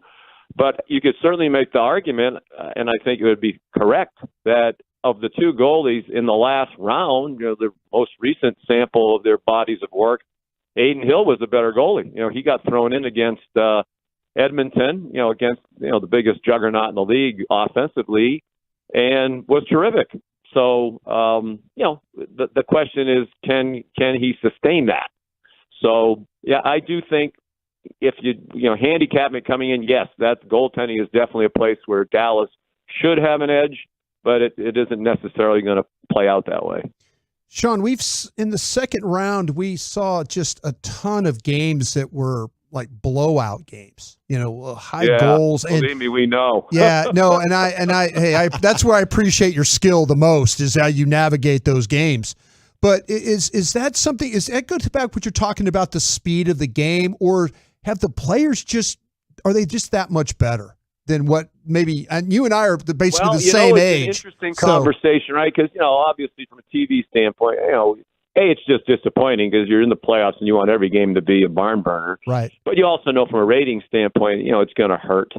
But and we had this conversation. We had New Jersey a couple times, more than a couple, in their 2 rounds. And, we talked to Lindy Ruff, who I'm sure you guys know.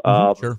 And we asked him about that, the one-sided games. Like they lost the first 2 games to the New York Rangers in the first round, 5-1 at home. Everybody was like, oh, that's going to be the end of them. And then they rallied and won the series. And then one-sided games again at the beginning of the second round.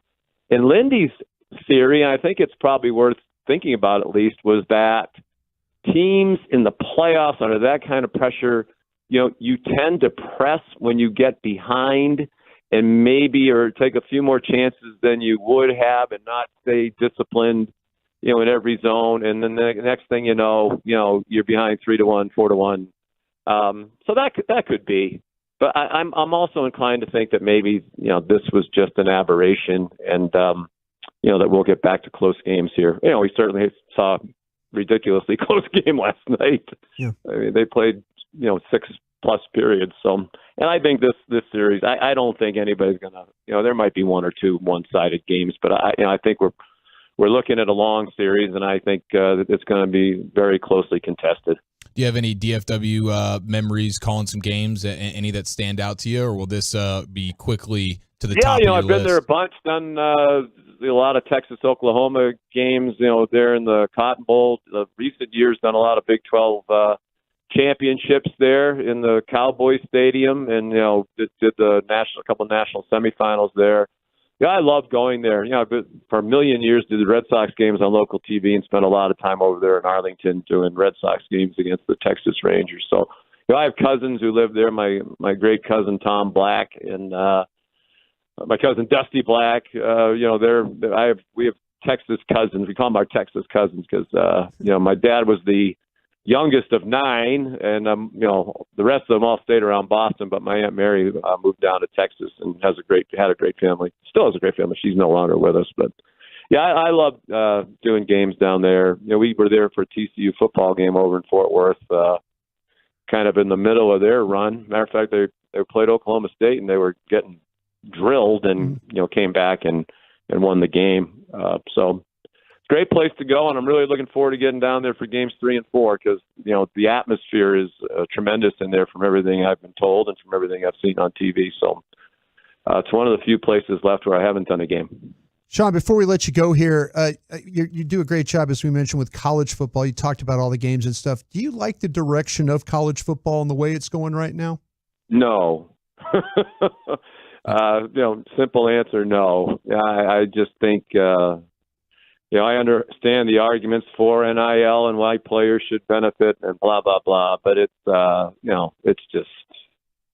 mess, right? I mean, it's basically free agency. It's kind of become, I was going to say legalized cheating. But to me, they're still not, from my understanding of that, you're not supposed, the schools aren't supposed to be able to offer you, a package. Sure.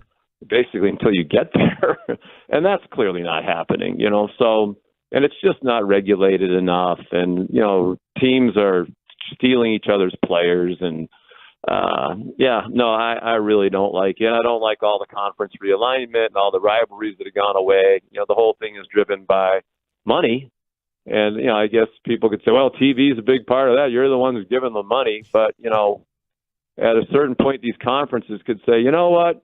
We're good with our $60 million a year in rights fees from TV. How about loyalty to each other and, maintaining the rivalries and, all the things that made the sport special. So no, I'm not a fan of it. But when the game starts, nobody cares, right? Yeah, there you go. No, you're true. And as a Syracuse man, we lost Jim Brown today. Any thoughts about? I hadn't heard that. Oh, yeah, he passed. It happened about an hour ago. Yeah, passed away. Oh, I didn't know that. I've been so immersed here in my hockey tapes and stats, I mean, my dad, the late great Will McDonough, covered a lot of football and always said that Jim Brown was the best running back he ever saw. The thing that the Syracuse people talk about, he was a great lacrosse player, and to the point where they changed the rules of college lacrosse when he was there, because he would take the basket of his stick and he would pin it against his chest with the ball and the thing, and he'd run down the field with the stick in one hand pinned against his chest, and then he'd use his other arm and just stiff arm guys all the way to the goal. And now that's why you have to, cradle the ball away from your body. They changed that rule because of Jim Brown. So, sorry to hear that. I'm in Las Vegas, obviously, and Floyd Little, who is another great Syracuse running back, and what a great human being. We just lost him within the last year or two too. So, I hate to hear that. Yeah, a sad day for the NFL world and just sports world in general with the passing of Jim Brown. But Sean, thank you so much for giving us some time. Have a great call tonight. It's been a real treat for us. Oh, my pleasure, and thanks for having me on. I hope everybody will tune in tonight, and looking forward to a great series. Thanks for having me. Appreciate you, sir. Take care. There you go. Sean McDonough, who's on the call tonight. ESPN 7:30 puck drop between the Stars and the Golden Knights. Western Conference Finals, Game 1. Let's go, baby. Also, check out Spits and Suds. Yeah. Our guy Gavin Spittle and Craig Ludwig, they've got a new 3-part preview for tonight. So if you're interested, no better way to get you ready for this series than with Spits and Suds. All right, NFL News of the Day coming up next, featuring the home for Super Bowl 60. Tom Brady advice and a tight end with a big chip on his shoulder next. The latest from the Star in Frisco, as well as inside information from around the league. It's DFW's Top Football Podcast.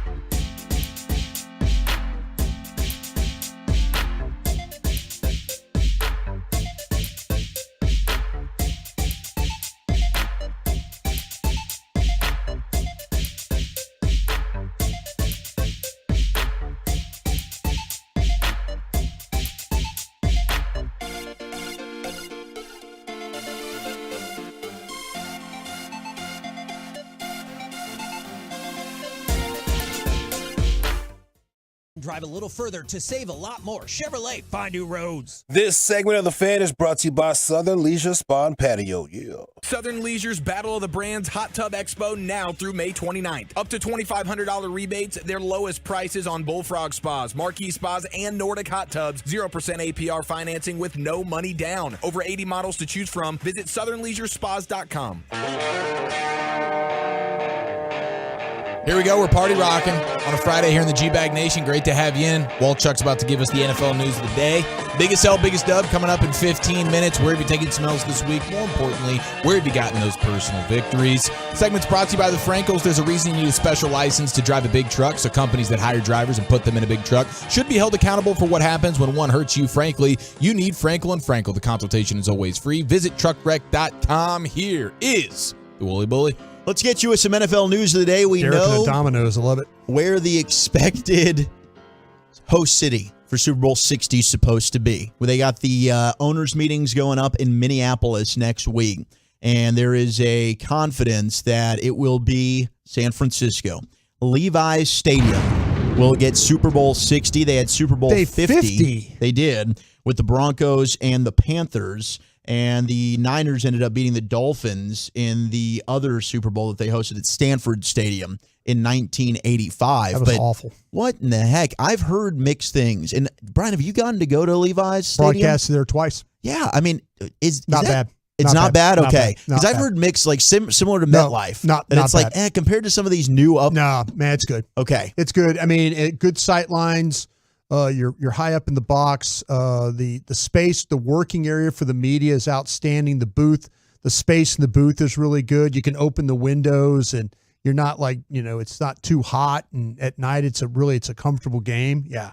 It's a good call. The weather will be nice. I just remembered last time when the fellas were out there for the Super Bowl talking about, the homeless problem and all the poop and pee and Dude, Raider Joe, who is a legendary Tolo, he sent me a photo the other day because he lives there and he's always hitting me up about how just disgusting he feels like his city in San Francisco is, and he didn't send anything other than just a photo of a dude crouching down on a curb. Oh, come on! This was 2 days ago.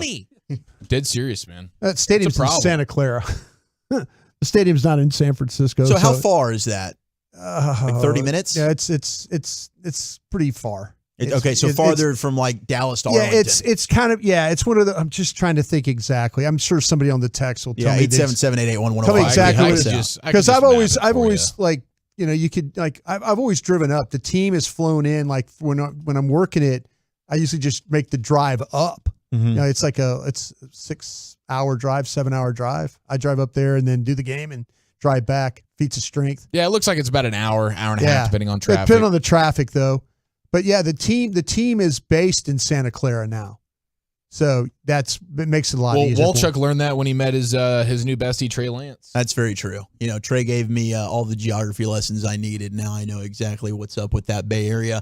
It does kind of make me think of how much we bleep this up in North Texas when we got that Super Bowl with the Steelers and the Packers. I was going to ask you guys. We're never getting one. We haven't been able to get it back. We're not going to get it. We didn't mess that up. That was an act of God. That was an act of God. Right, but I think the rest of the world was like making fun of us because we don't know how to handle that. But it's not our fault. You mean we were on display. Yeah, we don't handle ice very well. Yeah. Absolutely. You mean the huge chunks of ice falling off the building onto people was a bad sign? Yeah, we didn't. Our stadium's still the best. We didn't have a counterpunch. I know, but the stadium doesn't matter when everything around it is seats. We didn't have enough seats. We haven't had that issue since. Come on. Hey, it wasn't later that year we had like the All-Star game and it was iced out too.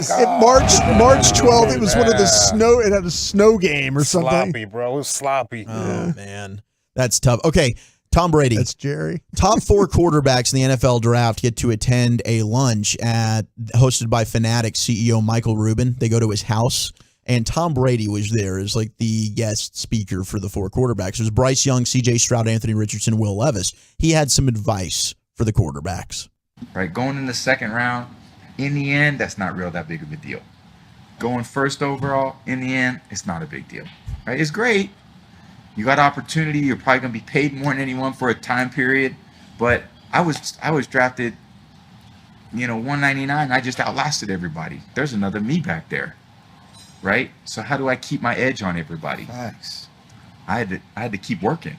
I didn't go, hey, I'm good, right? I won 3 Super Bowls. I'm good. I just think it's so cool for these kids to be able to, one, you sit down with Tom Brady, you're able to pick his brain, and then he's giving you the advice. Like Bryce Young, you might have got number 1 overall. It doesn't mean bleep. Okay. It I went clearly in the does 6th round. No, it does matter because he's not sitting down with the 6th round rookie quarterbacks. Oh, that's fair. He didn't say who's the. It wasn't all of the bottom 4 quarterbacks that got drafted. It was only the top 4. Brady only wants to meet with the big dogs. Where was our guy Hendon Hooker? I was going to ask, like, did he just miss the cut? Didn't get invited. I'd be more impressed if like Brady met them all like at Pluckers or something like that, and just had a big had a big wing. Rush. All the quarterbacks had a big wing party. Some holy and if you're a quarterback and you got drafted, you get to meet with Brady at the Pluckers. No, but punish Brady, a bunch dude. of wings. Brady ain't punishing wings. I mean, maybe now that Okay, maybe now he could. Okay, the Brady lunch that they had yesterday. How do you think it was really like boring? I'm not talking about conversation, food? but the food like really bland, Very healthy, nothing to it. I imagine Brady's one of these guys that's now so accustomed to it. He's a lunch pail guy, and that's what he was as a player. And You're I think right. that's He's what he bringing is his as a own person. food. He's like Dirk. He's got his plate with him. That's right, guys. Don't worry. I got my own avocado ice cream. I used to go. You remember my buddy Tom Dimitroff, the general manager of Atlanta? How could I forget him? That hair is legendary. Tommy D used to bring. You asked him to go to dinner, and he had a backpack. He brought his own food. Really? Yeah, you would go to dinner. He's svelte. I mean, Tommy, does he have dietary restrictions, or is that just him? That's him. That's just a guy who wants to be shredded, ripped up like Rambo, he is. Tommy was always like he's eating like telephone pole bark and stuff like that. I mean, he was weird. Come on, that's disgusting. Seriously, you'd invite him to dinner, and he'd go, "Yeah, sure," and then he'd show up.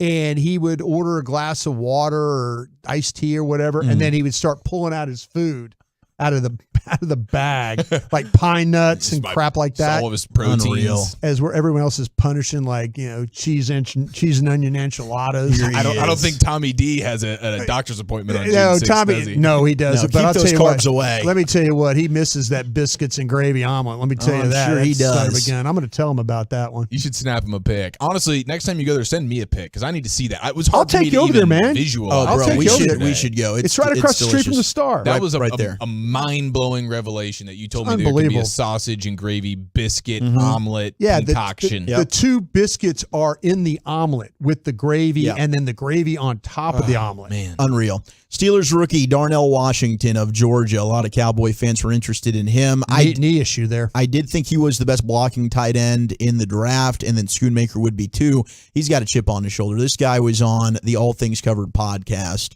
and they asked him, hey, do you know every single tight end that was drafted before you? Darnell? Oh, you're talking to me? Yeah. Oh, yeah. I'm sorry. Trying to do the podcast too, Dan. No, you're good. Oh, you're juggling those Gators, baby. Yeah. Okay. Now what was you were? All Things Covered, Darnell Washington. Oh, I don't see that. D-Walk. Oh, you don't have that one? Darnell's not even here? Okay, well, he named What are you doing, bro? He was a VIP Not guest. you, Lucius. I'm talking Well, about you, bro. that was the one I double checked with you. We had, Yeah, you did. but it's okay. I can just say. I'll tell you what. It was. Yeah, I know that guy at the guy at Buffalo got It was drafted funny out with of me. Schoonmaker. He's like, I me. can't remember what his first name is, but yeah, that dude out of Michigan. He goes through the whole list. He knows every single one. He's bleeping ticked off that he got drafted as late as he did. But then they asked him to rank his top 5 tight ends. And this is where I'm like, man. Like all time or in the league right now? Currently in the league. Can we trust your opinion? He didn't have Travis Kelce in the top 5. Wow. He said, I consider Travis Kelce to be great. He's a great player, but he's got George Kittle, Darren Waller, Mark Andrews, Zach Ertz, and his current teammate, Zach Ertz, Pat Freiermuth, in the top 5. And I guess that's just like I'm throwing my teammate a bone. But come on, how are you not putting Travis Kelce in the top 5? Is Zach Ertz? I mean, I'm assuming he's still in the league. Yeah, he's with the Cardinals. Be a football guy. Come on. No, but I mean, like, dear God, Zach Ertz is. I don't know. I can't fathom that. He's definitely in the twilight of his career. Yeah, he's no longer in the conversation. I would probably put Freiermuth's not bad. No, but T.J. Hawkinson's better. There's a lot of guys that I would consider better. Dallas Goedert probably better. Definitely better. Yeah, I mean, come on. So Freiermuth being there, interesting. NBC's targeting J.J. Watt for a role on Saturday's Big Ten football show that they're going to have, and his brother, TJ, I don't know if you saw this. He posted a video. He's cleaning out his pool, which I love. It's like they could probably hire somebody to clean out his own pool. Instead, he's out there doing it, and he's got the security cam. Man of the people. He ended up slipping and falling into the pool. And you see the dog sitting there like, oh, my God, are you okay? Can I help you? But I just love the idea of these athletes going out there doing their own thing. He's just a regular Joe like us, man. The Watts. We all fall in the pool every once in a while, right? Absolutely. I have plenty of stories about falling in the pool. Got to have a pool to fall into. You ever been to a pool party, and you drank so much you're worried about falling in? Or did you just pee at the pool? No, you don't do that. I know Eric does. Eric does that. You know he pees in the pool. He is a pool peer. That was a confession. Well, you didn't tell me I couldn't share it. Well, that's the first L of the week then, ladies and Big gentlemen. L. You go swimming with Eric, you're swimming in urine. 877-881-1053. Where have you taken smells this week? More importantly, where have you gotten those personal victories? Let's go biggest L, biggest dub next right here on The Fan. Be a part of the show. Text us on the truckwreck.com fan text line. 877.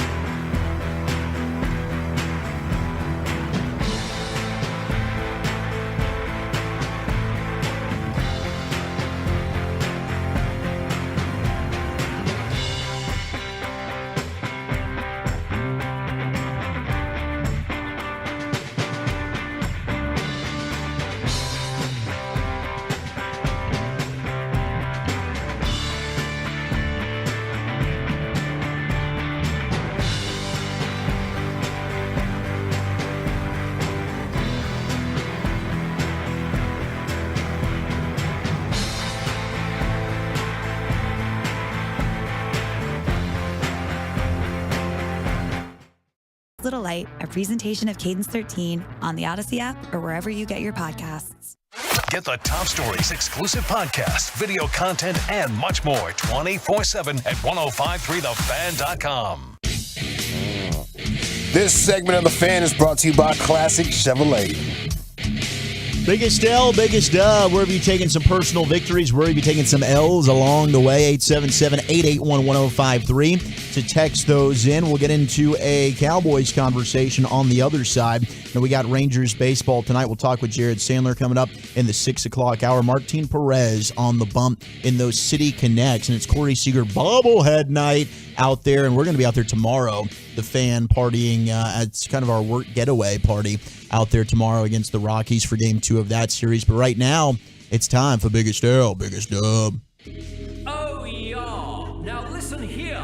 It's time to toss things over to that silly twit, Eric Chiafalo, to give us this week's L takers and dub makers. On and off the field, no one is safe from this imbecile's tongue. It's Biggest L, Biggest Dub. Personal victory for me, it looks like a lot of people are Pool Pierce. So I feel like I'm in the majority, not the minority. And Wow. It's pretty exciting. I'll get out and pee in the bushes before I pee in the show pool. some belief and respect. Yeah. Just go inside. How dare you, dog? Put a towel on, go inside. Think about your pool mates. Yeah, exactly. He doesn't care. No. Goes over to somebody's house and just pees in that pool. Pees in the pool and then asks you to get him a beer. Yeah. Hey, man, appreciate the invite, dude. Disgusting. Oh, you don't want to come this way, man. I mean, And he's watching you like you're swimming and you go into water and you spit water out of your mouth. He's like, he's like, oh, if you only knew, bro. Sometimes I'll text my buddies, like, dude, I got to take a leak. You mind if I come over and swim? We can do this every weekend, man. And appreciate your invite. 217 says, biggest dub, done teaching until August. It's summertime shine, baby. Congratulations. Drinking double Jack and Coke to get the summer kicked off. Double nice Jack work. and Coke. 217. I believe that is in the near future of Yeah, this time they can say that out loud. Usually they say it during the class, you know? Yeah. Right up under their desk. Yeah, that's right. You gotta check the school teachers Yeti the same way you do the soccer moms on Saturdays. You guys read those chapters, all right? Hey, get to work now. 217? 217, yeah. Yeah, I didn't know where that was. I have no Springfield. It's in Illinois, Champaign, Illinois. Love Illinois. Yeah, it's in. Is it in Springfield or Champaign? Springfield, Champaign, Danville, Decatur, Jacksonville, Quincy. Isn't that The Simpsons? Springfield, Yes. Illinois? Yeah. I like to think that's Homer. Simpsons. Okay, 877. It's Illinois. I mean, The Simpsons. Isn't that always? I'm not going to claim to be a Simpsons. It's Springfield. Yeah. Listen to Homer's accent and everything. I'm pretty sure. Oh, come on, bro. Let's don't do that. Wow, dog. he's questioning. Now it's going to have us questioning everything. Now we have to Google something that we knew the whole time. You were so annoying. Are you sure? I'm just. Wait a second, guys. Are we sure that The Simpsons is in Illinois? The Simpsons. I don't know. Springfield. Yes, Springfield, Illinois. Go bleep He yourself. took me Broadus took me at face value on the Jim Brown Playgirl cover. I'd like to see him research that and confirm it. 817. Aren't you a dad? Have some pride. Quit peeing in the pool. Okay, fine. I will. At He the very encourages least, his kids to I do will the same. consider it. I don't really Okay? care. You do encourage the girls to do it too, don't you? Girls, make sure Just do it right here, Nana. Yeah. Come on, Pee in the pool. Daddy, I gotta get out with Daddy, I gotta them get and do the out. whole You're like, no, thing. no. Stay in. I'll show you how it's done. 214 Tolo Menisco, biggest dub, was against us in the 6 p.m. sound off last night. I think he finished Tolo second. Menisco. Did he finish Yeah. second? It was, yeah. He did. Hey, we got a big dub for those of you worried about Luka. According to our buddy Nick Angstad, he has hired a nutritionist in Slovenia. We're going to have shredded Luka. Shredded Luka. I'm sick and tired of you guys making fun of him Are now. all nutritionists geared towards healthy foods, or is it could a nutritionist be somebody that's providing food that tastes delicious? Is that a serious question? No, absolutely not. Is that Springfield, Illinois? Or No, man. Missouri? Listen, the fan text is saying it's not Springfield, Illinois, actually. It's Springfield anywhere, because kind of like the running joke of it's just Springfield. Okay, that makes sense. No, it doesn't, really. I mean, it's you know what? an This animated is news show. to me, I man. mean, they wear the same thing every damn episode. I honestly, we kind of just got to buy in. I mean, if you say it like that, bro. I was not. They never age. Can't argue with that, dog. I thought this was based on reality. Yeah. So You know how much money those people have made doing that show? I can't imagine. Over $80 million. 80 mil? As the voices. Woo! The voices. Oh yeah, like Hank Azaria. Yeah, you remember back in the day, the guy Rowan Kavner? that worked with the Cowboys. There was a reporter with us. He ended up working with the Clippers. His aunt is Julie Kavner, who's the voice. She's on The Simpsons. She's Please tell me she's Marge. Yeah, please. But I'll look it up. I need No, to you look it up. I'm just trying trying to host a damn segment. But I used to work with Rowan. He's out there with the Dodgers now. He works with the Dodgers. But his aunt is like they all have voices. They all do like 4 or 5 voices. Right, that's the thing. Like Yeah. very few of those are just doing one character. Most Yeah. of them have a handful. I hope she's Bart. Because I know Bart is a female. Oh, really? Yeah. I think It's like Tommy Pickles was voiced by a female. Okay, in the this Rugrats. is way too much information. We can look. So at is this. Chucky. Hang This on. is Julie, insane. Julie Kavner. 469 biggest L Ranger game went to on Monday. Biggest dub, though. We got to meet the folks of the G-Bag Nation at the ballpark. Watch the Stars beat Seattle next door at Texas Live. Okay, very good. That's how you bounce back right there. 469 She's biggest Marge. L. She is? Nice. Yeah. Nice, Julie Kavner's dude. Marge. Oh, tell her to send an 8x10. Tell her she's got great Address it to LA. 469 biggest L. Today was I'll ask Rowan for you. field day at school. I told all my students I'd beat them in a race. First race, pulled the hamstring. Hell yeah, you did. Got to be careful, man. Don't be that person. I was driving by a Seriously. school the other day and saw field day, and I was like reminiscing, like, gosh, that was. I think field day is a top 5 childhood memory day of just like, hell yeah. like, where you take pride in that, dude. You can become a king on field day. Oh, you can. Yeah, you really show That's out. where The legends Rangers- are made. Yeah, that's it. That's Or it, you bro. could be not the top 10. Or not top 10. Sure, yeah, and for those folks, I feel for them. I feel for them, man. Yeah. You got to get your grades up after that. Yeah. You're going to become popular. If perfect attendance and good grades after that, bro. Yeah, Can't mess around. Oh, those sack races. You had the like the egg tosses. I mean, whatever it was. Softball. It was like Softball throw. If I didn't finish in the top 3, I felt like a loser. I failed. Did you get ribbons? Ribbons. Did you get it? For field day, I think it was mostly just pride and high fives. You know, Really? Maybe we got something cool like a pizza party. Yeah, there was festivities, but it was participation. We definitely got stuff. ribbons. Yeah. Yeah, Medals Lucius, and ribbons. Yeah. You came home, you had all those ribbons. You're like, yeah, here we I'm go. definitely- And then, I'm and the then field day king. And then mom and dad are like, well, where's your act? And then you hand your report card, and it's got. It's like, I got that's an not the F. point, It's a Mom. disaster. But field day, though, Mom. Field day. Yeah. Look what I did. Field day, mom. 817 biggest dub. Speaking of moms, mom got out of the hospital after having a heart procedure and lung fungus. At 73, she wasn't going to give up. So thankful. Congratulations, 817. Mama is still rocking and rolling. Gosh, what a beautiful thing, man. I've heard the toe fungus. I am about to Google lung fungus. Yeah. Toe fungus. I've heard What's about. lung fungus? It sounds bad. It's not like we got Doesn't past sound it. good. No, it's like a an HBO series. Lung fungus. Lung fungus. Seriously, can we get a full? Can we get a full Why are lung we fungus laughing? report Why here? are we laughing? Yeah, we shouldn't be laughing. That's kind of morbid. We need to. Yeah, Lucius, we you need to did it. chill. Lucius, the way you Well, it was said a it made me dub. laugh. She overcame the lung fungus. Yeah. She overcame it, but Yeah, Lucius we can is laugh like, afterwards. Lucius is making it sound like it's something. Yeah. Well, maybe it is. At this point, it's kind of Okay, up so- in the air. But Walchuk's about to give us the good news. It's an infection that can infect anyone. It usually affects the lungs and causes pneumonia, course. but also can affect other parts of the body. Learning about histoplasmosis can help you stay healthy and recognize symptoms early if you get the infection. Okay. So I guess I've it's honestly pneumonia. I've never heard lung Well, fungus. read a book, Brian. Yeah. Okay. Get with the freaking program over there, bro. This fungus is found in soil. Ooh. Oh. Somebody's eating dirt. I prefer glass eaters on my team. 940 biggest dub. I'm headed to the lake for the weekend. Now, summer is generally, I think we think of summer as Looks a like it's dub, going to rain out there today. especially for the teachers and stuff. But shout out to the 214 who says double L. My girl is done teaching till August, so I'm screwed. Oh, no. Two sides to that summer coin. Oh. Gosh, what are you doing? 817 biggest dub. My wife does not have Lung fungus? gestational diabetes, and we are at 29 weeks of pregnancy. There you go. Baby girl. Congratulations, Congratulations, yeah. 817. Your life's about to change for the better. It's about to get crazy on you, but my dear God, it's about to be awesome, man. That Wow, is we got freaking awesome. we got This an is how update you on pee in the Field pool. Day. The 210 teacher and Keller. Field Day now is a bunch of different events that everyone Wins. pretty much everyone in the class participates in, and we just do it for fun. We don't have winners and losers anymore because everyone needs That's a trophy. shame. Problem with this That's society. a shame. Yeah. Yeah, man. Are you kidding me? Got to teach about winning and losing. That's a sad deal. What And yeah, dude, we wondered why this whole. I love that drop so much. I do too. I laugh every time it's played. No winners. You come home from field day and you just shoulder shrug. How was field day? Sometimes I won and lost. Learn how to fight through adversity, damn it. Yeah. You have a bad field day, you come back the next year and you're a champion. Yeah. Seriously, man. All right. I think that runs out of time here, but the texts are just absolutely flowing. No days off, no commercials. Yeah, that's right. Let's expressway the rest of the show. It's a Friday. It's a game one, Western Conference Finals Friday. What you drinking, what you thinking Friday. We can power through this thing if you guys want to. Don't tease me with a good time. All right.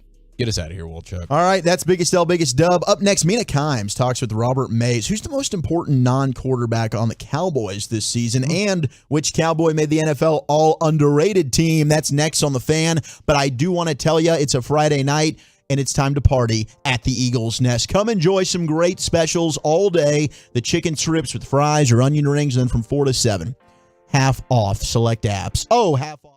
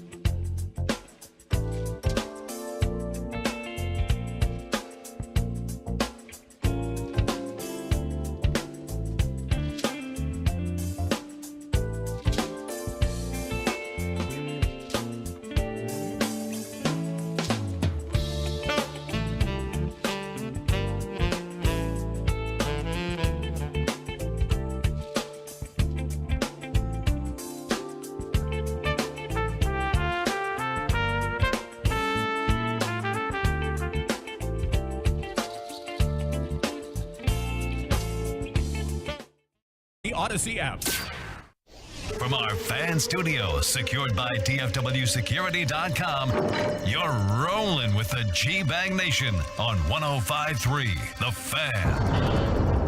We got the NFL's all underrated team. Which Cowboy makes it? And we got some fun audio. Mina Kimes talking with Robert Mays. Who's the most important non-quarterback on the Cowboys? 877-881-1053. If you had to pick somebody, who you picking? One, to make the all underrated team, but two, the most important player outside of Dak Prescott for America's team. Rolling into hour number 3 of the G-Bag Nation. Wolchuk, Broadus, Chiafalo. We got Lucius and Carter Freeman hanging out with you. We got the top 10 coming up on the other side. Bleacher Report putting this out, fellas, when it comes to the most underrated team in the NFL. Justin Fields is the quarterback of the Bears.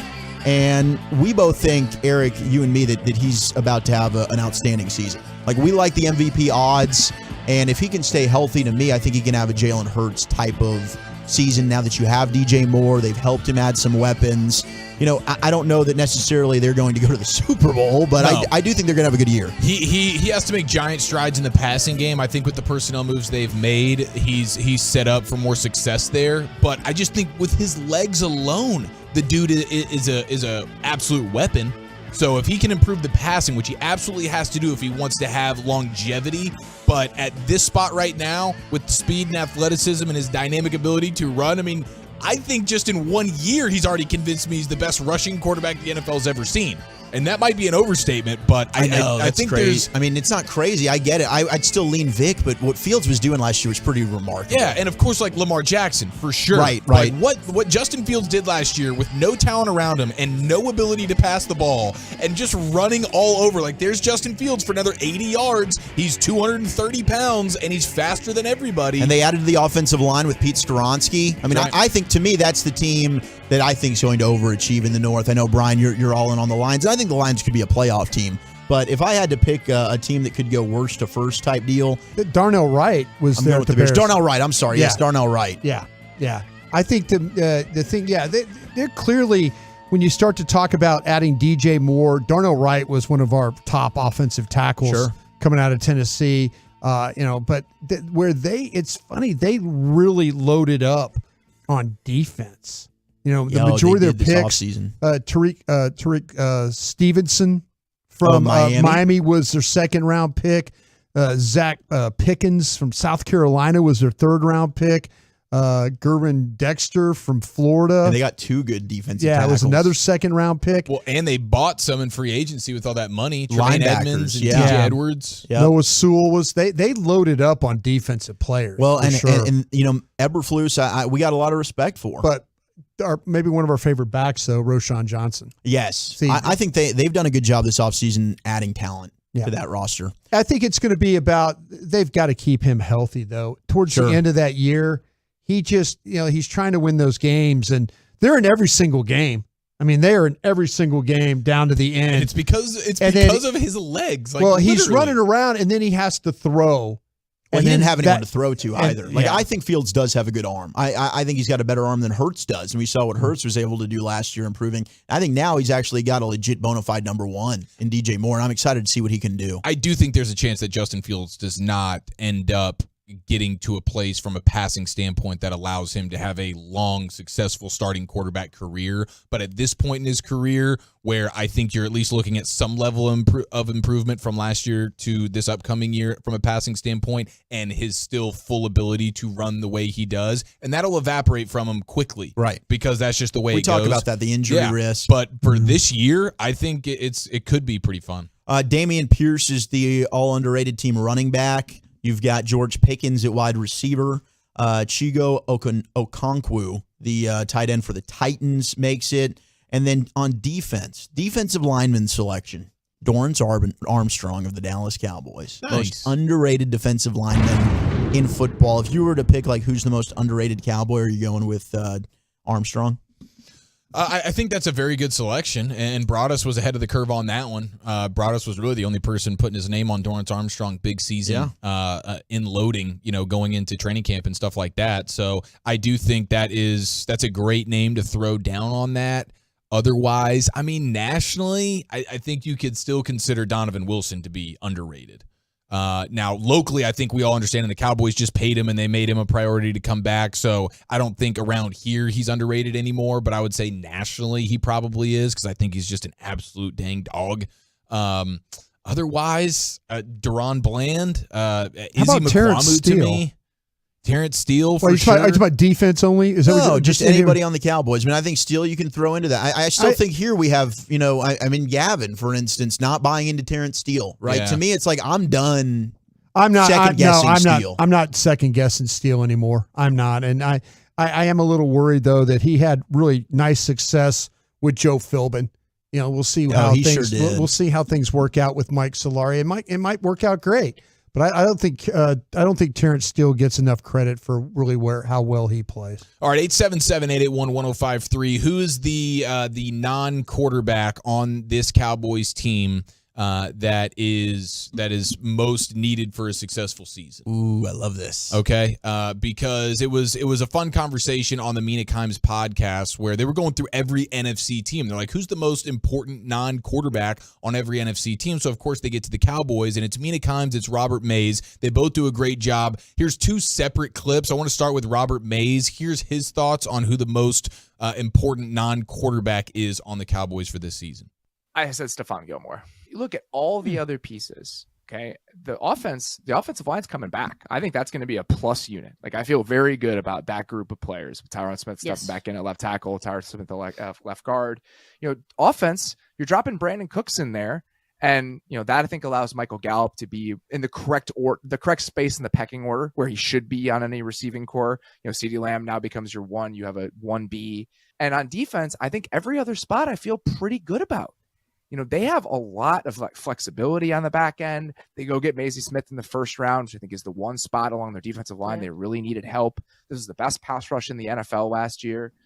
Position-wise on this team heading into the playoffs last year, the two spots I felt worst about were one more pass-catching option and their number 2 outside corner.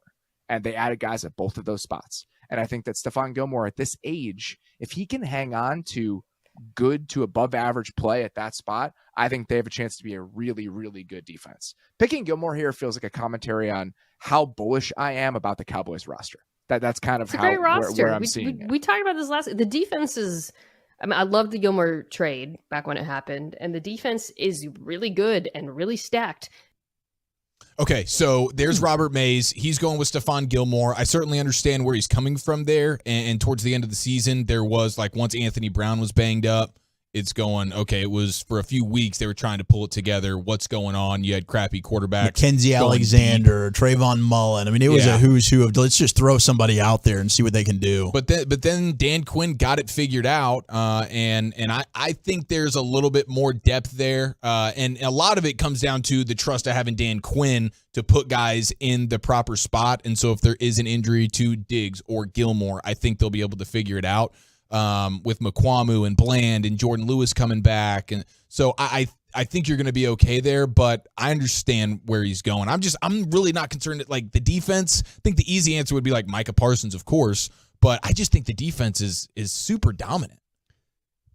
I'm just thinking about the offense, and I'm looking at this situation where. Are you doing all right? Not really, but I'm trying to fight through it. I'm proud of you right now.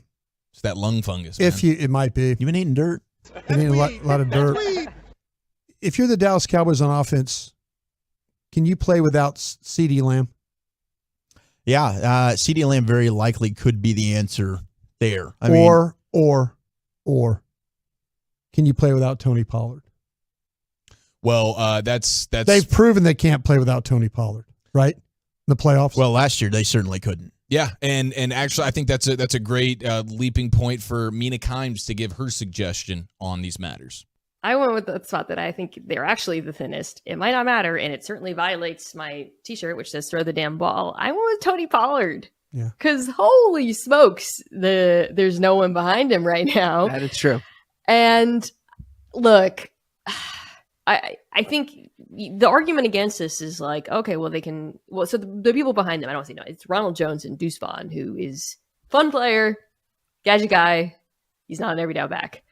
They still need Tony Pollard to be the version of Tony Pollard that we saw before the injury. A running back who has consistently produced above and beyond replacement level over the course of his career. Last year, he was third in the NFL in rushing yards over expectation per carry. He runs well between the tackles. It is a fallacy that he does not. He gives you juice outside. He gives you multiplicity as a pass catcher. He had the second highest rate of runs going for 10 or more yards in the NFL. He is a weapon. If he gets hurt, that is, I think, actually a pretty big problem for this offense because of the depth issue. See, I think higher of Deuce Vaughn than she does. Yeah, I don't think she knows Deuce Vaughn. No, she does. I clipped it, but she said that she views Deuce Vaughn as not an every down back, more of a gadget player. Yeah. That's her thoughts on it. And I think Deuce Vaughn can be an every down back. He's proven in college he could be an every down back. I mean, the workload was insane. And to me, I think it's just, hey, we're saying a short back, you can't do it. Well, I mean, people were saying that about Tony Pollard too, right up until this year. And Pollard proved until the playoff game, he can carry the workload. I do think, look, it's a question mark. I hear what she's saying, but I do think you can get productivity from Deuce Vaughn if you had to rely on him. I think you can get productivity from a Malik Davis if you have to rely on him. Now, how do the Cowboys feel about Malik Davis? We'll see. We'll see when we get out there to Oxnard and training camp and how much they're willing to give him the rock a little bit, because they certainly weren't against San Francisco in the playoffs. For me, I love this topic. I'm going Tyler Smith. Because you're looking at him right now starting at two spots. Where's he going to line up week one? Is it left tackle? Is it left guard? You can mention another lineman, but to me, he's the only one that has the true versatility to kick inside or outside. They're not doing that with Zach Martin. 100%. I think Tyler Smith, he's your week one training camp left guard. He's your week one regular season left tackle. Due to obvious things about Tyron Smith. Sure. Now, you heard Robert Mays a few minutes ago bullish on this offensive line because he's seeing Tyron Smith back, and the assumption, I guess, is that he's going to be healthy. But I certainly don't have that assumption. If you guaranteed me a healthy Tyron Smith for this year, then yeah, I think you're talking about a top 5 offensive line in the league, more than likely, assuming Terrence Steele, picks up where he left off of his injury. So I like where you're going with Tyler Smith. I think that's a very, very fair point. I think for me, and I lean towards Mina Kimes with her thoughts on the running back group, but I also understand the importance of the running back position. Like, if you're going to have an issue at a spot, running back could be one of those spots. I do think a stable of those names you just mentioned can get the job done. Not at the level of which Tony Pollard was doing last year. You might not have elite production like TP was giving you. But that doesn't necessarily worry me if the most important piece on this offense actually plays well, and to me, that's Michael Gallup. Ooh. I'm assuming CeeDee Lamb is being himself. I'm assuming Brandon Cooks is being himself. But what really sets some of these teams apart, do you have a third guy that defenses have to worry about? If Michael Gallup could get back to himself being a deep target, big play guy, that's what he was. Defense is having to respect him, and now you have CeeDee Lamb, who's a bona fide number 1, Brandon Cooks, who's an upper level number 2, and now you have Michael Gallup. If he gets back to his best self, which I'm not necessarily confident in, but my gosh, if he does it, now you're talking about a guy who's a tweener. Is he a number 2? Is he a number 3? But he's going to garner favorable matchups for sure, and I think it just opens things up for your offense in a huge, huge way. And like when you look at last year, next gen stats, Michael Gallup's average separation from his nearest defender tied for 116th out of 121. He was 112th in catch percentage out of 121. I mean, just borderline unplayable. Yeah, you could see it on the tape. It showed up big time. And this team needed weapons in the game that mattered most. And so that's the thing that I keep going back to. And if you tell me that you have a healthy Michael Gallup who's back to being himself, I already know what I'm getting from Brandon Cooks. I already know what I'm getting from CeeDee Lamb. Now you're talking about, holy smokes, this offense can really be much more high octane than certainly what it was you wouldn't at be stressing the end of about last a lack year. of weapons. 100%. Certainly. And I'd much rather have, if you told me I could have a healthy Tony Pollard or a Michael Gallup of what he was at his peak a couple years ago, I would take that for this offense. I'm sitting here thinking, because I was trying to, the reason why I asked you the question, because I just feel like if they didn't have Lamb here. Oh, they'd be completely. Oh, no. Yeah, and I know what you guys are talking about with CeeDee Lamb's a fair answer as well. I mean, I just, the one thing was Pollard, and they just were stymied. They couldn't do anything against the 49ers without him in the lineup. And so that's what made me think, and I think Mina might be onto something about, the guy, with Pollard, because if you didn't have him, where would your running game be? I could say I don't agree with her about Deuce Vaughn. That guy's got, if you go back and look at the numbers, he's got plenty of carries. He's got over 500 something carries, maybe 600 something carries, while he was at Kansas State, in the time he spent there. So to me, can he carry the load? Sure, he could.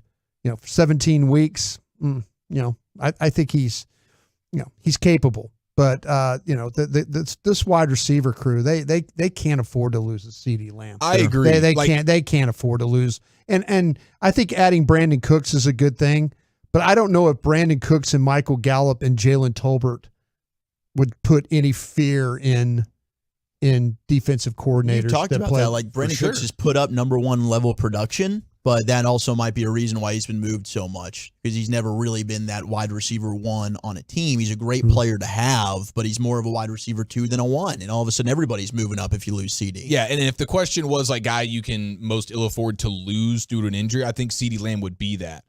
For the context of this particular question of, okay, I know what I'm getting out of these guys. Of course, injury is a factor on all these things, but you're saying the most underrated. Is that what you were saying?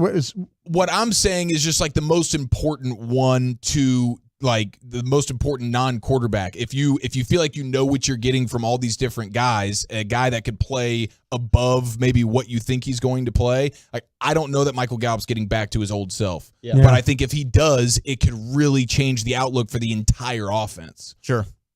The one they need to hit is Tolbert. They need Tolbert. And that's they need every single picture that's been posted out. It's him working out with Dak. It's him working out. Tolbert not to be another bust. Yeah, they don't need that. Be a big offseason. I know a lot of people have written him off. The Cowboys sure haven't. And yes, T.Y. Hilton, still a free agent, is available in a pinch. I'm sure he's a backup option for the Cowboys. All right, let's head into the top 10. It's National Pizza Party Day, friends. What are the best types of pizza? 877-881-1053, and Michael Malone of the Nuggets puts the rest of the NBA on notice next. The latest from the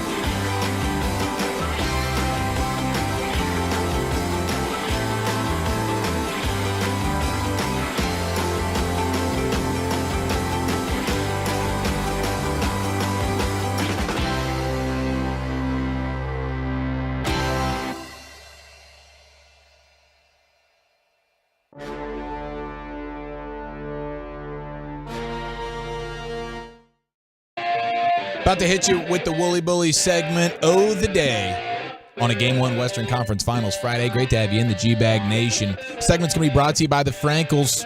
There's a reason you need a special license to drive a big truck, so companies that hire drivers and put them in a big truck should be held accountable for what happens when one hurts you. Frankly, you need Frankel & Frankel. The consultation is always free. Visit truckwreck.com, and the Wooly Bully list, as always, sponsored by the Alma Ted procedure, only available at EliteSkinCenter.com. Here he is, Bully. Hell yes, and it's also half off this week for our Tolos. It's a Tolo special, half off at Elite Skin Center.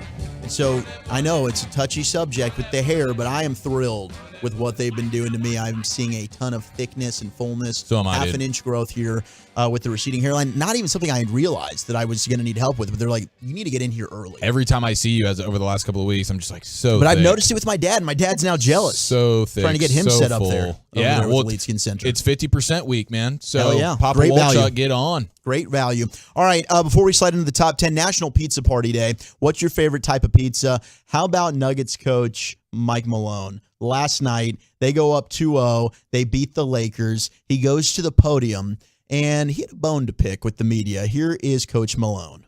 A lot of our guys, to be honest, they may not admit this or not. You know, you win game 1 of the playoffs, and all everybody talked about was the Lakers. Let's be honest, that was a national narrative was, hey, the Lakers are fine. They're down 1-0, but they figured something out. No one talked about Nikola just had a historic performance. He's got 13 triple-doubles now, 3rd all-time. What he's doing is just incredible, but the narrative wasn't about the Nuggets. The narrative wasn't about Nikola. The narrative was about the Lakers and their adjustments.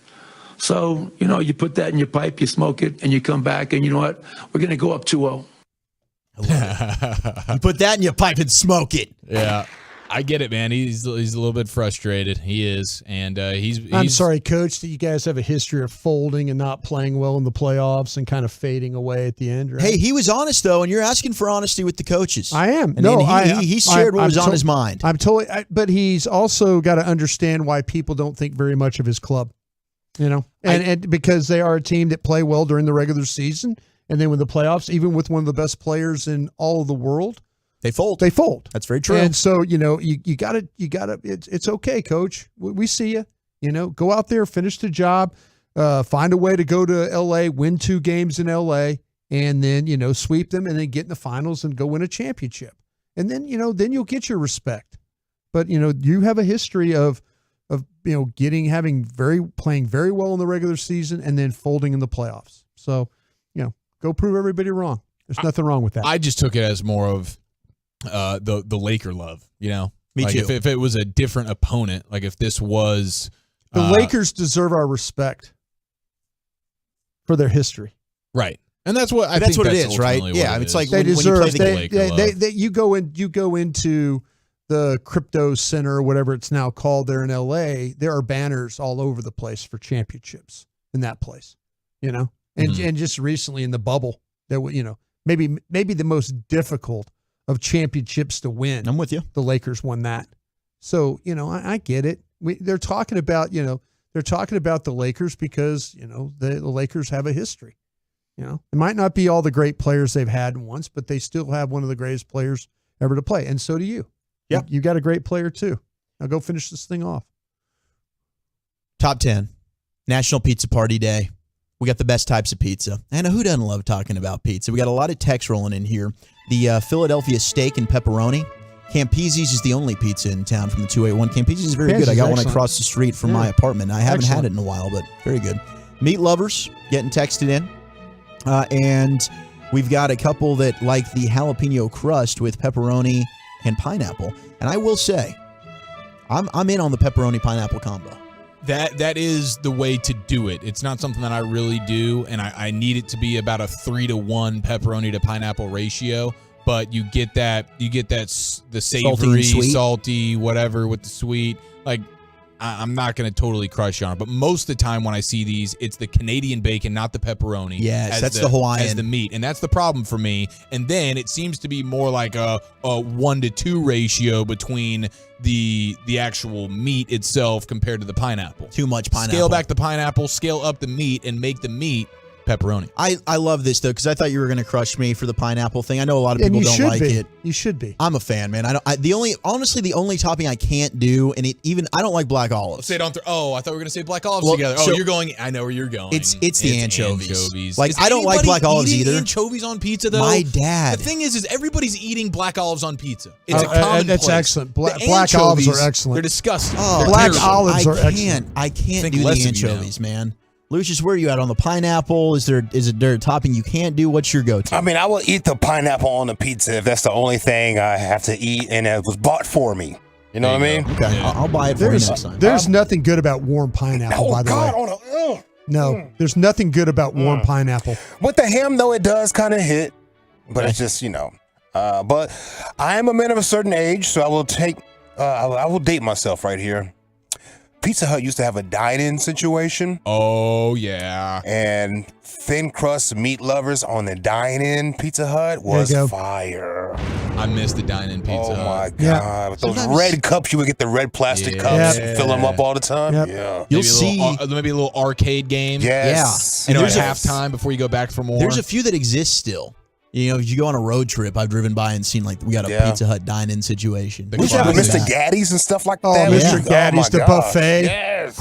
Punish that. And they got those like the little chandelier things that are like very obviously pizza chandeliers. The Gaddy town's kind of like a Chuck E. Cheese, Mr. Gaddy's. You pop in there, that's some good They stuff. had some bad shows up there every once in a while, though. Bad movies. Hey, if you're going to do that, just go with the Three Stooges or something like that. You know what I'm saying? If you're going to do cartoon kind of things, go for that. Yeah, I get that. Okay, would we say stuffed crust can count as its own type of pizza? I mean, if you're gonna count thin crust and deep dish, and just if you're gonna do it that way, because I'm really thinking you got your pepperoni, you've got a chicken bacon and ranch. So would we throw the stuffed crust in there? I mean, I love a good stuffed crust, but I don't know that it would qualify. I think you have your crust category, then you have your toppings category. So I removed stuffed crust from this list, but I do love a good stuffed crust. Well, it is your list, man. You're the executive. You get to make those decisions. Thank you very much. As Here the I am general making manager calls. of the team. I'm growing, Brian. I'm growing. Proud of you, dude. Pause. Yep. I am a grower. I'm not a shower. Breakfast pizza is an honorable mention. They used to have those in school, right? I remember those from school. I've never had them in the streets, but I had them at school. Cane Rosso. They've got some breakfast pizzas on the weekends. I don't know, maybe they do it all the time, but I went in there before I started soda, the one right by the Star there. Is that how you went out? And it is exactly how I went out. Good for you. And I went there with some friends, and I was like, I'm down to try one of these breakfast pizzas. It slapped, man. It was delicious. I would be in on that. The only breakfast pizzas I'm around are when I'm at Quick Trips and gas stations and stuff, and I just can't, I can't do that to my innards. Okay.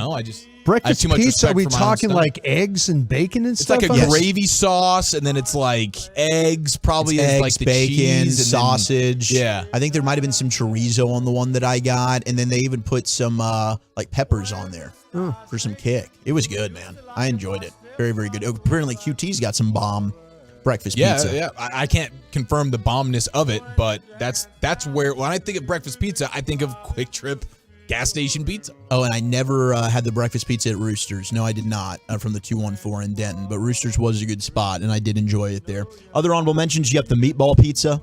Love it. The veggie lovers. No. I know you're out on that. The taco pizza. I've had the Mexican pizza from Taco Bell, but I've never had a taco pizza. No, neither have I. You said the veggie pizza, so would you eat a supreme pizza there, Eric? I would. I would take the black olives off of it. And then everything else I'd be comfortable with, but the whole time I'm eating it, I'd be asking myself, man, how much better would this taste with a little sausage? Fine. Yeah, fair. Last honorable mention, chicken bacon ranch. Just missed the top 10. As long as buffalo chicken pizza's on here, brother, I'm good. Number 10, buffalo chicken. Boom! Number 9 is Hawaiian. That's with the Canadian bacon and pineapple. Yes, and I'll sub the Canadian bacon for the pepperoni personally. I don't know how I made the list. Number 8 is barbecue chicken. I prefer the buffalo chicken, man. Do you? Yeah, I'm with you. Some places do the barbecue, I think, better. Other places do the buffalo better. But so I can go with either. But I'm with you on the buffalo chicken. Everybody's got their wheelhouse. Number 7, mushroom, pepperoni, and sausage. That is the home run staple. Like, you're not trying to get too crazy, run of the mill deliciousness. That's a no brainer. Mm-hmm. Number 6, we got the white pizza. Oh, like the CC's pizza? The white CC's pizza? That's just cheese, right? That was No, it's like Alfredo. An Alfredo sauce or like my, a dark okay. sauce or something like God, that was fire. Delicious. Backed up for a week. Yeah. You know it, but you just embrace it. Yeah, you just do it. Top 5 best types of pizza on National Pizza Party Day. Number 5 is the Supreme. Yeah, that's my baby. Nothing wrong with Supreme. Number 4 is Meat Lovers. Yeah. Respect. Number 3 is the Margarita. Ooh. The Margarita. basil, right? Yeah. I'll tell you what, the new age best pizza topping is like a little honey. Oh my God! With like You a get that with the spicy chicken, though, pepperoni right? or something. I You get think like a it's- soppressata and Yes. stuff like that, where it's like a Yes. spice, and then you get the sweet with the honey. Ooh. Oh, it's dominant. That's a party. Anytime you put dough and honey together, it's a good combination. usually right? is. That's fair. Yeah, that's fair. Number 2 is cheese, and that's always going to be up there. I know you're an anti-cheese person, but a lot of people are plain Janes here. It's just like there's so much real estate for other delicious agree. things. I'm not trying to remove the cheese from the pizza. I'm just trying to add something to it, like meat. But number 1, most popular type of pizza, we could probably say it on 3. 1, 2, 3. Pepperoni! Yeah, baby! Gosh, if you don't like pepperoni, something's wrong. I'll give you the bird. All right, let's go around the bases with the bully. We got quarter grades, Cy Young faves, and more bad news for the A's. That's next. Coming up Monday morning on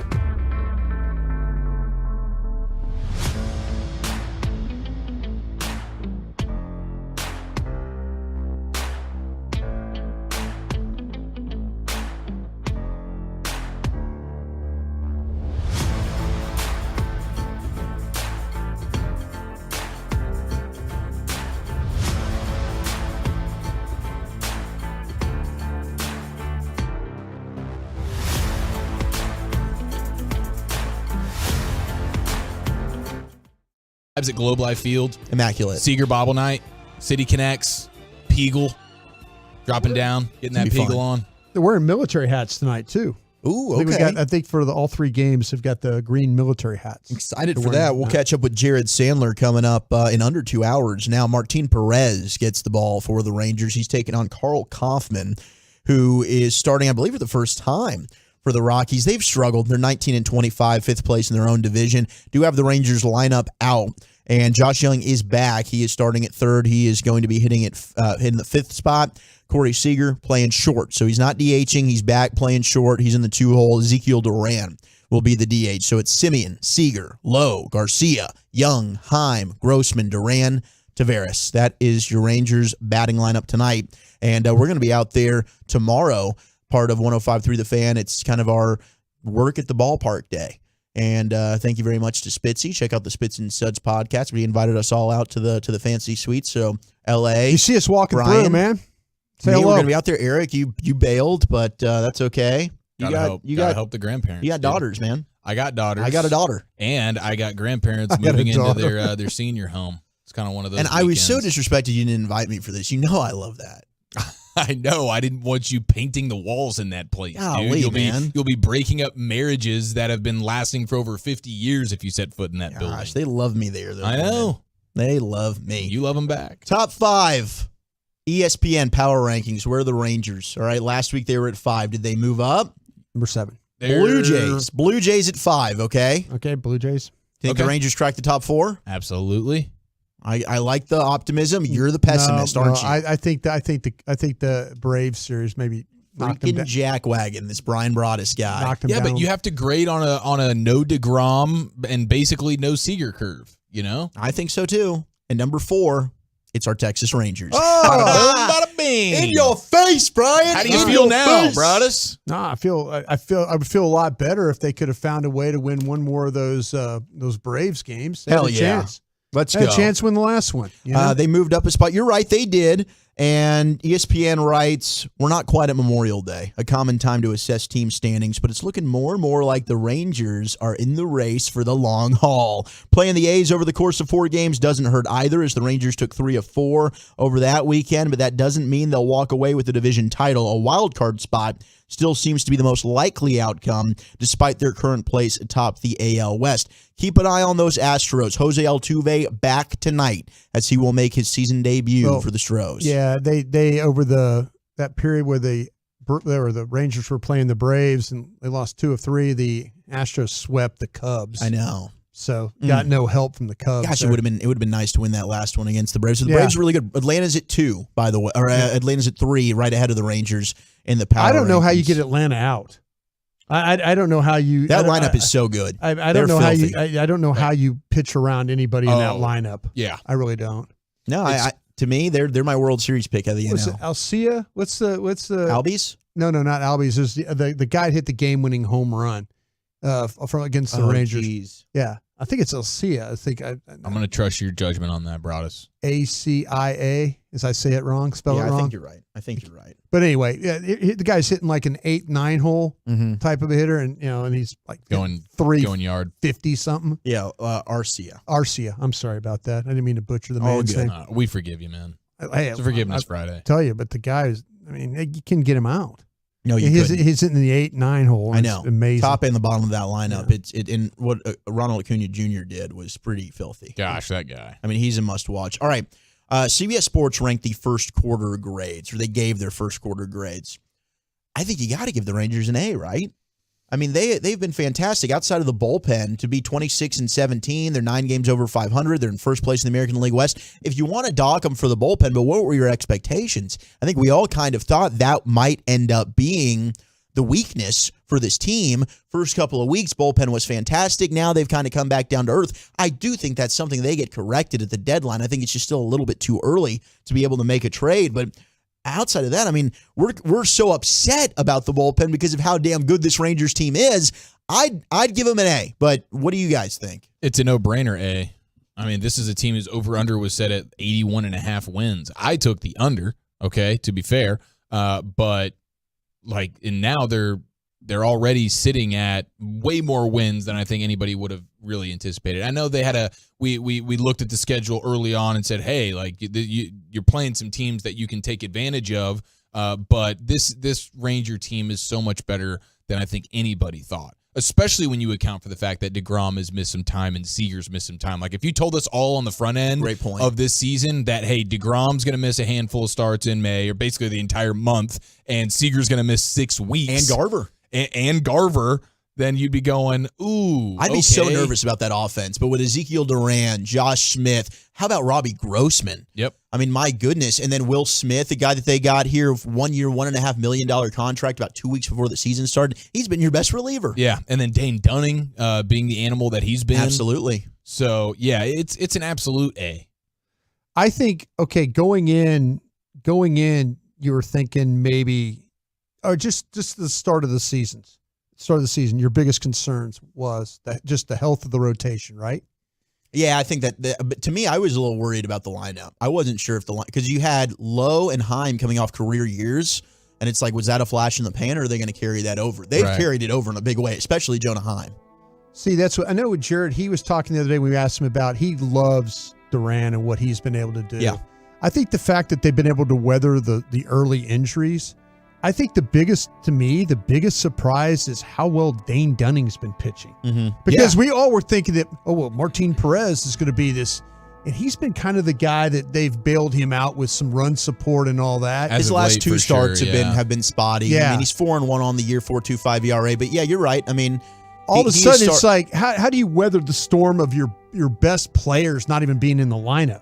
And they have. And you have to give them an absolute A for that. Absolutely. Guys stepping up. Dunning stepping up in a huge way. Duran stepping up in a huge way. Josh Smith. I mean, all this stuff is wonderful. And I think it's really nice, too, when you, like, big picture view it and you think about these guys in the youth and say, okay, like, we've got dudes now that, like, Duran, I'm not trading him for Jack. No. All right. Duran's a guy I want to hold on to. Great hitting. A. That's an A. I mean, they've been the best defense offense in baseball. Defense.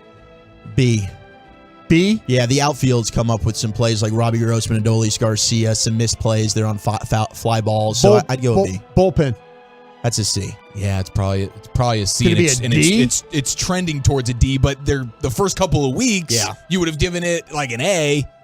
I guess I'm sure a lot of fans are probably driving around listening like, that's an F. What are you doing? But because they were good in the beginning of the year, I'm just rating with the curve. The cumulative score is a C, but if you snapshotted the last month, you'd go F. Yeah. Well, that's what I'm saying. So you kind of take an A and a B, and that's kind of a B plus, right? Or B? Is that if you just kind of split the two? Yeah, it's a B plus. And if you give the bullpen a D?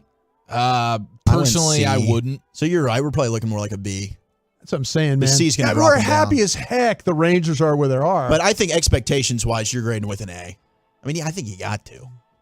I'm just saying what they are. They're a top 5 team in baseball according to all these power rankings. To me, if you're a top 5 team in baseball, then you get an A. Right. Especially doing it without your 2 best players in DeGrom and Seager. Yeah. I mean, not to have any shots fired at Simeon. But if they fix the bullpen, this thing could be an A. It damn well could. Oh, it'll be an A+++. Let's get it'll ready. Be bonus points. Let's get ready to fix it. It'll be a smiley face in the top right corner saying congratulations, probably some exclamation points, and see me after class because I want to give you a gold star. Hell yeah, I love gold stars. Power! All right, coming up on the other side, what are your stars watch party plans? We got stars. We got Rangers tonight. How are you going to view that? We take a look at some of the under-the-radar players in the series and in honor of Wyatt Johnston. What's your signature dish? Do that next on The Fan. But as we talked about a little bit earlier, you're dealing with any type of hair loss. I understand.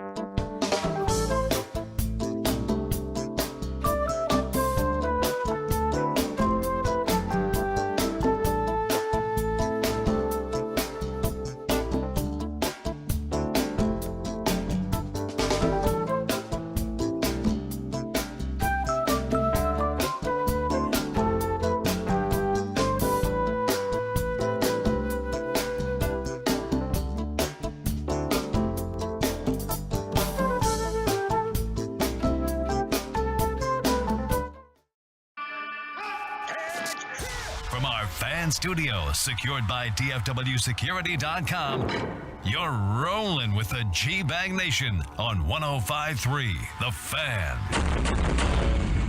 Game 1, 7:30 tonight. Stars, Golden Knights. What's your plan? We got Rangers baseball, big series against the Rockies. Martin Perez on the bump. Beauty is you can listen to it right here on 105.3 The Fan with Jared and Hicksy. We'll talk with Jared coming up at about 6:20-ish.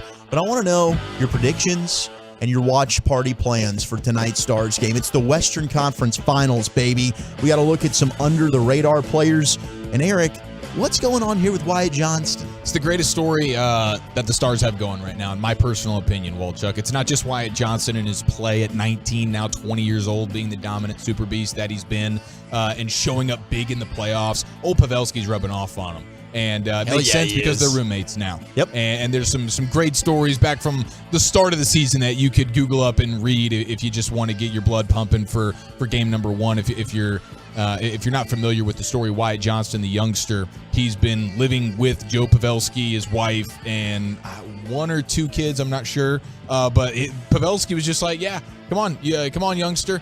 We need you on the team, and if I need to have you under my roof, then so be it. That's the leader Captain America is. And so that itself is cool, but the little details that have come out about it is even cooler, and especially over some of this time off that they've had between series, it looks like they've had a little bit more time on their hands, and so Wyatt Johnston said he's been trying to help out around the Pavelski house. He cooked dinner multiple nights over the past week, made steaks, crabs, potatoes, and green beans. All right, this guy's a stud on the ice and in the kitchen, apparently. But he says breakfast is apparently his specialty.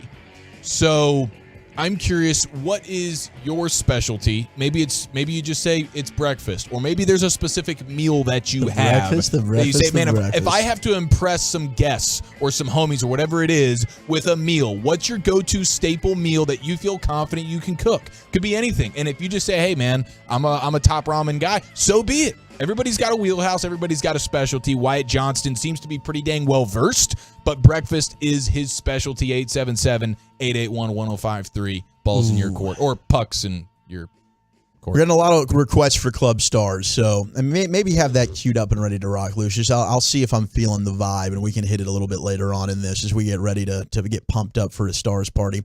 LA, you said wifey does most of the cooking, right? All of the cooking. Okay, so you don't really have a signature dish? Like if you're ever alone at home and you got to make something, is it just nothing, or you're ordering? Starve, wait for her to get there. Yeah. Maybe order up something. Crack up a can of ranch-style beans and eat those with some chopped up hot links or something. Microwave meal. Yeah, I can't, man. I can't cook. Yeah. So I can grill, I can do steaks, I can do chicken, I can do, of course, spaghetti. Oh, I got the air fryer. Excuse me. Air fryer thighs, air fryer wings. Just throw it in there, put some seasoning, and just let it cook. I will say, my family, if they're like, what's Zach's signature dish? This is going to shock you. It's the mixing of cereals. But no, it's tuna melts, dude. How do you do it? Do you have like a panini presser, or do you do it on the stove? I actually pop them in the George Foreman. So it is like a panini press. There you go. Yes. There you go. And that's the way to do it Resourceful. for me. But it's just the way, for whatever reason, my family just likes the way I do the tuna. And it's mayo, it's mustard, and it's relish. Very simple. Okay. But I guess it's the ratio of whatever I put in there, because they try and do the same thing, and they're like, it's never as good. It's never as good. You can't duplicate it. I'm And like, there's something about I don't know. eyeballing that mayo and that mustard. I don't know what I'm doing, but they love it. My family raves about that, and that's really the only claim to fame that I have when it comes to cooking. I know Brian's probably going to poo-poo on all of us here. No, man. There's a lot of dishes that if you ask me to make something that I think you would enjoy, I make a really good chicken parmesan. Oh, do you really? Yeah, and I'm working on lasagna. Is another one I'm working on. Okay. A lot of layers to that lasagna. Yeah, a lot of layers. So there's a lot of those seafood dishes that I can make. I can make red beans and rice. I can make that's an Andy Reid staple. Crawfish etouffee. I can make another one. I can make lobster bisque. Oh my god! There's another one that I can make that you kind of have as an appetizer when you go to a place. There's a lot of things. I watch so many videos on cooking things.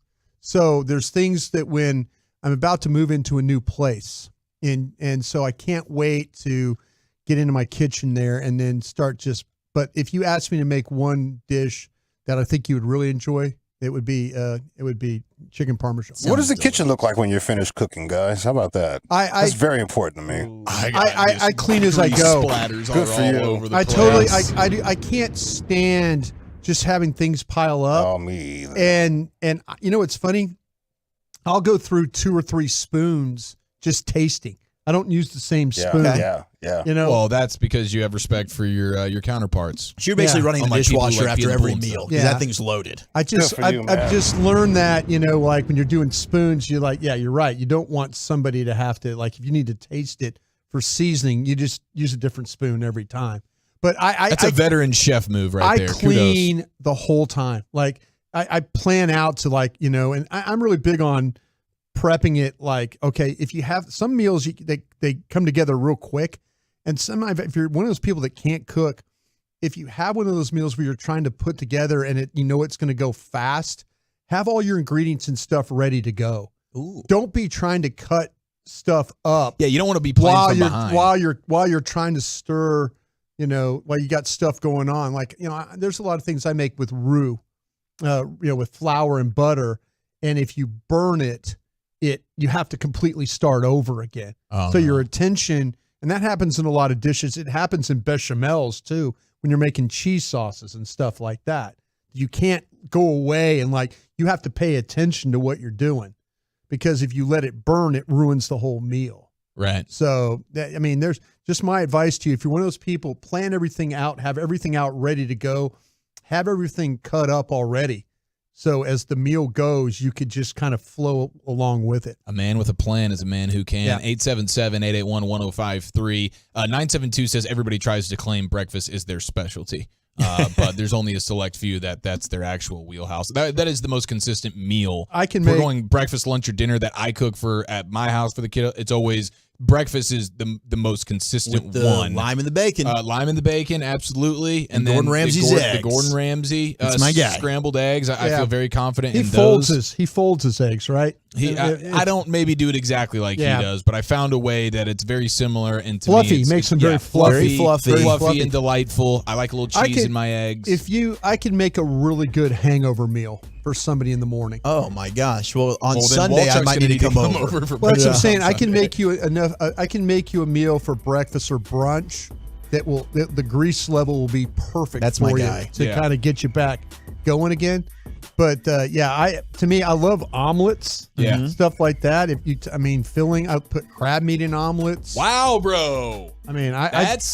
That's a twist I wasn't expecting. We got Chef Brian over here. Now I feel like that you could do more with just them being just basic. Sure. I feel like there's things. That's the great thing. The canvas. You can put.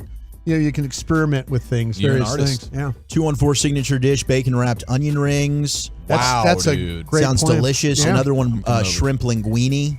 There you go. That's fantastic. 903 makes a really good call to Pizza Hut, which I think that's a good joke. That's not a bad. 972 spaghetti with meat sauce and garlic bread. There you go, dude. Cheesecake from scratch from the 214. Okay. Yeah, that's getting your crust and all that with the crumbs and stuff. 214 meatball ziti all day. Yeah, dude, the Those ziti. are small meatballs. So too, fantastic. 817 beef stroganoff burnt ends. I Oh, don't even know my what just goodness. happened right there.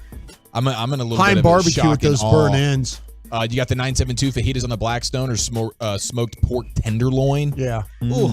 I'll tell you the people that I'm starting to admire even more, that they'll make hamburgers, but they'll grind their own meat. Like they'll take their brisket, ground the beef. Well, they'll take their brisket trimmings and all that, and then they'll grind it, and then they'll make their own buns, and then they'll make their own pickles to put on there. Like they'll make them out of the cucumbers They're going and stuff. all out. Yeah, but they do the whole everything with the exception of the tomato. Even making your own mustard or making your own sauce to put on it. Though I love when those people do that, when they just make a complete cheeseburger out of scratch. Yeah. That's would be I would pay big dollars to be involved in that entire process, so good. including that final part where you just you make your own buns, just consume stuff it. like that. Now, over the last few months, thanks to my mother-in-law, she showed me the perfect way to make the most tasteful guacamole ever. And so now, when I go to like my own family functions, they always say like, "Hey, you're bringing the guac. You're bringing the guac," and it's really just. Make sure you get a good amount of salt in there. Yeah. Make sure you get a good amount of lime in there. Yep. And have some purple onion, maybe some cilantro, and boom, it's the easiest thing ever. And I'm like, okay, great. King of the guac. King of the guac. It's the easiest thing in the world, but I'll take it. So what are you cooking yourself up tonight in honor of Wyatt Johnson and the Stars? So ESPN put out under the radar players. There's 3 for the Stars, 3 for the Golden Knights. We should keep an eye on. They start with Evgeny Dadonov, who the Stars acquired really good from Florida. Really good. And he's one of these guys that when they first made the trade, it took a little bit to kind of get going. He had 3 goals, 12 assists after coming to Dallas, giving him 15 points in 23 games. But this postseason, 4 goals and 9 points in 13 games. And he's given the Stars that second line a ton of depth and playmaking ability. And then they're going with 2 defensemen. Thomas Harley, a guy who I've been a big fan of. You have. 7 points are the second most of any Stars defenseman to Miro Heiskanen. And it's just 2 total behind Miro. And all of his points have come in 5-on-5 play, where we've seen the Stars really have the edge when it comes to the power play, specifically in the first series against Minnesota. It might be a big storyline against Vegas here, but Harley's one of these guys that can really shoot it from the blue line. And I think he's also done a really good job of not making a ton of mistakes in his own zone with the puck. And we've seen an issue here with Esa Lindell. And Lindell is 3rd when it comes to under-the-radar players. He's, when the Stars made their Cup final run in the bubble, he was without question their best defensive player. I thought he had even a better postseason than Miro. But he's a guy that they need to be a calming force for them, especially with whoever they're pairing him with. And usually it's with fellow Finn Jani Hakanpää. And Hakanpää, to me, has at times been a liability. They switched it out with Miller. Miller's not giving them a whole lot besides the shot from the blue line either. But, Esa Lindell and Jani Hakanpää, they gave up some opportunities against Seattle because of turnovers. They've got to clean that up because this is also a Vegas deep offensive team. But Esa Lindell is so good in his penalty kills. He's number 3 in terms of the shorthanded goal unit and in the postseason with an 83.3% success rate. Lindell could very well be a key to success for the Stars to get over the top here and go to the Stanley Cup final. I think I need to check this. I should while you're saying all that, Hakanpää has been injured. I don't think he's been skating with. He has. Like he got hurt, and then they scratched him, I think, for Game 7. Yeah, and the other day when he was the only one, I believe, if you had an injury report from the ice. Okay, he was the only one on it? He was the only one that wasn't skating with the team that day. Everybody else was. So maybe we don't see Jani Hakanpää tonight. Yeah. Walter, are you making any bets on tonight's game, or are you trying to not get too emotional? I'm going to stay away from it tonight. Maybe moving on. Just get a vibe for it. Because, I will, I'll never bet on the Cowboys. I'll dabble a little bit when it comes to the Stars, Mavs, and Rangers because there's way more games. The Cowboys, I'm way too emotionally invested. When you get to Game 1 of the Western Conference Final. It's peak emotion time. Yeah. It's peak fandom. And I don't want to be living and dying by, I had the over in goals, and this type of thing. So I'm probably. You don't want to sit there and have to cheer for the other team to score. I'm going to sit this one out tonight when it comes to Vegas. Under 5.5 for me. Under 5.5. And I think the Stars. What are the first. odds tonight? Do you know? Yeah. Well, I know that you have Vegas is the favorite to actually win the game. I'll have to look and see exactly. But in terms of the over/under, I like the under 5.5, and I would say if you can get Stars scoring first, and if you got a player in mind that you think is going to be that guy, then do it. But I think the Stars will be the first team to score tonight. So those would be 2 bets I'd place. A defender and 2 forwards are the under-the-radar players. Zach Whitecloud, a defender for Vegas. Brett Howden, a forward. And then Nicholas Roy, also a forward. Those are some names to kind of keep an eye on as under-the-radar players. Obviously, Stone gets a lot of love. Eichel gets a lot of love. Marchessault gets a lot of love there. But those could be some under-the-radar names to keep an eye on as Vegas hosting our Dallas Stars. Game 1 tonight. Puck drop at 7:30. Fellas, it's a Friday. You know what that means. It's time for What You Drinking and What You Thinking. Get your calls in 877-881-1053. That's next on The Fan. More G-Bag Nation, less commercials. Wait.